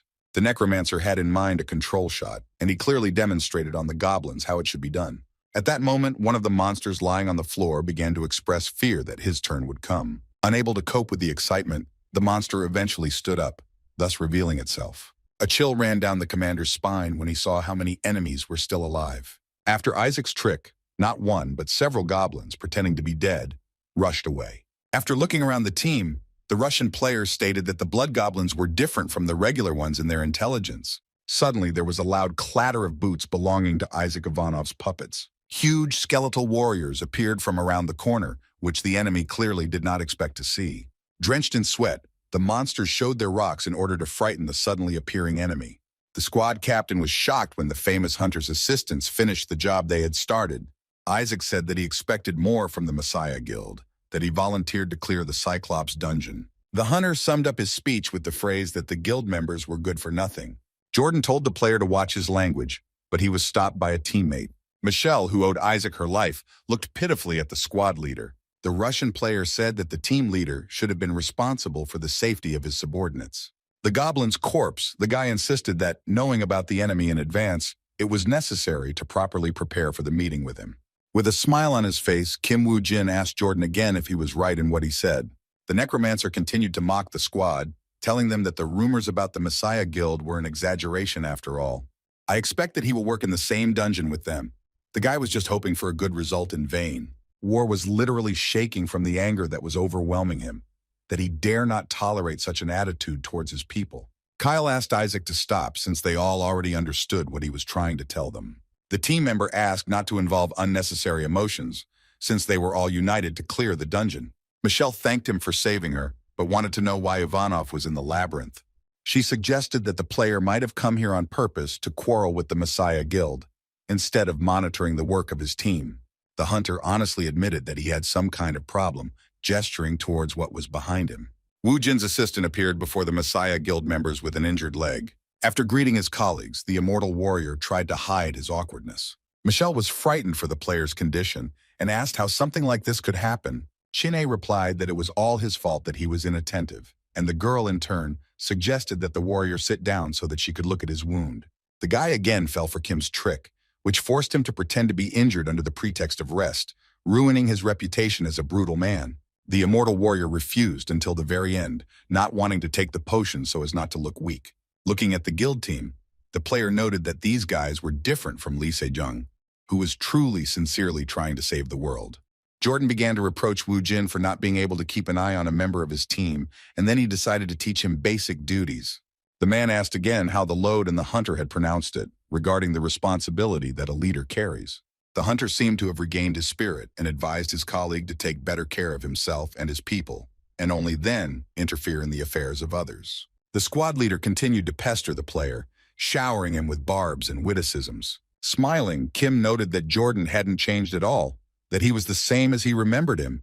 The necromancer replied that unlike some, he was not careless, and his partner had injured his leg due to his own carelessness. Reluctantly, the boy confirmed his clumsiness, continuing to play along with Woo-jin. Patting his leg, Chin-A replied that he had disobeyed the leader, which was why this had happened to him. Jordan assumed that Ivanov, a strong fighter, would not be able to clear the dungeon, so he came to ask them for help. At first, the player wanted to do so, but he doubted it when he saw the hunters in action, suggesting that they be under his command for the duration of the hunt. Kim claimed that in this case, the hunters would emerge from the dungeon safe and sound, which caused the team leader to drop his weapon. However, the person responsible for the group of Messiah participants was greatly offended when he heard such a statement addressed to him. The man was not against uniting, as the families needed to clear the dungeon. Having approached the opponent as close as possible, almost touching his forehead, the leader of the squad offered to fight him one-on-one. As she read the news, Miss Park couldn't help but notice that most of the articles were about her guild. One of the guild members, observing Shin-hee, assumed that she was worried which only angered her. The guy laughed that the girl wanted to go to the limit in the absence of the guild leader. Georg, believing that this was what was worrying Lee's loyal assistant, couldn't help but laugh. Another representative of the Messiah entered the round table room and told the guy to maintain decency and stop wasting his time with his tongue. Cho Xianwu stated that the lady in Lee Sejun's absence was like the mistress of the Messiah. The player warned that if the newcomer broke the rules again, he would not stand and remain silent. The necromancer angrily asked what a pathetic hunter like him would do to him in that case. The tension between the players was growing significantly and could be felt physically. The deputy demanded that they stop the disagreement, stating that everything they were going to do was for the sake of the master. The swordmaster informed that Lee Se-young wanted to meet Isaac face-to-face sometime, but the meeting was about killing him. Getting to the heart of the matter, the man asked if there was reliable information that the player had entered a 5-story dungeon. Shinhei responded that until recently she herself considered these news to be false rumors. But the information was confirmed. The girl showed a recording she received from a guild member who was in Amazonia, which showed Isaac entering the dungeon. The master who started this topic of conversation was interested in who entered the portal with the player. It was not known, but the hunters managed to find out that the Russians were of the same opinion as the Messiah. The swordsman thought it was for the best, since it was not easy for Isaac to figure out what he intended to do personally. Deputy Sejong was pleased that the swordsman himself had personally intervened in this matter. She stated that the guy himself became bait for entering the dungeon, which drew John's attention. The guy thought that calling a hunter bait was beyond common sense. Georg, reclining in his chair, declared that there was nothing wrong with the murder of Isaac Ivanov. After all, then the player will become the only holder of the title of representative of the Dark World. After the necromancer's words, there was a brief, awkward pause at the round table. Let's continue. The master swordsman asked what place was designated for the operation. Mrs. Pak replied that the location was Egypt, in which the dungeon of the Sphinx A+ was located on the 6th floor. Meanwhile, on the floor of the corridors of the Minotaur's labyrinth lay the bones of skeleton warriors. Among them lay Jordan, his face covered in sweat and breathing heavily. His subordinates watched the state of their captain with horror and excitement. Exhausted, the man moaned with sadness and sorrow in his voice that he had lost the battle. All this time, being near the wall, the necromancer tore his back away from it to talk with the loser. His partner, watching the leader of the Messiah squad, thought to himself that he had once been like that too. As soon as the hunter approached Jordan, the man instantly stood up, looking at him worriedly. With a satisfied grin, Kim Woo-jin said that it was time to fulfill his promises. Very soon, Jordan had to sweat even harder, because no matter how long they fought, victory over the enemy was nowhere in sight. Not wanting to accept defeat, the team captain asked Michelle to attack the enemy with her fire skill again. Meanwhile, the hunter himself used the skill of a stern fighter for life, provocation. With your head, the man rushed at the giant anthropomorphic creature called the Minotaur. The bull-headed giant angrily blew air through his nostrils, never taking his eyes off the hunter. Jordan skidded to a halt as the Minotaur brought his giant axe down in front of him. The monster smashed the floor of the main hall with its weapon, pieces of which flew in different directions. Having flown away from the blow, the player remained alive, but was still unable to reach the monster. The squad leader ordered Kyle to join the fight, as he himself was temporarily unable to continue the battle due to an unsuccessful landing. The swordsman pushed off well and jumped on the Minotaur, taking advantage of the moment while his axe was stuck in the floor. The player managed to jump on top of the monster and plunge both blades into its body. Quickly running down the arm, Kyle left deep cuts on the monster's skin. Having abandoned the monster, the hunter left him to be torn apart by the skeleton warriors, who continued the work he had begun. Meanwhile, 2 mages, one of whom was summoned by the necromancer, used spells to attack. Their abilities allowed the team to deal damage to the Minotaur from a distance. Looking back, Jordan glanced at the allies they had met within the walls of the labyrinth. Looking at Isaac and his partner, the man caught himself thinking how reckless he had been to decide to argue with him. In turn, the necromancer watched the battle with the participation of the Messiah Guild with a smile on his face. Kyle called out to his captain that he was in trouble because he was distracted by the Russian hunter. Suddenly, an enemy axe flew at the man from above, from which he could not escape. The player tried to escape. I offer all my strength to this, but it was not enough. The hunter's leg was stuck so hard in the floor that it was impossible to pull it out. With an axe in front of him, Jordan made the decision to block the attack instead of trying to dodge. Michelle froze for a moment, and tears began to well up in her eyes, which were large with fear. The monster brought down its weapon on the defenseless player, to whom his subordinates mentally said goodbye. The Minotaur, filling the hall with a cloud of dust after a powerful blow, screamed fiercely. The squad leader, who had already said goodbye to his own life, opened his eyes and discovered that he was still alive. The next thing the man saw was, oddly enough, Isaac Ivanov's hair flying. Mel was scared to death watching what happened, and Michelle even began to wipe away the tears that had spilled. When the dust settled, the crew saw that Isaac was holding their commander in his arms, safe and sound. The man, not understanding how this happened, began to demand that the necromancer immediately release him. The player was happy to fulfill the wish only if the squad leader really wanted it. The next second, Woo Jin let go of the Messiah Guild member he had saved, who fell to the floor. Jordan gritted his teeth and gave his breakup savior a look that suggested the guy had deliberately not gone down any softer. The men who were worried about the leader's health immediately approached him, but the man assured him that he had no serious injuries. Turning around, the warrior discovered that his savior had gone somewhere, asking what exactly he was going to do. Kim replied that since the strongest player was out of action, someone had to replace him. The player lashed out at the hunter, claiming that he could not take his place on the battlefield. According to the team captain, Isaac was not a suitable candidate to fight a monster of this type. Woo Jin asked again if there was any other way to solve the problem that had arisen. Jordan said that he would rather go himself, despite the risk of dying during the battle. Kim replied that going into battle with an injured leg was suicide, asking who would be responsible for his team if he died. The necromancer insisted that instead of sacrificing, it would have been better to spend time training to prevent such a situation. The role of a strong player was to stall for time and allow allies to attack the enemy, which is what Kim was about to demonstrate. Meanwhile, Ose-chan was receiving a client in his office who was an old acquaintance of his. The broker jokingly called the man a ragamuffin because of his appearance and passion for coffee sticks. The guest, who turned out to be the dragon slayer Francois Cheroux, reprimanded the host for his rude greeting.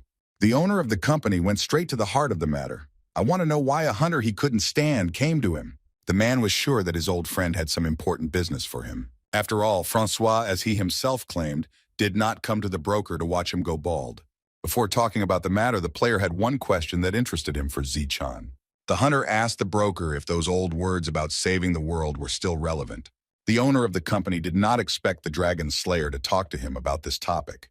The player recalled that his friend had made a decision on the day Mr. Lee died. Starting to sweat, Ose-chan peeked out from behind his guest to check on something. The client did not guess what his friend wanted, as he was only testing the reaction of his secretary. To distract Francois from the girl, the man replied that he naturally agreed and that he would definitely do what he had decided to do. Deciding not to focus on his comrade's strange behavior, the hunter asked again if anything had changed. The interlocutor replied that he would calm down when he repaid the benefactor twice as much and the insult 4 times as much. The Minotaur once again filled the hall with your scream, but now it was not a battle cry, but a plaintive one. Believe your eyes that the necromancer dodged all the attacks without using the physical strengthening skill. The monster chased after Kim Woo Jin, who in turn seemed to not feel tired. The hunter was surprised that his opponent seemed to know all his subsequent actions. But if I only used dodging all the time, then I couldn't count on success. So Kim decided to change tactics. The Messiah Guild members were shocked by their allies' behavior, causing them to freeze in surprise. The monster continued to rush towards the necromancer, whom the squad members persistently advised to look back. The players tried to prove to Woo Jin that there was another escape route, behind which there was only a wall. The next moment, the Minotaur crashed into it, piercing it with his huge horns. The members of the Messiah Guild could not bear to watch the death of the desperate warrior who sacrificed himself to save them. And his partner, Chin-A, already knew what to expect, not worrying at all about Woo Jin's life. The leader of the squad, although he didn't like Isaac, was afraid for him, who could have died. Jordan blamed himself for not intervening, because everything could have ended with his death, and now the team was left without any skeleton warriors. Despite everything, the necromancer's minions all moved towards the monster to finish him off. The man couldn't believe that the skeletons were moving, because that could only mean one thing. When the clouds cleared, it turned out that the Minotaur was still standing, making it an easy target for Kim's puppets. The monster, trying to defeat the enemy, got stuck in the wall by the enemies, thus falling into a trap. Woo Jin, who was underneath him, was unharmed and was preparing to deal a crushing blow to the monster. The player made fun of the stupid monster, who, due to blind rage, was now unable to move. In one leap, the hunter flew towards the beast with a blade in his hand, aiming at its eye. The next moment, the owner of the labyrinth was poisoned with blood, becoming blind in one eye. This trick of the enemy angered the monster so much that he finally pulled his horns out of the wall. Having retreated to a safe distance, Kim believed that the beast was already exhausted, but now the hunter would not be able to gain additional time. Unlike other monsters, this one had intelligence, so luring it to the wall was already problematic. Covered in a powerful aura, The Minotaur went into a state of rage, which only played into the hands of his opponent. Wu Jin's plan was to crush the monster with one blow, using all his remaining strength to do so. But suddenly the maddened beast was stopped by the corpse of a bloody goblin that flew into its head. Warriors, pulling the dead creatures into the main hall, began to throw them at the Minotaur. Their actions were not spontaneous, and the necromancer's assistants acted according to his plan. One of the goblins, who was approaching the beast's face in flight, suddenly lit up. Following the corpse behind, the rest of the corpses that the owner of the labyrinth tried to drive away from himself began to glow brightly. A second later, all the dead goblins detonated, covering the monster in a gray haze of explosive impacts. The members of the Messiah Guild watched in fascination as the monster suffered under Isaac's attack. The next moment, the creature fell back to the ground, covering the space around it with raised dust. Taking advantage of the opportunity, the skeleton warriors, like locusts, attacked the exhausted enemy. The skeleton warrior, having reached the beast, began to cut it with his blade, blow after blow. His colleagues also pounced on the Minotaur, some of whom jumped right on top of him. Having completed his part of the work, Wu Jin left it to his assistants to finish it. The once formidable and dangerous master of the labyrinth now roared in pain, showing his helplessness. Ivan was curious why, out of all the participants in the meeting, he was the only one asked to stay. Looking at Miss Park, the guy assumed that she wanted to ask him out on a date. The girl ignored the newcomer's barb, giving him only a cold look. The deputy that Song Wu was following asked how the necromancer was doing with his last order. Leaning back in his chair, it took the hunter a moment to realize that he was referring to the Balmung case. The guy replied that there was someone who got ahead of him, for which he apologized, but not sincerely. The deputy couldn't believe that there was another person hunting for this sword. Cho, who was present during the entire conversation, said he could not listen to it any longer. And after these words, the guy took out a dagger from his inventory, right in the round table room. In just a split second, Song Wu, who was standing behind Miss Park, found himself behind the necromancer. However, John George did not bat an eye at the sight of the dagger that was near his face. Shinhei's subordinate insisted that only by making a hole in the boy's face could he be taught politeness. Touching the tip of the knife with his finger, the necromancer did not understand why it was necessary to scare the guild's bait, the harvest, with such a toy. Jaeger was so confident in himself that he insisted that without his help, the Messiah would not be able to cope with such a big fish as Isaac. Cho shouted that he was ready to kill Georg and go on the mission to Egypt in his place. Unexpectedly, the lady interrupted the quarrel between the guild members, agreeing with John's words. The girl explained that there was no better bait than a necromancer who could lure Isaac and at the same time stir up public opinion. The rage inside Songwoo was boiling so strong that you could hear his teeth grinding. The guild newcomer praised the deputy for that she had a good understanding of the matter. The girl was pretty tired of the arrogant guy's company and told him to just go about his role as bait. Having finished with the Minotaur on the 4th floor, the hunters moved to the 5th, which was called the Forest of Giants. The group that represented the guild in Thunderbird reached out to the warriors from Russia.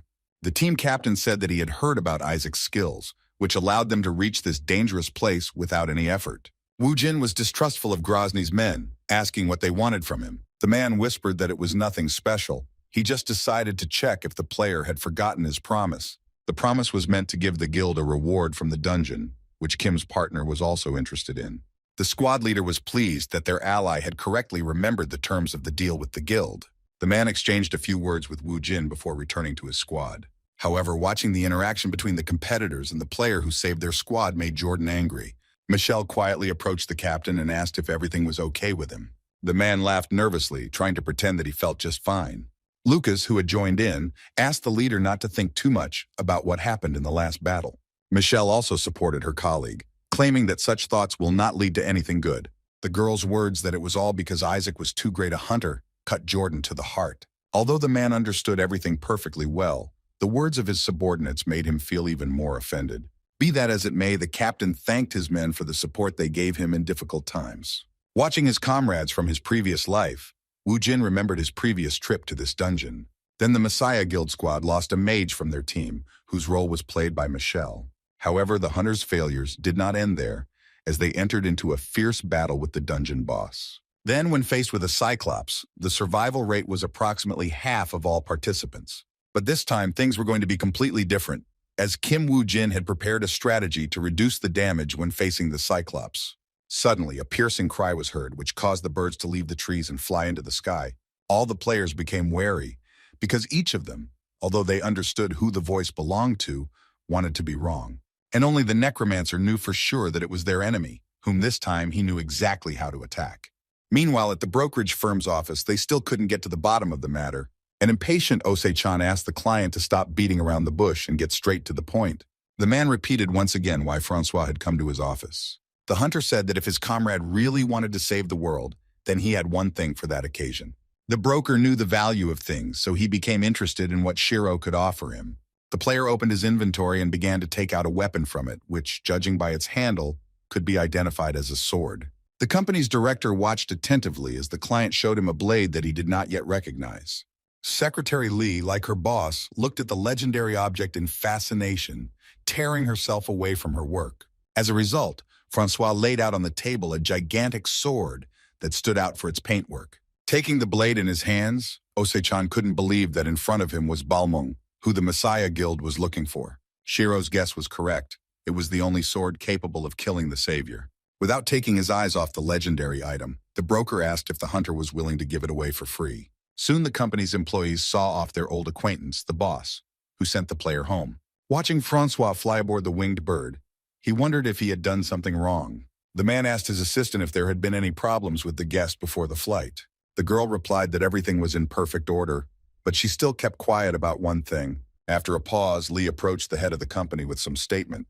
The secretary asked the broker not to worry about her opinion on the matter, which concerned her father. The man began to deny that he had never been worried, but he did a poor job of masking his emotions. The subordinate stated that before putting Francois on the plane, she personally asked him about this. The girl learned from the hunter what exactly happened on the day her father died. Her boss froze from such an unexpected statement. I don't even know how to react to it. As delicately as possible, the man asked the secretary if she was okay after she found out everything. However, Lee, still as cold and unperturbed, replied that she was far from okay. The team of hunters moved deeper into the cave, still on the same 5th floor of the dungeon. Jordan asked his ally why they came here and if everything would be okay with the Thunderbird Guild squad. The team leader from the Messiah Guild believed that it was wiser to unite if they wanted to defeat the enemy. As Wu Jin was talking with the Thunderbird captain, one of his subordinates ran up to them. The frightened man reported that the monster was already nearby, demanding to know what to do next. The man suggested attacking immediately, since it would be better for everyone to get out of the dungeon as soon as possible. The necromancer, on the contrary, suggested hiding separately and sitting quietly, as Thunderbird had been doing until now. The hunter claimed that the monster could not be underestimated, and if the players wanted to stay alive, they had to do as they were told. The leader of the squad watched as Isaac Ivanov walked away from him, but he could not resist him. The subordinate asked the captain again what they ultimately needed to do. Thanks to a capable player, the squad reached the last level without losses, and all that was left for him was to destroy the monster with his own hands. Thanks to this, the squad leader will be able to get rid of Shakira, taking her place and becoming the right hand of the guild leader. The man ordered his men to gather and prepare to capture the two-headed Cyclops. Wu Jin heard very well about the choice the Thunderbird Guild had made, but he was unable to influence it. Kim explained to Jordan that there was no point in thinking about the Thunderbird Guild, who needed to sort out this place first. Michelle tried to calm Jordan, who was irritated by Isaac's bossy manner. Unexpectedly for Chin-A, Wu Jin asked the hunter what condition he was in. The guy replied with a smile that he was in great shape and that nothing could stop him. The players' conversation was interrupted by the excited voice of a girl who announced that monsters were advancing on them. The creatures that crawled out of the cave were giant ants with blood-red eyes. As soon as he showed up in the ague, the necromancer declared that everyone should start acting according to the plan. The immortal warrior took out the legendary item they had recently obtained from his inventory. The Ring of Solomon allowed the player to control a monster of a lower level than him. Raising his hand, Kim's partner activated Solomon's order on the enemies that appeared. The closest ant glowed yellow, having fallen under the influence of the hunter's skill. Meanwhile, in another part of the dungeon, the warriors of the Thunderbird Guild were suffering defeat. The team captain was breathing heavily, drenched in sweat from the tough fight with the enemy. The man waved his sword in front of him to keep away the monsters that had suddenly attacked him. Skillfully wielding his blade, the squad leader decided to let the enemy get closer in order to chop him into pieces. Suddenly, the hunter caught his foot on a corpse, causing him to lose his balance and fall on his back. The captain quickly stood up to prevent the crowd of enemies from attacking him. On closer inspection, the man discovered the bodies of his comrades, who showed no signs of life. Looking around, the Thunderbird Guild representative was sure that he was only fighting a Cyclops. Finding his entire crew dead, the captain convinced himself that he had outflanked the monsters and left the battlefield. The player believed until the very end that he was fighting monsters, but all his people were killed for some reason. As soon as the squad leader regained his sight, he felt someone's presence next to him. Right at the man's feet was a giant two-headed cyclops, which had been there all this time. The dungeon boss looked at his victim, who had done him a great favor by getting rid of his team. The leader of the squad trembled with excitement before the giant, sensing his own demise. The next moment, a large fist of a monster fell on the hunter, from which he had no chance to escape. Having made a small crater in the ground, the Cyclops raised his fist, which was covered in the blood of his enemy. While eating the dead warriors of the Thunderbird Guild, the monster swallowed them right in their clothes. The Cyclops left the battlefield and moved to his cave so that no one would disturb his meal. The captain of the Messiah Guild team approached Wu Jin, who was watching the enemy. The man, since he himself did not know the answer to this question, asked him if what I had done was right. Kim Wu Jin asked the team captain what exactly he meant with a tired look. Pointing behind him, the man spoke of the ants they had tamed. Jordan questioned if Isaac really intended to team up with the monsters to fight. Lucas stated that the ants were quite cute, inviting Michelle to touch the insects. The team captain was worried that while the monsters were being controlled with the item, there was no indication at what point they would attack them. The man complained that the effect was time-limited and could have gone wrong, but Kim asked if the player had doubted it. Jared backed down, claiming that it wasn't a matter of mistrust of the hunter. The necromancer agreed that he could not control the ants indefinitely with the ring. Wu Jin assured that before anything happened, the creatures had to fulfill their role. Moreover, if after the work is done the insect self-destructs, then there will be no problems. Chin A was already ready to set off with his assistants, trying on the image of his partner. Solomon's ring lit up on the boy's hand, calling the ants to action. The red eyes of the insects took on a yellow tint, completely falling under the control of the hunter, after which the crowd of newly minted assistants rushed into the enemy's lair. The two-headed Cyclops became alert when he heard the increasing sound of many paws. The dungeon monster looked up from his meal to find a horde of ants approaching him. The insects, moving their legs, began to quickly climb up the giant. In a matter of seconds, Chinna's assistants had completely surrounded the two-headed monster. The immortal warrior was pleased with the work of his charges, while Jordan watched what was happening warily. The squad leader couldn't believe that the allies had dealt with the fifth-floor monster in the A+ rank dungeon so easily. The next moment, the Cyclops was lying on the ground, fighting off a squad of large ants. The insects completely surrounded the monster, whose eyes suddenly glowed brightly. All of Chinna's assistants froze as if they were under hypnosis, staring intently at the glow. And after this, one of the ants attacked its comrade, plunging into him the pincers that were in its mouth. The other insects seemed to follow suit and also began to fight each other. The hunter who controlled the monsters did not understand why the ring suddenly stopped working. Fighting with each other, the ants became sedentary, remaining in one place the entire time.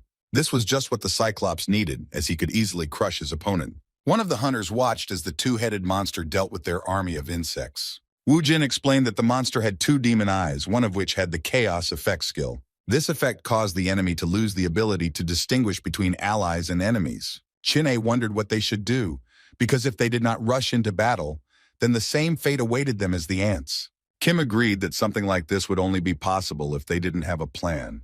Luckily, the Cyclops also had a skill reset factor, allowing the enemy to buy time. The Messiah Guild representative wondered how Isaac knew about the monster, if he encountered it for the first time in this dungeon. Wu Jin's partner was already ready to head towards the creature right now to finish it off. But the necromancer said that he would go alone, since the enemy still had his right eye. Jordan asked his ally to stop. He couldn't imagine how he would cope with a monster that had such a skill.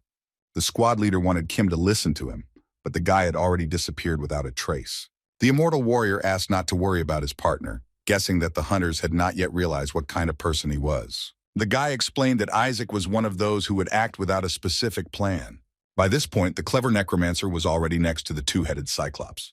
The dungeon monster looked at the enemy with its only remaining active eye. The creature used the petrification skill on the hunter, who at that moment was looking right at the monster's eye. Spots gradually began to appear on Wu Jin's body, turning into stone. The petrification effect had completely worn off throughout his body, so that Europa was unable to move. Kim almost completely turned into stone, and his opponent began to approach him. While the necromancer had not yet completely turned into a motionless statue, he had only one chance. Wu Jin activated Lancelot's ring on his finger, which provided strong resistance to the petrification skill. The very next moment, the layer of stone that covered the player shattered into pieces. The monster didn't know that its effect didn't work on the hunter, and taking advantage of the moment, jumped up to his head. While the left eye was still recharging, Kim decided to deal with the right one first. Before the hunter could remove the blade from the monster's eye, a huge fist of the enemy flew towards him. With one blow, the mythical creature got rid of Wu Jin, throwing him as far away from itself as possible. As the necromancer hit the ground, he raised a large cloud of dust that completely hid him. However, from behind this wall, a bright glow appeared, which began to develop the collected dust. When Kim Wu Jin revealed himself, he was holding the Aegis shield, which was what was creating the bright glow. The dungeon monster growled in displeasure as it failed to punish its opponent, which partially deprived it of its sight. Suddenly, the Cyclops' head, whose eye Kim had injured, exploded, disorienting the enemy. It was Michelle's doing, who used the magic of her staff to attack the monster. Jordan ordered the squad members to go like this while the enemy was helpless. Rushing to his ally, the man asked if it was their turn to fight. Wu Jin told the team captain that he would take the monster's right head while they would take the left eye. Kim's partner was also supposed to join the squad so that they could destroy him before the eye rebooted. The warriors of the Messiah Guild began to actively attack the Cyclops' legs so that having knocked him to the ground, it would be easier to get to the eye. Michelle continued to distract the monster with her magic, preventing it from focusing on the team. At this time, Wu Jin was already rushing toward the Cyclops along with his small army of skeleton warriors. Watching the hunters gain faith over the monster, the player realized that he had managed to change the outcome of the battle. Soon the two-headed Cyclops was destroyed, and the players who destroyed it received the demon's eye, which possessed the monster's skills. However, as soon as the participants of the hunt exited the portal, they were surprised by what awaited them outside. An agitated Michelle turned to Jordan, pointing out what had caused her such concern. The hunters were faced with the barrels of machine guns that, in the Amazon region, could only belong to one person. The hunters who cleared the dungeon were warmly welcomed by the members of the Thunderbird Guild. The commander of the detachment that belonged to the Messiah demanded that Grozny and Shakira explain themselves. Hugh Fry's deputy told the Messiah to leave them alone on good terms, as they had no business with them. The woman was sure that the Cyclops was certainly destroyed by Isaac, who promised to give them a reward. But Michelle didn't care about the agreement between Thunderbird and Isaac because they were risking their lives to protect the dungeon. The girl was outraged by the fact that the guild, in addition to not being able to unite forces to save the world, also threatened the players. The words of the Messiah team representative amused Grozny, who wanted to prove the opposite. The man insisted that he had treated the team quite politely, since he had not yet turned them into wasp nests. To confirm what was said, the head of the guild wanted to enlist the support of Isaac Ivanov. The hunter remained silent and did not answer Grozny, which made the already unpleasant situation even more tense. At some point, the portal behind the players closed and no one else emerged from it. Hugh Fry could not help but notice that the Russian hunter had not taken care of the safety of his men. However, as the head of the guild himself stated, they were good for nothing, and all that was important to him was to get the item he wanted. Kim Wu Jin agreed to hand over the demon's eye, which only shocked his partner. Chin-A asked if they would really give up the eye, to which Kim replied in the affirmative. And then they would get what they wanted. The immortal warrior was sorry to part with the item that he had obtained with such difficulty. The members of the Messiah Guild did not understand what was happening between Isaac and Grozny, who so easily gave Frey the demon's eye. However, once Thunderbird got what he wanted, they got into their cars and simply drove away. Isaac's fan bowed to the hunter and thanked him for everything he had done for them. Team swordsman Lucas also expressed his gratitude to the player from whom he learned a lot. After shaking hands with his old acquaintance, Wu Jin asked him not to overpraise his abilities. Well, while all the squad members were talking to Isaac, the dissatisfied Jordan continued to stand aside. The necromancer noticed that the team captain was jealous of him, which made him feel very offended. The man felt like he was being watched, so he tried to pretend that he was not interested in what was happening. Michelle tried to justify the leader, claiming that he simply had a strong sense of self-worth. But the very next moment after she said these words, the girl became very scared. Kim Wu Jin suddenly went to Jordan, but it was unclear why exactly. Approaching the hunter, the player who took all the glory for himself stated that the man was not as bad a leader as he thought. However, even such praise was met with aggression by the squad leader, who almost attacked Wu Jin. But the necromancer hastened to add that the guys behind him would continue to trust the hunter. Despite all the successes and failures that accompanied the team, she will still fight side by side with Jordan. The hunter concluded that for the members of the squad, the man will remain the best comrade. The team captain's subordinates were glad that he eventually managed to become friends with Isaac. Chin-A at the same time was unhappy, as his partner was saying words that did not really fit with his image. The fighter had been thinking all this time that Wu Jin didn't like the members of the Messiah Guild. Looking after his former comrades, Kim tried to remember if he had really said something like that. The hunter simply could not forgive the false savior, who mercilessly trampled the noble will of his people. Shin Hei was somewhat surprised when she learned that Isaac returned from the Amazon alive. Her thoughts were interrupted by the appearance of a master swordsman who wanted to know why the lady needed him.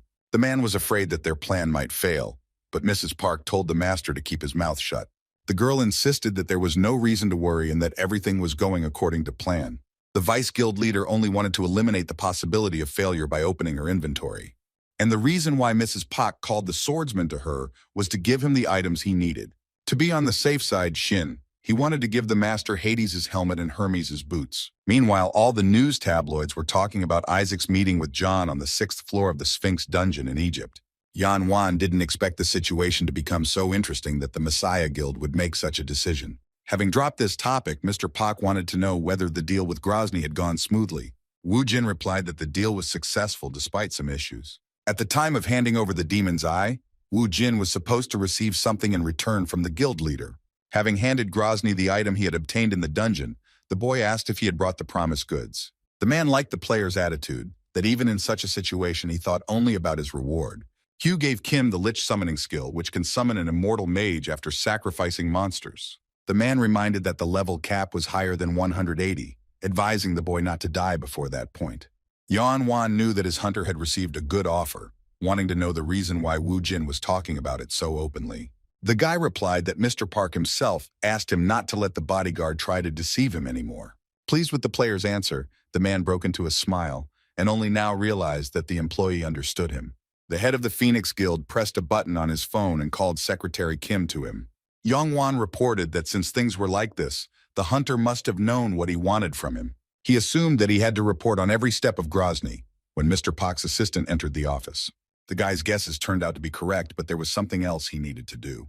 Wu Jin watched with curiosity as the girl placed a certain object in front of him. The guild leader explained that the bodyguard was supposed to convey the answer to Isaac. The guy was very surprised when he opened the box, inside which was the Ring of Osiris. The man, as he had said earlier, did not want John and Isaac to compete with each other. However, since such a chance presented itself, Yongwan wanted to persuade Ivanov to deal with Georg. To achieve this, the man was ready to use any method, including the Ring of Osiris. Soon, a solemn event began at the portal located in Cairo. A huge crowd of reporters gathered around two of the most significant hunters of recent times. Isaac Ivanov finally met with the newcomer from the Messiah Guild, Ioan Georg. The necromancer, reaching out his hand to the Russian hunter, declared that it was an honor for him to participate in the hunt with him. Shaking hands with his colleague, Wu Jin replied that he was also glad for their cooperation. For a split second, it seemed to Georg that his opponent was looking at him with contempt. But be that as it may, the guy allowed his opponent to laugh while he still had the opportunity. Upon entering the dungeon, the hunter's opponents were once again huge orcs, but now they did not pose any threat. Wu Jin's small army of skeleton warriors literally surrounded the monsters from all sides. The Master of the Dead was distracted from the battle, feeling the presence of a stranger nearby. The player who approached him praised Kim for his abilities, making sure that the rumors about him were not lies. George admired the strength of Isaac's skeleton warriors, whose assistants were many times weaker. In turn, Wu Jin responded that his opponent was also not bad, but in a different sense. The new member of the Messiah Guild was intrigued by how he could surpass the legendary Ivanov. Explaining the reason, Kim laughed, since George outnumbered his soldiers in his army. If Kim Wu Jin's number of skeletons was measured in tens, then his colleague's number was hundreds. The guy pretended that he was not surprised by the size of his own army, that deep down he was pleased with his superiority. John explained that it was all about the Ring of Hades, which made it possible to do something like this. Kim Wu Jin was surprised that the necromancer had such a legendary item. The opponent replied that by using the ring's skills, he could make the skeletons that the other person summoned into his soldiers. Upon learning of this, the player became worried, as he did not know that the guild was hiding the existence of such an item. Seeing concern on Ivanov's face, John asked him to calm down. The representative of the Messiah Guild assured that he had no intention of touching his colleague's assistants. The guy was only interested in those warriors who were called by the people standing behind him. After learning about this peculiarity, Wu Jin realized that it was useless for his subordinates to order him to attack John. Due to the fact that the hunter did not know about the existence of such an item, his plan required serious changes. The hunter understood that it was extremely difficult to ignore such a threat coming from the enemy. Sometimes an open display of enemy strength was much more effective than concealing it. That evening, Georg dined alone, away from the other players. Addressing his companions, the guy declared that those who belonged to the afterlife could neither eat nor drink. Sympathizing with them, the necromancer greedily bit into the piece of meat, tearing off a large piece. Looking into the ghostly fog around him, Georg did not know exactly where his companions were, but he felt that they were close to him. At some point, the hunter realized that the representatives of the afterlife could not even answer him. Holding back his laughter, John said that he couldn't kill Isaac yet because his strength was needed to catch the sixth-floor monster. Suddenly, a large part of the piece of meat in the hunter's hands fell off and fell to the ground. And only after that, the guy saw representatives of the afterlife, who looked like a disembodied spirit. When exactly 3 weeks had passed since the beginning of the hunt, its participants moved to the 5th floor in the dungeon of the Sphinx. Having cleared this level as well, the hunters found themselves in front of the gates that led to the top floor. John George stated that up until this time, the cleansing had been quite easy. Even though the guy assumed that the difficulty level of the 6th floor was simply terrible, a satisfied smile never left his face. Wu Jin's opponent was right, since there was not a single victim in the A+ rank dungeon. It followed from this that the dungeon boss was quite dangerous, just like the cunning John. Since Kim Wu Jin's fighting ability was known to the entire world, it was strange that only Georg was sent to capture him. The necromancer was sure that the Messiah Guild had sent some other enemy that had been hidden from his eyes until now. The hunter guessed that Mrs. Park Shin Hei had laid out all her treasure for this matter. Not wanting to delay the inevitable any longer, Wu Jin headed towards the gate of the next level. The player pressed hard on the gate, after which it finally gave way with a loud sound. Unable to contain his smile, even Georg watched as his enemy walked into the trap that had been set for him. The summoner noticed his colleague's reaction out of the corner of his eye, only confirming his suspicions. Kim Wu Jin had no choice but to open the gates and fight his way through. After exiting the portal, China first stepped into the sand, thinking they were in a desert. However, his hunting partner immediately dispelled such thoughts, admiring the local landscape. It turned out that the group of hunters was in the thicket, and the mountains were hidden behind the trees. The necromancer of the Messiah Guild asked which direction he and Isaac would go first. Before announcing his verdict, the hunter intended to say something. Until players defeat the assassin that is stalking them, the hunt for the boss in the dungeon will be delayed. Georg did not expect such straightforwardness from Ivanov, but he did not know for sure who they were talking about. Looking at the team of his ally in this hunt, John asked again what exactly the hunter meant. Without waiting for an answer, the skeleton warriors of the Necromancer Guild rushed at the enemy. A huge orc skeleton loomed over Wu Jin, who didn't even think of moving from his place. One of the henchmen stood up to defend Kim, desperately defending his master. The player was pleased that having predicted the enemy's actions, he could move on to his new plan. But instead of the expected attack, Kim Wu Jin suddenly retreated, fleeing the battlefield. The player's decision surprised his partner, who managed to ask him this question while he was running past. John George's subjects prepared to set out in pursuit of the enemy, but their master ordered them to leave the hunters alone, since the golem, the Dullahan, and the skeleton mage had to be caught first. Hearing about the necromancer's intentions, Wu Jin couldn't help but notice his resourcefulness. Regular skeleton warriors could be respawned in dungeons. However, with special creatures like the golem or the skeleton knight, things were completely different. The conditions for recruiting such unique fighters were too strict, and therefore they had to be treated with care. Jin couldn't allow his subordinates to be destroyed, or worse, taken away with the help of Hades's ring. If something like this were to be surpassed, then the loss on Kim's part would be indescribable. Because of this, the hunter summoned the Book of the Dead from his arsenal to prevent the worst-case scenario. The skeleton mage began to disappear in the middle of the battle, returning back to his master. John could not even imagine that the enemy would use the call back.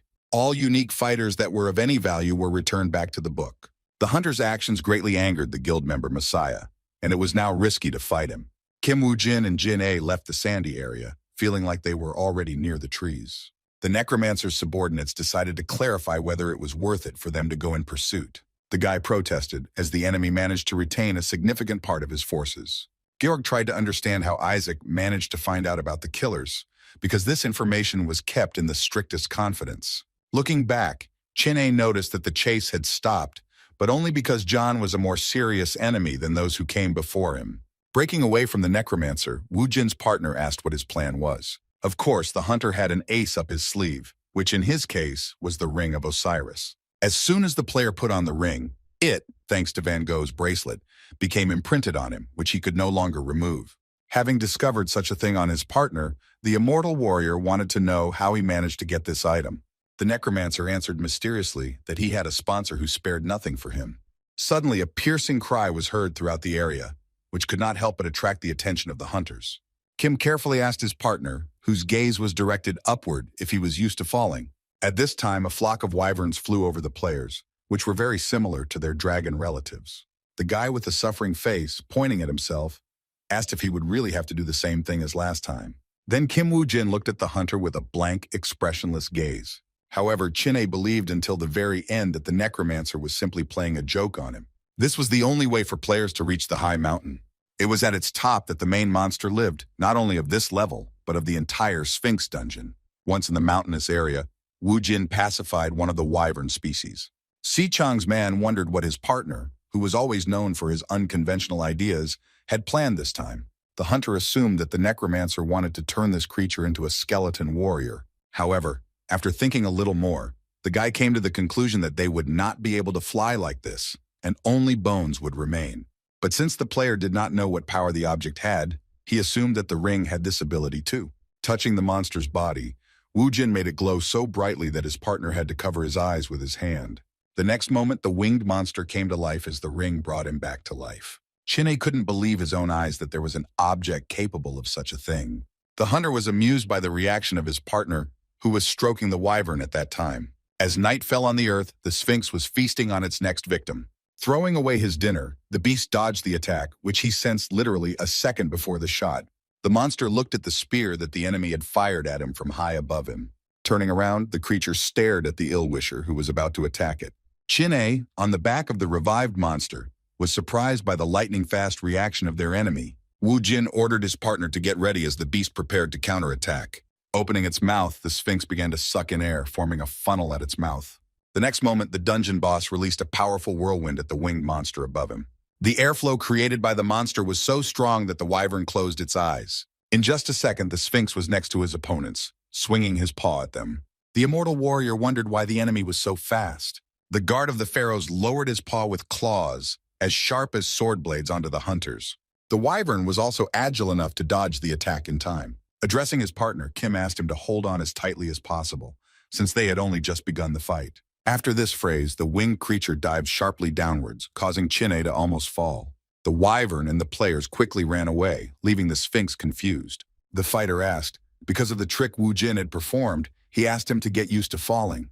However, the hunters were unable to hide from the dungeon monster that was already looming over them. Looking around, the necromancer was looking for something that was capable of equalizing his forces with the enemy. It didn't take long to find Kim, who discovered the light coming from a lit fire. John, who was standing next to him, felt some vibrations in the atmosphere. Having risen from his seat, the guy decided to make sure whether something really happened or whether he just imagined it. From behind the trees, two figures suddenly appeared in front of him, one of which belonged to the Sphinx and the other to the local flying monster.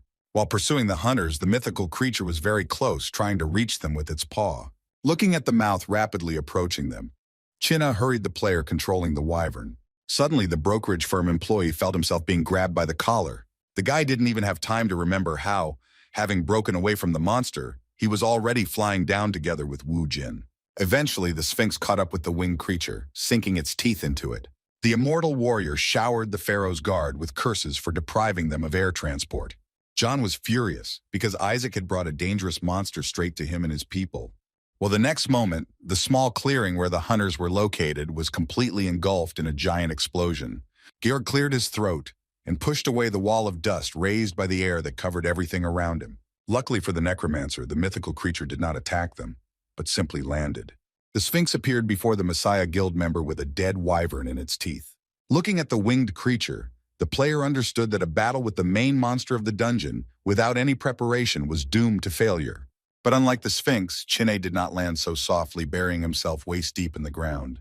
Having emerged, the hunter began to complain that his partner had not bothered to warn him in advance that he was going to jump. Zi-chan's man reproached the player for taking care of himself while jumping, but completely forgetting about his comrade. The injured hunter's partner did not receive any damage, as he was using the Aegis shield during the fall. The boy continued to reread, while Kim stated that he simply believed in his abilities. suggesting that he finally get ready and go.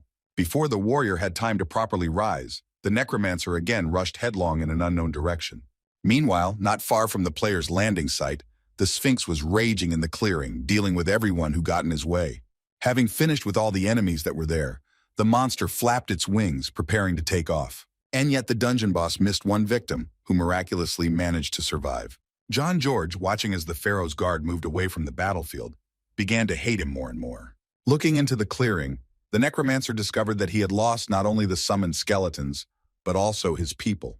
The hunter resigned himself to what had happened, since he couldn't do anything about it anyway. The boy announced to the survivors that they should immediately go after Isaac. After the player's words were spoken, a ghostly spirit appeared behind him, which only he could see.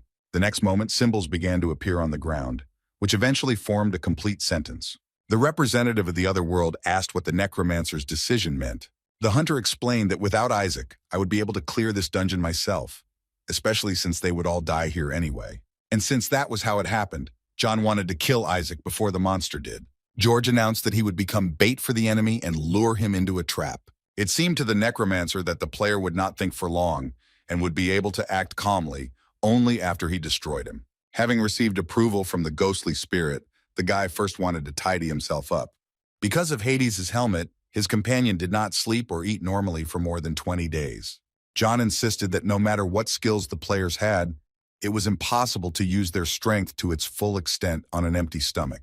The ghostly spirit that had been next to the guy all this time turned out to be a simple person. Having removed the disguise given to him by Lady Puck, the master swordsman finally showed his face. The man, although he looked exhausted, claimed that after removing the legendary item, he felt alive. Suddenly, Georg shouted, warning his ally of Isaac's sudden appearance. The master swordsman was very surprised that their enemy was next to them. Try to find him with your eyes. At that very moment, the necromancer, with a deft movement, snatched Hades' helmet from the master's hands. Being one of the knights of the Round Table of the Messiah Guild, the man asked John what he allowed you to do. Even before he heard the boy's answer, the swordsman summoned his weapon just in case. As he tossed the legendary item, the hunter was surprised that such an experienced warrior had fallen for such a simple trick. In a matter of seconds, an entire army of skeleton warriors appeared on the clearing, ready for battle. And while in another part of the forest, the guild members were sorting things out with each other, Wu Jin was breaking branches. His partner became curious as to why the hunter was leaving traces of his presence everywhere. He explained that a certain guest was supposed to arrive during the dispute, for whom this whole performance was being prepared. Chin-A did not fully understand what guest the necromancer was talking about, because they were surrounded on all sides by monsters and enemies. In response, this mysterious person herself appeared before the hunters.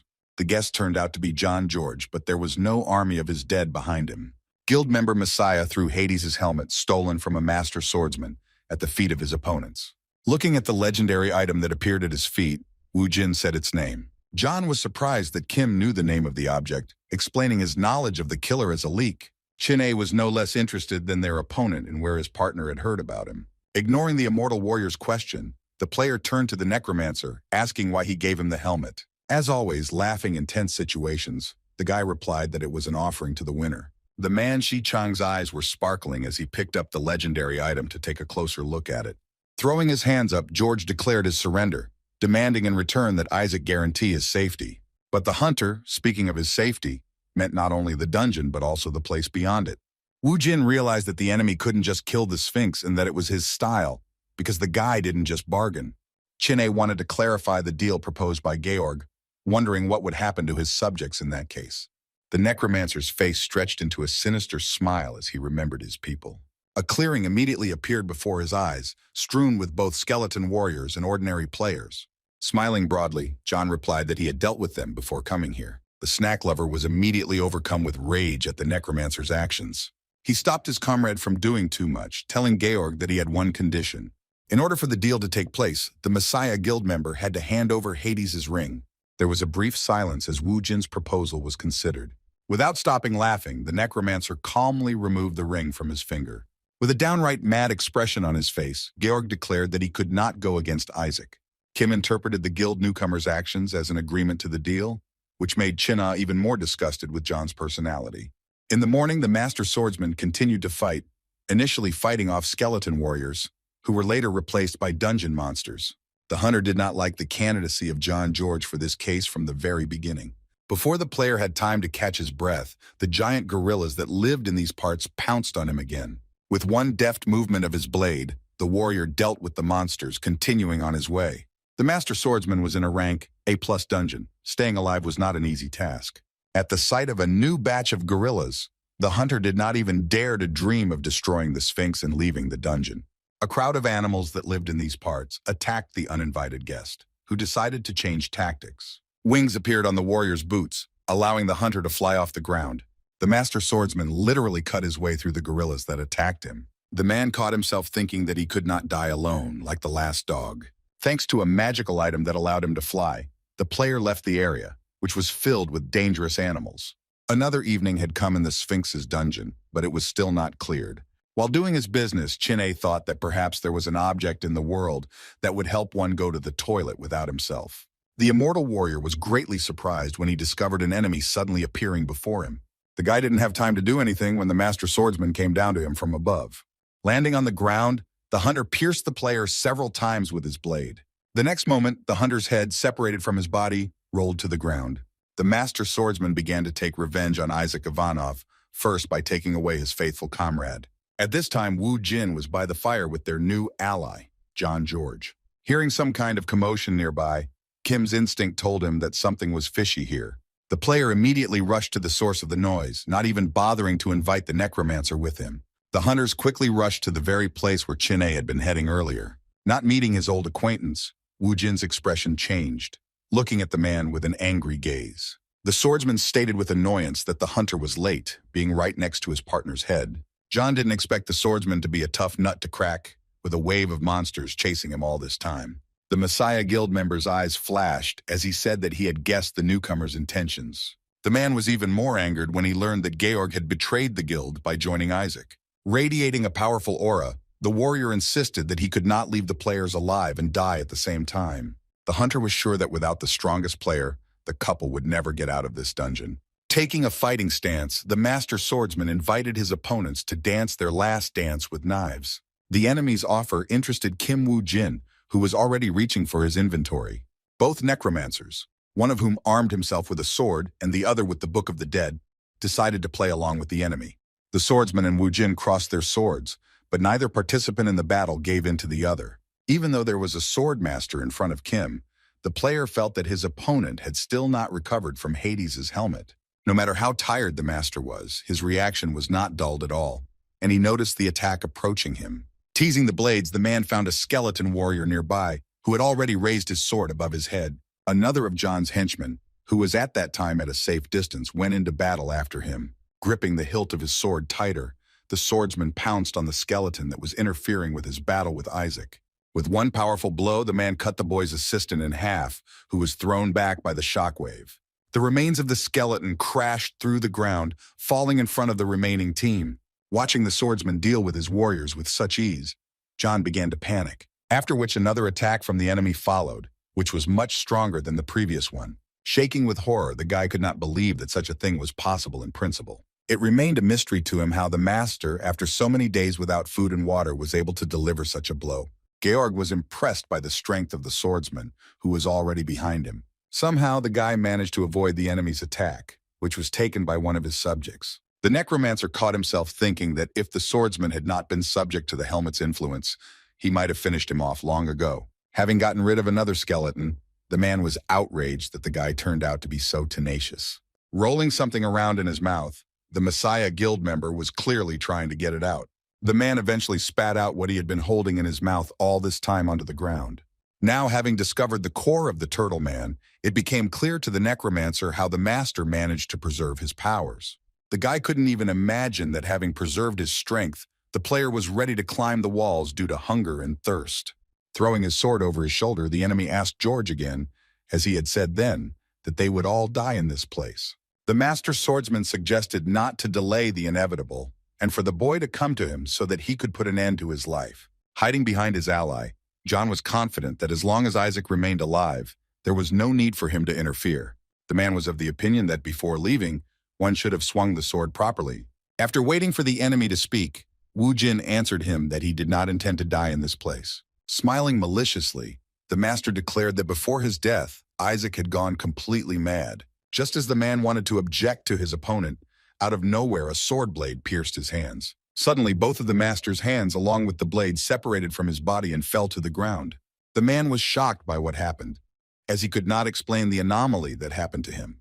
Kim Woo-jin replied in a calm voice that for the swordsman, this was the last moment of his life. The warrior did not understand how Isaac managed to pull off such a trick, but he knew for sure that he was not long for this world. At that moment, Chin-A appeared before the master, safe and sound, having removed Hades' helmet. Not believing his eyes, the hunter, foaming at the mouth, proved that he had killed Ivanov's partner. Showing off his neck, the immortal warrior asked if the enemy knew how painful it was to lose one's head, not to mention the rules of decency. In utter despair, the master swordsman fell to his knees, feeling helpless. Despite the living hunter, he continued to insist that he personally cut his throat and that something like what was happening now could not have happened. Watching the action from the sidelines, John applauded Chin-A for a good hit. Addressing the defeated enemy, the necromancer admitted that he did not expect to see the core of a turtle man on him. Seeing the pitiful state the master swordsman was in, the boy asked him what he was going to do next. George stated that they hadn't even started fighting for real, which only further angered the already enraged warrior. Woo-jin's ally was about to offer him to go after the Sphinx, when suddenly the swordsman bowed to the players. This picture amused the necromancer, who decided that the swordsman was asking them for mercy. In fact, the man, thanks to the bow, picked up the blade that had fallen from his hands with his teeth. After which, while John was crucifying himself before his allies, he activated the power of the armor. Like an arrow, the master rushed towards his opponents, using his last chance for victory. Of all the hunters, only Kim had the most developed sense of smell and reaction, and was able to notice the attack before the others. At great speed, the swordsman rushed past the victims whose blade was supposed to do its job. Woo-jin used the Aegis shield in time, which he put in front of himself, blocking the master's attack. A couple of the hunters were okay, so they turned around to check how the necromancer was feeling. The enemy's blade still reached one of the players, cutting John in half. The man dropped his sword in surprise when he discovered the Aegis shield in Isaac's hands. The swordsman was ready to explode with anger, having once again been deceived by Ivanov. The warrior saw him along with the legendary item before leaving this world. The lifeless body of the wounded hunter fell to the ground after John, who fell from his blade. However, the necromancer was still alive, and he spat out some blood, cursing his ally with the last words. While dying, the boy mentioned his right to life to Woo-jin. But all the ally could respond to was an apology for the mistake he had made. Chin-A joined the conversation and asked Georg not to be so offended by them, after which he assumed that the necromancer's people, whom he killed, experienced approximately the same thing as he was now. Suddenly, the hunter's attention was drawn to a commotion coming from not far from them. It turned out that it was summoned by the swordsman, who also did not want to leave this world, turning from his stomach to his back. The man told the players to stop being smart, because the same outcome was waiting for them. The master claimed that since there were only 2 hunters left in the dungeon, their deaths were inevitable. The wounded warrior Kim was approaching asked his executioners if they would be able to destroy the Sphinx. As if he already knew the answer, the man laughed and called the hunters fools if they suddenly thought otherwise. Looking down at the swordsman, Woo-jin agreed with his words. But the difference was that he was trying to make this world a better place. The contempt the player felt for his old acquaintance awakened memories from his past life. At that time, the master swordsman seemed like a great warrior, which was an example for many players in the guild. Kim Woo-jin, along with other hunters, went into battle under the command of this once great warrior. The hunters' comrades felt the same way, but like them, Woo-jin was wrong. But all these discussions concerned only the necromancer, who was interested in the opinion of the swordsman himself. With a cold look, the boy asked his former teacher if he ever dreamed of saving the world. Has he ever had something like this, knowing that it was a stupid idea from the start? The swordsman only laughed in response, adding that saving the world was complete nonsense, and even clearing out dungeons with the end of the game wouldn't help. The man insisted that this world was so rotten that it could not be saved, no matter how hard anyone tried to fix it. The master was convinced that instead of salvation, everything would be exactly the opposite and even greater chaos would ensue. The warrior repeated Lee Se-jung's words that once the game was over, the players would be useless to anyone, but Kim told him to shut up. The hunter said that there was no longer any point in listening to a man who talked too much nonsense. The necromancer said that it might happen that the master would have a chance to start all over again. Kim Woo-jin's blade pierced the body of one of the great warriors of the Messiah Guild, killing him. The player then finished his sentence, hoping that the man would live up to his title as a swordsman. His partner's reasoning brought Chin-A back to the idea that Kim had some connection with the Messiah Guild. However, the immortal warrior was not allowed to concentrate on this by his partner, who called out to the fighter. After activating the vampire skill, Wu Jin's front and side teeth turned into fangs. The legendary ability allowed the player to become the heir of the night, which increased all of his physical stats. The player's appearance frightened Chin'e so much that he had difficulty finding the right words. The player stated that since they were alone, he had no one to be embarrassed about, and he became even more afraid of the warrior. Wu Jin, in his new guise, declared that they should quickly leave this place before this night ended. The secretary entered one of the rooms in her house, which she visited quite rarely. This was her father's room, which served more as a second study for him. The girl was instantly flooded with memories, the flow of which she could not control. A man, finding a table full of food, asked his daughter if it was his birthday that day. Then the girl's father suggested that perhaps it was her birthday, but again he guessed wrong. Having received no answer to his question, Mr. Lee asked whether his daughter was prepared for school. Watching the dishes being washed, the father asked who Ji-soo took after for being so diligent. According to the girl, she was just like her father, asking him to leave everything on the table when he finished, since he was going to go on a business trip abroad. Ji-soo stated that she would clean everything up when she returned from school, which touched her father even more. The man could no longer contain his feelings and was ready to pounce on his daughter to hug her. Mr. Lee was worried about the girl having breakfast, but she managed to eat while he was setting the table. Before the schoolgirl left the apartment, her father detained her for a few more seconds. The man asked Ji-soo not to get sick while he was on a business trip. However, there was something else that Mr. Lee wanted to tell his daughter before she left. The man began to shower his daughter with moralizing, telling her what and how she should have done during the dungeon break and during her studies. And finally, when the girl jumped into the elevator, the father asked her to be friends with Shin-hye, asking the most beautiful daughter in the world to be careful. Ji-soo promised to do everything her father demanded of her, but she herself looked very depressed. While the schoolgirl was waiting for the green light at the crosswalk, people were busy reading the news on their gadgets. But all around is the Hansung Group, whose shares have risen sharply in price recently. Mr. Lee's daughter was interested in this news because her father worked for the organization. Screens around the city told of Hansung cultivating groups of players for the sake of the bright future of the country. The girl was so absorbed in the news that she didn't even hear her name being called. When the girl turned around, she was asked why she was yawning right in the middle of the road. Lee was spoken to by her classmate Park Shin-hye, who was very popular at school. Lost in her thoughts, Ji-soo couldn't find anything to say and simply blurted out something inarticulate. Park guessed that her classmate was watching the news broadcast on one of the screens. Continuing to talk about the organization in which Mr. Lee worked, it became known that a restructuring was carried out in order to bring back players. Having decided to ignore the news, the girl decided to listen to her father and gain the favor of her classmate. Ji-soo asked Shin-hye why the girl decided to go to school so early today. Putting her hand on her classmate's shoulder, Park replied that she wasn't going to school at all, since she had recently become a gamer. The girl also said that a gate to a dungeon had recently appeared in the basement of her father's office. However, the new player asked not to spread the word and keep everything a secret. Shin. He told her that the dungeon she was currently heading to was about to burst. Lee became concerned, wondering what Park's father would do to her if he found out. But her classmate insisted that she was also a player, and that if her father was going to raise players, then why was he making an exception for her? The girl was determined to prove that she would become stronger than Lee Sejong. Shin-hye dragged her friend with her to the photo booth as she wanted to capture the day. Ji-soo still had the photo from that day, but now only half of it was hanging on the wall. The girl's wall was covered with newspaper clippings and other information regarding the Messiah Guild, Lee Se-jun and Park Shin-hye. Working for her father's old friend, Se-chang, Lee wanted to restore justice and punish those responsible for her father's death. The lady watched the reaction of the guild leader who read the news about how he managed to capture the 7-story dungeon.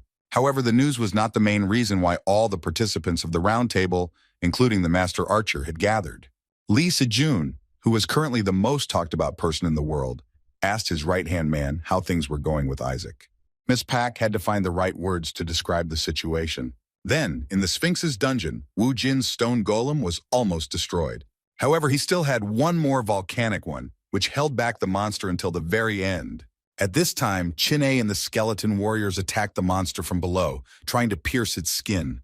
The immortal warrior, once he had completed his mission, began to retreat, giving his partner the opportunity to act. Still under the effect of the vampire skill, Kim rushed to the monster's wound as quickly as possible.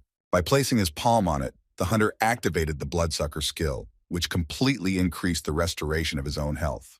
With difficulty, but the player still managed to cope with the powerful ability of the vampire's skill. However, the beast felt as if they were trying to suck all the life force out of him. But the monster was unable to do anything, since the enemy used blood mist on it. The immortal warrior watched his partner's actions with curiosity. The hunter's bloody mist completely enveloped the wounded golem, lifting it into the air. And soon the monster was reborn, watching what was happening from the whirlwind with bright red eyes. The fog cleared to reveal a summoned blood golem, which the players used to defeat the Sphinx. Mrs. Pack, somewhat embarrassed, said that she had sent Isaac, John, and the master swordsman to the 6th floor of the Egyptian dungeon. The swordsman's comrade, a master archer, asked who was ultimately responsible for all this. The lady subject, Cho Seon-woo, asked the guild members to calm down first and look into the situation in more detail. The angry master archer shouted at the boy, declaring that he had not asked his opinion. The deputy head of the guild replied that she alone was to blame for everything that happened. However, the girl asked not to worry, as she had prepared herself properly for such a situation. She gave the master swordsman the helmet of Hades and the boots of Hermes, and even John George could appreciate his abilities. Shin. He was completely sure that the hunter's chances of escaping from this dungeon were 0. The master archer looked at the deputy guild messiah with undisguised contempt. Unexpectedly, Lee Sejun stated that his subordinate was very self-confident. For a moment, Shinhei's breath caught in his throat from Lee Sejun's words. Meanwhile, the owner's car parked near Yongwan's residence. Before the head of the Phoenix Guild had time to leave the car, Secretary Kim addressed him. Having run out into the street to the boss, the girl told him that they had a problem. Mr. Pak could not even imagine that something so urgent could happen so early in the morning. The secretary then whispered what had happened into Yongwan's ear, fearing that no one would hear. The man's expression immediately changed when he learned about the uninvited guest's visit. Grozny and his faithful assistant Shakira were already waiting in the office of the head of the guild. Seeing the representative of the Thunderbird Guild, Mr. Pak tried to contain his displeasure. A pop-up window appeared over John George's corpse, announcing the destruction of the Sphinx. The boy's body rose into the air, and its 2 halves began to intertwine into one whole. The very next moment, when using the skill of returning the dead, the necromancer stood firmly on his feet. This skill was a one-time use and gave its owner the ability to swim across the river Styx. Straightening up, John finally returned to life, ready to take revenge on his killer Isaac Ivanov. Tapped his fingers on the table and was somewhat taken aback as his guest suddenly brought up a certain topic. Frying the Gantan in his hand, he guessed that Yongwan needed some extra time to think. Mr. Pak wondered why he had to accept Grozny's offer to jointly clear the dungeon. The Thunderbird Guild leader believed that Yongwan would not want to see headlines about Lee Sejun clearing the 7th floor of the dungeon by himself. Fry reported that the head of the Phoenix was able to join him in clearing the dungeon where he and Isaac would go. This statement that Yongwan would need to join the cleanup angered him. Grozny, with a smile on his face, said that he did not see this as any problem for his companion. Mr. Pak was angry that when they came to his home, they tried to hurt him with such statements. The man was so angry that his aura involuntarily filled the entire space of the office. Shakira brushed off the aura emanating from the owner of the house, not expecting it to be so strong. The leader of the Thunderbird asked again what his interlocutor meant when he said that Hugh had hurt him by breaking the balls in his hand in anger. Grozny replied that he could usually only hit someone who was roughly equal to him in strength. After these words, electric discharges began to emanate from the player in all directions. The aura emanating from Yongwan met with Hugh Fry's aura, dividing the room between them. And while both representatives of different guilds were sorting things out, Osei-chan was enjoying the cheap 3-in-1 coffee. The man reasoned that the ground coffee was too bitter, although Jisoo knew the truth, that the broker had brought the coffee in the cup from the Phoenix Guild meeting. Secretary Lee interrupted her boss's thoughts by reporting that she had come across some breaking news. The girl said that apparently the head of the Thunderbird Guild, Grozny, met with Park Yong-wan. This news could not but please the miser, who expected something grandiose from this meeting. Based on how everything turned out, one could imagine how the situation would unfold in the future. Being carried away by his fantasies, Osei-chan did not notice how his subordinate was getting ready to go somewhere. The girl replied that she needed to meet a friend, which was unusual for her. Jisoo's boss asked her again if she really was going to meet a friend who didn't have any friends other than her co-workers. The secretary asked what the strange reaction was from the director of the company, whose expression immediately changed, letting the employee go to the meeting.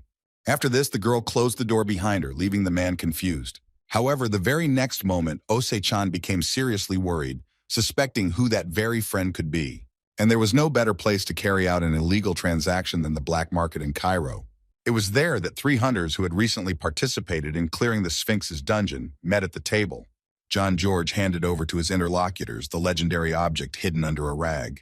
The players sat at the same table with the necromancer, who no longer had any hope that the allies would keep their promise. With his creepy smile, he said that at first he thought that Isaac would turn out to be a traitor. Digging through his inventory, the hunter replied that a promise was a promise, and he had no intention of breaking it.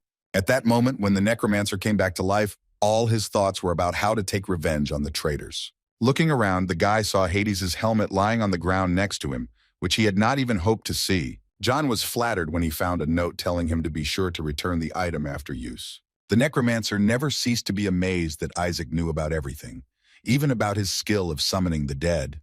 And although it was no longer important, the guy wanted to know how his ally managed to find out this. Even before his return, Kim Woo-jin had to kill John twice because of this skill. In the past, the player got rid of such a dangerous opponent, but this time he spared him. Kim replied evasively that Georg had no need to know how he had managed to obtain the information. Guild member Messiah became increasingly sympathetic to his colleague, who, like him, was a necromancer. Shin-ae was so surprised by what he heard that he even threw the contents of the glass back. The player called Isaac Ivanov an amazing hunter, which confused his partner even more. The snacker decided that the two were completely crazy, possibly influenced by the patron of the dark world. Firmly placing the glass on the table, Woo Jin declared to John that from now on he was officially considered dead. And for this reason, the guy had to keep a low profile and lead a peaceful, measured life. Of course, the necromancer could disobey, but then the Messiah Guild would find him, and it is unknown what they would do with him. Georg wanted to take revenge on the guild, but he knew he was too weak to fight back against such powerful players. Before the allies had time to say goodbye, the guy jumped up from his seat, calling out to Isaac. The necromancer, somewhat embarrassed, nevertheless asked the hunter to take him into his team. Shin-ae, who had disliked John all this time, was now simply devastated by his request. However, Kim Woo-jin did not refuse the guy, seriously considering such a proposal. Park Shin-hae was very worried after reading the latest news about the clearing of the dungeon in Egypt. The girl's thoughts about what to do with John's death were interrupted by a knock on the door. The Messiah Guild employee showed the guest where she needed to go to meet the lady. Vice President Lee Se-jun looked at her old friend Lee Ji-soo, with whom she had once studied together. Mrs. Park greeted her friend, noting that a lot of time had passed since their last meeting. Shin-hae's subordinates brought the girls coffee, and they continued their conversation in an informal format. The guild master's right hand was very worried about her friend who had disappeared without even warning her. The deputy asked what Lee had been doing all this time, and was pleasantly surprised when the girl suddenly suggested meeting. The brokerage firm employee, after a short pause, said that she wanted to ask a school friend something. The representative of the Messiah Guild was genuinely surprised, but she also had something to say. She assumed that Jisoo had a lot of questions for her, although she still felt a little offended. The guest didn't even ask how Shin-hae was doing, whom she hadn't seen for 3 years. Secretary Lee suddenly asked if her old friend was responsible for her father's death. The huntress was flooded with memories from the past that she had tried so hard to forget. A pool of blood began to spread under Mr. Lee's body, while the girl shuddered in horror. Completely absorbed in the tragedy that had happened, the girl did not pay attention to the presence of a stranger. Park Shin-hae shuddered as she heard the footsteps of the stranger, who was already quite close by this time. Turning around, the player saw the figure of a man behind her, who was none other than Lee Se-young. The next moment, the man extended his hand to the girl, whose fearful eyes were filled with tears.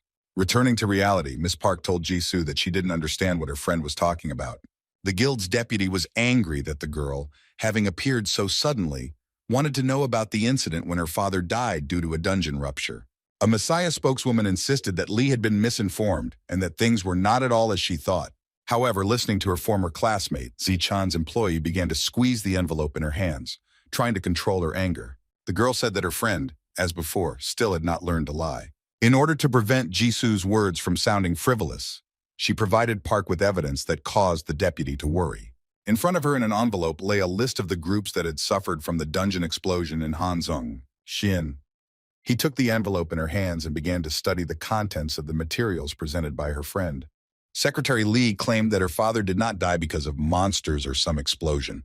Then at the airport, seeing Francois Chiraud off, the broker's assistant asked what the hunter knew about the accident involving her father. Jisoo hoped that Park would be able to answer her question, but she decided that she was wrong. The girl was about to leave when a representative of the Messiah Guild called out to her. The deputy foreman demanded to know what her friend wanted to say with the materials she presented. Se-young's right hand was outraged that she was suspected of killing a man who died in an accident 3 years ago. The girl began to shake at the door, saying that her friend trusted some papers more than her. Miss Park was so angry at being accused of murdering a man that her pupils turned red with anger.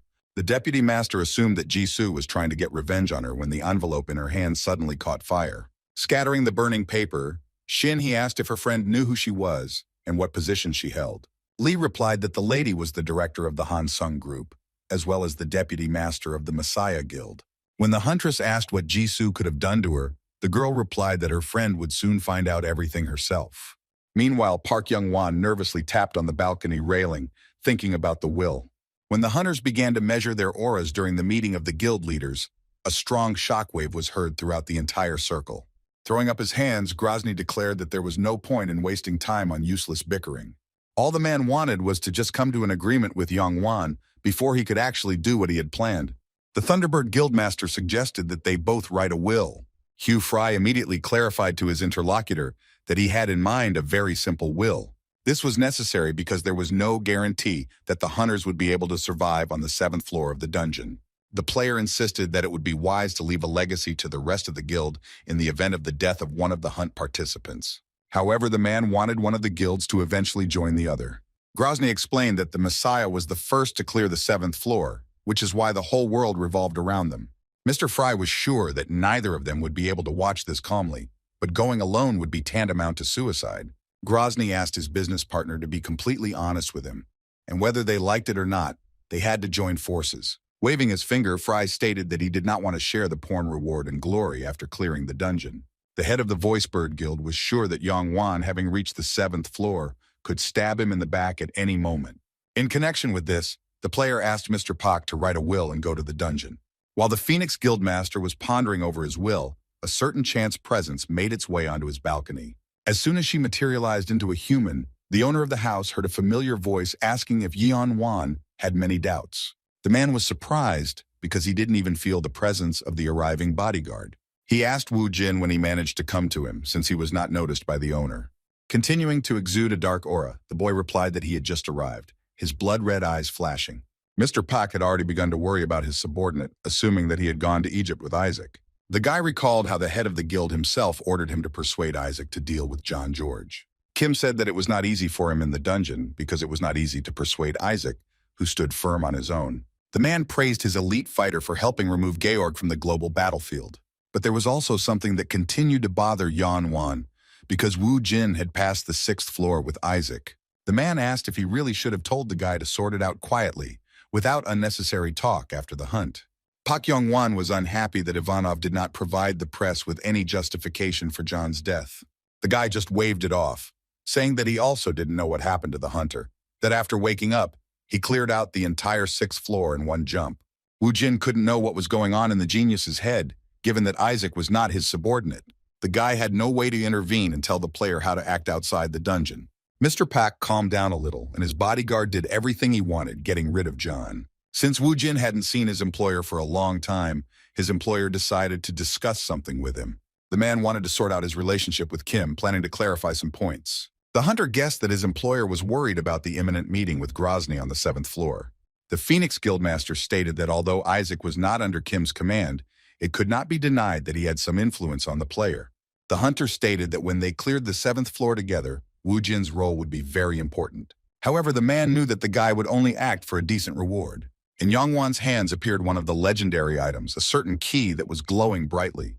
And the very next second, a passage opened behind Mr. Pak that could transport the men to another place. The owner of the magical item asked his subject to follow him to the weapons warehouse.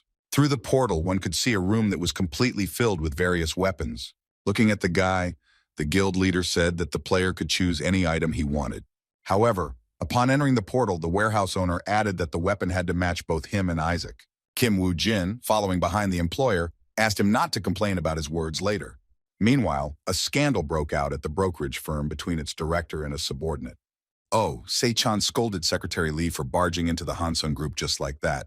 The man replied that he valued his employee very much, and this time he could not turn a blind eye to her behavior. The broker tried to figure out what benefit they would gain from angering Park Shin-hye.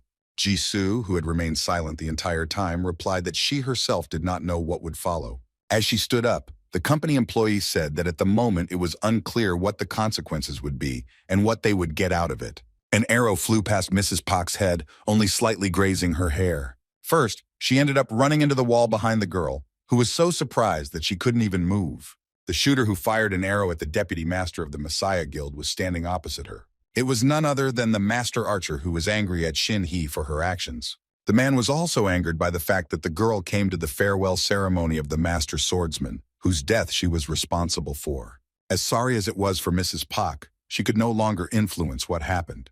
Secretary Lee replied to her boss that now everything depended only on the choice Shin Hee would make. The words spoken by the employee remained a mystery to Sechan, which left the man dumbfounded. Meanwhile, another dungeon was cleared, but not by ordinary players, but by the head of an entire guild. Coming out of the portal, a car driven by his assistant Shakira was already waiting for Grozny. The woman bowed to the chief and opened the door for him, thanking him for the work he had done. The portal to the cleared dungeon closed, and Grozny's people set out on the road again. The hunter asked his subordinate how the preparation of the 7th floor was progressing. Shakira replied that they had already picked a dungeon with a difficulty level of C+. The rank of the dungeon suited Hugh Fry quite well, but he was more interested in the location and its features. The gates themselves were located in Pakistan, around which armed terrorist groups were stationed. The deputy head added that among the terrorists there were players with a fairly high level. Because of this peculiarity, even the country's government was unable to approach the dungeon. However, Grozny said that if the players were terrorists, it was not a problem for them. But as it turned out, this was not all the information, and the scale of the guild's apartment crossed Kim Woo-jin. As soon as Grozny saw Yongwan's subordinate, he greeted him with joyful cries. Unlike the hunter, the guy was not so cheerful, still maintaining his composure. When the man came closer to him, Woo-jin confirmed that they had indeed not seen each other for a long time. But before shaking the player's hand, the man with glowing eyes called him Park Yongwan's dog. After shaking the hunter's hand, the guild leader gave his body a powerful electric shock. Holding back the electricity coursing through him, Woo-jin asked again what the man meant. The hunter insisted that if he were Mr. Park's dog, then there would be no point in him coming here. The man just laughed loudly at this, after which he pulled his hand away, stopping shocking the player. Rubbing his hand, Kim replied that the guild leader had embarrassed him with such a warm greeting. But no matter what kind of business relationship her boss had with the player, Shakira still didn't like the guy. Grozny asked Kim with a smile whether the boy had done what the man had told him to do. Trying to read Hugh Fry, the hunter noted that his calmness did not look like a bluff. It was also officially known that Yongwan and Grozny both cleared the 6th floor. Finally, Woo-jin replied that he had fulfilled the guild leader's request, noting to himself that Mr. Park was inferior to him in strength. After which, the guy voiced its details, later saying that Isaac would kill Park Yongwan on the top floor of the dungeon. The words spoken by the hunter made Grozny's face stretch into a sinister smile. Meanwhile, in Pakistan, the movements of uninvited guests were monitored. Once the dust raised by the equipment settled, it became clear that it was a platoon of military tanks. The caretaker could not believe that so much enemy equipment had managed to get through to them unnoticed. Having abandoned the observation post, the man rushed to the commander, who was not far from the portal to the dungeon. The subordinate wanted the boss to see the find he had made with his own eyes. As soon as the caretaker reported suspicious strangers, his head exploded. The commander of the terrorist group immediately reacted to the enemy's shot. Hiding behind a rock, the man analyzed the attack, and that after the bullets flew, there was a bang. This could mean that his subordinate's head exploded after the enemy launched something from 1,500 meters. The commander should have at least roughly calculated the distance in order to repel the attack. The man peered out from behind cover, trying to figure out which side the bullet was coming from. However, before the player could determine its location, a second one exactly like it blew his head off. The shooter used his 1000 live vision skill, which helped him eliminate the target without any difficulty. Shakira was proud that she was able to hit an opponent at a distance of 1,765 meters. The girl also did not go without praise from her master, who was nearby at that moment. The man claimed that it was always pleasant to hear the sound of a large caliber shot. Grozny wanted to know the estimated time before the invasion of the area around the dungeon gates. The military equipment driven by Fry, located below, began shelling the terrorist camp. Tanks tore up the ground with shells, leaving no chance for the remaining enemies to survive. Shakira replied that 10 minutes was enough for them to take control of the portal. Also during the siege of the terrorist headquarters were Woo-jin and Chin-ah posing as Russian hunters. Park Yongwan also watched what was happening with some fear and distrust of his allies. Meanwhile, The entire internet was discussing the unification of the Phoenix, Thunderbird, and Mokosh guilds, who had set out to clear the 7th floor. And on top of everything else, the public wanted to know what Elena Siria's position would be on this matter. Lee Si-jun asked his deputy, Miss Park, what she thought about trying to clear the 7-story dungeon. The guild leader suggested making a statement, but Shin-hye stated that there was no need for it. In an instant, the master appeared right in front of the girl, getting up from the table so quickly that she didn't even notice it. Watching the frightened expression on his subordinate's face, the man insisted that he had already seen such a grimace once. The hunter wondered where he could have seen such fear before, which frightened Mrs. Park even more. However, the man quickly remembered that he had seen exactly the same expression on the girl's face when he first saw her. Si-jun stated that on that day he thought that they really did look alike. But after a long time I realized that I was deeply mistaken about my subordinate. Placing his hand on the girl's shoulder, the master stated that the past was not so important and that it was necessary to focus on the future. The hunter admitted his guilt in what happened without a twinge of conscience, but this time everything was completely different. As he left the dilapidated building, Mr. Lee insisted that he had nothing to do with the situation. Some floors of the Hansung Group building were destroyed and some of them were on fire. The master explained that the terrorists were to blame for what happened because they hated the players. Turning to his subordinate, the man wanted to make sure that she was of the same opinion. The girl was so scared that she couldn't say a word, so she just nodded affirmatively. Satisfied, the head of the Messiah Guild left the burning corporation building. At the same time, he left his deputy and part-time chief of the Hansung Group trembling with fear. While reading the latest news, Ose-chan began to curse, suggesting that certain people had gone crazy. Leaving her desk, Secretary Lee asked her boss what had happened this time. With difficulty containing the anger that was rolling over him, the man replied that the Messiah Guild had finally shown its teeth. Park Shin-hye issued a statement announcing that the general sponsor of the Messiah Guild was attacked by a terrorist group. The broker was furious when he learned that the government had given the guild the right to investigate crimes against players. Because the authorities were unaware of the guild's actions, they allowed the Messiah to use force even against ordinary citizens. The director of the company stated that if things continued like this, soon all power would end up in the hands of the guild members. The girl caught it. I thought to myself that I had already heard the same thing about 20 times from Se-chan. As the man was seeking support from his female co-worker, his phone suddenly rang. At first the man was wary, but when he answered the call, he broke into a smile.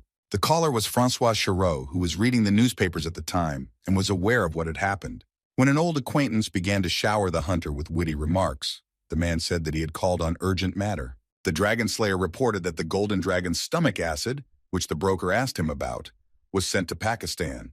The player asked if Ose-chan knew what this item could be used for. It suddenly turned out that Shiro's old friend didn't know this himself, since the customer never explained anything to him. Francois became indignant that the director of a brokerage firm ordered such an expensive thing without even knowing where and how it was used. In order to calm the enraged hunter, his interlocutor began to recall that the customer had mentioned something after all. The customer said that he would kill him, causing wild horror in Francois, who immediately decided to clarify who they were talking about.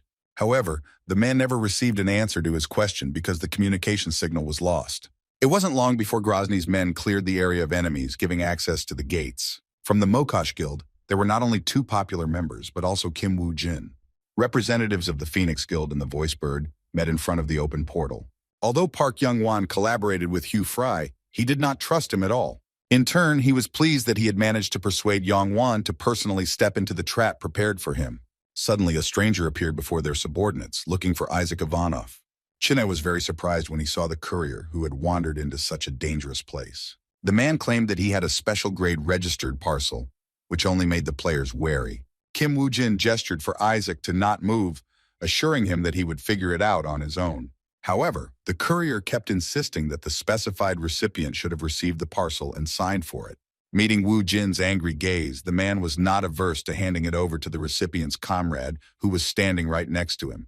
When the delivery man left, the players immediately headed towards the package, intrigued by its contents. The immortal warrior was eager to find out what valuable thing his comrade had ordered. Inside the box, tightly packed, was the Golden Dragon's gastric juice in a small flask. Isaac's eyes widened in surprise, not believing that such an item could be obtained in any way. But the food lover was left disappointed because he thought there was something bad in the box. The guy wanted to know why Woo-jin needed a flask of this juice, which Isaac had heard something about before. This legendary item allowed one to see the true appearance of a sealed item. But the hunter immediately clarified that such an object or juice was quite difficult to come across, and all this was just rumors. Isaac was amused by the fact that his team members seemed to have no idea. Not himself. Chin'e began to justify himself, saying that he was well aware of the properties and origin of dragon juice. The spiny snake killer immediately took his words back, so as not to anger his partner even more. The guy asked Wu Jin if it was possible for them to go to the dungeon without Isaac. Due to the fact that the player tended to kill his own comrades, it was extremely difficult to trust such a person in the dungeon. The player rolled up his sleeve and showed the seal on his wrist, claiming that how could one trust anything more than this sign? Chin'e claimed that there was no worse man, that he once died and came back to life again. At the bar when the hunters were in Egypt, Kim Woo Jin wondered if John would be useful to them on the team. The necromancer's assistant explained that they were not going on an ordinary journey and could not take just anyone with them. This means that Georg replied that Isaac had a grudge against the Messiah Guild, but he was no longer interested in it. Since this is how it turned out, the necromancer would like to see with his own eyes how the Cleaver and the Messiah Guild fall apart. Wu Jin demanded that the player guarantee that he would not betray him at the most crucial moment. The immortal warrior did not believe that Kim would take a necromancer into their team, who put the skill on the table as proof. Georg introduced a rare soul subjugation skill that allowed one to make a contract to transfer one's soul in exchange for a skill or item. Chin'e was shocked by this proposal, pointing out to the necromancer that Isaac could order him to die at any moment. Ivan replied that Ivanov had many opportunities to kill him, but he never took advantage of them. The boy claimed that the hunter was not one to kill in vain, and therefore would not harm him unless he got out of the way. Reflecting on their meeting in Cairo, Wu Jin came to the conclusion that the necromancer was right. This skill was not beneficial for Georg, who with this decision tied a knot around his neck with his own hands. But at the same time, Kim could not figure out what was on the mind of the hunter who had returned from the world of the dead. When the signal sounded for the players, Kim Woo Jin commanded his men to prepare to enter the dungeon. John, under the guise of Isaac, asked what object Wu Jin wanted to remove the seal from, whose carelessness only angered Chin'e even more. Shi Chang's man insisted that it was unimportant, but the necromancer insisted that they were colleagues and he simply wanted to ask. Turning to the new team member, the player replied that he would soon find out everything himself. In order to get to the second floor, it was necessary to destroy 111,111 goblins, of which only a little more than 20,000 remained. The conditions of the cleanup were exactly the same as last time, and on each floor, the number of those killed corresponded to its number. After the hunters have completed all the levels of the dungeon, the Goblin King will be waiting for them at the very top. The hunter checked his status window, which showed that he had reached level 176 at this point. The Thunderbird Guild hunters fought fiercely against the goblins on the first floor of the dungeon. The same thing continued on the next level, where it was necessary to destroy 222,000 monsters. Wu Jin's team also cleared the third floor of the dungeon without any obstacles, moving on to the fourth. The first hunter to reach the gate to the next level was Park Young-won. Turning around, the man saw his bodyguard and his comrades standing next to him. Kim Woo Jin gestured to his employer that everything was under control, and he could enter without any worries. Relying on a player from his guild, Mr. Pak opened the gate and entered the fourth floor of the dungeon. The Phoenix Guild players followed him, while a colleague from another faction approached the Mokosh couple from behind. Noticing the guild leader, Kim expected that sooner or later he would show up for a conversation. The man wondered if Wu Jin had spoken with Isaac about the upcoming matter. The guy calmed Grozny down by asking him exactly when they should begin carrying out the task. The man replied that they would first act with Phoenix and Isaac's team, and the three of them would fight, including Thunderbird. During the ensuing commotion, Kim will have to move with Isaac to the rear of Phoenix and give Fry a sign. And subsequently, Grozny promised to deal with the insignificant Pak Young-won with his own hands. No matter how many goblins were waiting for the hunters, each of the monsters suffered at their hands. The Phoenix Guild successfully cleared the area of another group of enemies. One of the guild members was quite tired from fighting so many enemies. Taking a breath, the man asked if he could ask the squad leader one question.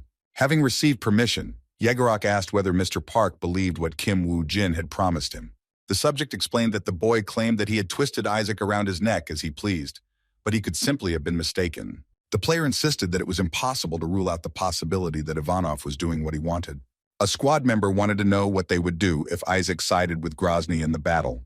The man answered as it was, without repainting anything, that in that case they would all die. The hunter couldn't believe that the guild leader trusted Kim Woo Jin so much that he dared to risk his life. However, Young Won refuted this assumption insisting that he never trusts anyone enough to put his life on the line. The hunter trusted no one but himself and his intuition, and then turned away from the team member. The player wanted to add something, but the commander interrupted him, declaring that he would kill Grozny with his own hands. And what was more important, after his death, Mr. Pak intended to take over the Thunderbird Guild. Meanwhile, Wu Jin, having destroyed a sufficient number of opponents, reached level 180th. The patron was delighted with the player's abilities and sent him a catalog as a gift. Chin-A rushed to join his comrade to find out what skill he had acquired this time. Kim's partner's eyes lit up with happiness at the sight of a skill that could summon banshees. When asked if this was a good ability, the hunter replied that he himself did not really know. Wu Jin said that it was the first time he saw such a skill, so he couldn't know whether it was good or bad. The immortal warrior believed that his partner should know about the skill, as he had always been knowledgeable in this area. Dialogue, who came to them, stated that Isaac was the highest level player with the status of a representative of the dark world. The necromancer claimed that it was natural that the skills that this player would receive had never been seen before. Chin-A laughed, convincing the new team member that, although he was aware of some things, he did not know everything. The immortal warrior claimed that Isaac was not such a strong player, something that John flatly refused to believe.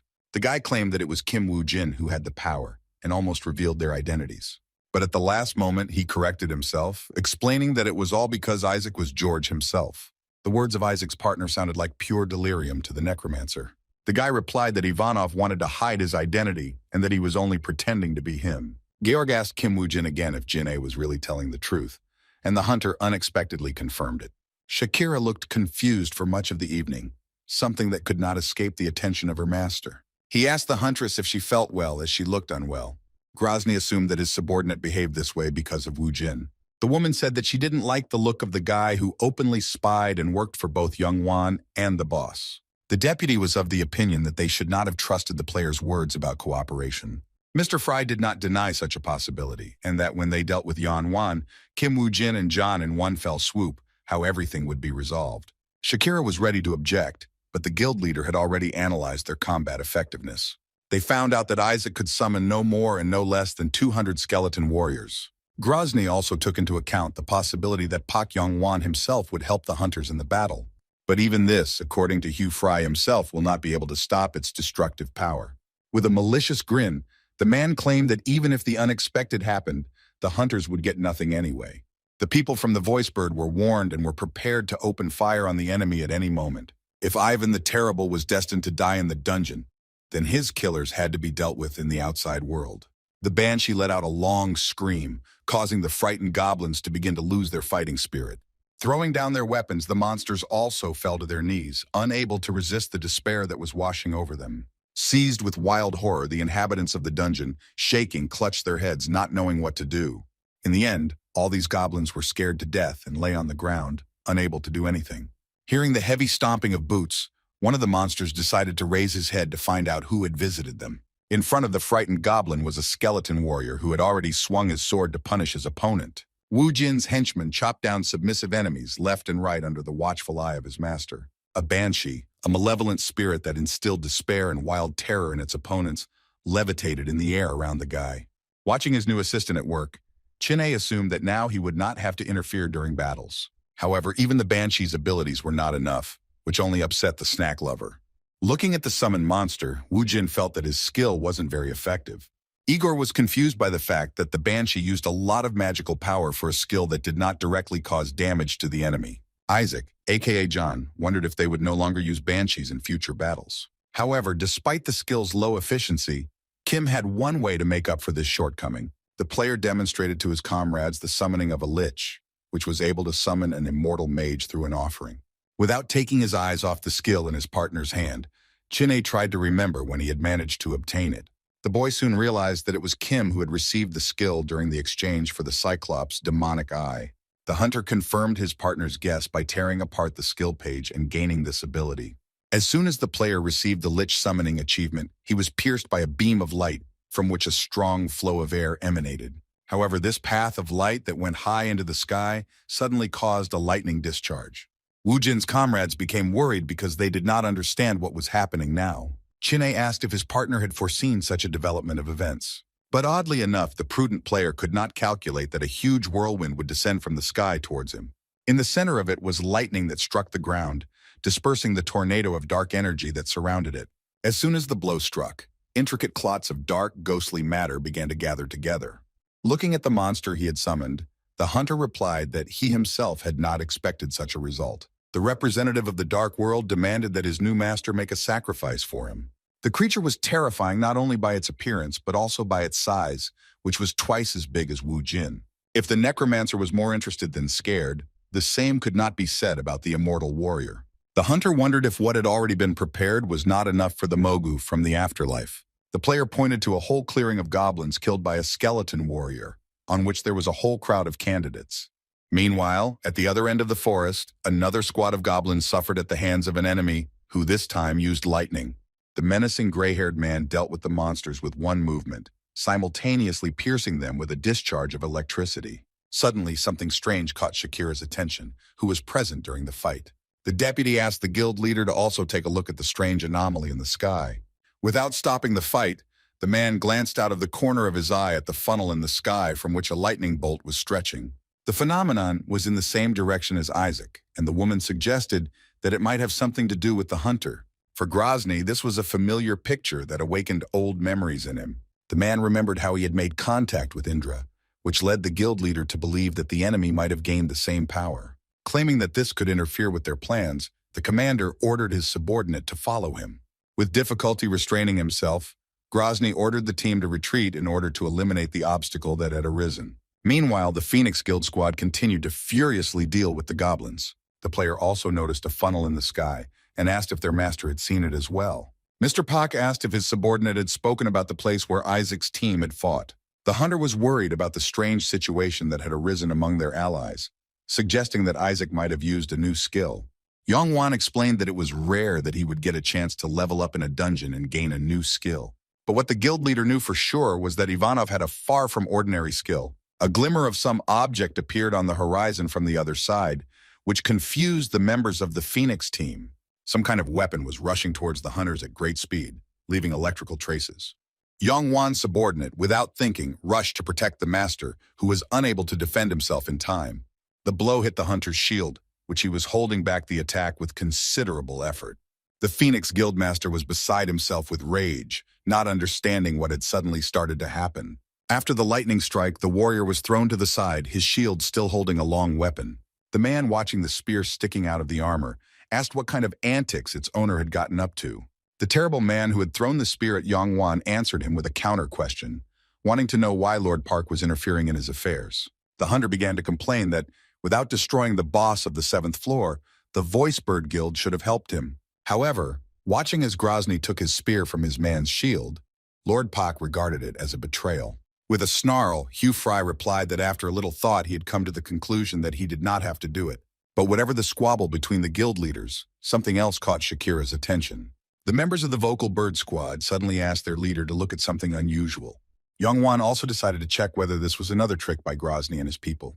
Above the two groups of hunters was Isaac, along with the summoned demon. The Lich took over the summoner's power and also summoned all the creatures that were in the Book of the Dead, doubling their number. A fire golem jumped out of the ground next to the warriors from the Phoenix Guild and appeared in the light. Following the stone monster, Dalahan the knight and the skeleton mage appeared on horseback. And the list of participants in the battle was completed by an army of skeleton warriors whose number numbered more than 400 soldiers. Shakira was delighted, deciding that the hated Kim Woo-jin had kept his promise.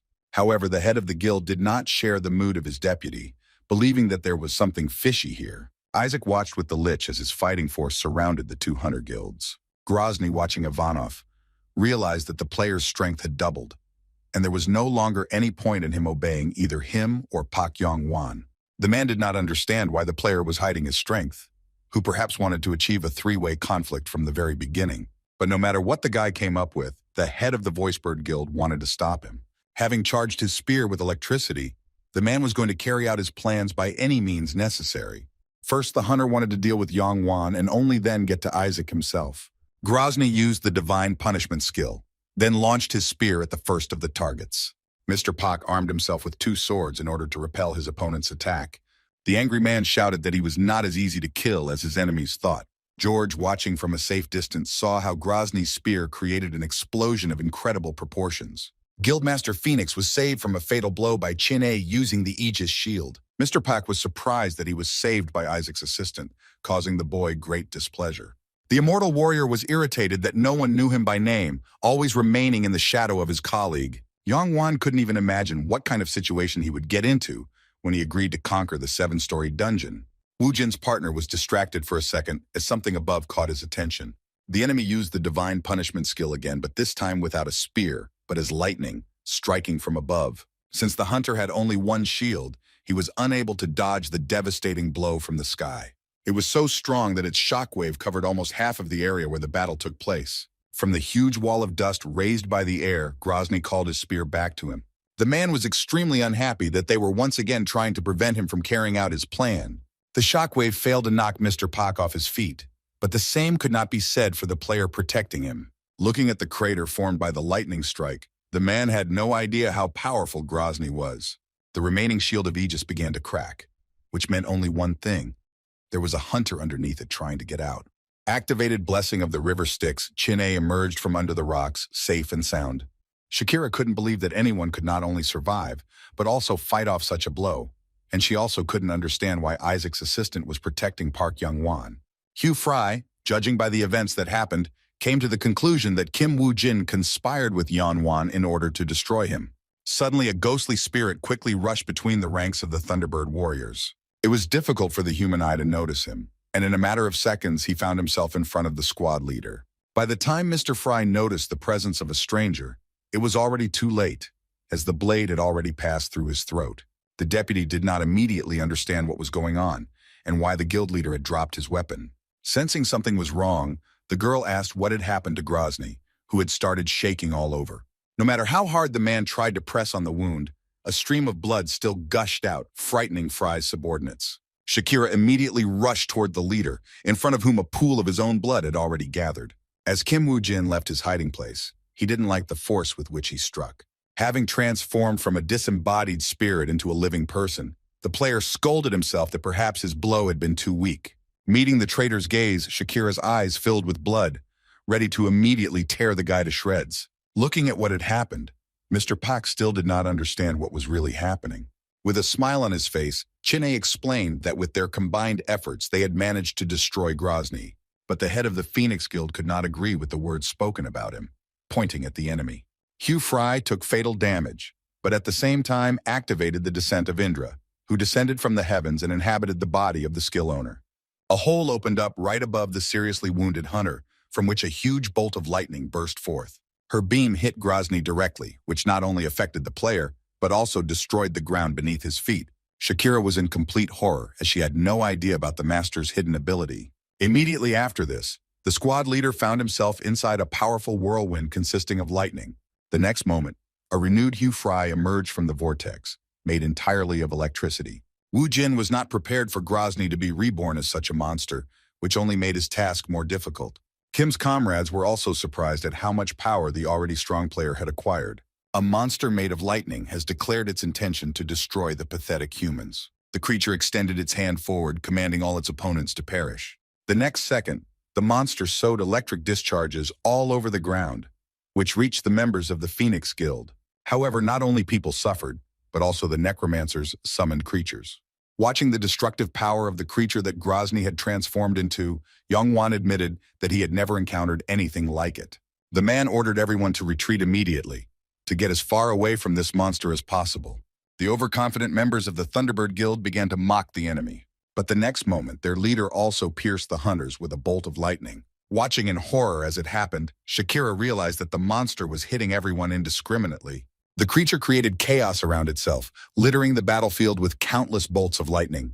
John George began to worry about Wu Jin, who was right at the epicenter of the battle. Destroying everything around itself, the monster did not even notice the man who brought its owner to such a state. The boy called out to the electric monster, asking him what had made him so angry. The guy didn't want to bring any clarity to what was happening and pointed his hand at the monster's real enemy. Unexpectedly, Kim pointed to Georg, who was at that moment on the platform with the Lich. After which the player also added that he was simply following the orders given by Isaac. The necromancer, although he saw that Wu Jin was pointing in his direction, still did not understand what this meant for him. The hunter demanded that the monster come to its senses so that it would not take it out on the innocent and fight against Ivanov. However, the electrical creature did not fall for the provocation and attacked the guy with a powerful volley of energy. As often happened, Wu Jin did not even flinch, much less run away, in the face of a mortal threat. The explosion created a giant wave from which Chin-A hid behind a nearby rock. The reckless hunter's partner cursed to himself that Kim had approached the enemy without any preparation. John was sure that this time the master would definitely not be able to avoid the consequences of a frontal attack. In addition to the powerful volley, the monster released lightning bolts to ensure the enemy was finished off. The monster woven from thunder and lightning was pleased with himself, but even that seemed not enough. After this, the monster struck the player several more times with powerful lightning bolts. Shakira, watching the actions of the monster that her boss had turned into, understood that Mr. Fry could never be brought back. Finally calming down, the hellish creature waited for the dust that had arisen from its numerous attacks to settle. The monster thought it was much quieter now without the annoying, impudent hunter. But the monster's surprise knew no bounds when he discovered lightning discharges emerging from the wall of dust. Showing himself to the people, Kim Woo Jin, holding a hammer in his hands, unlocked the power of the Thunderer. The thunder power of Woo Jin's weapon reached its maximum, which was exactly as he had planned. Watching his partner's actions, Chin-A realized why Kim had done certain things before. At the very beginning of the hunt, the immortal warrior wanted to discuss something with his partner. The brute pulled the player aside, leaving Georg alone to guess what the two wanted to talk about. The guy didn't like that Woo Jin didn't tell him anything ahead of time and began to act at his own discretion. The player had already run out of all possible options, which this time did not suit the broker's employee. It turned out that the food lover was angry because Kim did not tell him about the golden dragon's gastric juice. The player decided to tell about his plan so that the guy would not bother their new team member. The hunter asked if Chin-A remembered the item he had managed to obtain from Yongwan's arsenal. The guy, although he remembered the strange object that his partner had brought out, did not understand what he had to do with this matter. After uncorking the vessel containing the dragon juice, Kim Woo Jin poured its contents onto the stone from which the handle protruded. The immortal warrior's mouth opened in surprise, watching as the gastric juice began to act. Within seconds, the stone exploded in a small explosion accompanied by dancing lightning. Thinking back to that incident, Chin-A knew that Woo Jin had foreseen a situation like this. The hunter with Mjolnir in his hands was ready to confront even such a monster as Grozny had turned into. The monster was surprised by the unusual weapon his opponent wielded, seeing such an object for the first time. The creature concluded that somehow the hammer was absorbing all of its attacks, so the creature used its previous weapon, lifting the thunder spear from the ground.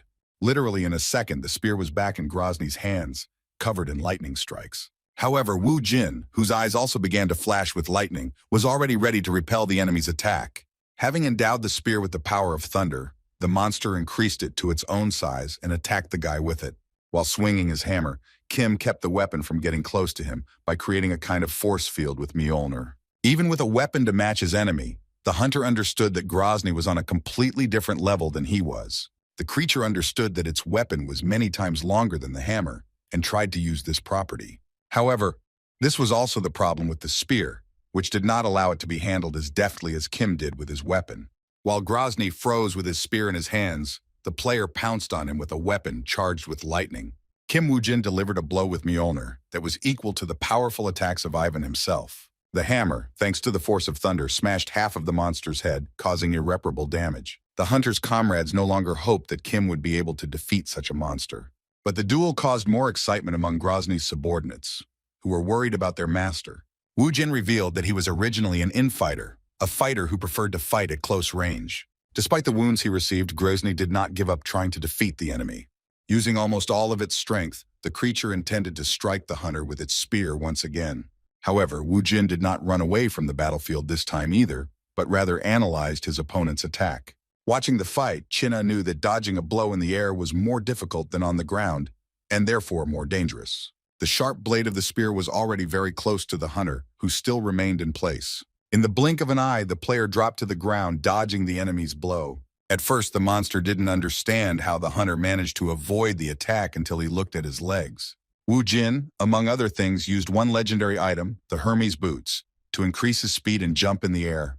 The anger that raged inside the monster managed to repair the wounds inflicted by the hammer. Looking at Kim, Grozny now knew for sure that the guy definitely did not work for Isaac. Watching the battle, Pak Yongwan never ceased to admire the talents of his protege. Wu Jin did not give him peace of mind after he returned from his trip to Egypt. Mr. Park believed that it was to his credit that the boy had turned into such a strong player. As much as he didn't want to do it, the monster admitted that he had made one mistake. The creature did it at the moment when it underestimated the hunter's resourcefulness, after which the former Hugh Fry threatened that from now on, he would fight at full strength. However, for Kim Woo Jin, these were empty words that were not backed up by anything substantial. The monster, woven from thunder and lightning, ordered to convey to everyone in the next world that the guy had the honor of fighting with his kind. The closer the enemy got, the more the owner of the Thunder Hammer charged his weapon.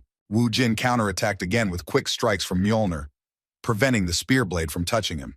Uroki didn't notice how the enemy had cornered him with his attack until he touched the foot of the cliff with his foot. Looking around, Kim calculated the possibilities of his next risky stunt. Grozny asked where his future victim, who had only a short time left to live, was looking with such interest. The next moment, the monster rushed with a spear straight at the hunter, who seemed to have nowhere to go. The tip of the spear pierced right into the foot of the mountain, scattering stones broken off from it. Although Grozny's attack was quite strong, Wu Jin managed to avoid being hit by the collapsed parts of the rock. To correct the mistake made, the enemy struck the rock directly above the player with lightning. Hermes' boot saved the hunter's life this time too, but his troubles did not end there. Thanks to his reaction, Kim noticed out of the corner of his eye how the spear was trying to hit him again. His blade passed very close to the player, which only confirmed the fact that Grozny was still full of strength. However, the enemy's spear still hit Wu Jin, scratching his side with its blade. Georg was very worried about his comrade's condition, because this injury could later cost him his life. Pressing his palm against the wound gushing with blood, the guy activated his vampire skill. Kim Woo Jin didn't want to show everyone that he had this ability, but he had no other choice. Taking advantage of situation, Kim cast a bloody fog over Grozny, which the enemy perceived as a cheap trick. With a powerful bolt of lightning, the monster punched a hole in the fog, which would later dispel the cloud that was obscuring the eyes. And yet the trick worked, as the monster, busy dispersing the fog, did not notice how the hunter crept up on him. The vampire was surprised that the enemy managed to evaporate an entire cloud of fog with one shot. The giant monster lost to the small opponent because of its size, which slowed down its reaction. With a powerful blow from Mjolnir, Kim Woo Jin destroyed almost half of his opponent's body, depriving him of an arm. Not wanting to lose to a mere mortal covered in magical items, the creature used its remaining hand. Grozny delivered his blow from behind, aiming his fist at the flying hunter's back. This time, Grozny hit the target right on target, while simultaneously restoring his lost limb. Flying into the ground at great speed, Kim raised pillars behind him, hiding him from onlookers. Having risen, the guy began to spit blood, so strong was the blow of his opponent. Towering over the hunter, the monster asked him again if he now felt the difference between them. Grozny thanked the guy for the opportunity to witness such a funny sight, but was forced to end it. The wounded Kim Woo Jin noted that he, too, had not had such a fun time in a long time. The creature was confused when his enemy began to talk about fighting such a superior opponent. It's been a long time since the player fought using all his powers without anyone's help. Wiping blood from his chin, the wild-eyed boy said he couldn't remember the last time something like this happened. The monsters were tired of the hunter's endless speeches, but his attention was suddenly drawn to an approaching noise. Turning around, Grozny found 3 skeleton warriors charging at him, brandishing their blades. One swing of the monster's spear was enough to scatter Wu Jin's minions. The remains of skeletons were scattered around the giant creature, whose blows were like mosquito bites to him. Suddenly, a man playing the role of their master approached the skull of one of the assistants. A fierce hatred awakened in the monster as soon as he saw Isaac in front of him. By this time, although he was getting ready a little, Wu Jin finally rose from the small crater. With a smile on his face, the hunter repeated the words he had said before the fight with the monster. All members of the Thunderbird Guild were held hostage by Isaac's skeleton army. A frightened Shakira begged the guild leader to come to their aid and free them from the hands of the enemy. And only after seeing this picture did the monster realize that the whole time the player fighting with him was a distraction. As he said earlier, he was not his real opponent, who was in fact Isaac Ivanov. From behind, Wu Jin was joined by his soldiers, who eventually surrounded the monster from both sides. While the commander of their team was stalling for time, Ivan placed his men in front of Ivan the Terrible's nose. With a raised hand, the boy gave the command to the soldier he had called to go into battle. The necromancer was confident that thanks to this army, they would be able to deal with Grozny. The crowd of Isaac's minions approaching the monster did not cause him the slightest bit of excitement. The monster screamed that the necromancer Vika would not be helped against him by a pathetic army of skeletons. The creature unleashed another bolt of lightning on the dead soldiers, which was fatal for the warriors. When the electric beam collided with the enemy, it raised a huge cloud of dust at the point of impact. But as soon as he cleared his mind, Kim Woo-jin appeared in front of Grozny again and absorbed his attack with his hammer. The hunter gave the squad of skeleton warriors the opportunity to continue their attack. Grozny was beside himself. He was so angry at the antics of his partner Isaac. With one blow of its spear, the creature smashed the dead soldiers who had desperately rushed into battle, and the monster's next attack was aimed at the player who was causing him so much inconvenience. The sharp blades of the spear, instead of Kim, hit the impenetrable shield of Aegis, which Chinne had used to cover his comrade. The guy claimed that if Grozny wanted to strike his friend, he should have fought him first. The creature was already quite tired of someone constantly trying to stop it from dealing with Kim Woo-jin. With endless lightning strikes, the monster got rid of the skeleton warriors arriving at his feet. Possessing the power of a summoner, the Lich used Merlin's staff, causing his magic to flow in abundance. The skeleton necromancer has summoned additional warriors to replace the soldiers who failed. But although the summoned squad was also defeated by the shoulder, the undead continued to summon squad after squad. Pak Young-won could not help but notice that Grozny, which had recently been invincible, was now on the defensive. It was quite strange that when Kim Woo-jin was in a critical situation, Isaac came to his aid. And Ivanov's assistant also stood up for him, which led the head of the Phoenix Guild to certain thoughts. The man did not rule out the possibility that his bodyguard had quite possibly planned this entire fight in advance. Due to the huge number of opponents, the creation that Grozny had become gradually began to lose ground. Due to lack of magical powers, Indra's coming was cancelled and the player's recovery was impossible. Hugh Fry sucked in fresh air through his bloody mouth, freed from the monster's control. However, as soon as the man returned to his previous state, he was unable to stand on his feet. The player leaned back and bumped into the skeleton warrior's armor, which prevented him from falling to the ground. Along with the returned body, Grozny also felt the loss of strength that he had felt before the transformation.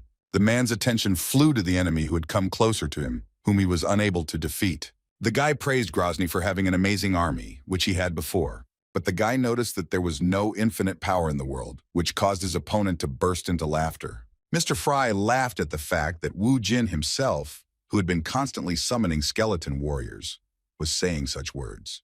Even at this moment, when the defeated hunter was communicating with the necromancer, there was a whole army of the dead standing behind him. Kim Woo-jin replied that if that was all Ivan the Terrible wanted to tell him, then he was going to leave. The player ordered his assistants to finish the job he had started, who immediately pounced on the head of the guild. Hugh Fry's execution was witnessed by his men, who fell to their knees the moment their leader fell. Shakira couldn't believe that their master was no longer alive, that he had left them to their fate. Looking at how the players who killed Grozny were chatting pleasantly, the woman couldn't imagine how Wu Jin could betray them. "I will defeat the traitors," with a menacing look. The deputy head swore to avenge the death of the master with her own hands. After talking with his ally, Isaac began to walk towards the prisoners with an important announcement. The necromancer announced that the time had come to choose a successor to replace the deceased head of the guild. Shakira thought she misheard when the player mentioned choosing a successor. But the Thunderbird representative quickly realized that the hunters did not plan to kill the guild members. The woman attracted Isaac and Wu Jin's attention with a hand gesture and then addressed them. She reported that the calm Hugh Fry left no instructions on who would take over the guild after him. In this regard, the deputy asked that Isaac choose a suitable candidate to represent the Thunderbird. The guy thought for a while when the honor of making such a responsible decision fell on his shoulders. Shakira was sure that there was no one who did not know that she was the head's right hand. The first task that the woman faced was to survive in this dungeon. And only then, as soon as she managed to get out, Grozny's right hand wanted to deal with the killer of her master. Suddenly, Kim Woo-jin put forward his candidacy, declaring that he would take over the management of the guild. The player's suggestion surprised Isaac, but most of all, it angered the Thunderbird representative. Kim explained that before his trip to Egypt, he had made some sort of deal with Grozny. The hunter said that the chief promised to give him a high position in Thunderbird for killing one person. Knowing nothing about this, John assumed that Hugh Fry had asked that Isaac be killed after they cleared the dungeon. Wu Jin stated that he had accepted Grozny's offer, and having fulfilled his part of the agreement, had every right to take the place of the head of the guild. However, the guy said that Shakira was also nearby at the time of the deal, asking her to confirm the veracity of his words. But the huntress only became even more angry, claiming that they had never made such a deal with Kim Woo-jin. The player didn't like the fact that Grozny's subject didn't want to make contact with him. This was all because she was sure that even if she lied, no one had evidence to prove otherwise. However, if the differences cannot be resolved peacefully, then Thunderbird will have to fight against Isaac. In this case, the entire guild would go, which is why, albeit reluctantly, Shakira acknowledged the fact of the deal. Keeping walking on the edge, the warrior never stopped trying to take over the master's place. The woman asked the players to take into account one more fact, despite the existence of a deal with Grozny. Shakira stated that she was the one who was always by her master's side when he was running the guild. Therefore, beating on the chest, the woman demanded to appoint her as the head, because then the other members of the guild would accept this decision. She also added that this could have a beneficial effect on clearing dungeons. However, the debate over who should lead Thunderbird was interrupted by another participant in the battle. Park Young-won asked who among those present came up with the idea of appointing successors to the guild leader. He did not claim that according to Ivan the Terrible's will, the Grambird was to go to the Phoenix Guild. The man thanked Isaac for his help, but clarified that these points had been agreed upon between him and Fry in advance. Kim Woo-jin was glad that his employer had arrived just in time to clarify the matter regarding this position. Mr. Pak was unhappy that his bodyguard, in addition to breaking into his armory, was now encroaching on his rightful property. In his defense, the player replied that he himself did not understand how it happened when he managed to destroy Grozny, as Yong-won ordered him to. Woo-jin clarified that everything went wrong because of Isaac's stubbornness in wanting to clear the dungeon as quickly as possible. The subordinate explained that he tried to stick to the plan even under the condition of even the Terrible's death, and he felt sorry to miss such a chance. After the speeches of thanks, the guy advised Mr. Pak to simply forget about the Thunderbird. But if the man doesn't do this, then Woo-jin will order Isaac Ivanov to kill him. And all because Isaac was a man who went to the bitter end for his goal. Young-won thought seriously about the player's words as he looked over Isaac's army of the dead. Meanwhile, on the 7th floor of the Goblin Kingdom, the king's entire army was gathered. The chief magician of his numerous army came to the emperor, who gave everything on his throne. The king, whose eye bore a scar from past battles, looked angrily at his subordinate. The goblin, who was several times smaller than the king, said a few phrases to him. After which the shaman threw his staff upward, thereby releasing magical power. The energy that the goblins received from their sorcerer turned the army into berserkers. Everyone rushed after the shaman as one, heading towards the gate that allowed players to move to this level. By this time, Kim Woo-jin was armed not only with Mjolnir, but also with Odin's spear Gungnir, which doubled his thunderer's strength. The hunter, along with his massive army of skeletons, ordered them to go into battle. In turn, a whole army of angry goblins rushed towards the necromancer's minions. And as soon as the opponents collided with each other, a fierce battle began. Chin-A spent most of the time he spent in the dungeon resting, already missing a good battle. On Jin's side were also members of the Thunderbird Guild, whose leader he had recently become. While John's comrades fought the enemy, he continued to play the role of Isaac, remaining on the sidelines. Watching the hunter, Pak Young-won caught himself thinking that because of him, he had disgraced himself in front of his people. The man was ready to do as Ivanov wanted this time, but for today's insult, he would be ready to ask him for many more heights. The Phoenix Guildmaster ordered his men to also go into battle to support their colleagues. A terrible massacre broke out on the ground, which John George calmly watched. After a long time, those monitoring the dungeon finally announced that it had been cleared. And the first hunter to leave the 7-story dungeon was Shakira. The woman was met by people from Grozny, who together with military equipment were awaiting the arrival of the guild members. She wanted to give the order to destroy Kim Woo-jin and his people, but she understood that she had no right to do so. The rest of Thunderbird's squad soon followed the huntress. The commander of the army began to examine the players after the portal was closed, but could not find the boss among them. The man realized that the worst-case scenario had come true, so he moved the radio closer to contact his people. Having received the order from the commander, the armed soldiers threw down their guns, aiming at the enemy. But before the soldiers could open fire, Grozny's deputy Shakira visited them. In a whisper, duplicating her words with gestures, the woman demanded that they stop any actions towards the players. The commander-in-chief was confused, asking to know the reason for the cancellation of the master's order. Then the huntress addressed all the employees, informing them of the latest order from their boss. She announced that from now on, a new leader would be appointed as the head of the Thunderbird Guild. Discouraged by such sudden news, the commander wanted to know who had become Mr. Fry's successor. Without saying a word, Shakira looked at the new head of their guild, gritting her teeth angrily. Kim Woo-jin, like a cat, his eyes sparkling in the semi-darkness, was incredibly happy with his new position. Once the Goblin King was dealt with, Woo-jin wanted to clarify one very important point. The first thing the guy did was to express his condolences to all those who were not chosen as Ivan the Terrible's successor. Kim insisted that he was not to blame for this, since Isaac had appointed him to the position. The player wanted to give his allies one warning before they exited the dungeon. Wu Jin asked not to spread the word that he had been appointed as the successor of the Thunderbird Guild. In other words, the guy wanted his allies to keep an eye on their own people. Pak Yong-wan, the first of those present, said that he would not blab about it at every step, although he did not understand the reason for such secrecy. The man, on the contrary, would like to tell everyone that he became the leader of the guild, which Shakira suspected was another trick of the guy. Wu Jin didn't answer directly, hiding behind Isaac, claiming that he had some plans. The hunter insisted that it didn't matter who he was, the guildmaster or the leader's successor, since soon all of it would lose all meaning. Shakira demanded that the commander-in-chief convene a meeting of the leaders upon returning to headquarters. The hunters were very bad news for the leaders in connection with recent events. After some time, Isaac Ivanov gave a press conference, at which he thanked his fans for their support and approval. The hunter, as a token of his gratitude, along with the leaders of Thunderbird and Phoenix, came to the same conclusion.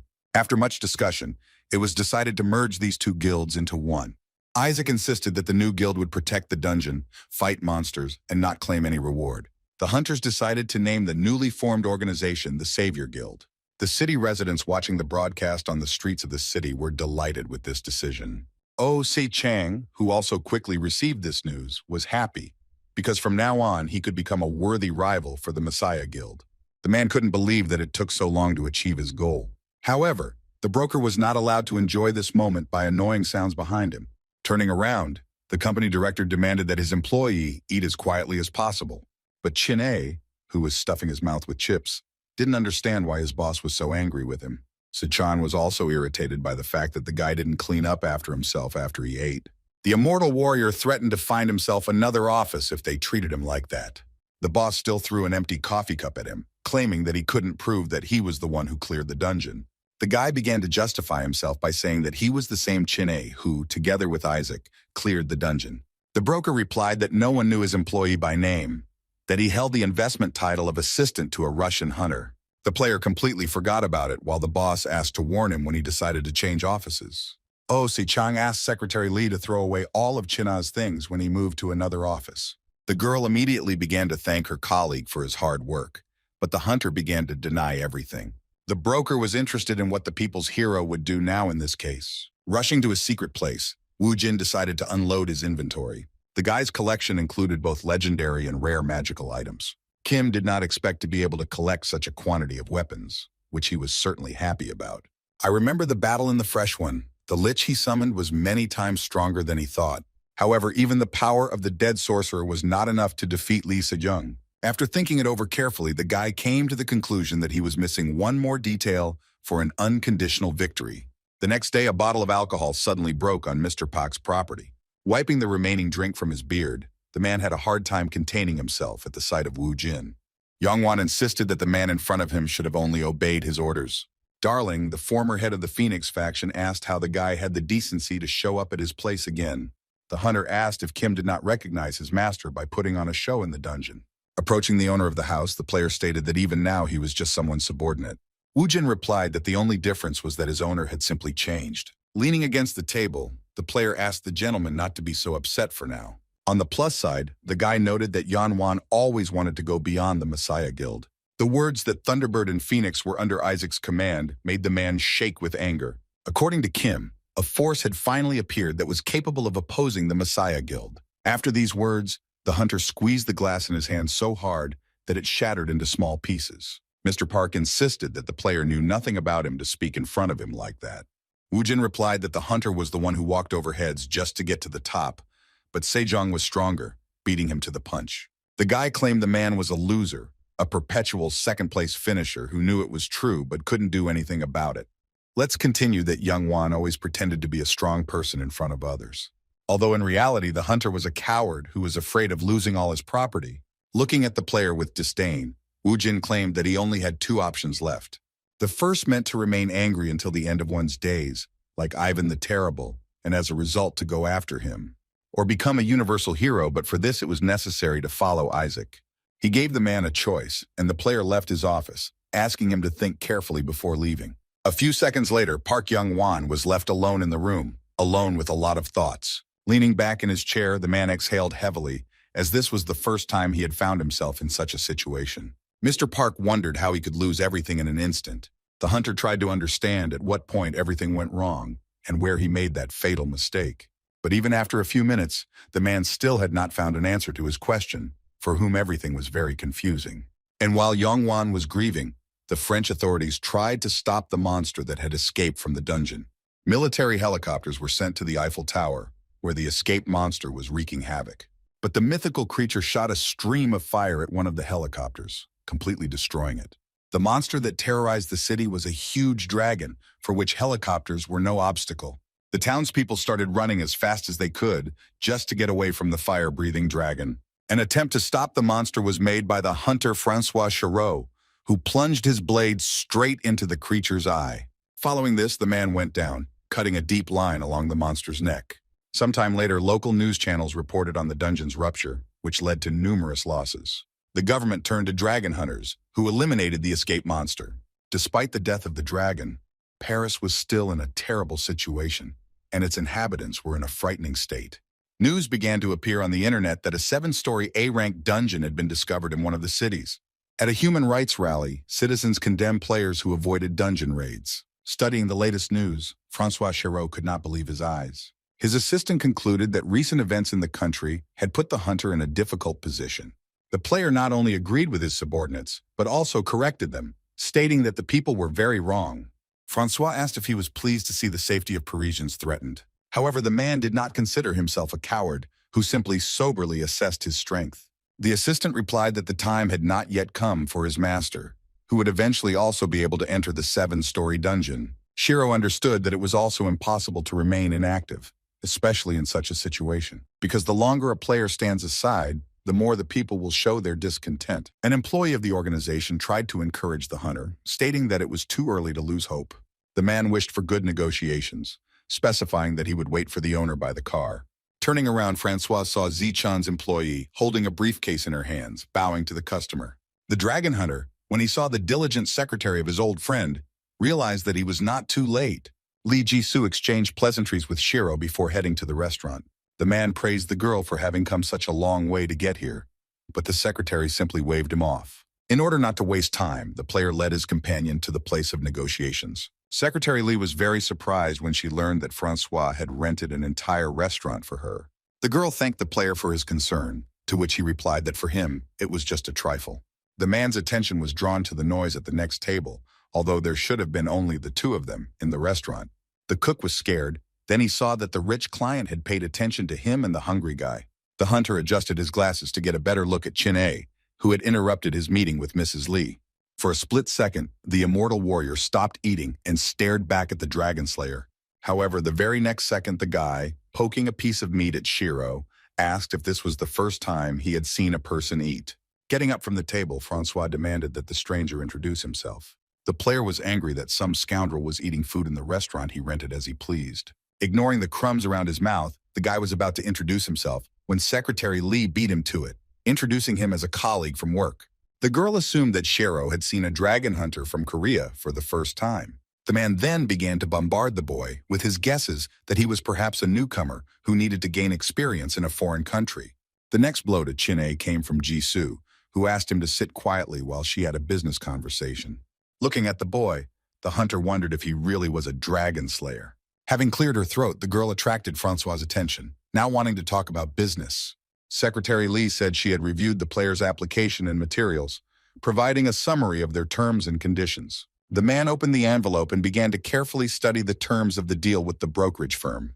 Jisoo briefly explained that for clearing the 7-story dungeon in France, they wanted a page of Death Knight skills. The hunter was speechless when he heard the price for the services provided by the company. The girl added that this skill page was not of a legendary rank, but of a unique rank, which they could eventually obtain themselves. Francois wanted to object, but Secretary Li interrupted him, as she had not yet finished her speech. Sichan's employee reminded them that the last time the customer gave them something when he arrived in Korea. In connection with this, the director of the company wanted to convey a message to his old friend. The boss gave a discount on clearing the 7-story dungeon, taking into account the cost of the blade given to him. The hunter was pleasantly surprised when he learned that the broker had at least some conscience. Suddenly, a guest showed up at the restaurant and noted how diligent everyone was, that they had scheduled the meeting early in the morning. Deputy Guild Leader Messiah Park Shin-hai was accompanied by 2 bodyguards. As soon as the girl arrived at the meeting, Chin-A instantly lost her appetite, which was rare. The school friends only exchanged glances without greeting each other. There were now 3 participants at the table representing 3 separate guilds. Shin-Hee. Once she found out the reason why Se-chan's people were here, she couldn't believe her own ears. Pointing at her colleague Ji-Soo, the girl wondered if her guild would have to compete with them for the right to clear the dungeon in France. Miss Pak couldn't help but laugh when she found out that her competitors belonged to the Savior Guild. Then the representative of the Messiah addressed Francois Chéreau directly, asking if he really thought of joking with them. The girl stated that the French government asked her guild for help. Lee Se-jun's deputy asked if the hunter knew who he was competing with in the current situation. Unable to bear such remarks any longer, Chin-A said that even a newbie like him could not remain silent any longer. The player did not like the fact that he and his colleague were being belittled in every possible way, which made Miss Park confused. Woo Jin's partner demanded that the Messiah Guild return back to Korea and hand over the cleanup rights to them. The girl demanded that the guy introduce himself, but he continued to talk about how the Messiah had never cleared a dungeon higher than rank B. The dungeons that appeared in France were classified as A rank, which meant that Messiah had no experience in clearing such dungeons. Francois listened to how Se-chan's man threatened that the new Savior Guild would bypass the Messiah with a purge. And if something like this happens, then the guild members will no longer be so self-confident. Park Shin-Hai wanted to know what kind of nonsense the Savior Guild members were talking about, which her school friend was ready to report. Looking at the Messiah Guild deputy, Ji-Soo reminded her of what she said the last time they met.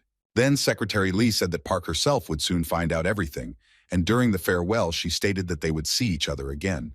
Even on such an unpleasant note, the representatives of the Savior were forced to end the business meeting. As they left the restaurant, Se-chan's men not only managed to have a conversation with Shiro, but also managed to really irritate Shin-Hei. The dragon hunter watched as the girl shook all over, trying to contain the rage raging inside her.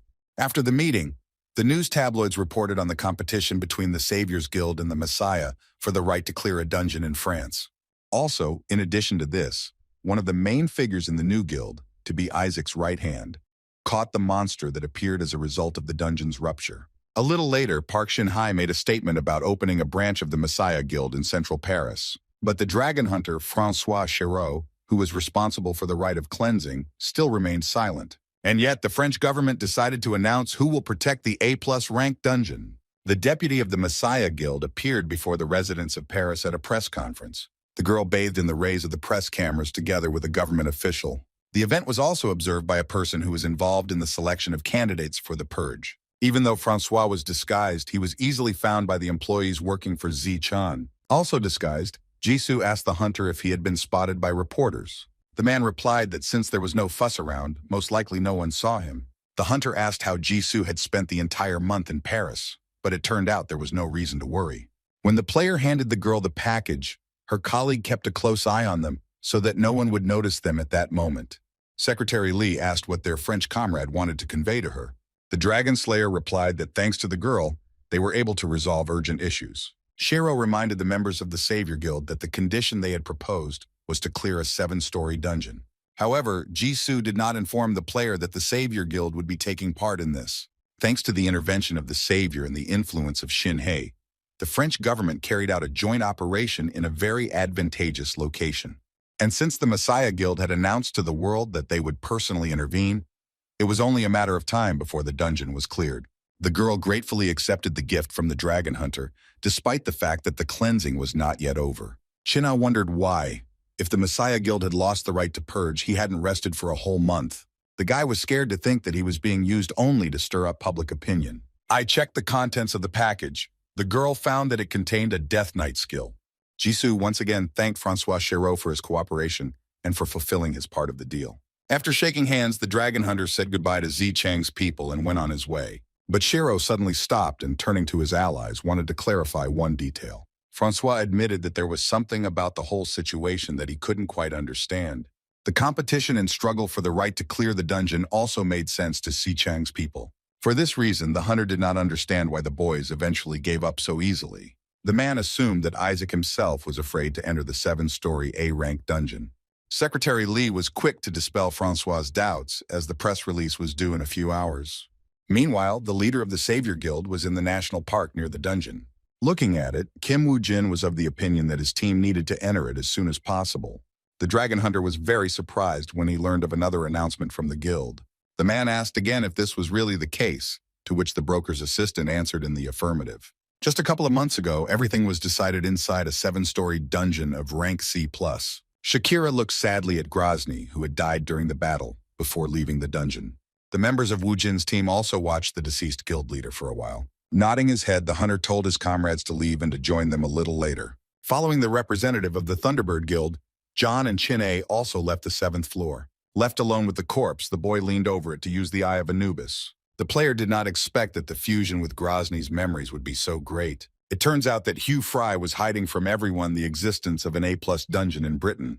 The hunter's thoughts were interrupted by a phone call from a broker who was interested in the weather abroad. A man in a sunny office noticed that the locals did not carry umbrellas even when it was raining. The hunter stated that he was not a local but a Korean, to which Ose-chan responded that for the time being he was Russian.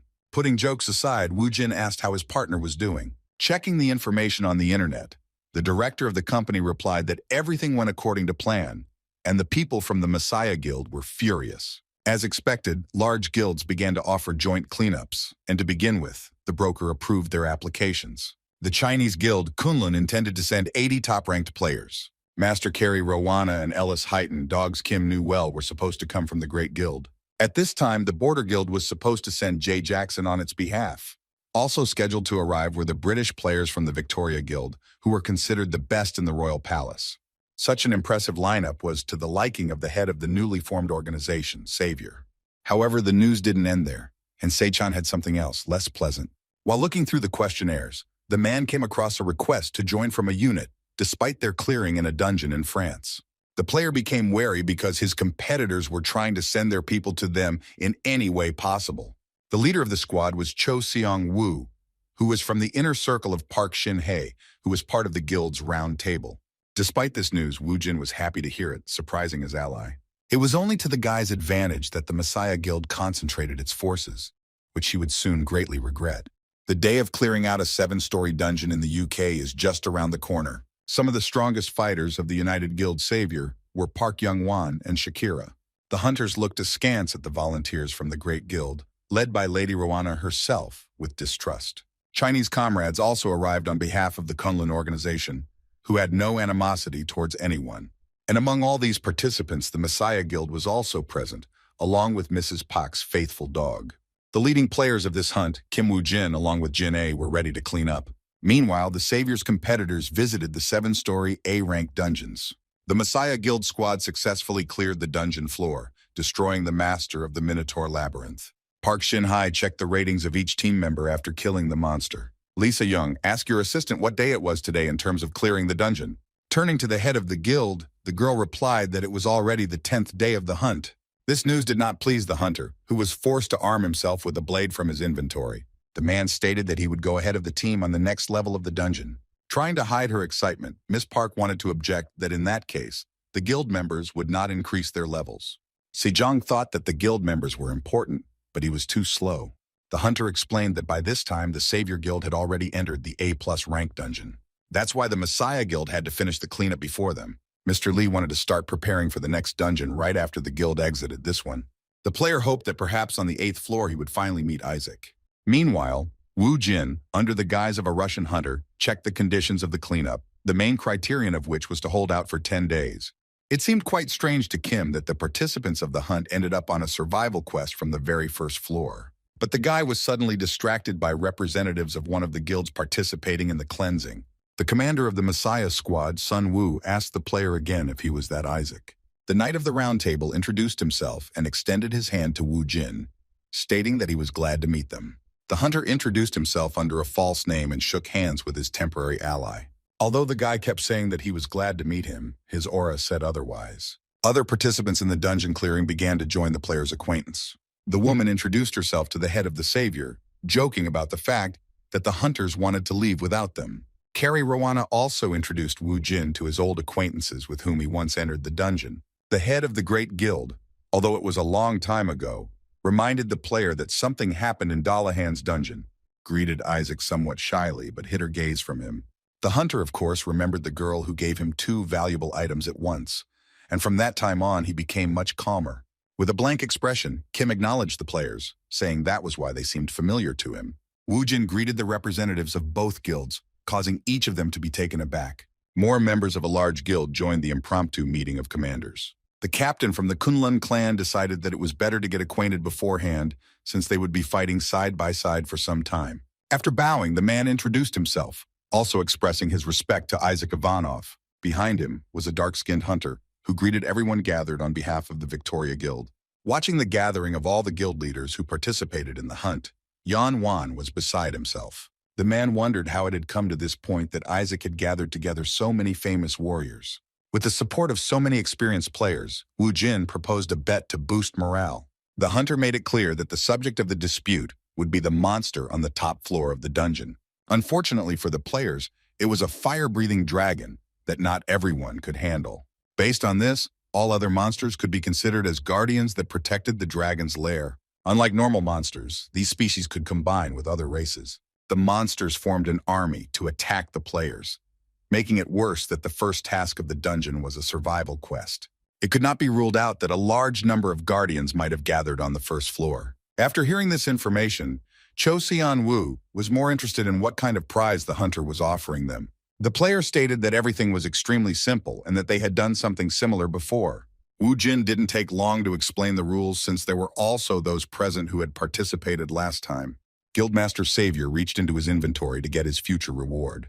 An object that he had cunningly obtained from Ellis Heighton began to appear in the guy's hands. Isaac announced that he would give Merlin's staff to the guild that destroyed the most monsters.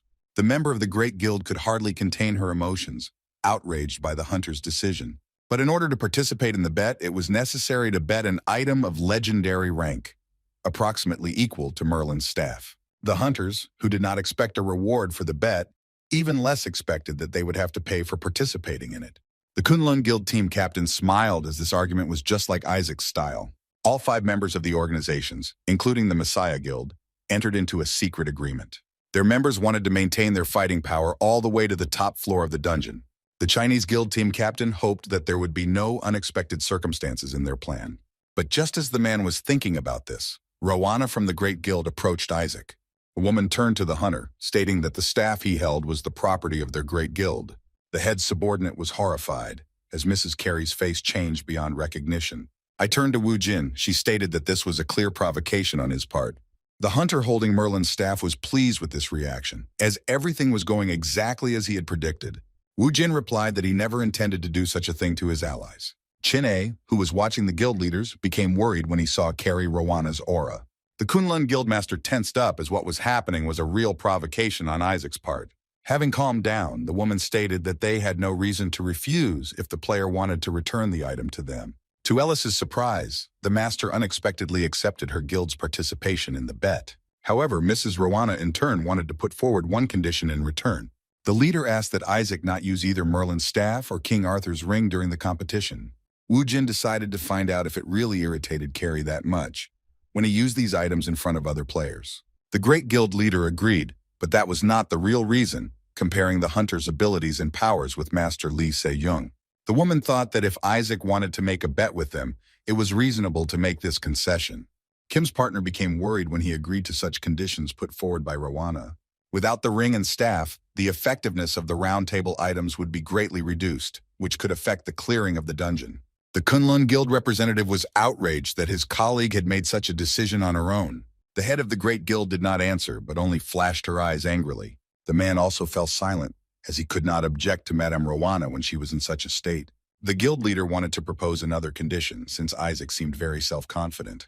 The woman wanted to bet on how many guards would be destroyed by the Savior Guild alone, and how many by others. Just as Chin-A was about to intervene, he was interrupted by the Messiah Guild team captain, Seong Wu. The guy insisted that Isaac himself was trying to motivate them to get to the top floor as quickly as possible. Cho admitted that such conditions were slightly disadvantageous for the Russian hunter, but not without meaning. Kim's partner thought that the other players were taking them for simpletons, that they would agree to such conditions. But the player was ready to give in to the hunters only if he added something. The statement made to the boys only further angered the already gloomy Carrie Rowana. The members of the Messiah Guild were only convinced of how much Isaac thought of himself, while his old acquaintances, on the contrary, believed that the player was not joking, taking his words with apprehension. And the members of the Chinese and British guilds were confused by what they heard. All Kim Woo-jin asked was that no one object after the cleanup when he got all the legendary items they had.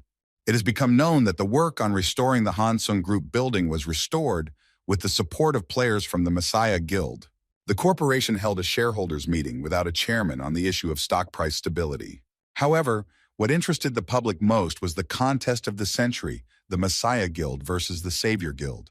The secretary was searching for information on the internet while in the office in complete darkness.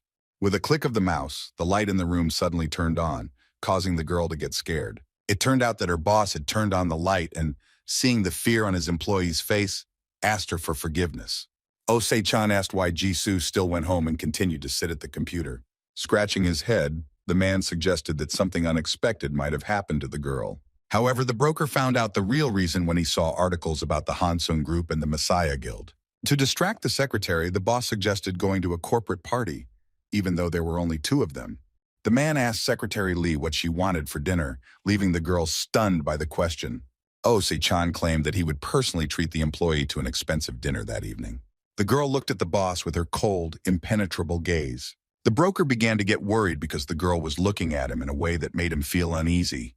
But after a short pause, the girl finally agreed to a spontaneous dinner sponsored by her superiors. The food served at the table was, to put it mildly, not of the best quality and also not of the best variety. Looking at her, the director of the company was confused, deciding that there had been a small misunderstanding. The man said he had a lot of money because of his habit of saving, so his employee did not necessarily have to order such cheap food. Putting down the cutlery, Jisoo replied that she was aware that the boss was well off. Because the girl had been monitoring the shields in Isaac's name, she knew that Oh-se-chan had won them in the bets he made on clearing dungeons. The assistant guessed that the man behaved this way not because he was obsessed with money. She wanted to help the director because he, like her, had one common goal. The broker, with some apprehension, nevertheless brought up the topic of conversation about the secretary's father. The girl was surprised to hear that Oh-se-chan knew that the dragon hunter had told her everything. Jisoo felt embarrassed and awkward that her boss knew about her investigation. 4 years ago, the CEO of Hansung Group was the girl's father, Lee Jin-soo. That day, the director's assistant reported that the chairman had called him to see him. The man knew that this would not end well for him. A visit to the chairman would not end well. In the conference room, Chairman Park Young-ho gave Mr. Lee the firm's latest reports to look over. The company's stock price fell sharply, which clearly did not please the top management. Reviewing Director Kim's reports, the boss was extremely dissatisfied with his work. Throwing the papers on the table, Young-ho scolded the director not to let reporters into the company. Director Kim, who didn't know what to do with himself at that moment, confirmed Mr. Park's words. The chairman of Hansung Group demanded an explanation as to why such a situation had occurred in such a case. The public has learned that a gate may have appeared in the company's basement.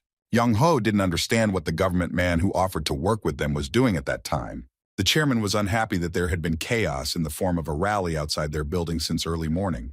The man asked why they still couldn't stop the leak of information. Throwing the reports in Director Kim's face, Mr. Park asked him if he had the right to hold his position in the company. The man apologized to his superiors, asking them to give him one last chance to fix everything. Young-ho's subordinate was tasked with finding out how the journalist managed to get inside and sort out the situation. Jin-soo asked the chairman to calm down, since Kim had worked for the company for many years and would hardly do all this on purpose. Mr. Lee said the man must have had a hard time dealing with all of these incidents. Approaching the offender, the CEO asked Kim to stop bowing, sympathizing with him. The man claimed that he would discuss everything with the chairman, while his colleague should have returned to her work. Director Kim adjusted his glasses and thanked Mr. Lee for his sympathy. Jin-soo begged the chairman to let the offending employee go, although Park did so reluctantly. Left alone, Young-ho expressed dissatisfaction with Director Lee, namely his approach to solving problems. The man argued that one should not be too kind to one's subordinates. The chairman was of the opinion that if employees were indulged, they would begin to think that they could make mistakes next time. The CEO was getting pretty tired of the constant complaints from his superiors. Mr. Lee turned to his boss, who was still angry. The man asked if he could give Chairman Young-ho one piece of advice for old friendship. Having cleared his throat, the man already guessed that instead of advice, they would start grumbling at him again. Jin-soo claimed that the unpleasant situation could turn into a good opportunity for their company. The man asked what the biggest challenge was in working with the government and the Messiah project. After some thought, Pak decided that the biggest problem was the players. The chairman was sure that these people were lucky that one fine day they had an awakening. But at the same time, They pretended to be the best people who ever lived, who were also not subject to the control of their superiors. Young Ho wouldn't have gone along with them if they weren't less valuable to him, which the CEO completely agreed with. But at the same time, there was one player among the players who presented a big problem. It was a certain Lee Se-jung, whose potential could eventually turn into a disaster for the company. Soon, the fourth lift floor of the organization was once again being cleared of the monsters that had come from the gate. Among the participants in the cleanup was the same problematic player who helped the guards deal with the monsters. During this time, while the organization members were armed with firearms, the player used only a knife to kill. Se-jung stated that before the enemy reappeared from the portal, it was necessary to scan the gate from the inside. One of the hunters present in the basement decided to conduct an analysis in the dungeon. Taking off his protective gear helmet, the man activated the silent hunter's double skill. After which, the very next second, the player developed, and his ghostly copy appeared next to him. The hunter's clone entered the portal, something no one had dared to do until that day. After moving into the dungeon, the player suddenly found himself in the middle of a sunlit forest. With deft movements, the man climbed up the tree in order to look around. The hunter reported that the dungeon had one floor in rank and was scanning for the presence of a boss. As soon as he hinted that there was nothing else in the dungeon, his attention was drawn to something behind him. Suddenly, the man fell to the floor and grabbed his head with screams, frightening his comrades. The colleagues who came to the player's aid inquired about the health of the hunter, who was shaking with fear. Still mentally in the dungeon, the man replied that most likely there was a flying monster behind the gate. Moreover, based on the double's last memories, the team member stated that it was the first time he had seen such a type of monster. And while the players were trying to bring their comrade to his senses, his words interested the squad leader. The hunter saw the flying monster for the first time, so it was worth talking to Director Lee and delaying the cleanup time. As Jin-soo stated, the special security team, including Se-jun, will be abandoning all their duties. The words that the Messiah Project participants kept delaying the cleanup time made Yan Ho think seriously. While the company directors were arguing about the possible rupture of the gates in the basement of the building, one of the squad members overheard their conversation. The CEO asked the chairman to make a decision regarding the Messiah Project and its participants. Mr. Lee flew to France to hire a player to replace the troubled Se-jung. The hunter heard that Jin-soo had found a guy who had the eyes of the world on him lately. The Messiah's commander's rival was the only survivor of a quest involving a dragon. As soon as the door suddenly swung open, the boss's conversation immediately stopped. The commander of the special security group wanted to report something to the leadership. The CEO began to scold the player for his inappropriate behavior. The boy claimed that he had urgent business, but Jin-soo insisted that no matter what it was, the hunter was being too rude. Lee Se-jun wanted to know the opinion of the chairman himself, who was already on the verge of a breakdown. The next second, the microphone that was in Young Ho's hand flew straight at the head of the guy who dodged it in time. The head of the Hansung Group Corporation did not take his eyes off the player who had stopped obeying his superiors. Squad leader said that Chairman Park should not have been so angry, which was harmful to his health. The man restrained himself until the very end, but the words she spoke to him became the last straw for him. The company's director pounced on the hunter, accusing him of behaving inappropriately. The chairman almost attacked the hunter, but Mr. Lee stopped him in time. However, the man continued, claiming that if you treated the players normally, they would lose all respect. The man continued to threaten his subordinate until a flash of a blade passed in front of him. The CEO was horrified when he discovered a bloody cut on Young Ho's cheek. But Jin-soo was even more surprised when he looked at the squad leader standing behind them. Exuding a dark aura, Lee Se-jun was armed with a blade which left a scratch on the chief's cheek. Covering for Mr. Park, his subordinate demanded that the distraught player immediately explain himself. The CEO, covering for the owner of the company, claimed that the hunter had crossed all boundaries. In turn, the commander of the special security group did not agree with this statement. According to him, if he had come to the border, the chairman would now be lying on the floor cut in two. The guy claimed that it was a completely different generation now, and that it was the company's management that did not understand the situation. To put it mildly, all of the members of the security team were under Se-jung's command, and none of them had any intention of helping the leadership. The player began to threaten, warning that if he heard criticism directed at him again, none of the directors would become an easy prize. Having made sure that the management understood his hint, the guy decided to quickly get down to business. Deciding not to provoke the dangerous player's pain, Jin-soo asked him why he had come to see them. The squad leader reported that a flying monster he had never seen before had appeared in the gate on the fourth floor of the basement. Turning on the projector, Lee explained that it was necessary to determine what danger was beyond the gate. And until that time, The group will not be able to continue the cleanup, requiring the time for entry inside to be postponed. Jin-soo was indignant that the player was again suggesting to postpone the clearing, but until the dungeon was destroyed, the monsters would continue to appear. When asked how much more time Lee Se-jun would need, the guy couldn't answer. Meanwhile, a young hunter, Park Shin-hye, arrived at the Hansung group, where her father worked. The girl rushed inside as quickly as possible, not even suspecting what kind of trouble awaited her. After the visit of the security detachment commander, the chairman ordered Mr. Lee to immediately carry out what he had said. Young Ho demanded that the CEO immediately prepare and fly to France. The man did not protest. I assure you that he will return there with a signed contract. Descending the stairs to the basement, the schoolgirl stopped in front of the floor door. Wang Xin. He stood in front of the door of the fourth basement floor, from where strange sounds were coming. As the CEO got into the car, his partner asked if the chairman had given his approval. Jin-soo replied to Se-chan that everything was fine and they could go to the airport. Turning to the passenger, the broker assured him that he would deliver him to his destination at full speed. Meanwhile, before Pak had time to get inside the basement, one of the squad members ran out of it. The players left the floor one by one and, as they went upstairs, did not even pay attention to the girl. And only one of the men remaining on the floor noticed the presence of a civilian. The hunter turned to his colleagues, announcing that an intruder had entered the facility. Now even ahead, the hunter was confused as to where a civilian had come from in this place. The chairman of the Hansung group sat alone until his phone rang. The player didn't have time to explain the whole situation to the girl, so he told her to leave right now if she still wanted to live. Shin. He was scared and confused, so she didn't understand what the group members were trying to convey. The man told the schoolgirl to get up as quickly as possible, holding out his hand to her. However, the next second something happened that horrified the young girl. A member of the special security squad was crushed by the large foot of a giant monster. The monster, clinging to the doorway, leaned over to get a better look at its next victim. With a shrill, goosebump-inducing scream, the monster prepared to leave the confines of the basement.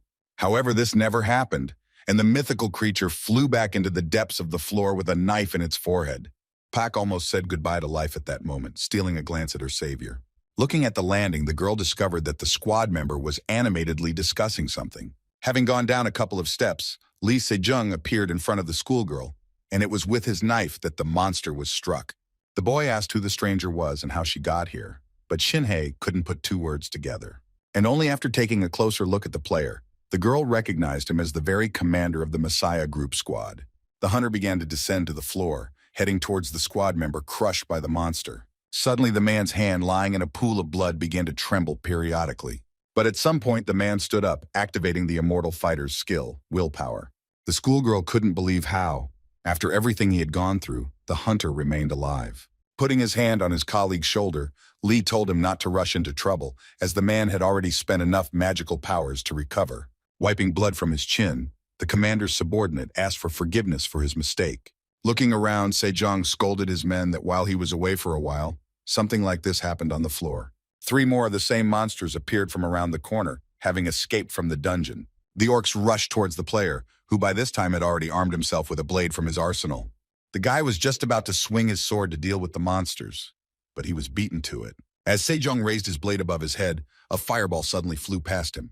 All the monsters rushing towards him were instantly drowned in a fiery flash. Looking back, the squad leader discovered that the ball fired at the monsters belonged to a civilian. Park Shin-hye used the flame skill, but the attack took up a fair amount of her magic power.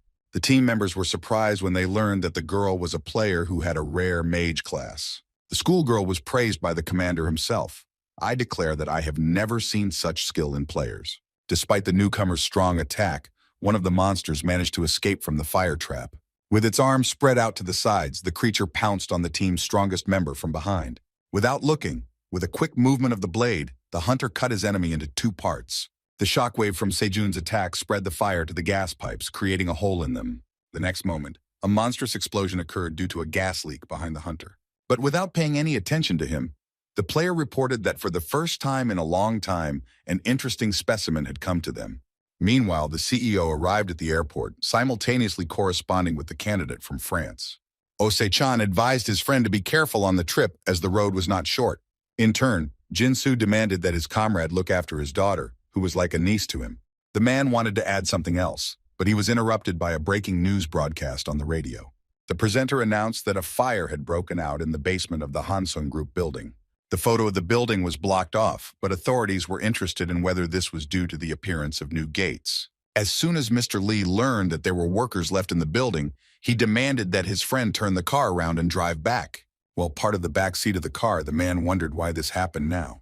By this time, the lower floors of the organization's building were engulfed in flames and a cloud of smoke. A helicopter landed on its roof, which was supposed to take the company's chairman to a safe place. After sitting in the helicopter, Young-ho began calling the captain of the security group. The irritated man asked what had happened to the team, but the guy started being sarcastic. Lee Se-jun asked his boss to check the photos he had sent him, which he might regret if he ran away now. Confused, the man opened the photos sent by the player. The man was shocked by what was depicted on them, not fully understanding how this was possible. The hunter sent the chairman a video of a girl filmed in the fourth-floor basement fighting monsters. Mr. Pak could not believe that his daughter was not only in this place, but was also summoned. The squad leader said that the girl's face seemed familiar to him, and the reaction of the chief only confirmed his suspicions. Watching as the girl and his men fought against the monsters, the guy kept saying that he had grown up to be quite capable, which was the complete opposite of her father, who was nothing special. The chairman demanded that the player immediately take his daughter out of the basement. With a smile, Lee replied that he would be happy to help, but that it was difficult at the moment. At the same time, another monster, which the leader of the squad had mentioned earlier, emerged from the portal. Looking at the winged creature, the guy only said that he didn't know what could have happened. Looking at the winged monster, the player stated that he could not leave this place now. After cursing at Lee Se-jun, the chairman left the helicopter, heading to the corporation's basement. The pilot tried unsuccessfully to revive the company director, but the man's thoughts were only about saving his daughter. As he walked towards the roof entrance, the man's eyes suddenly caught sight of a fire shield. After examining him, Mr. Pak armed herself with an axe, intending to make the maddened player pay for what he had done. When the CEO arrived at the scene, he discovered that the firefighters had arrived with him. Watching the building gradually collapse, the men felt helpless. Realizing that there was no other choice, the CEO decided to open the case. Jin-soo armed himself with a remote control that was related to an explosive device. Osei-chan tried to stop his comrade, claiming that he should not have entered the building. The broker asked to entrust this matter to Lee Se-jung, and in the meantime to take refuge in the shelter. Mr. Lee, get your friend's hands off him, was grateful for his concern, but claimed that the hunter had no intention of converting the gate. The CEO insisted that if everything was left as is, the damage from the portal rupture would only increase. Another compelling reason for the man was that the city was home to the school his daughter attended. Jin-soo couldn't trust others with the future of his loved ones, pointing to the detonator in his hand. The man asked not to worry about him and to quickly move away from this place. Then Osei-chan swore that he would bring people who could help, but in return he asked that his comrade wait for him. The broker demanded that Jin-soo promise to wait for him to arrive with reinforcements. The director merely raised his hand, but continued to walk towards the very epicenter of events. With joint efforts, the special security squad eliminated all the monsters that crawled out of the portal. Shin-hee, looking at the commander, realized that he had abilities that her father had unfairly ignored. The girl caught herself thinking that if Se-jong taught her, she would quickly become stronger and be able to become famous. The detachment commander's subjects asked him for permission to begin the operation. However, the hunter did not give permission, ordering his people to leave everything as it was. While the team members were aware of what was happening, the schoolgirl did not understand what it all meant. Park Shin-hye tried to dissuade the hunter from his plan, who wanted to leave the portal open. But the boy instead wondered what if the monsters came out? How would that change the situation inside the gate? The girl was frightened when Se-jung expressed his condolences to the residents who were in such danger. The player claimed that in order to clear the next dungeon, it was first necessary to ensure their safety. The commander was convinced that it was impossible to demand sacrifices from the players, unlike the useless lives of those who did not become the chosen ones. Lee asked the mage if she really thought that the lives of players and ordinary people had the same value. At this time, Jisoo was texting her father to text her when he boarded the plane. The daughter was worried about the news of a dungeon breakthrough in one of the districts of Seoul. Looking out the window, Lee was surprised to see the building that was mentioned on TV. After learning that the breakup had occurred at the Hansung group, the schoolgirl hoped that her friend was no longer in the building. But unfortunately, besides Shin-hye, the girl's father was also there, negotiating with Se-jung. The guy convinced the CEO that they couldn't start the cleanup at the moment. Outraged by this behavior, the man demanded that an operation be started immediately in order to stop the breakthrough. The squad leader asked if Jin-soo had considered the possibility that all members of the Messiah Project might die during the operation. The man fell silent for a moment, as what the boy had said was partly true. The director explained that this was not what he had in mind, but if necessary, he was ready to take such a step. The man claimed that the players were given power to protect people, but the leader of the squad asked him to stop hiding behind loud words. The hunter interpreted the director's words as indifference to whether the team died or not. The main thing was that the city's residents remained safe. Jinsu claimed that the Messiah Project was created to protect people who were willing to sacrifice their lives to save others. Mr. Lee demanded that the team sort out the situation before something bigger happened. The player said that the director would have to take responsibility for the words he said. The man was shocked to see Chairman Shin Hei's daughter among the purge participants. Lee Se-jun addressed the girl, explaining to her that her uncle had offered them to sacrifice their lives for the sake of the lower races who were unable to defend themselves. The CEO asked his niece not to fall for the hunter's tricks, offering to go with him. But instead of following her relative, the huntress shook her head. Mr. Lee was desperate to bring back the schoolgirl who had returned to the Messiah Project squad. Suddenly, there was a monstrous roar that caught the attention of everyone in the basement. Right there, the concrete floor, the fragments of which almost hit the director, was broken through by an unknown creature. But the creature that crawled out of the dungeon broke through the ceiling of the floor, heading higher. Jin-soo looked into the hole that had formed, finding that the monster had broken through about 10 floors and was still rising. The CEO wanted to prevent the monster from getting out at any cost. Meanwhile, the company's chairman continued to descend to the lowest floors of the building. On one of the floors, a man noticed something flashing over his head. With some apprehension, Yan-ho still dared to turn around to make sure what he had imagined. The head of the company saw a winged monster that was on the city street. As soon as Mr. Pak met the monster, he realized how dire the current situation was.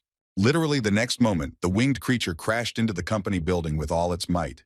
The sound of the impact was so loud that Jin-soo could hear it even on the lower floors. Deciding that he could not delay any longer, the man reached into the breast pocket of his jacket. Showing a detonator in his hand, the director said that there was a lot of explosives under their feet. Jin-soo threatened to blow everything up and block the breakthrough if the players did not continue clearing. Lee Se-jun laughed at the demands, not expecting the management to be so stupid. However, the director was aware that after the explosion of the gate, they would disappear, but would be able to destroy everything around. This should have been enough to buy time until reinforcements arrived. The chairman's daughter was worried that her uncle intended to bury them all in this basement. Jin-soo apologized to his niece for dragging her into this matter, but he couldn't do otherwise. If he doesn't do what he has planned, he won't be able to stop the even greater disaster that will follow the breakthrough. Unexpectedly, the words of the general director brought the detachment commander to his senses, and he ordered everyone to go down to the basement and begin the cleanup. The hunter added that he would first talk to the director and then join the others. Everyone left except for the schoolgirl, who was very worried about the future fate of her relative. Left alone with the management member, the hunter began to radiate his aura. The people who were with Secretary Lee's father until the very end were Lee Se-jun and Park Shin-hye. According to the testimony of the members of the Messiah Project, this information was reliable. The girl was not clear about the whole situation until she met the dragon hunter in person. After their meeting, Jisoo understood why the boss hid the whole truth from her.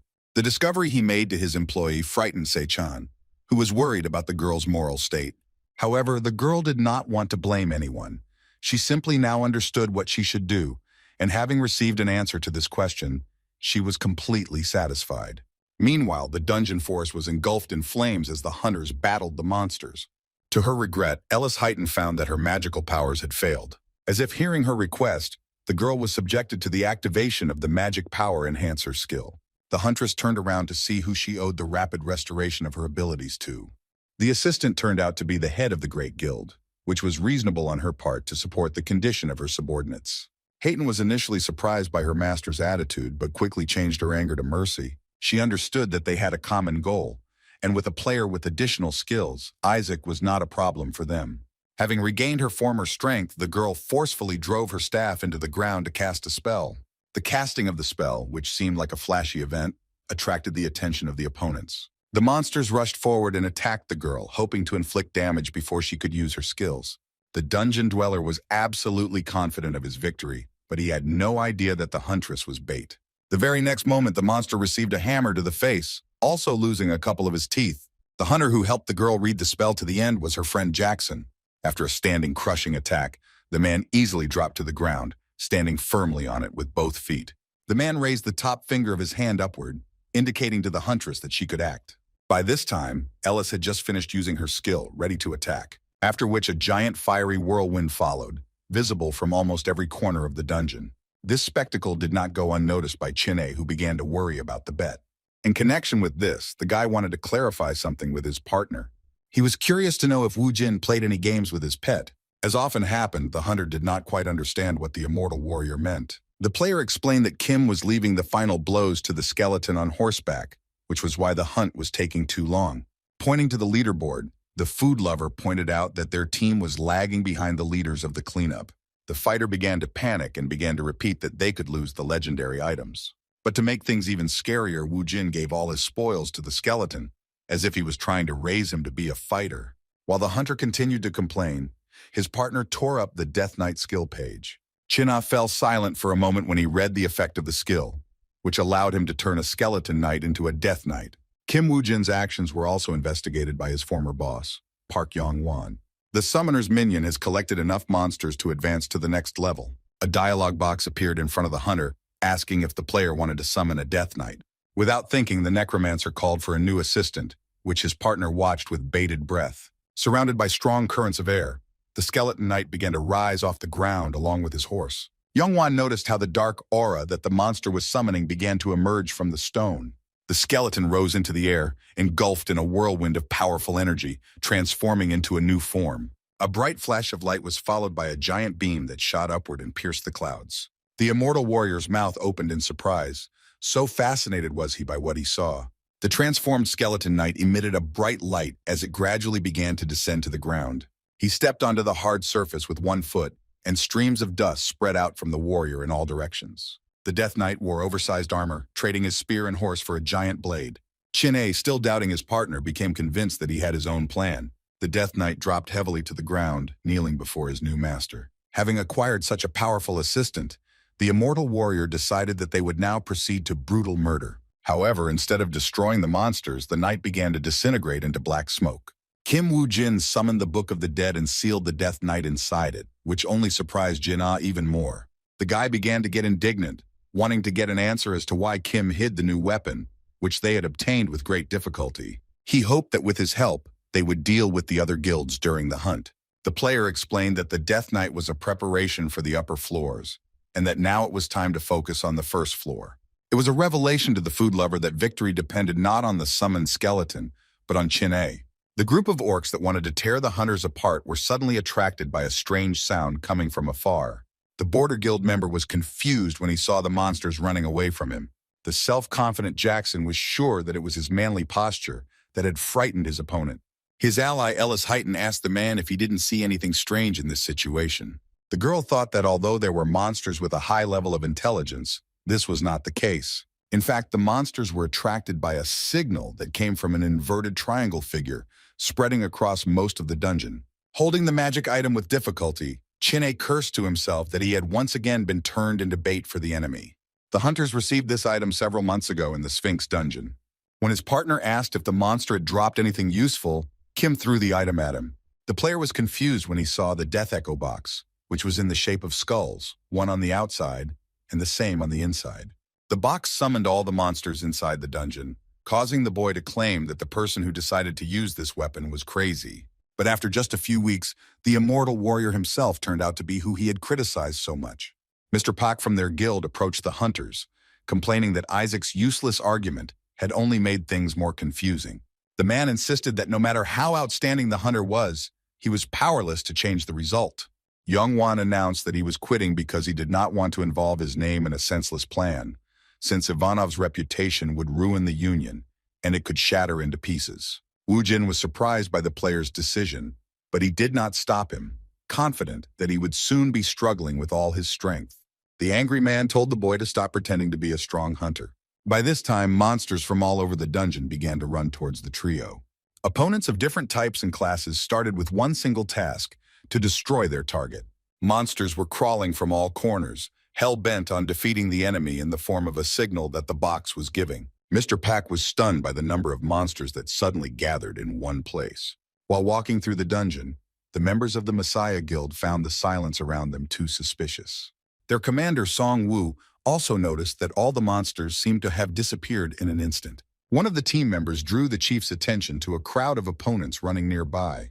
The hunter wondered where the creatures were running so quickly without even noticing them. Cho ordered his men to follow the crowd of monsters to find out the reason for their strange behavior. Stopping at the edge of the cliff, a stunning picture opened up before the guy. The player watched a large-scale battle involving several hundred local monsters. Carrie Rowana came to the commander of the Messiah Guild and told him that the Death Echo box had been circulating on the black market for some time.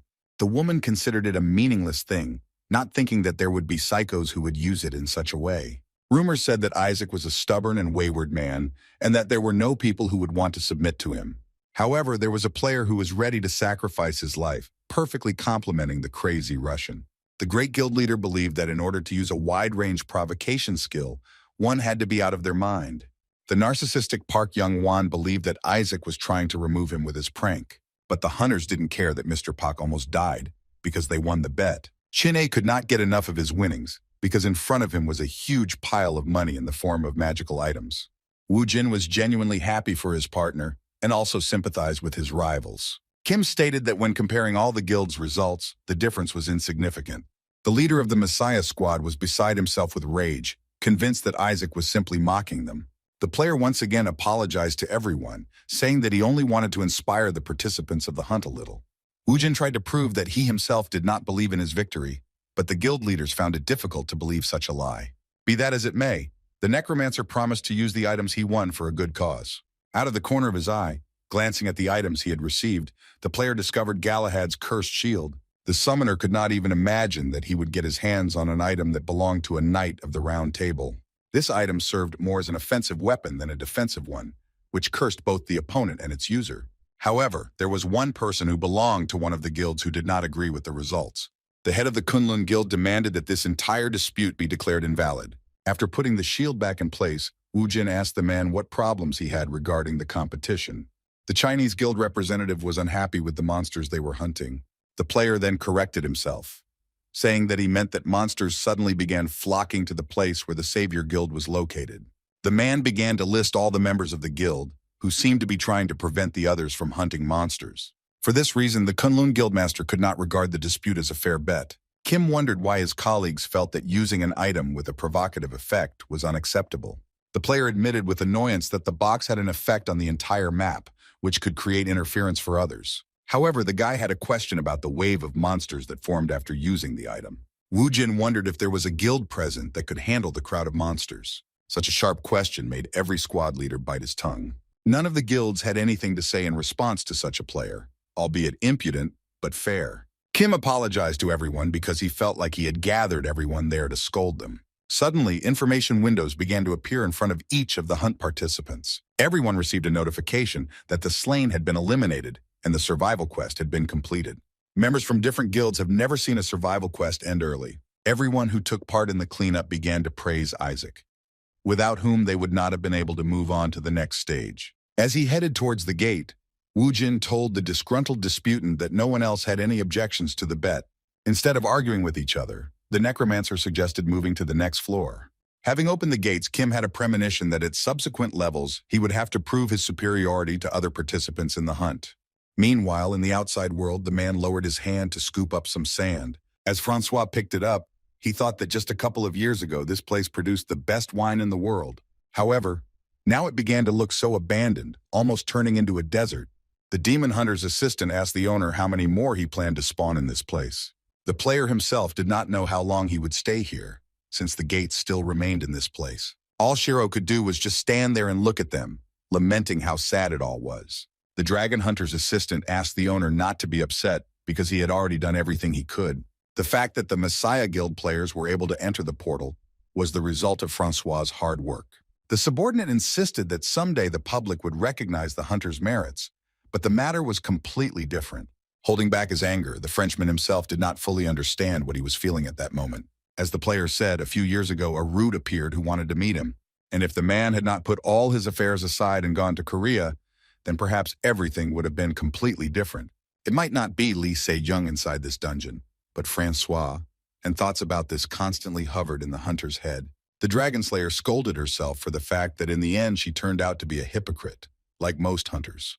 The assistant wanted to somehow support his master, but he could not find the right words for this. However, Shiro's subject cried out, declaring that the player was deeply mistaken in the words he had spoken.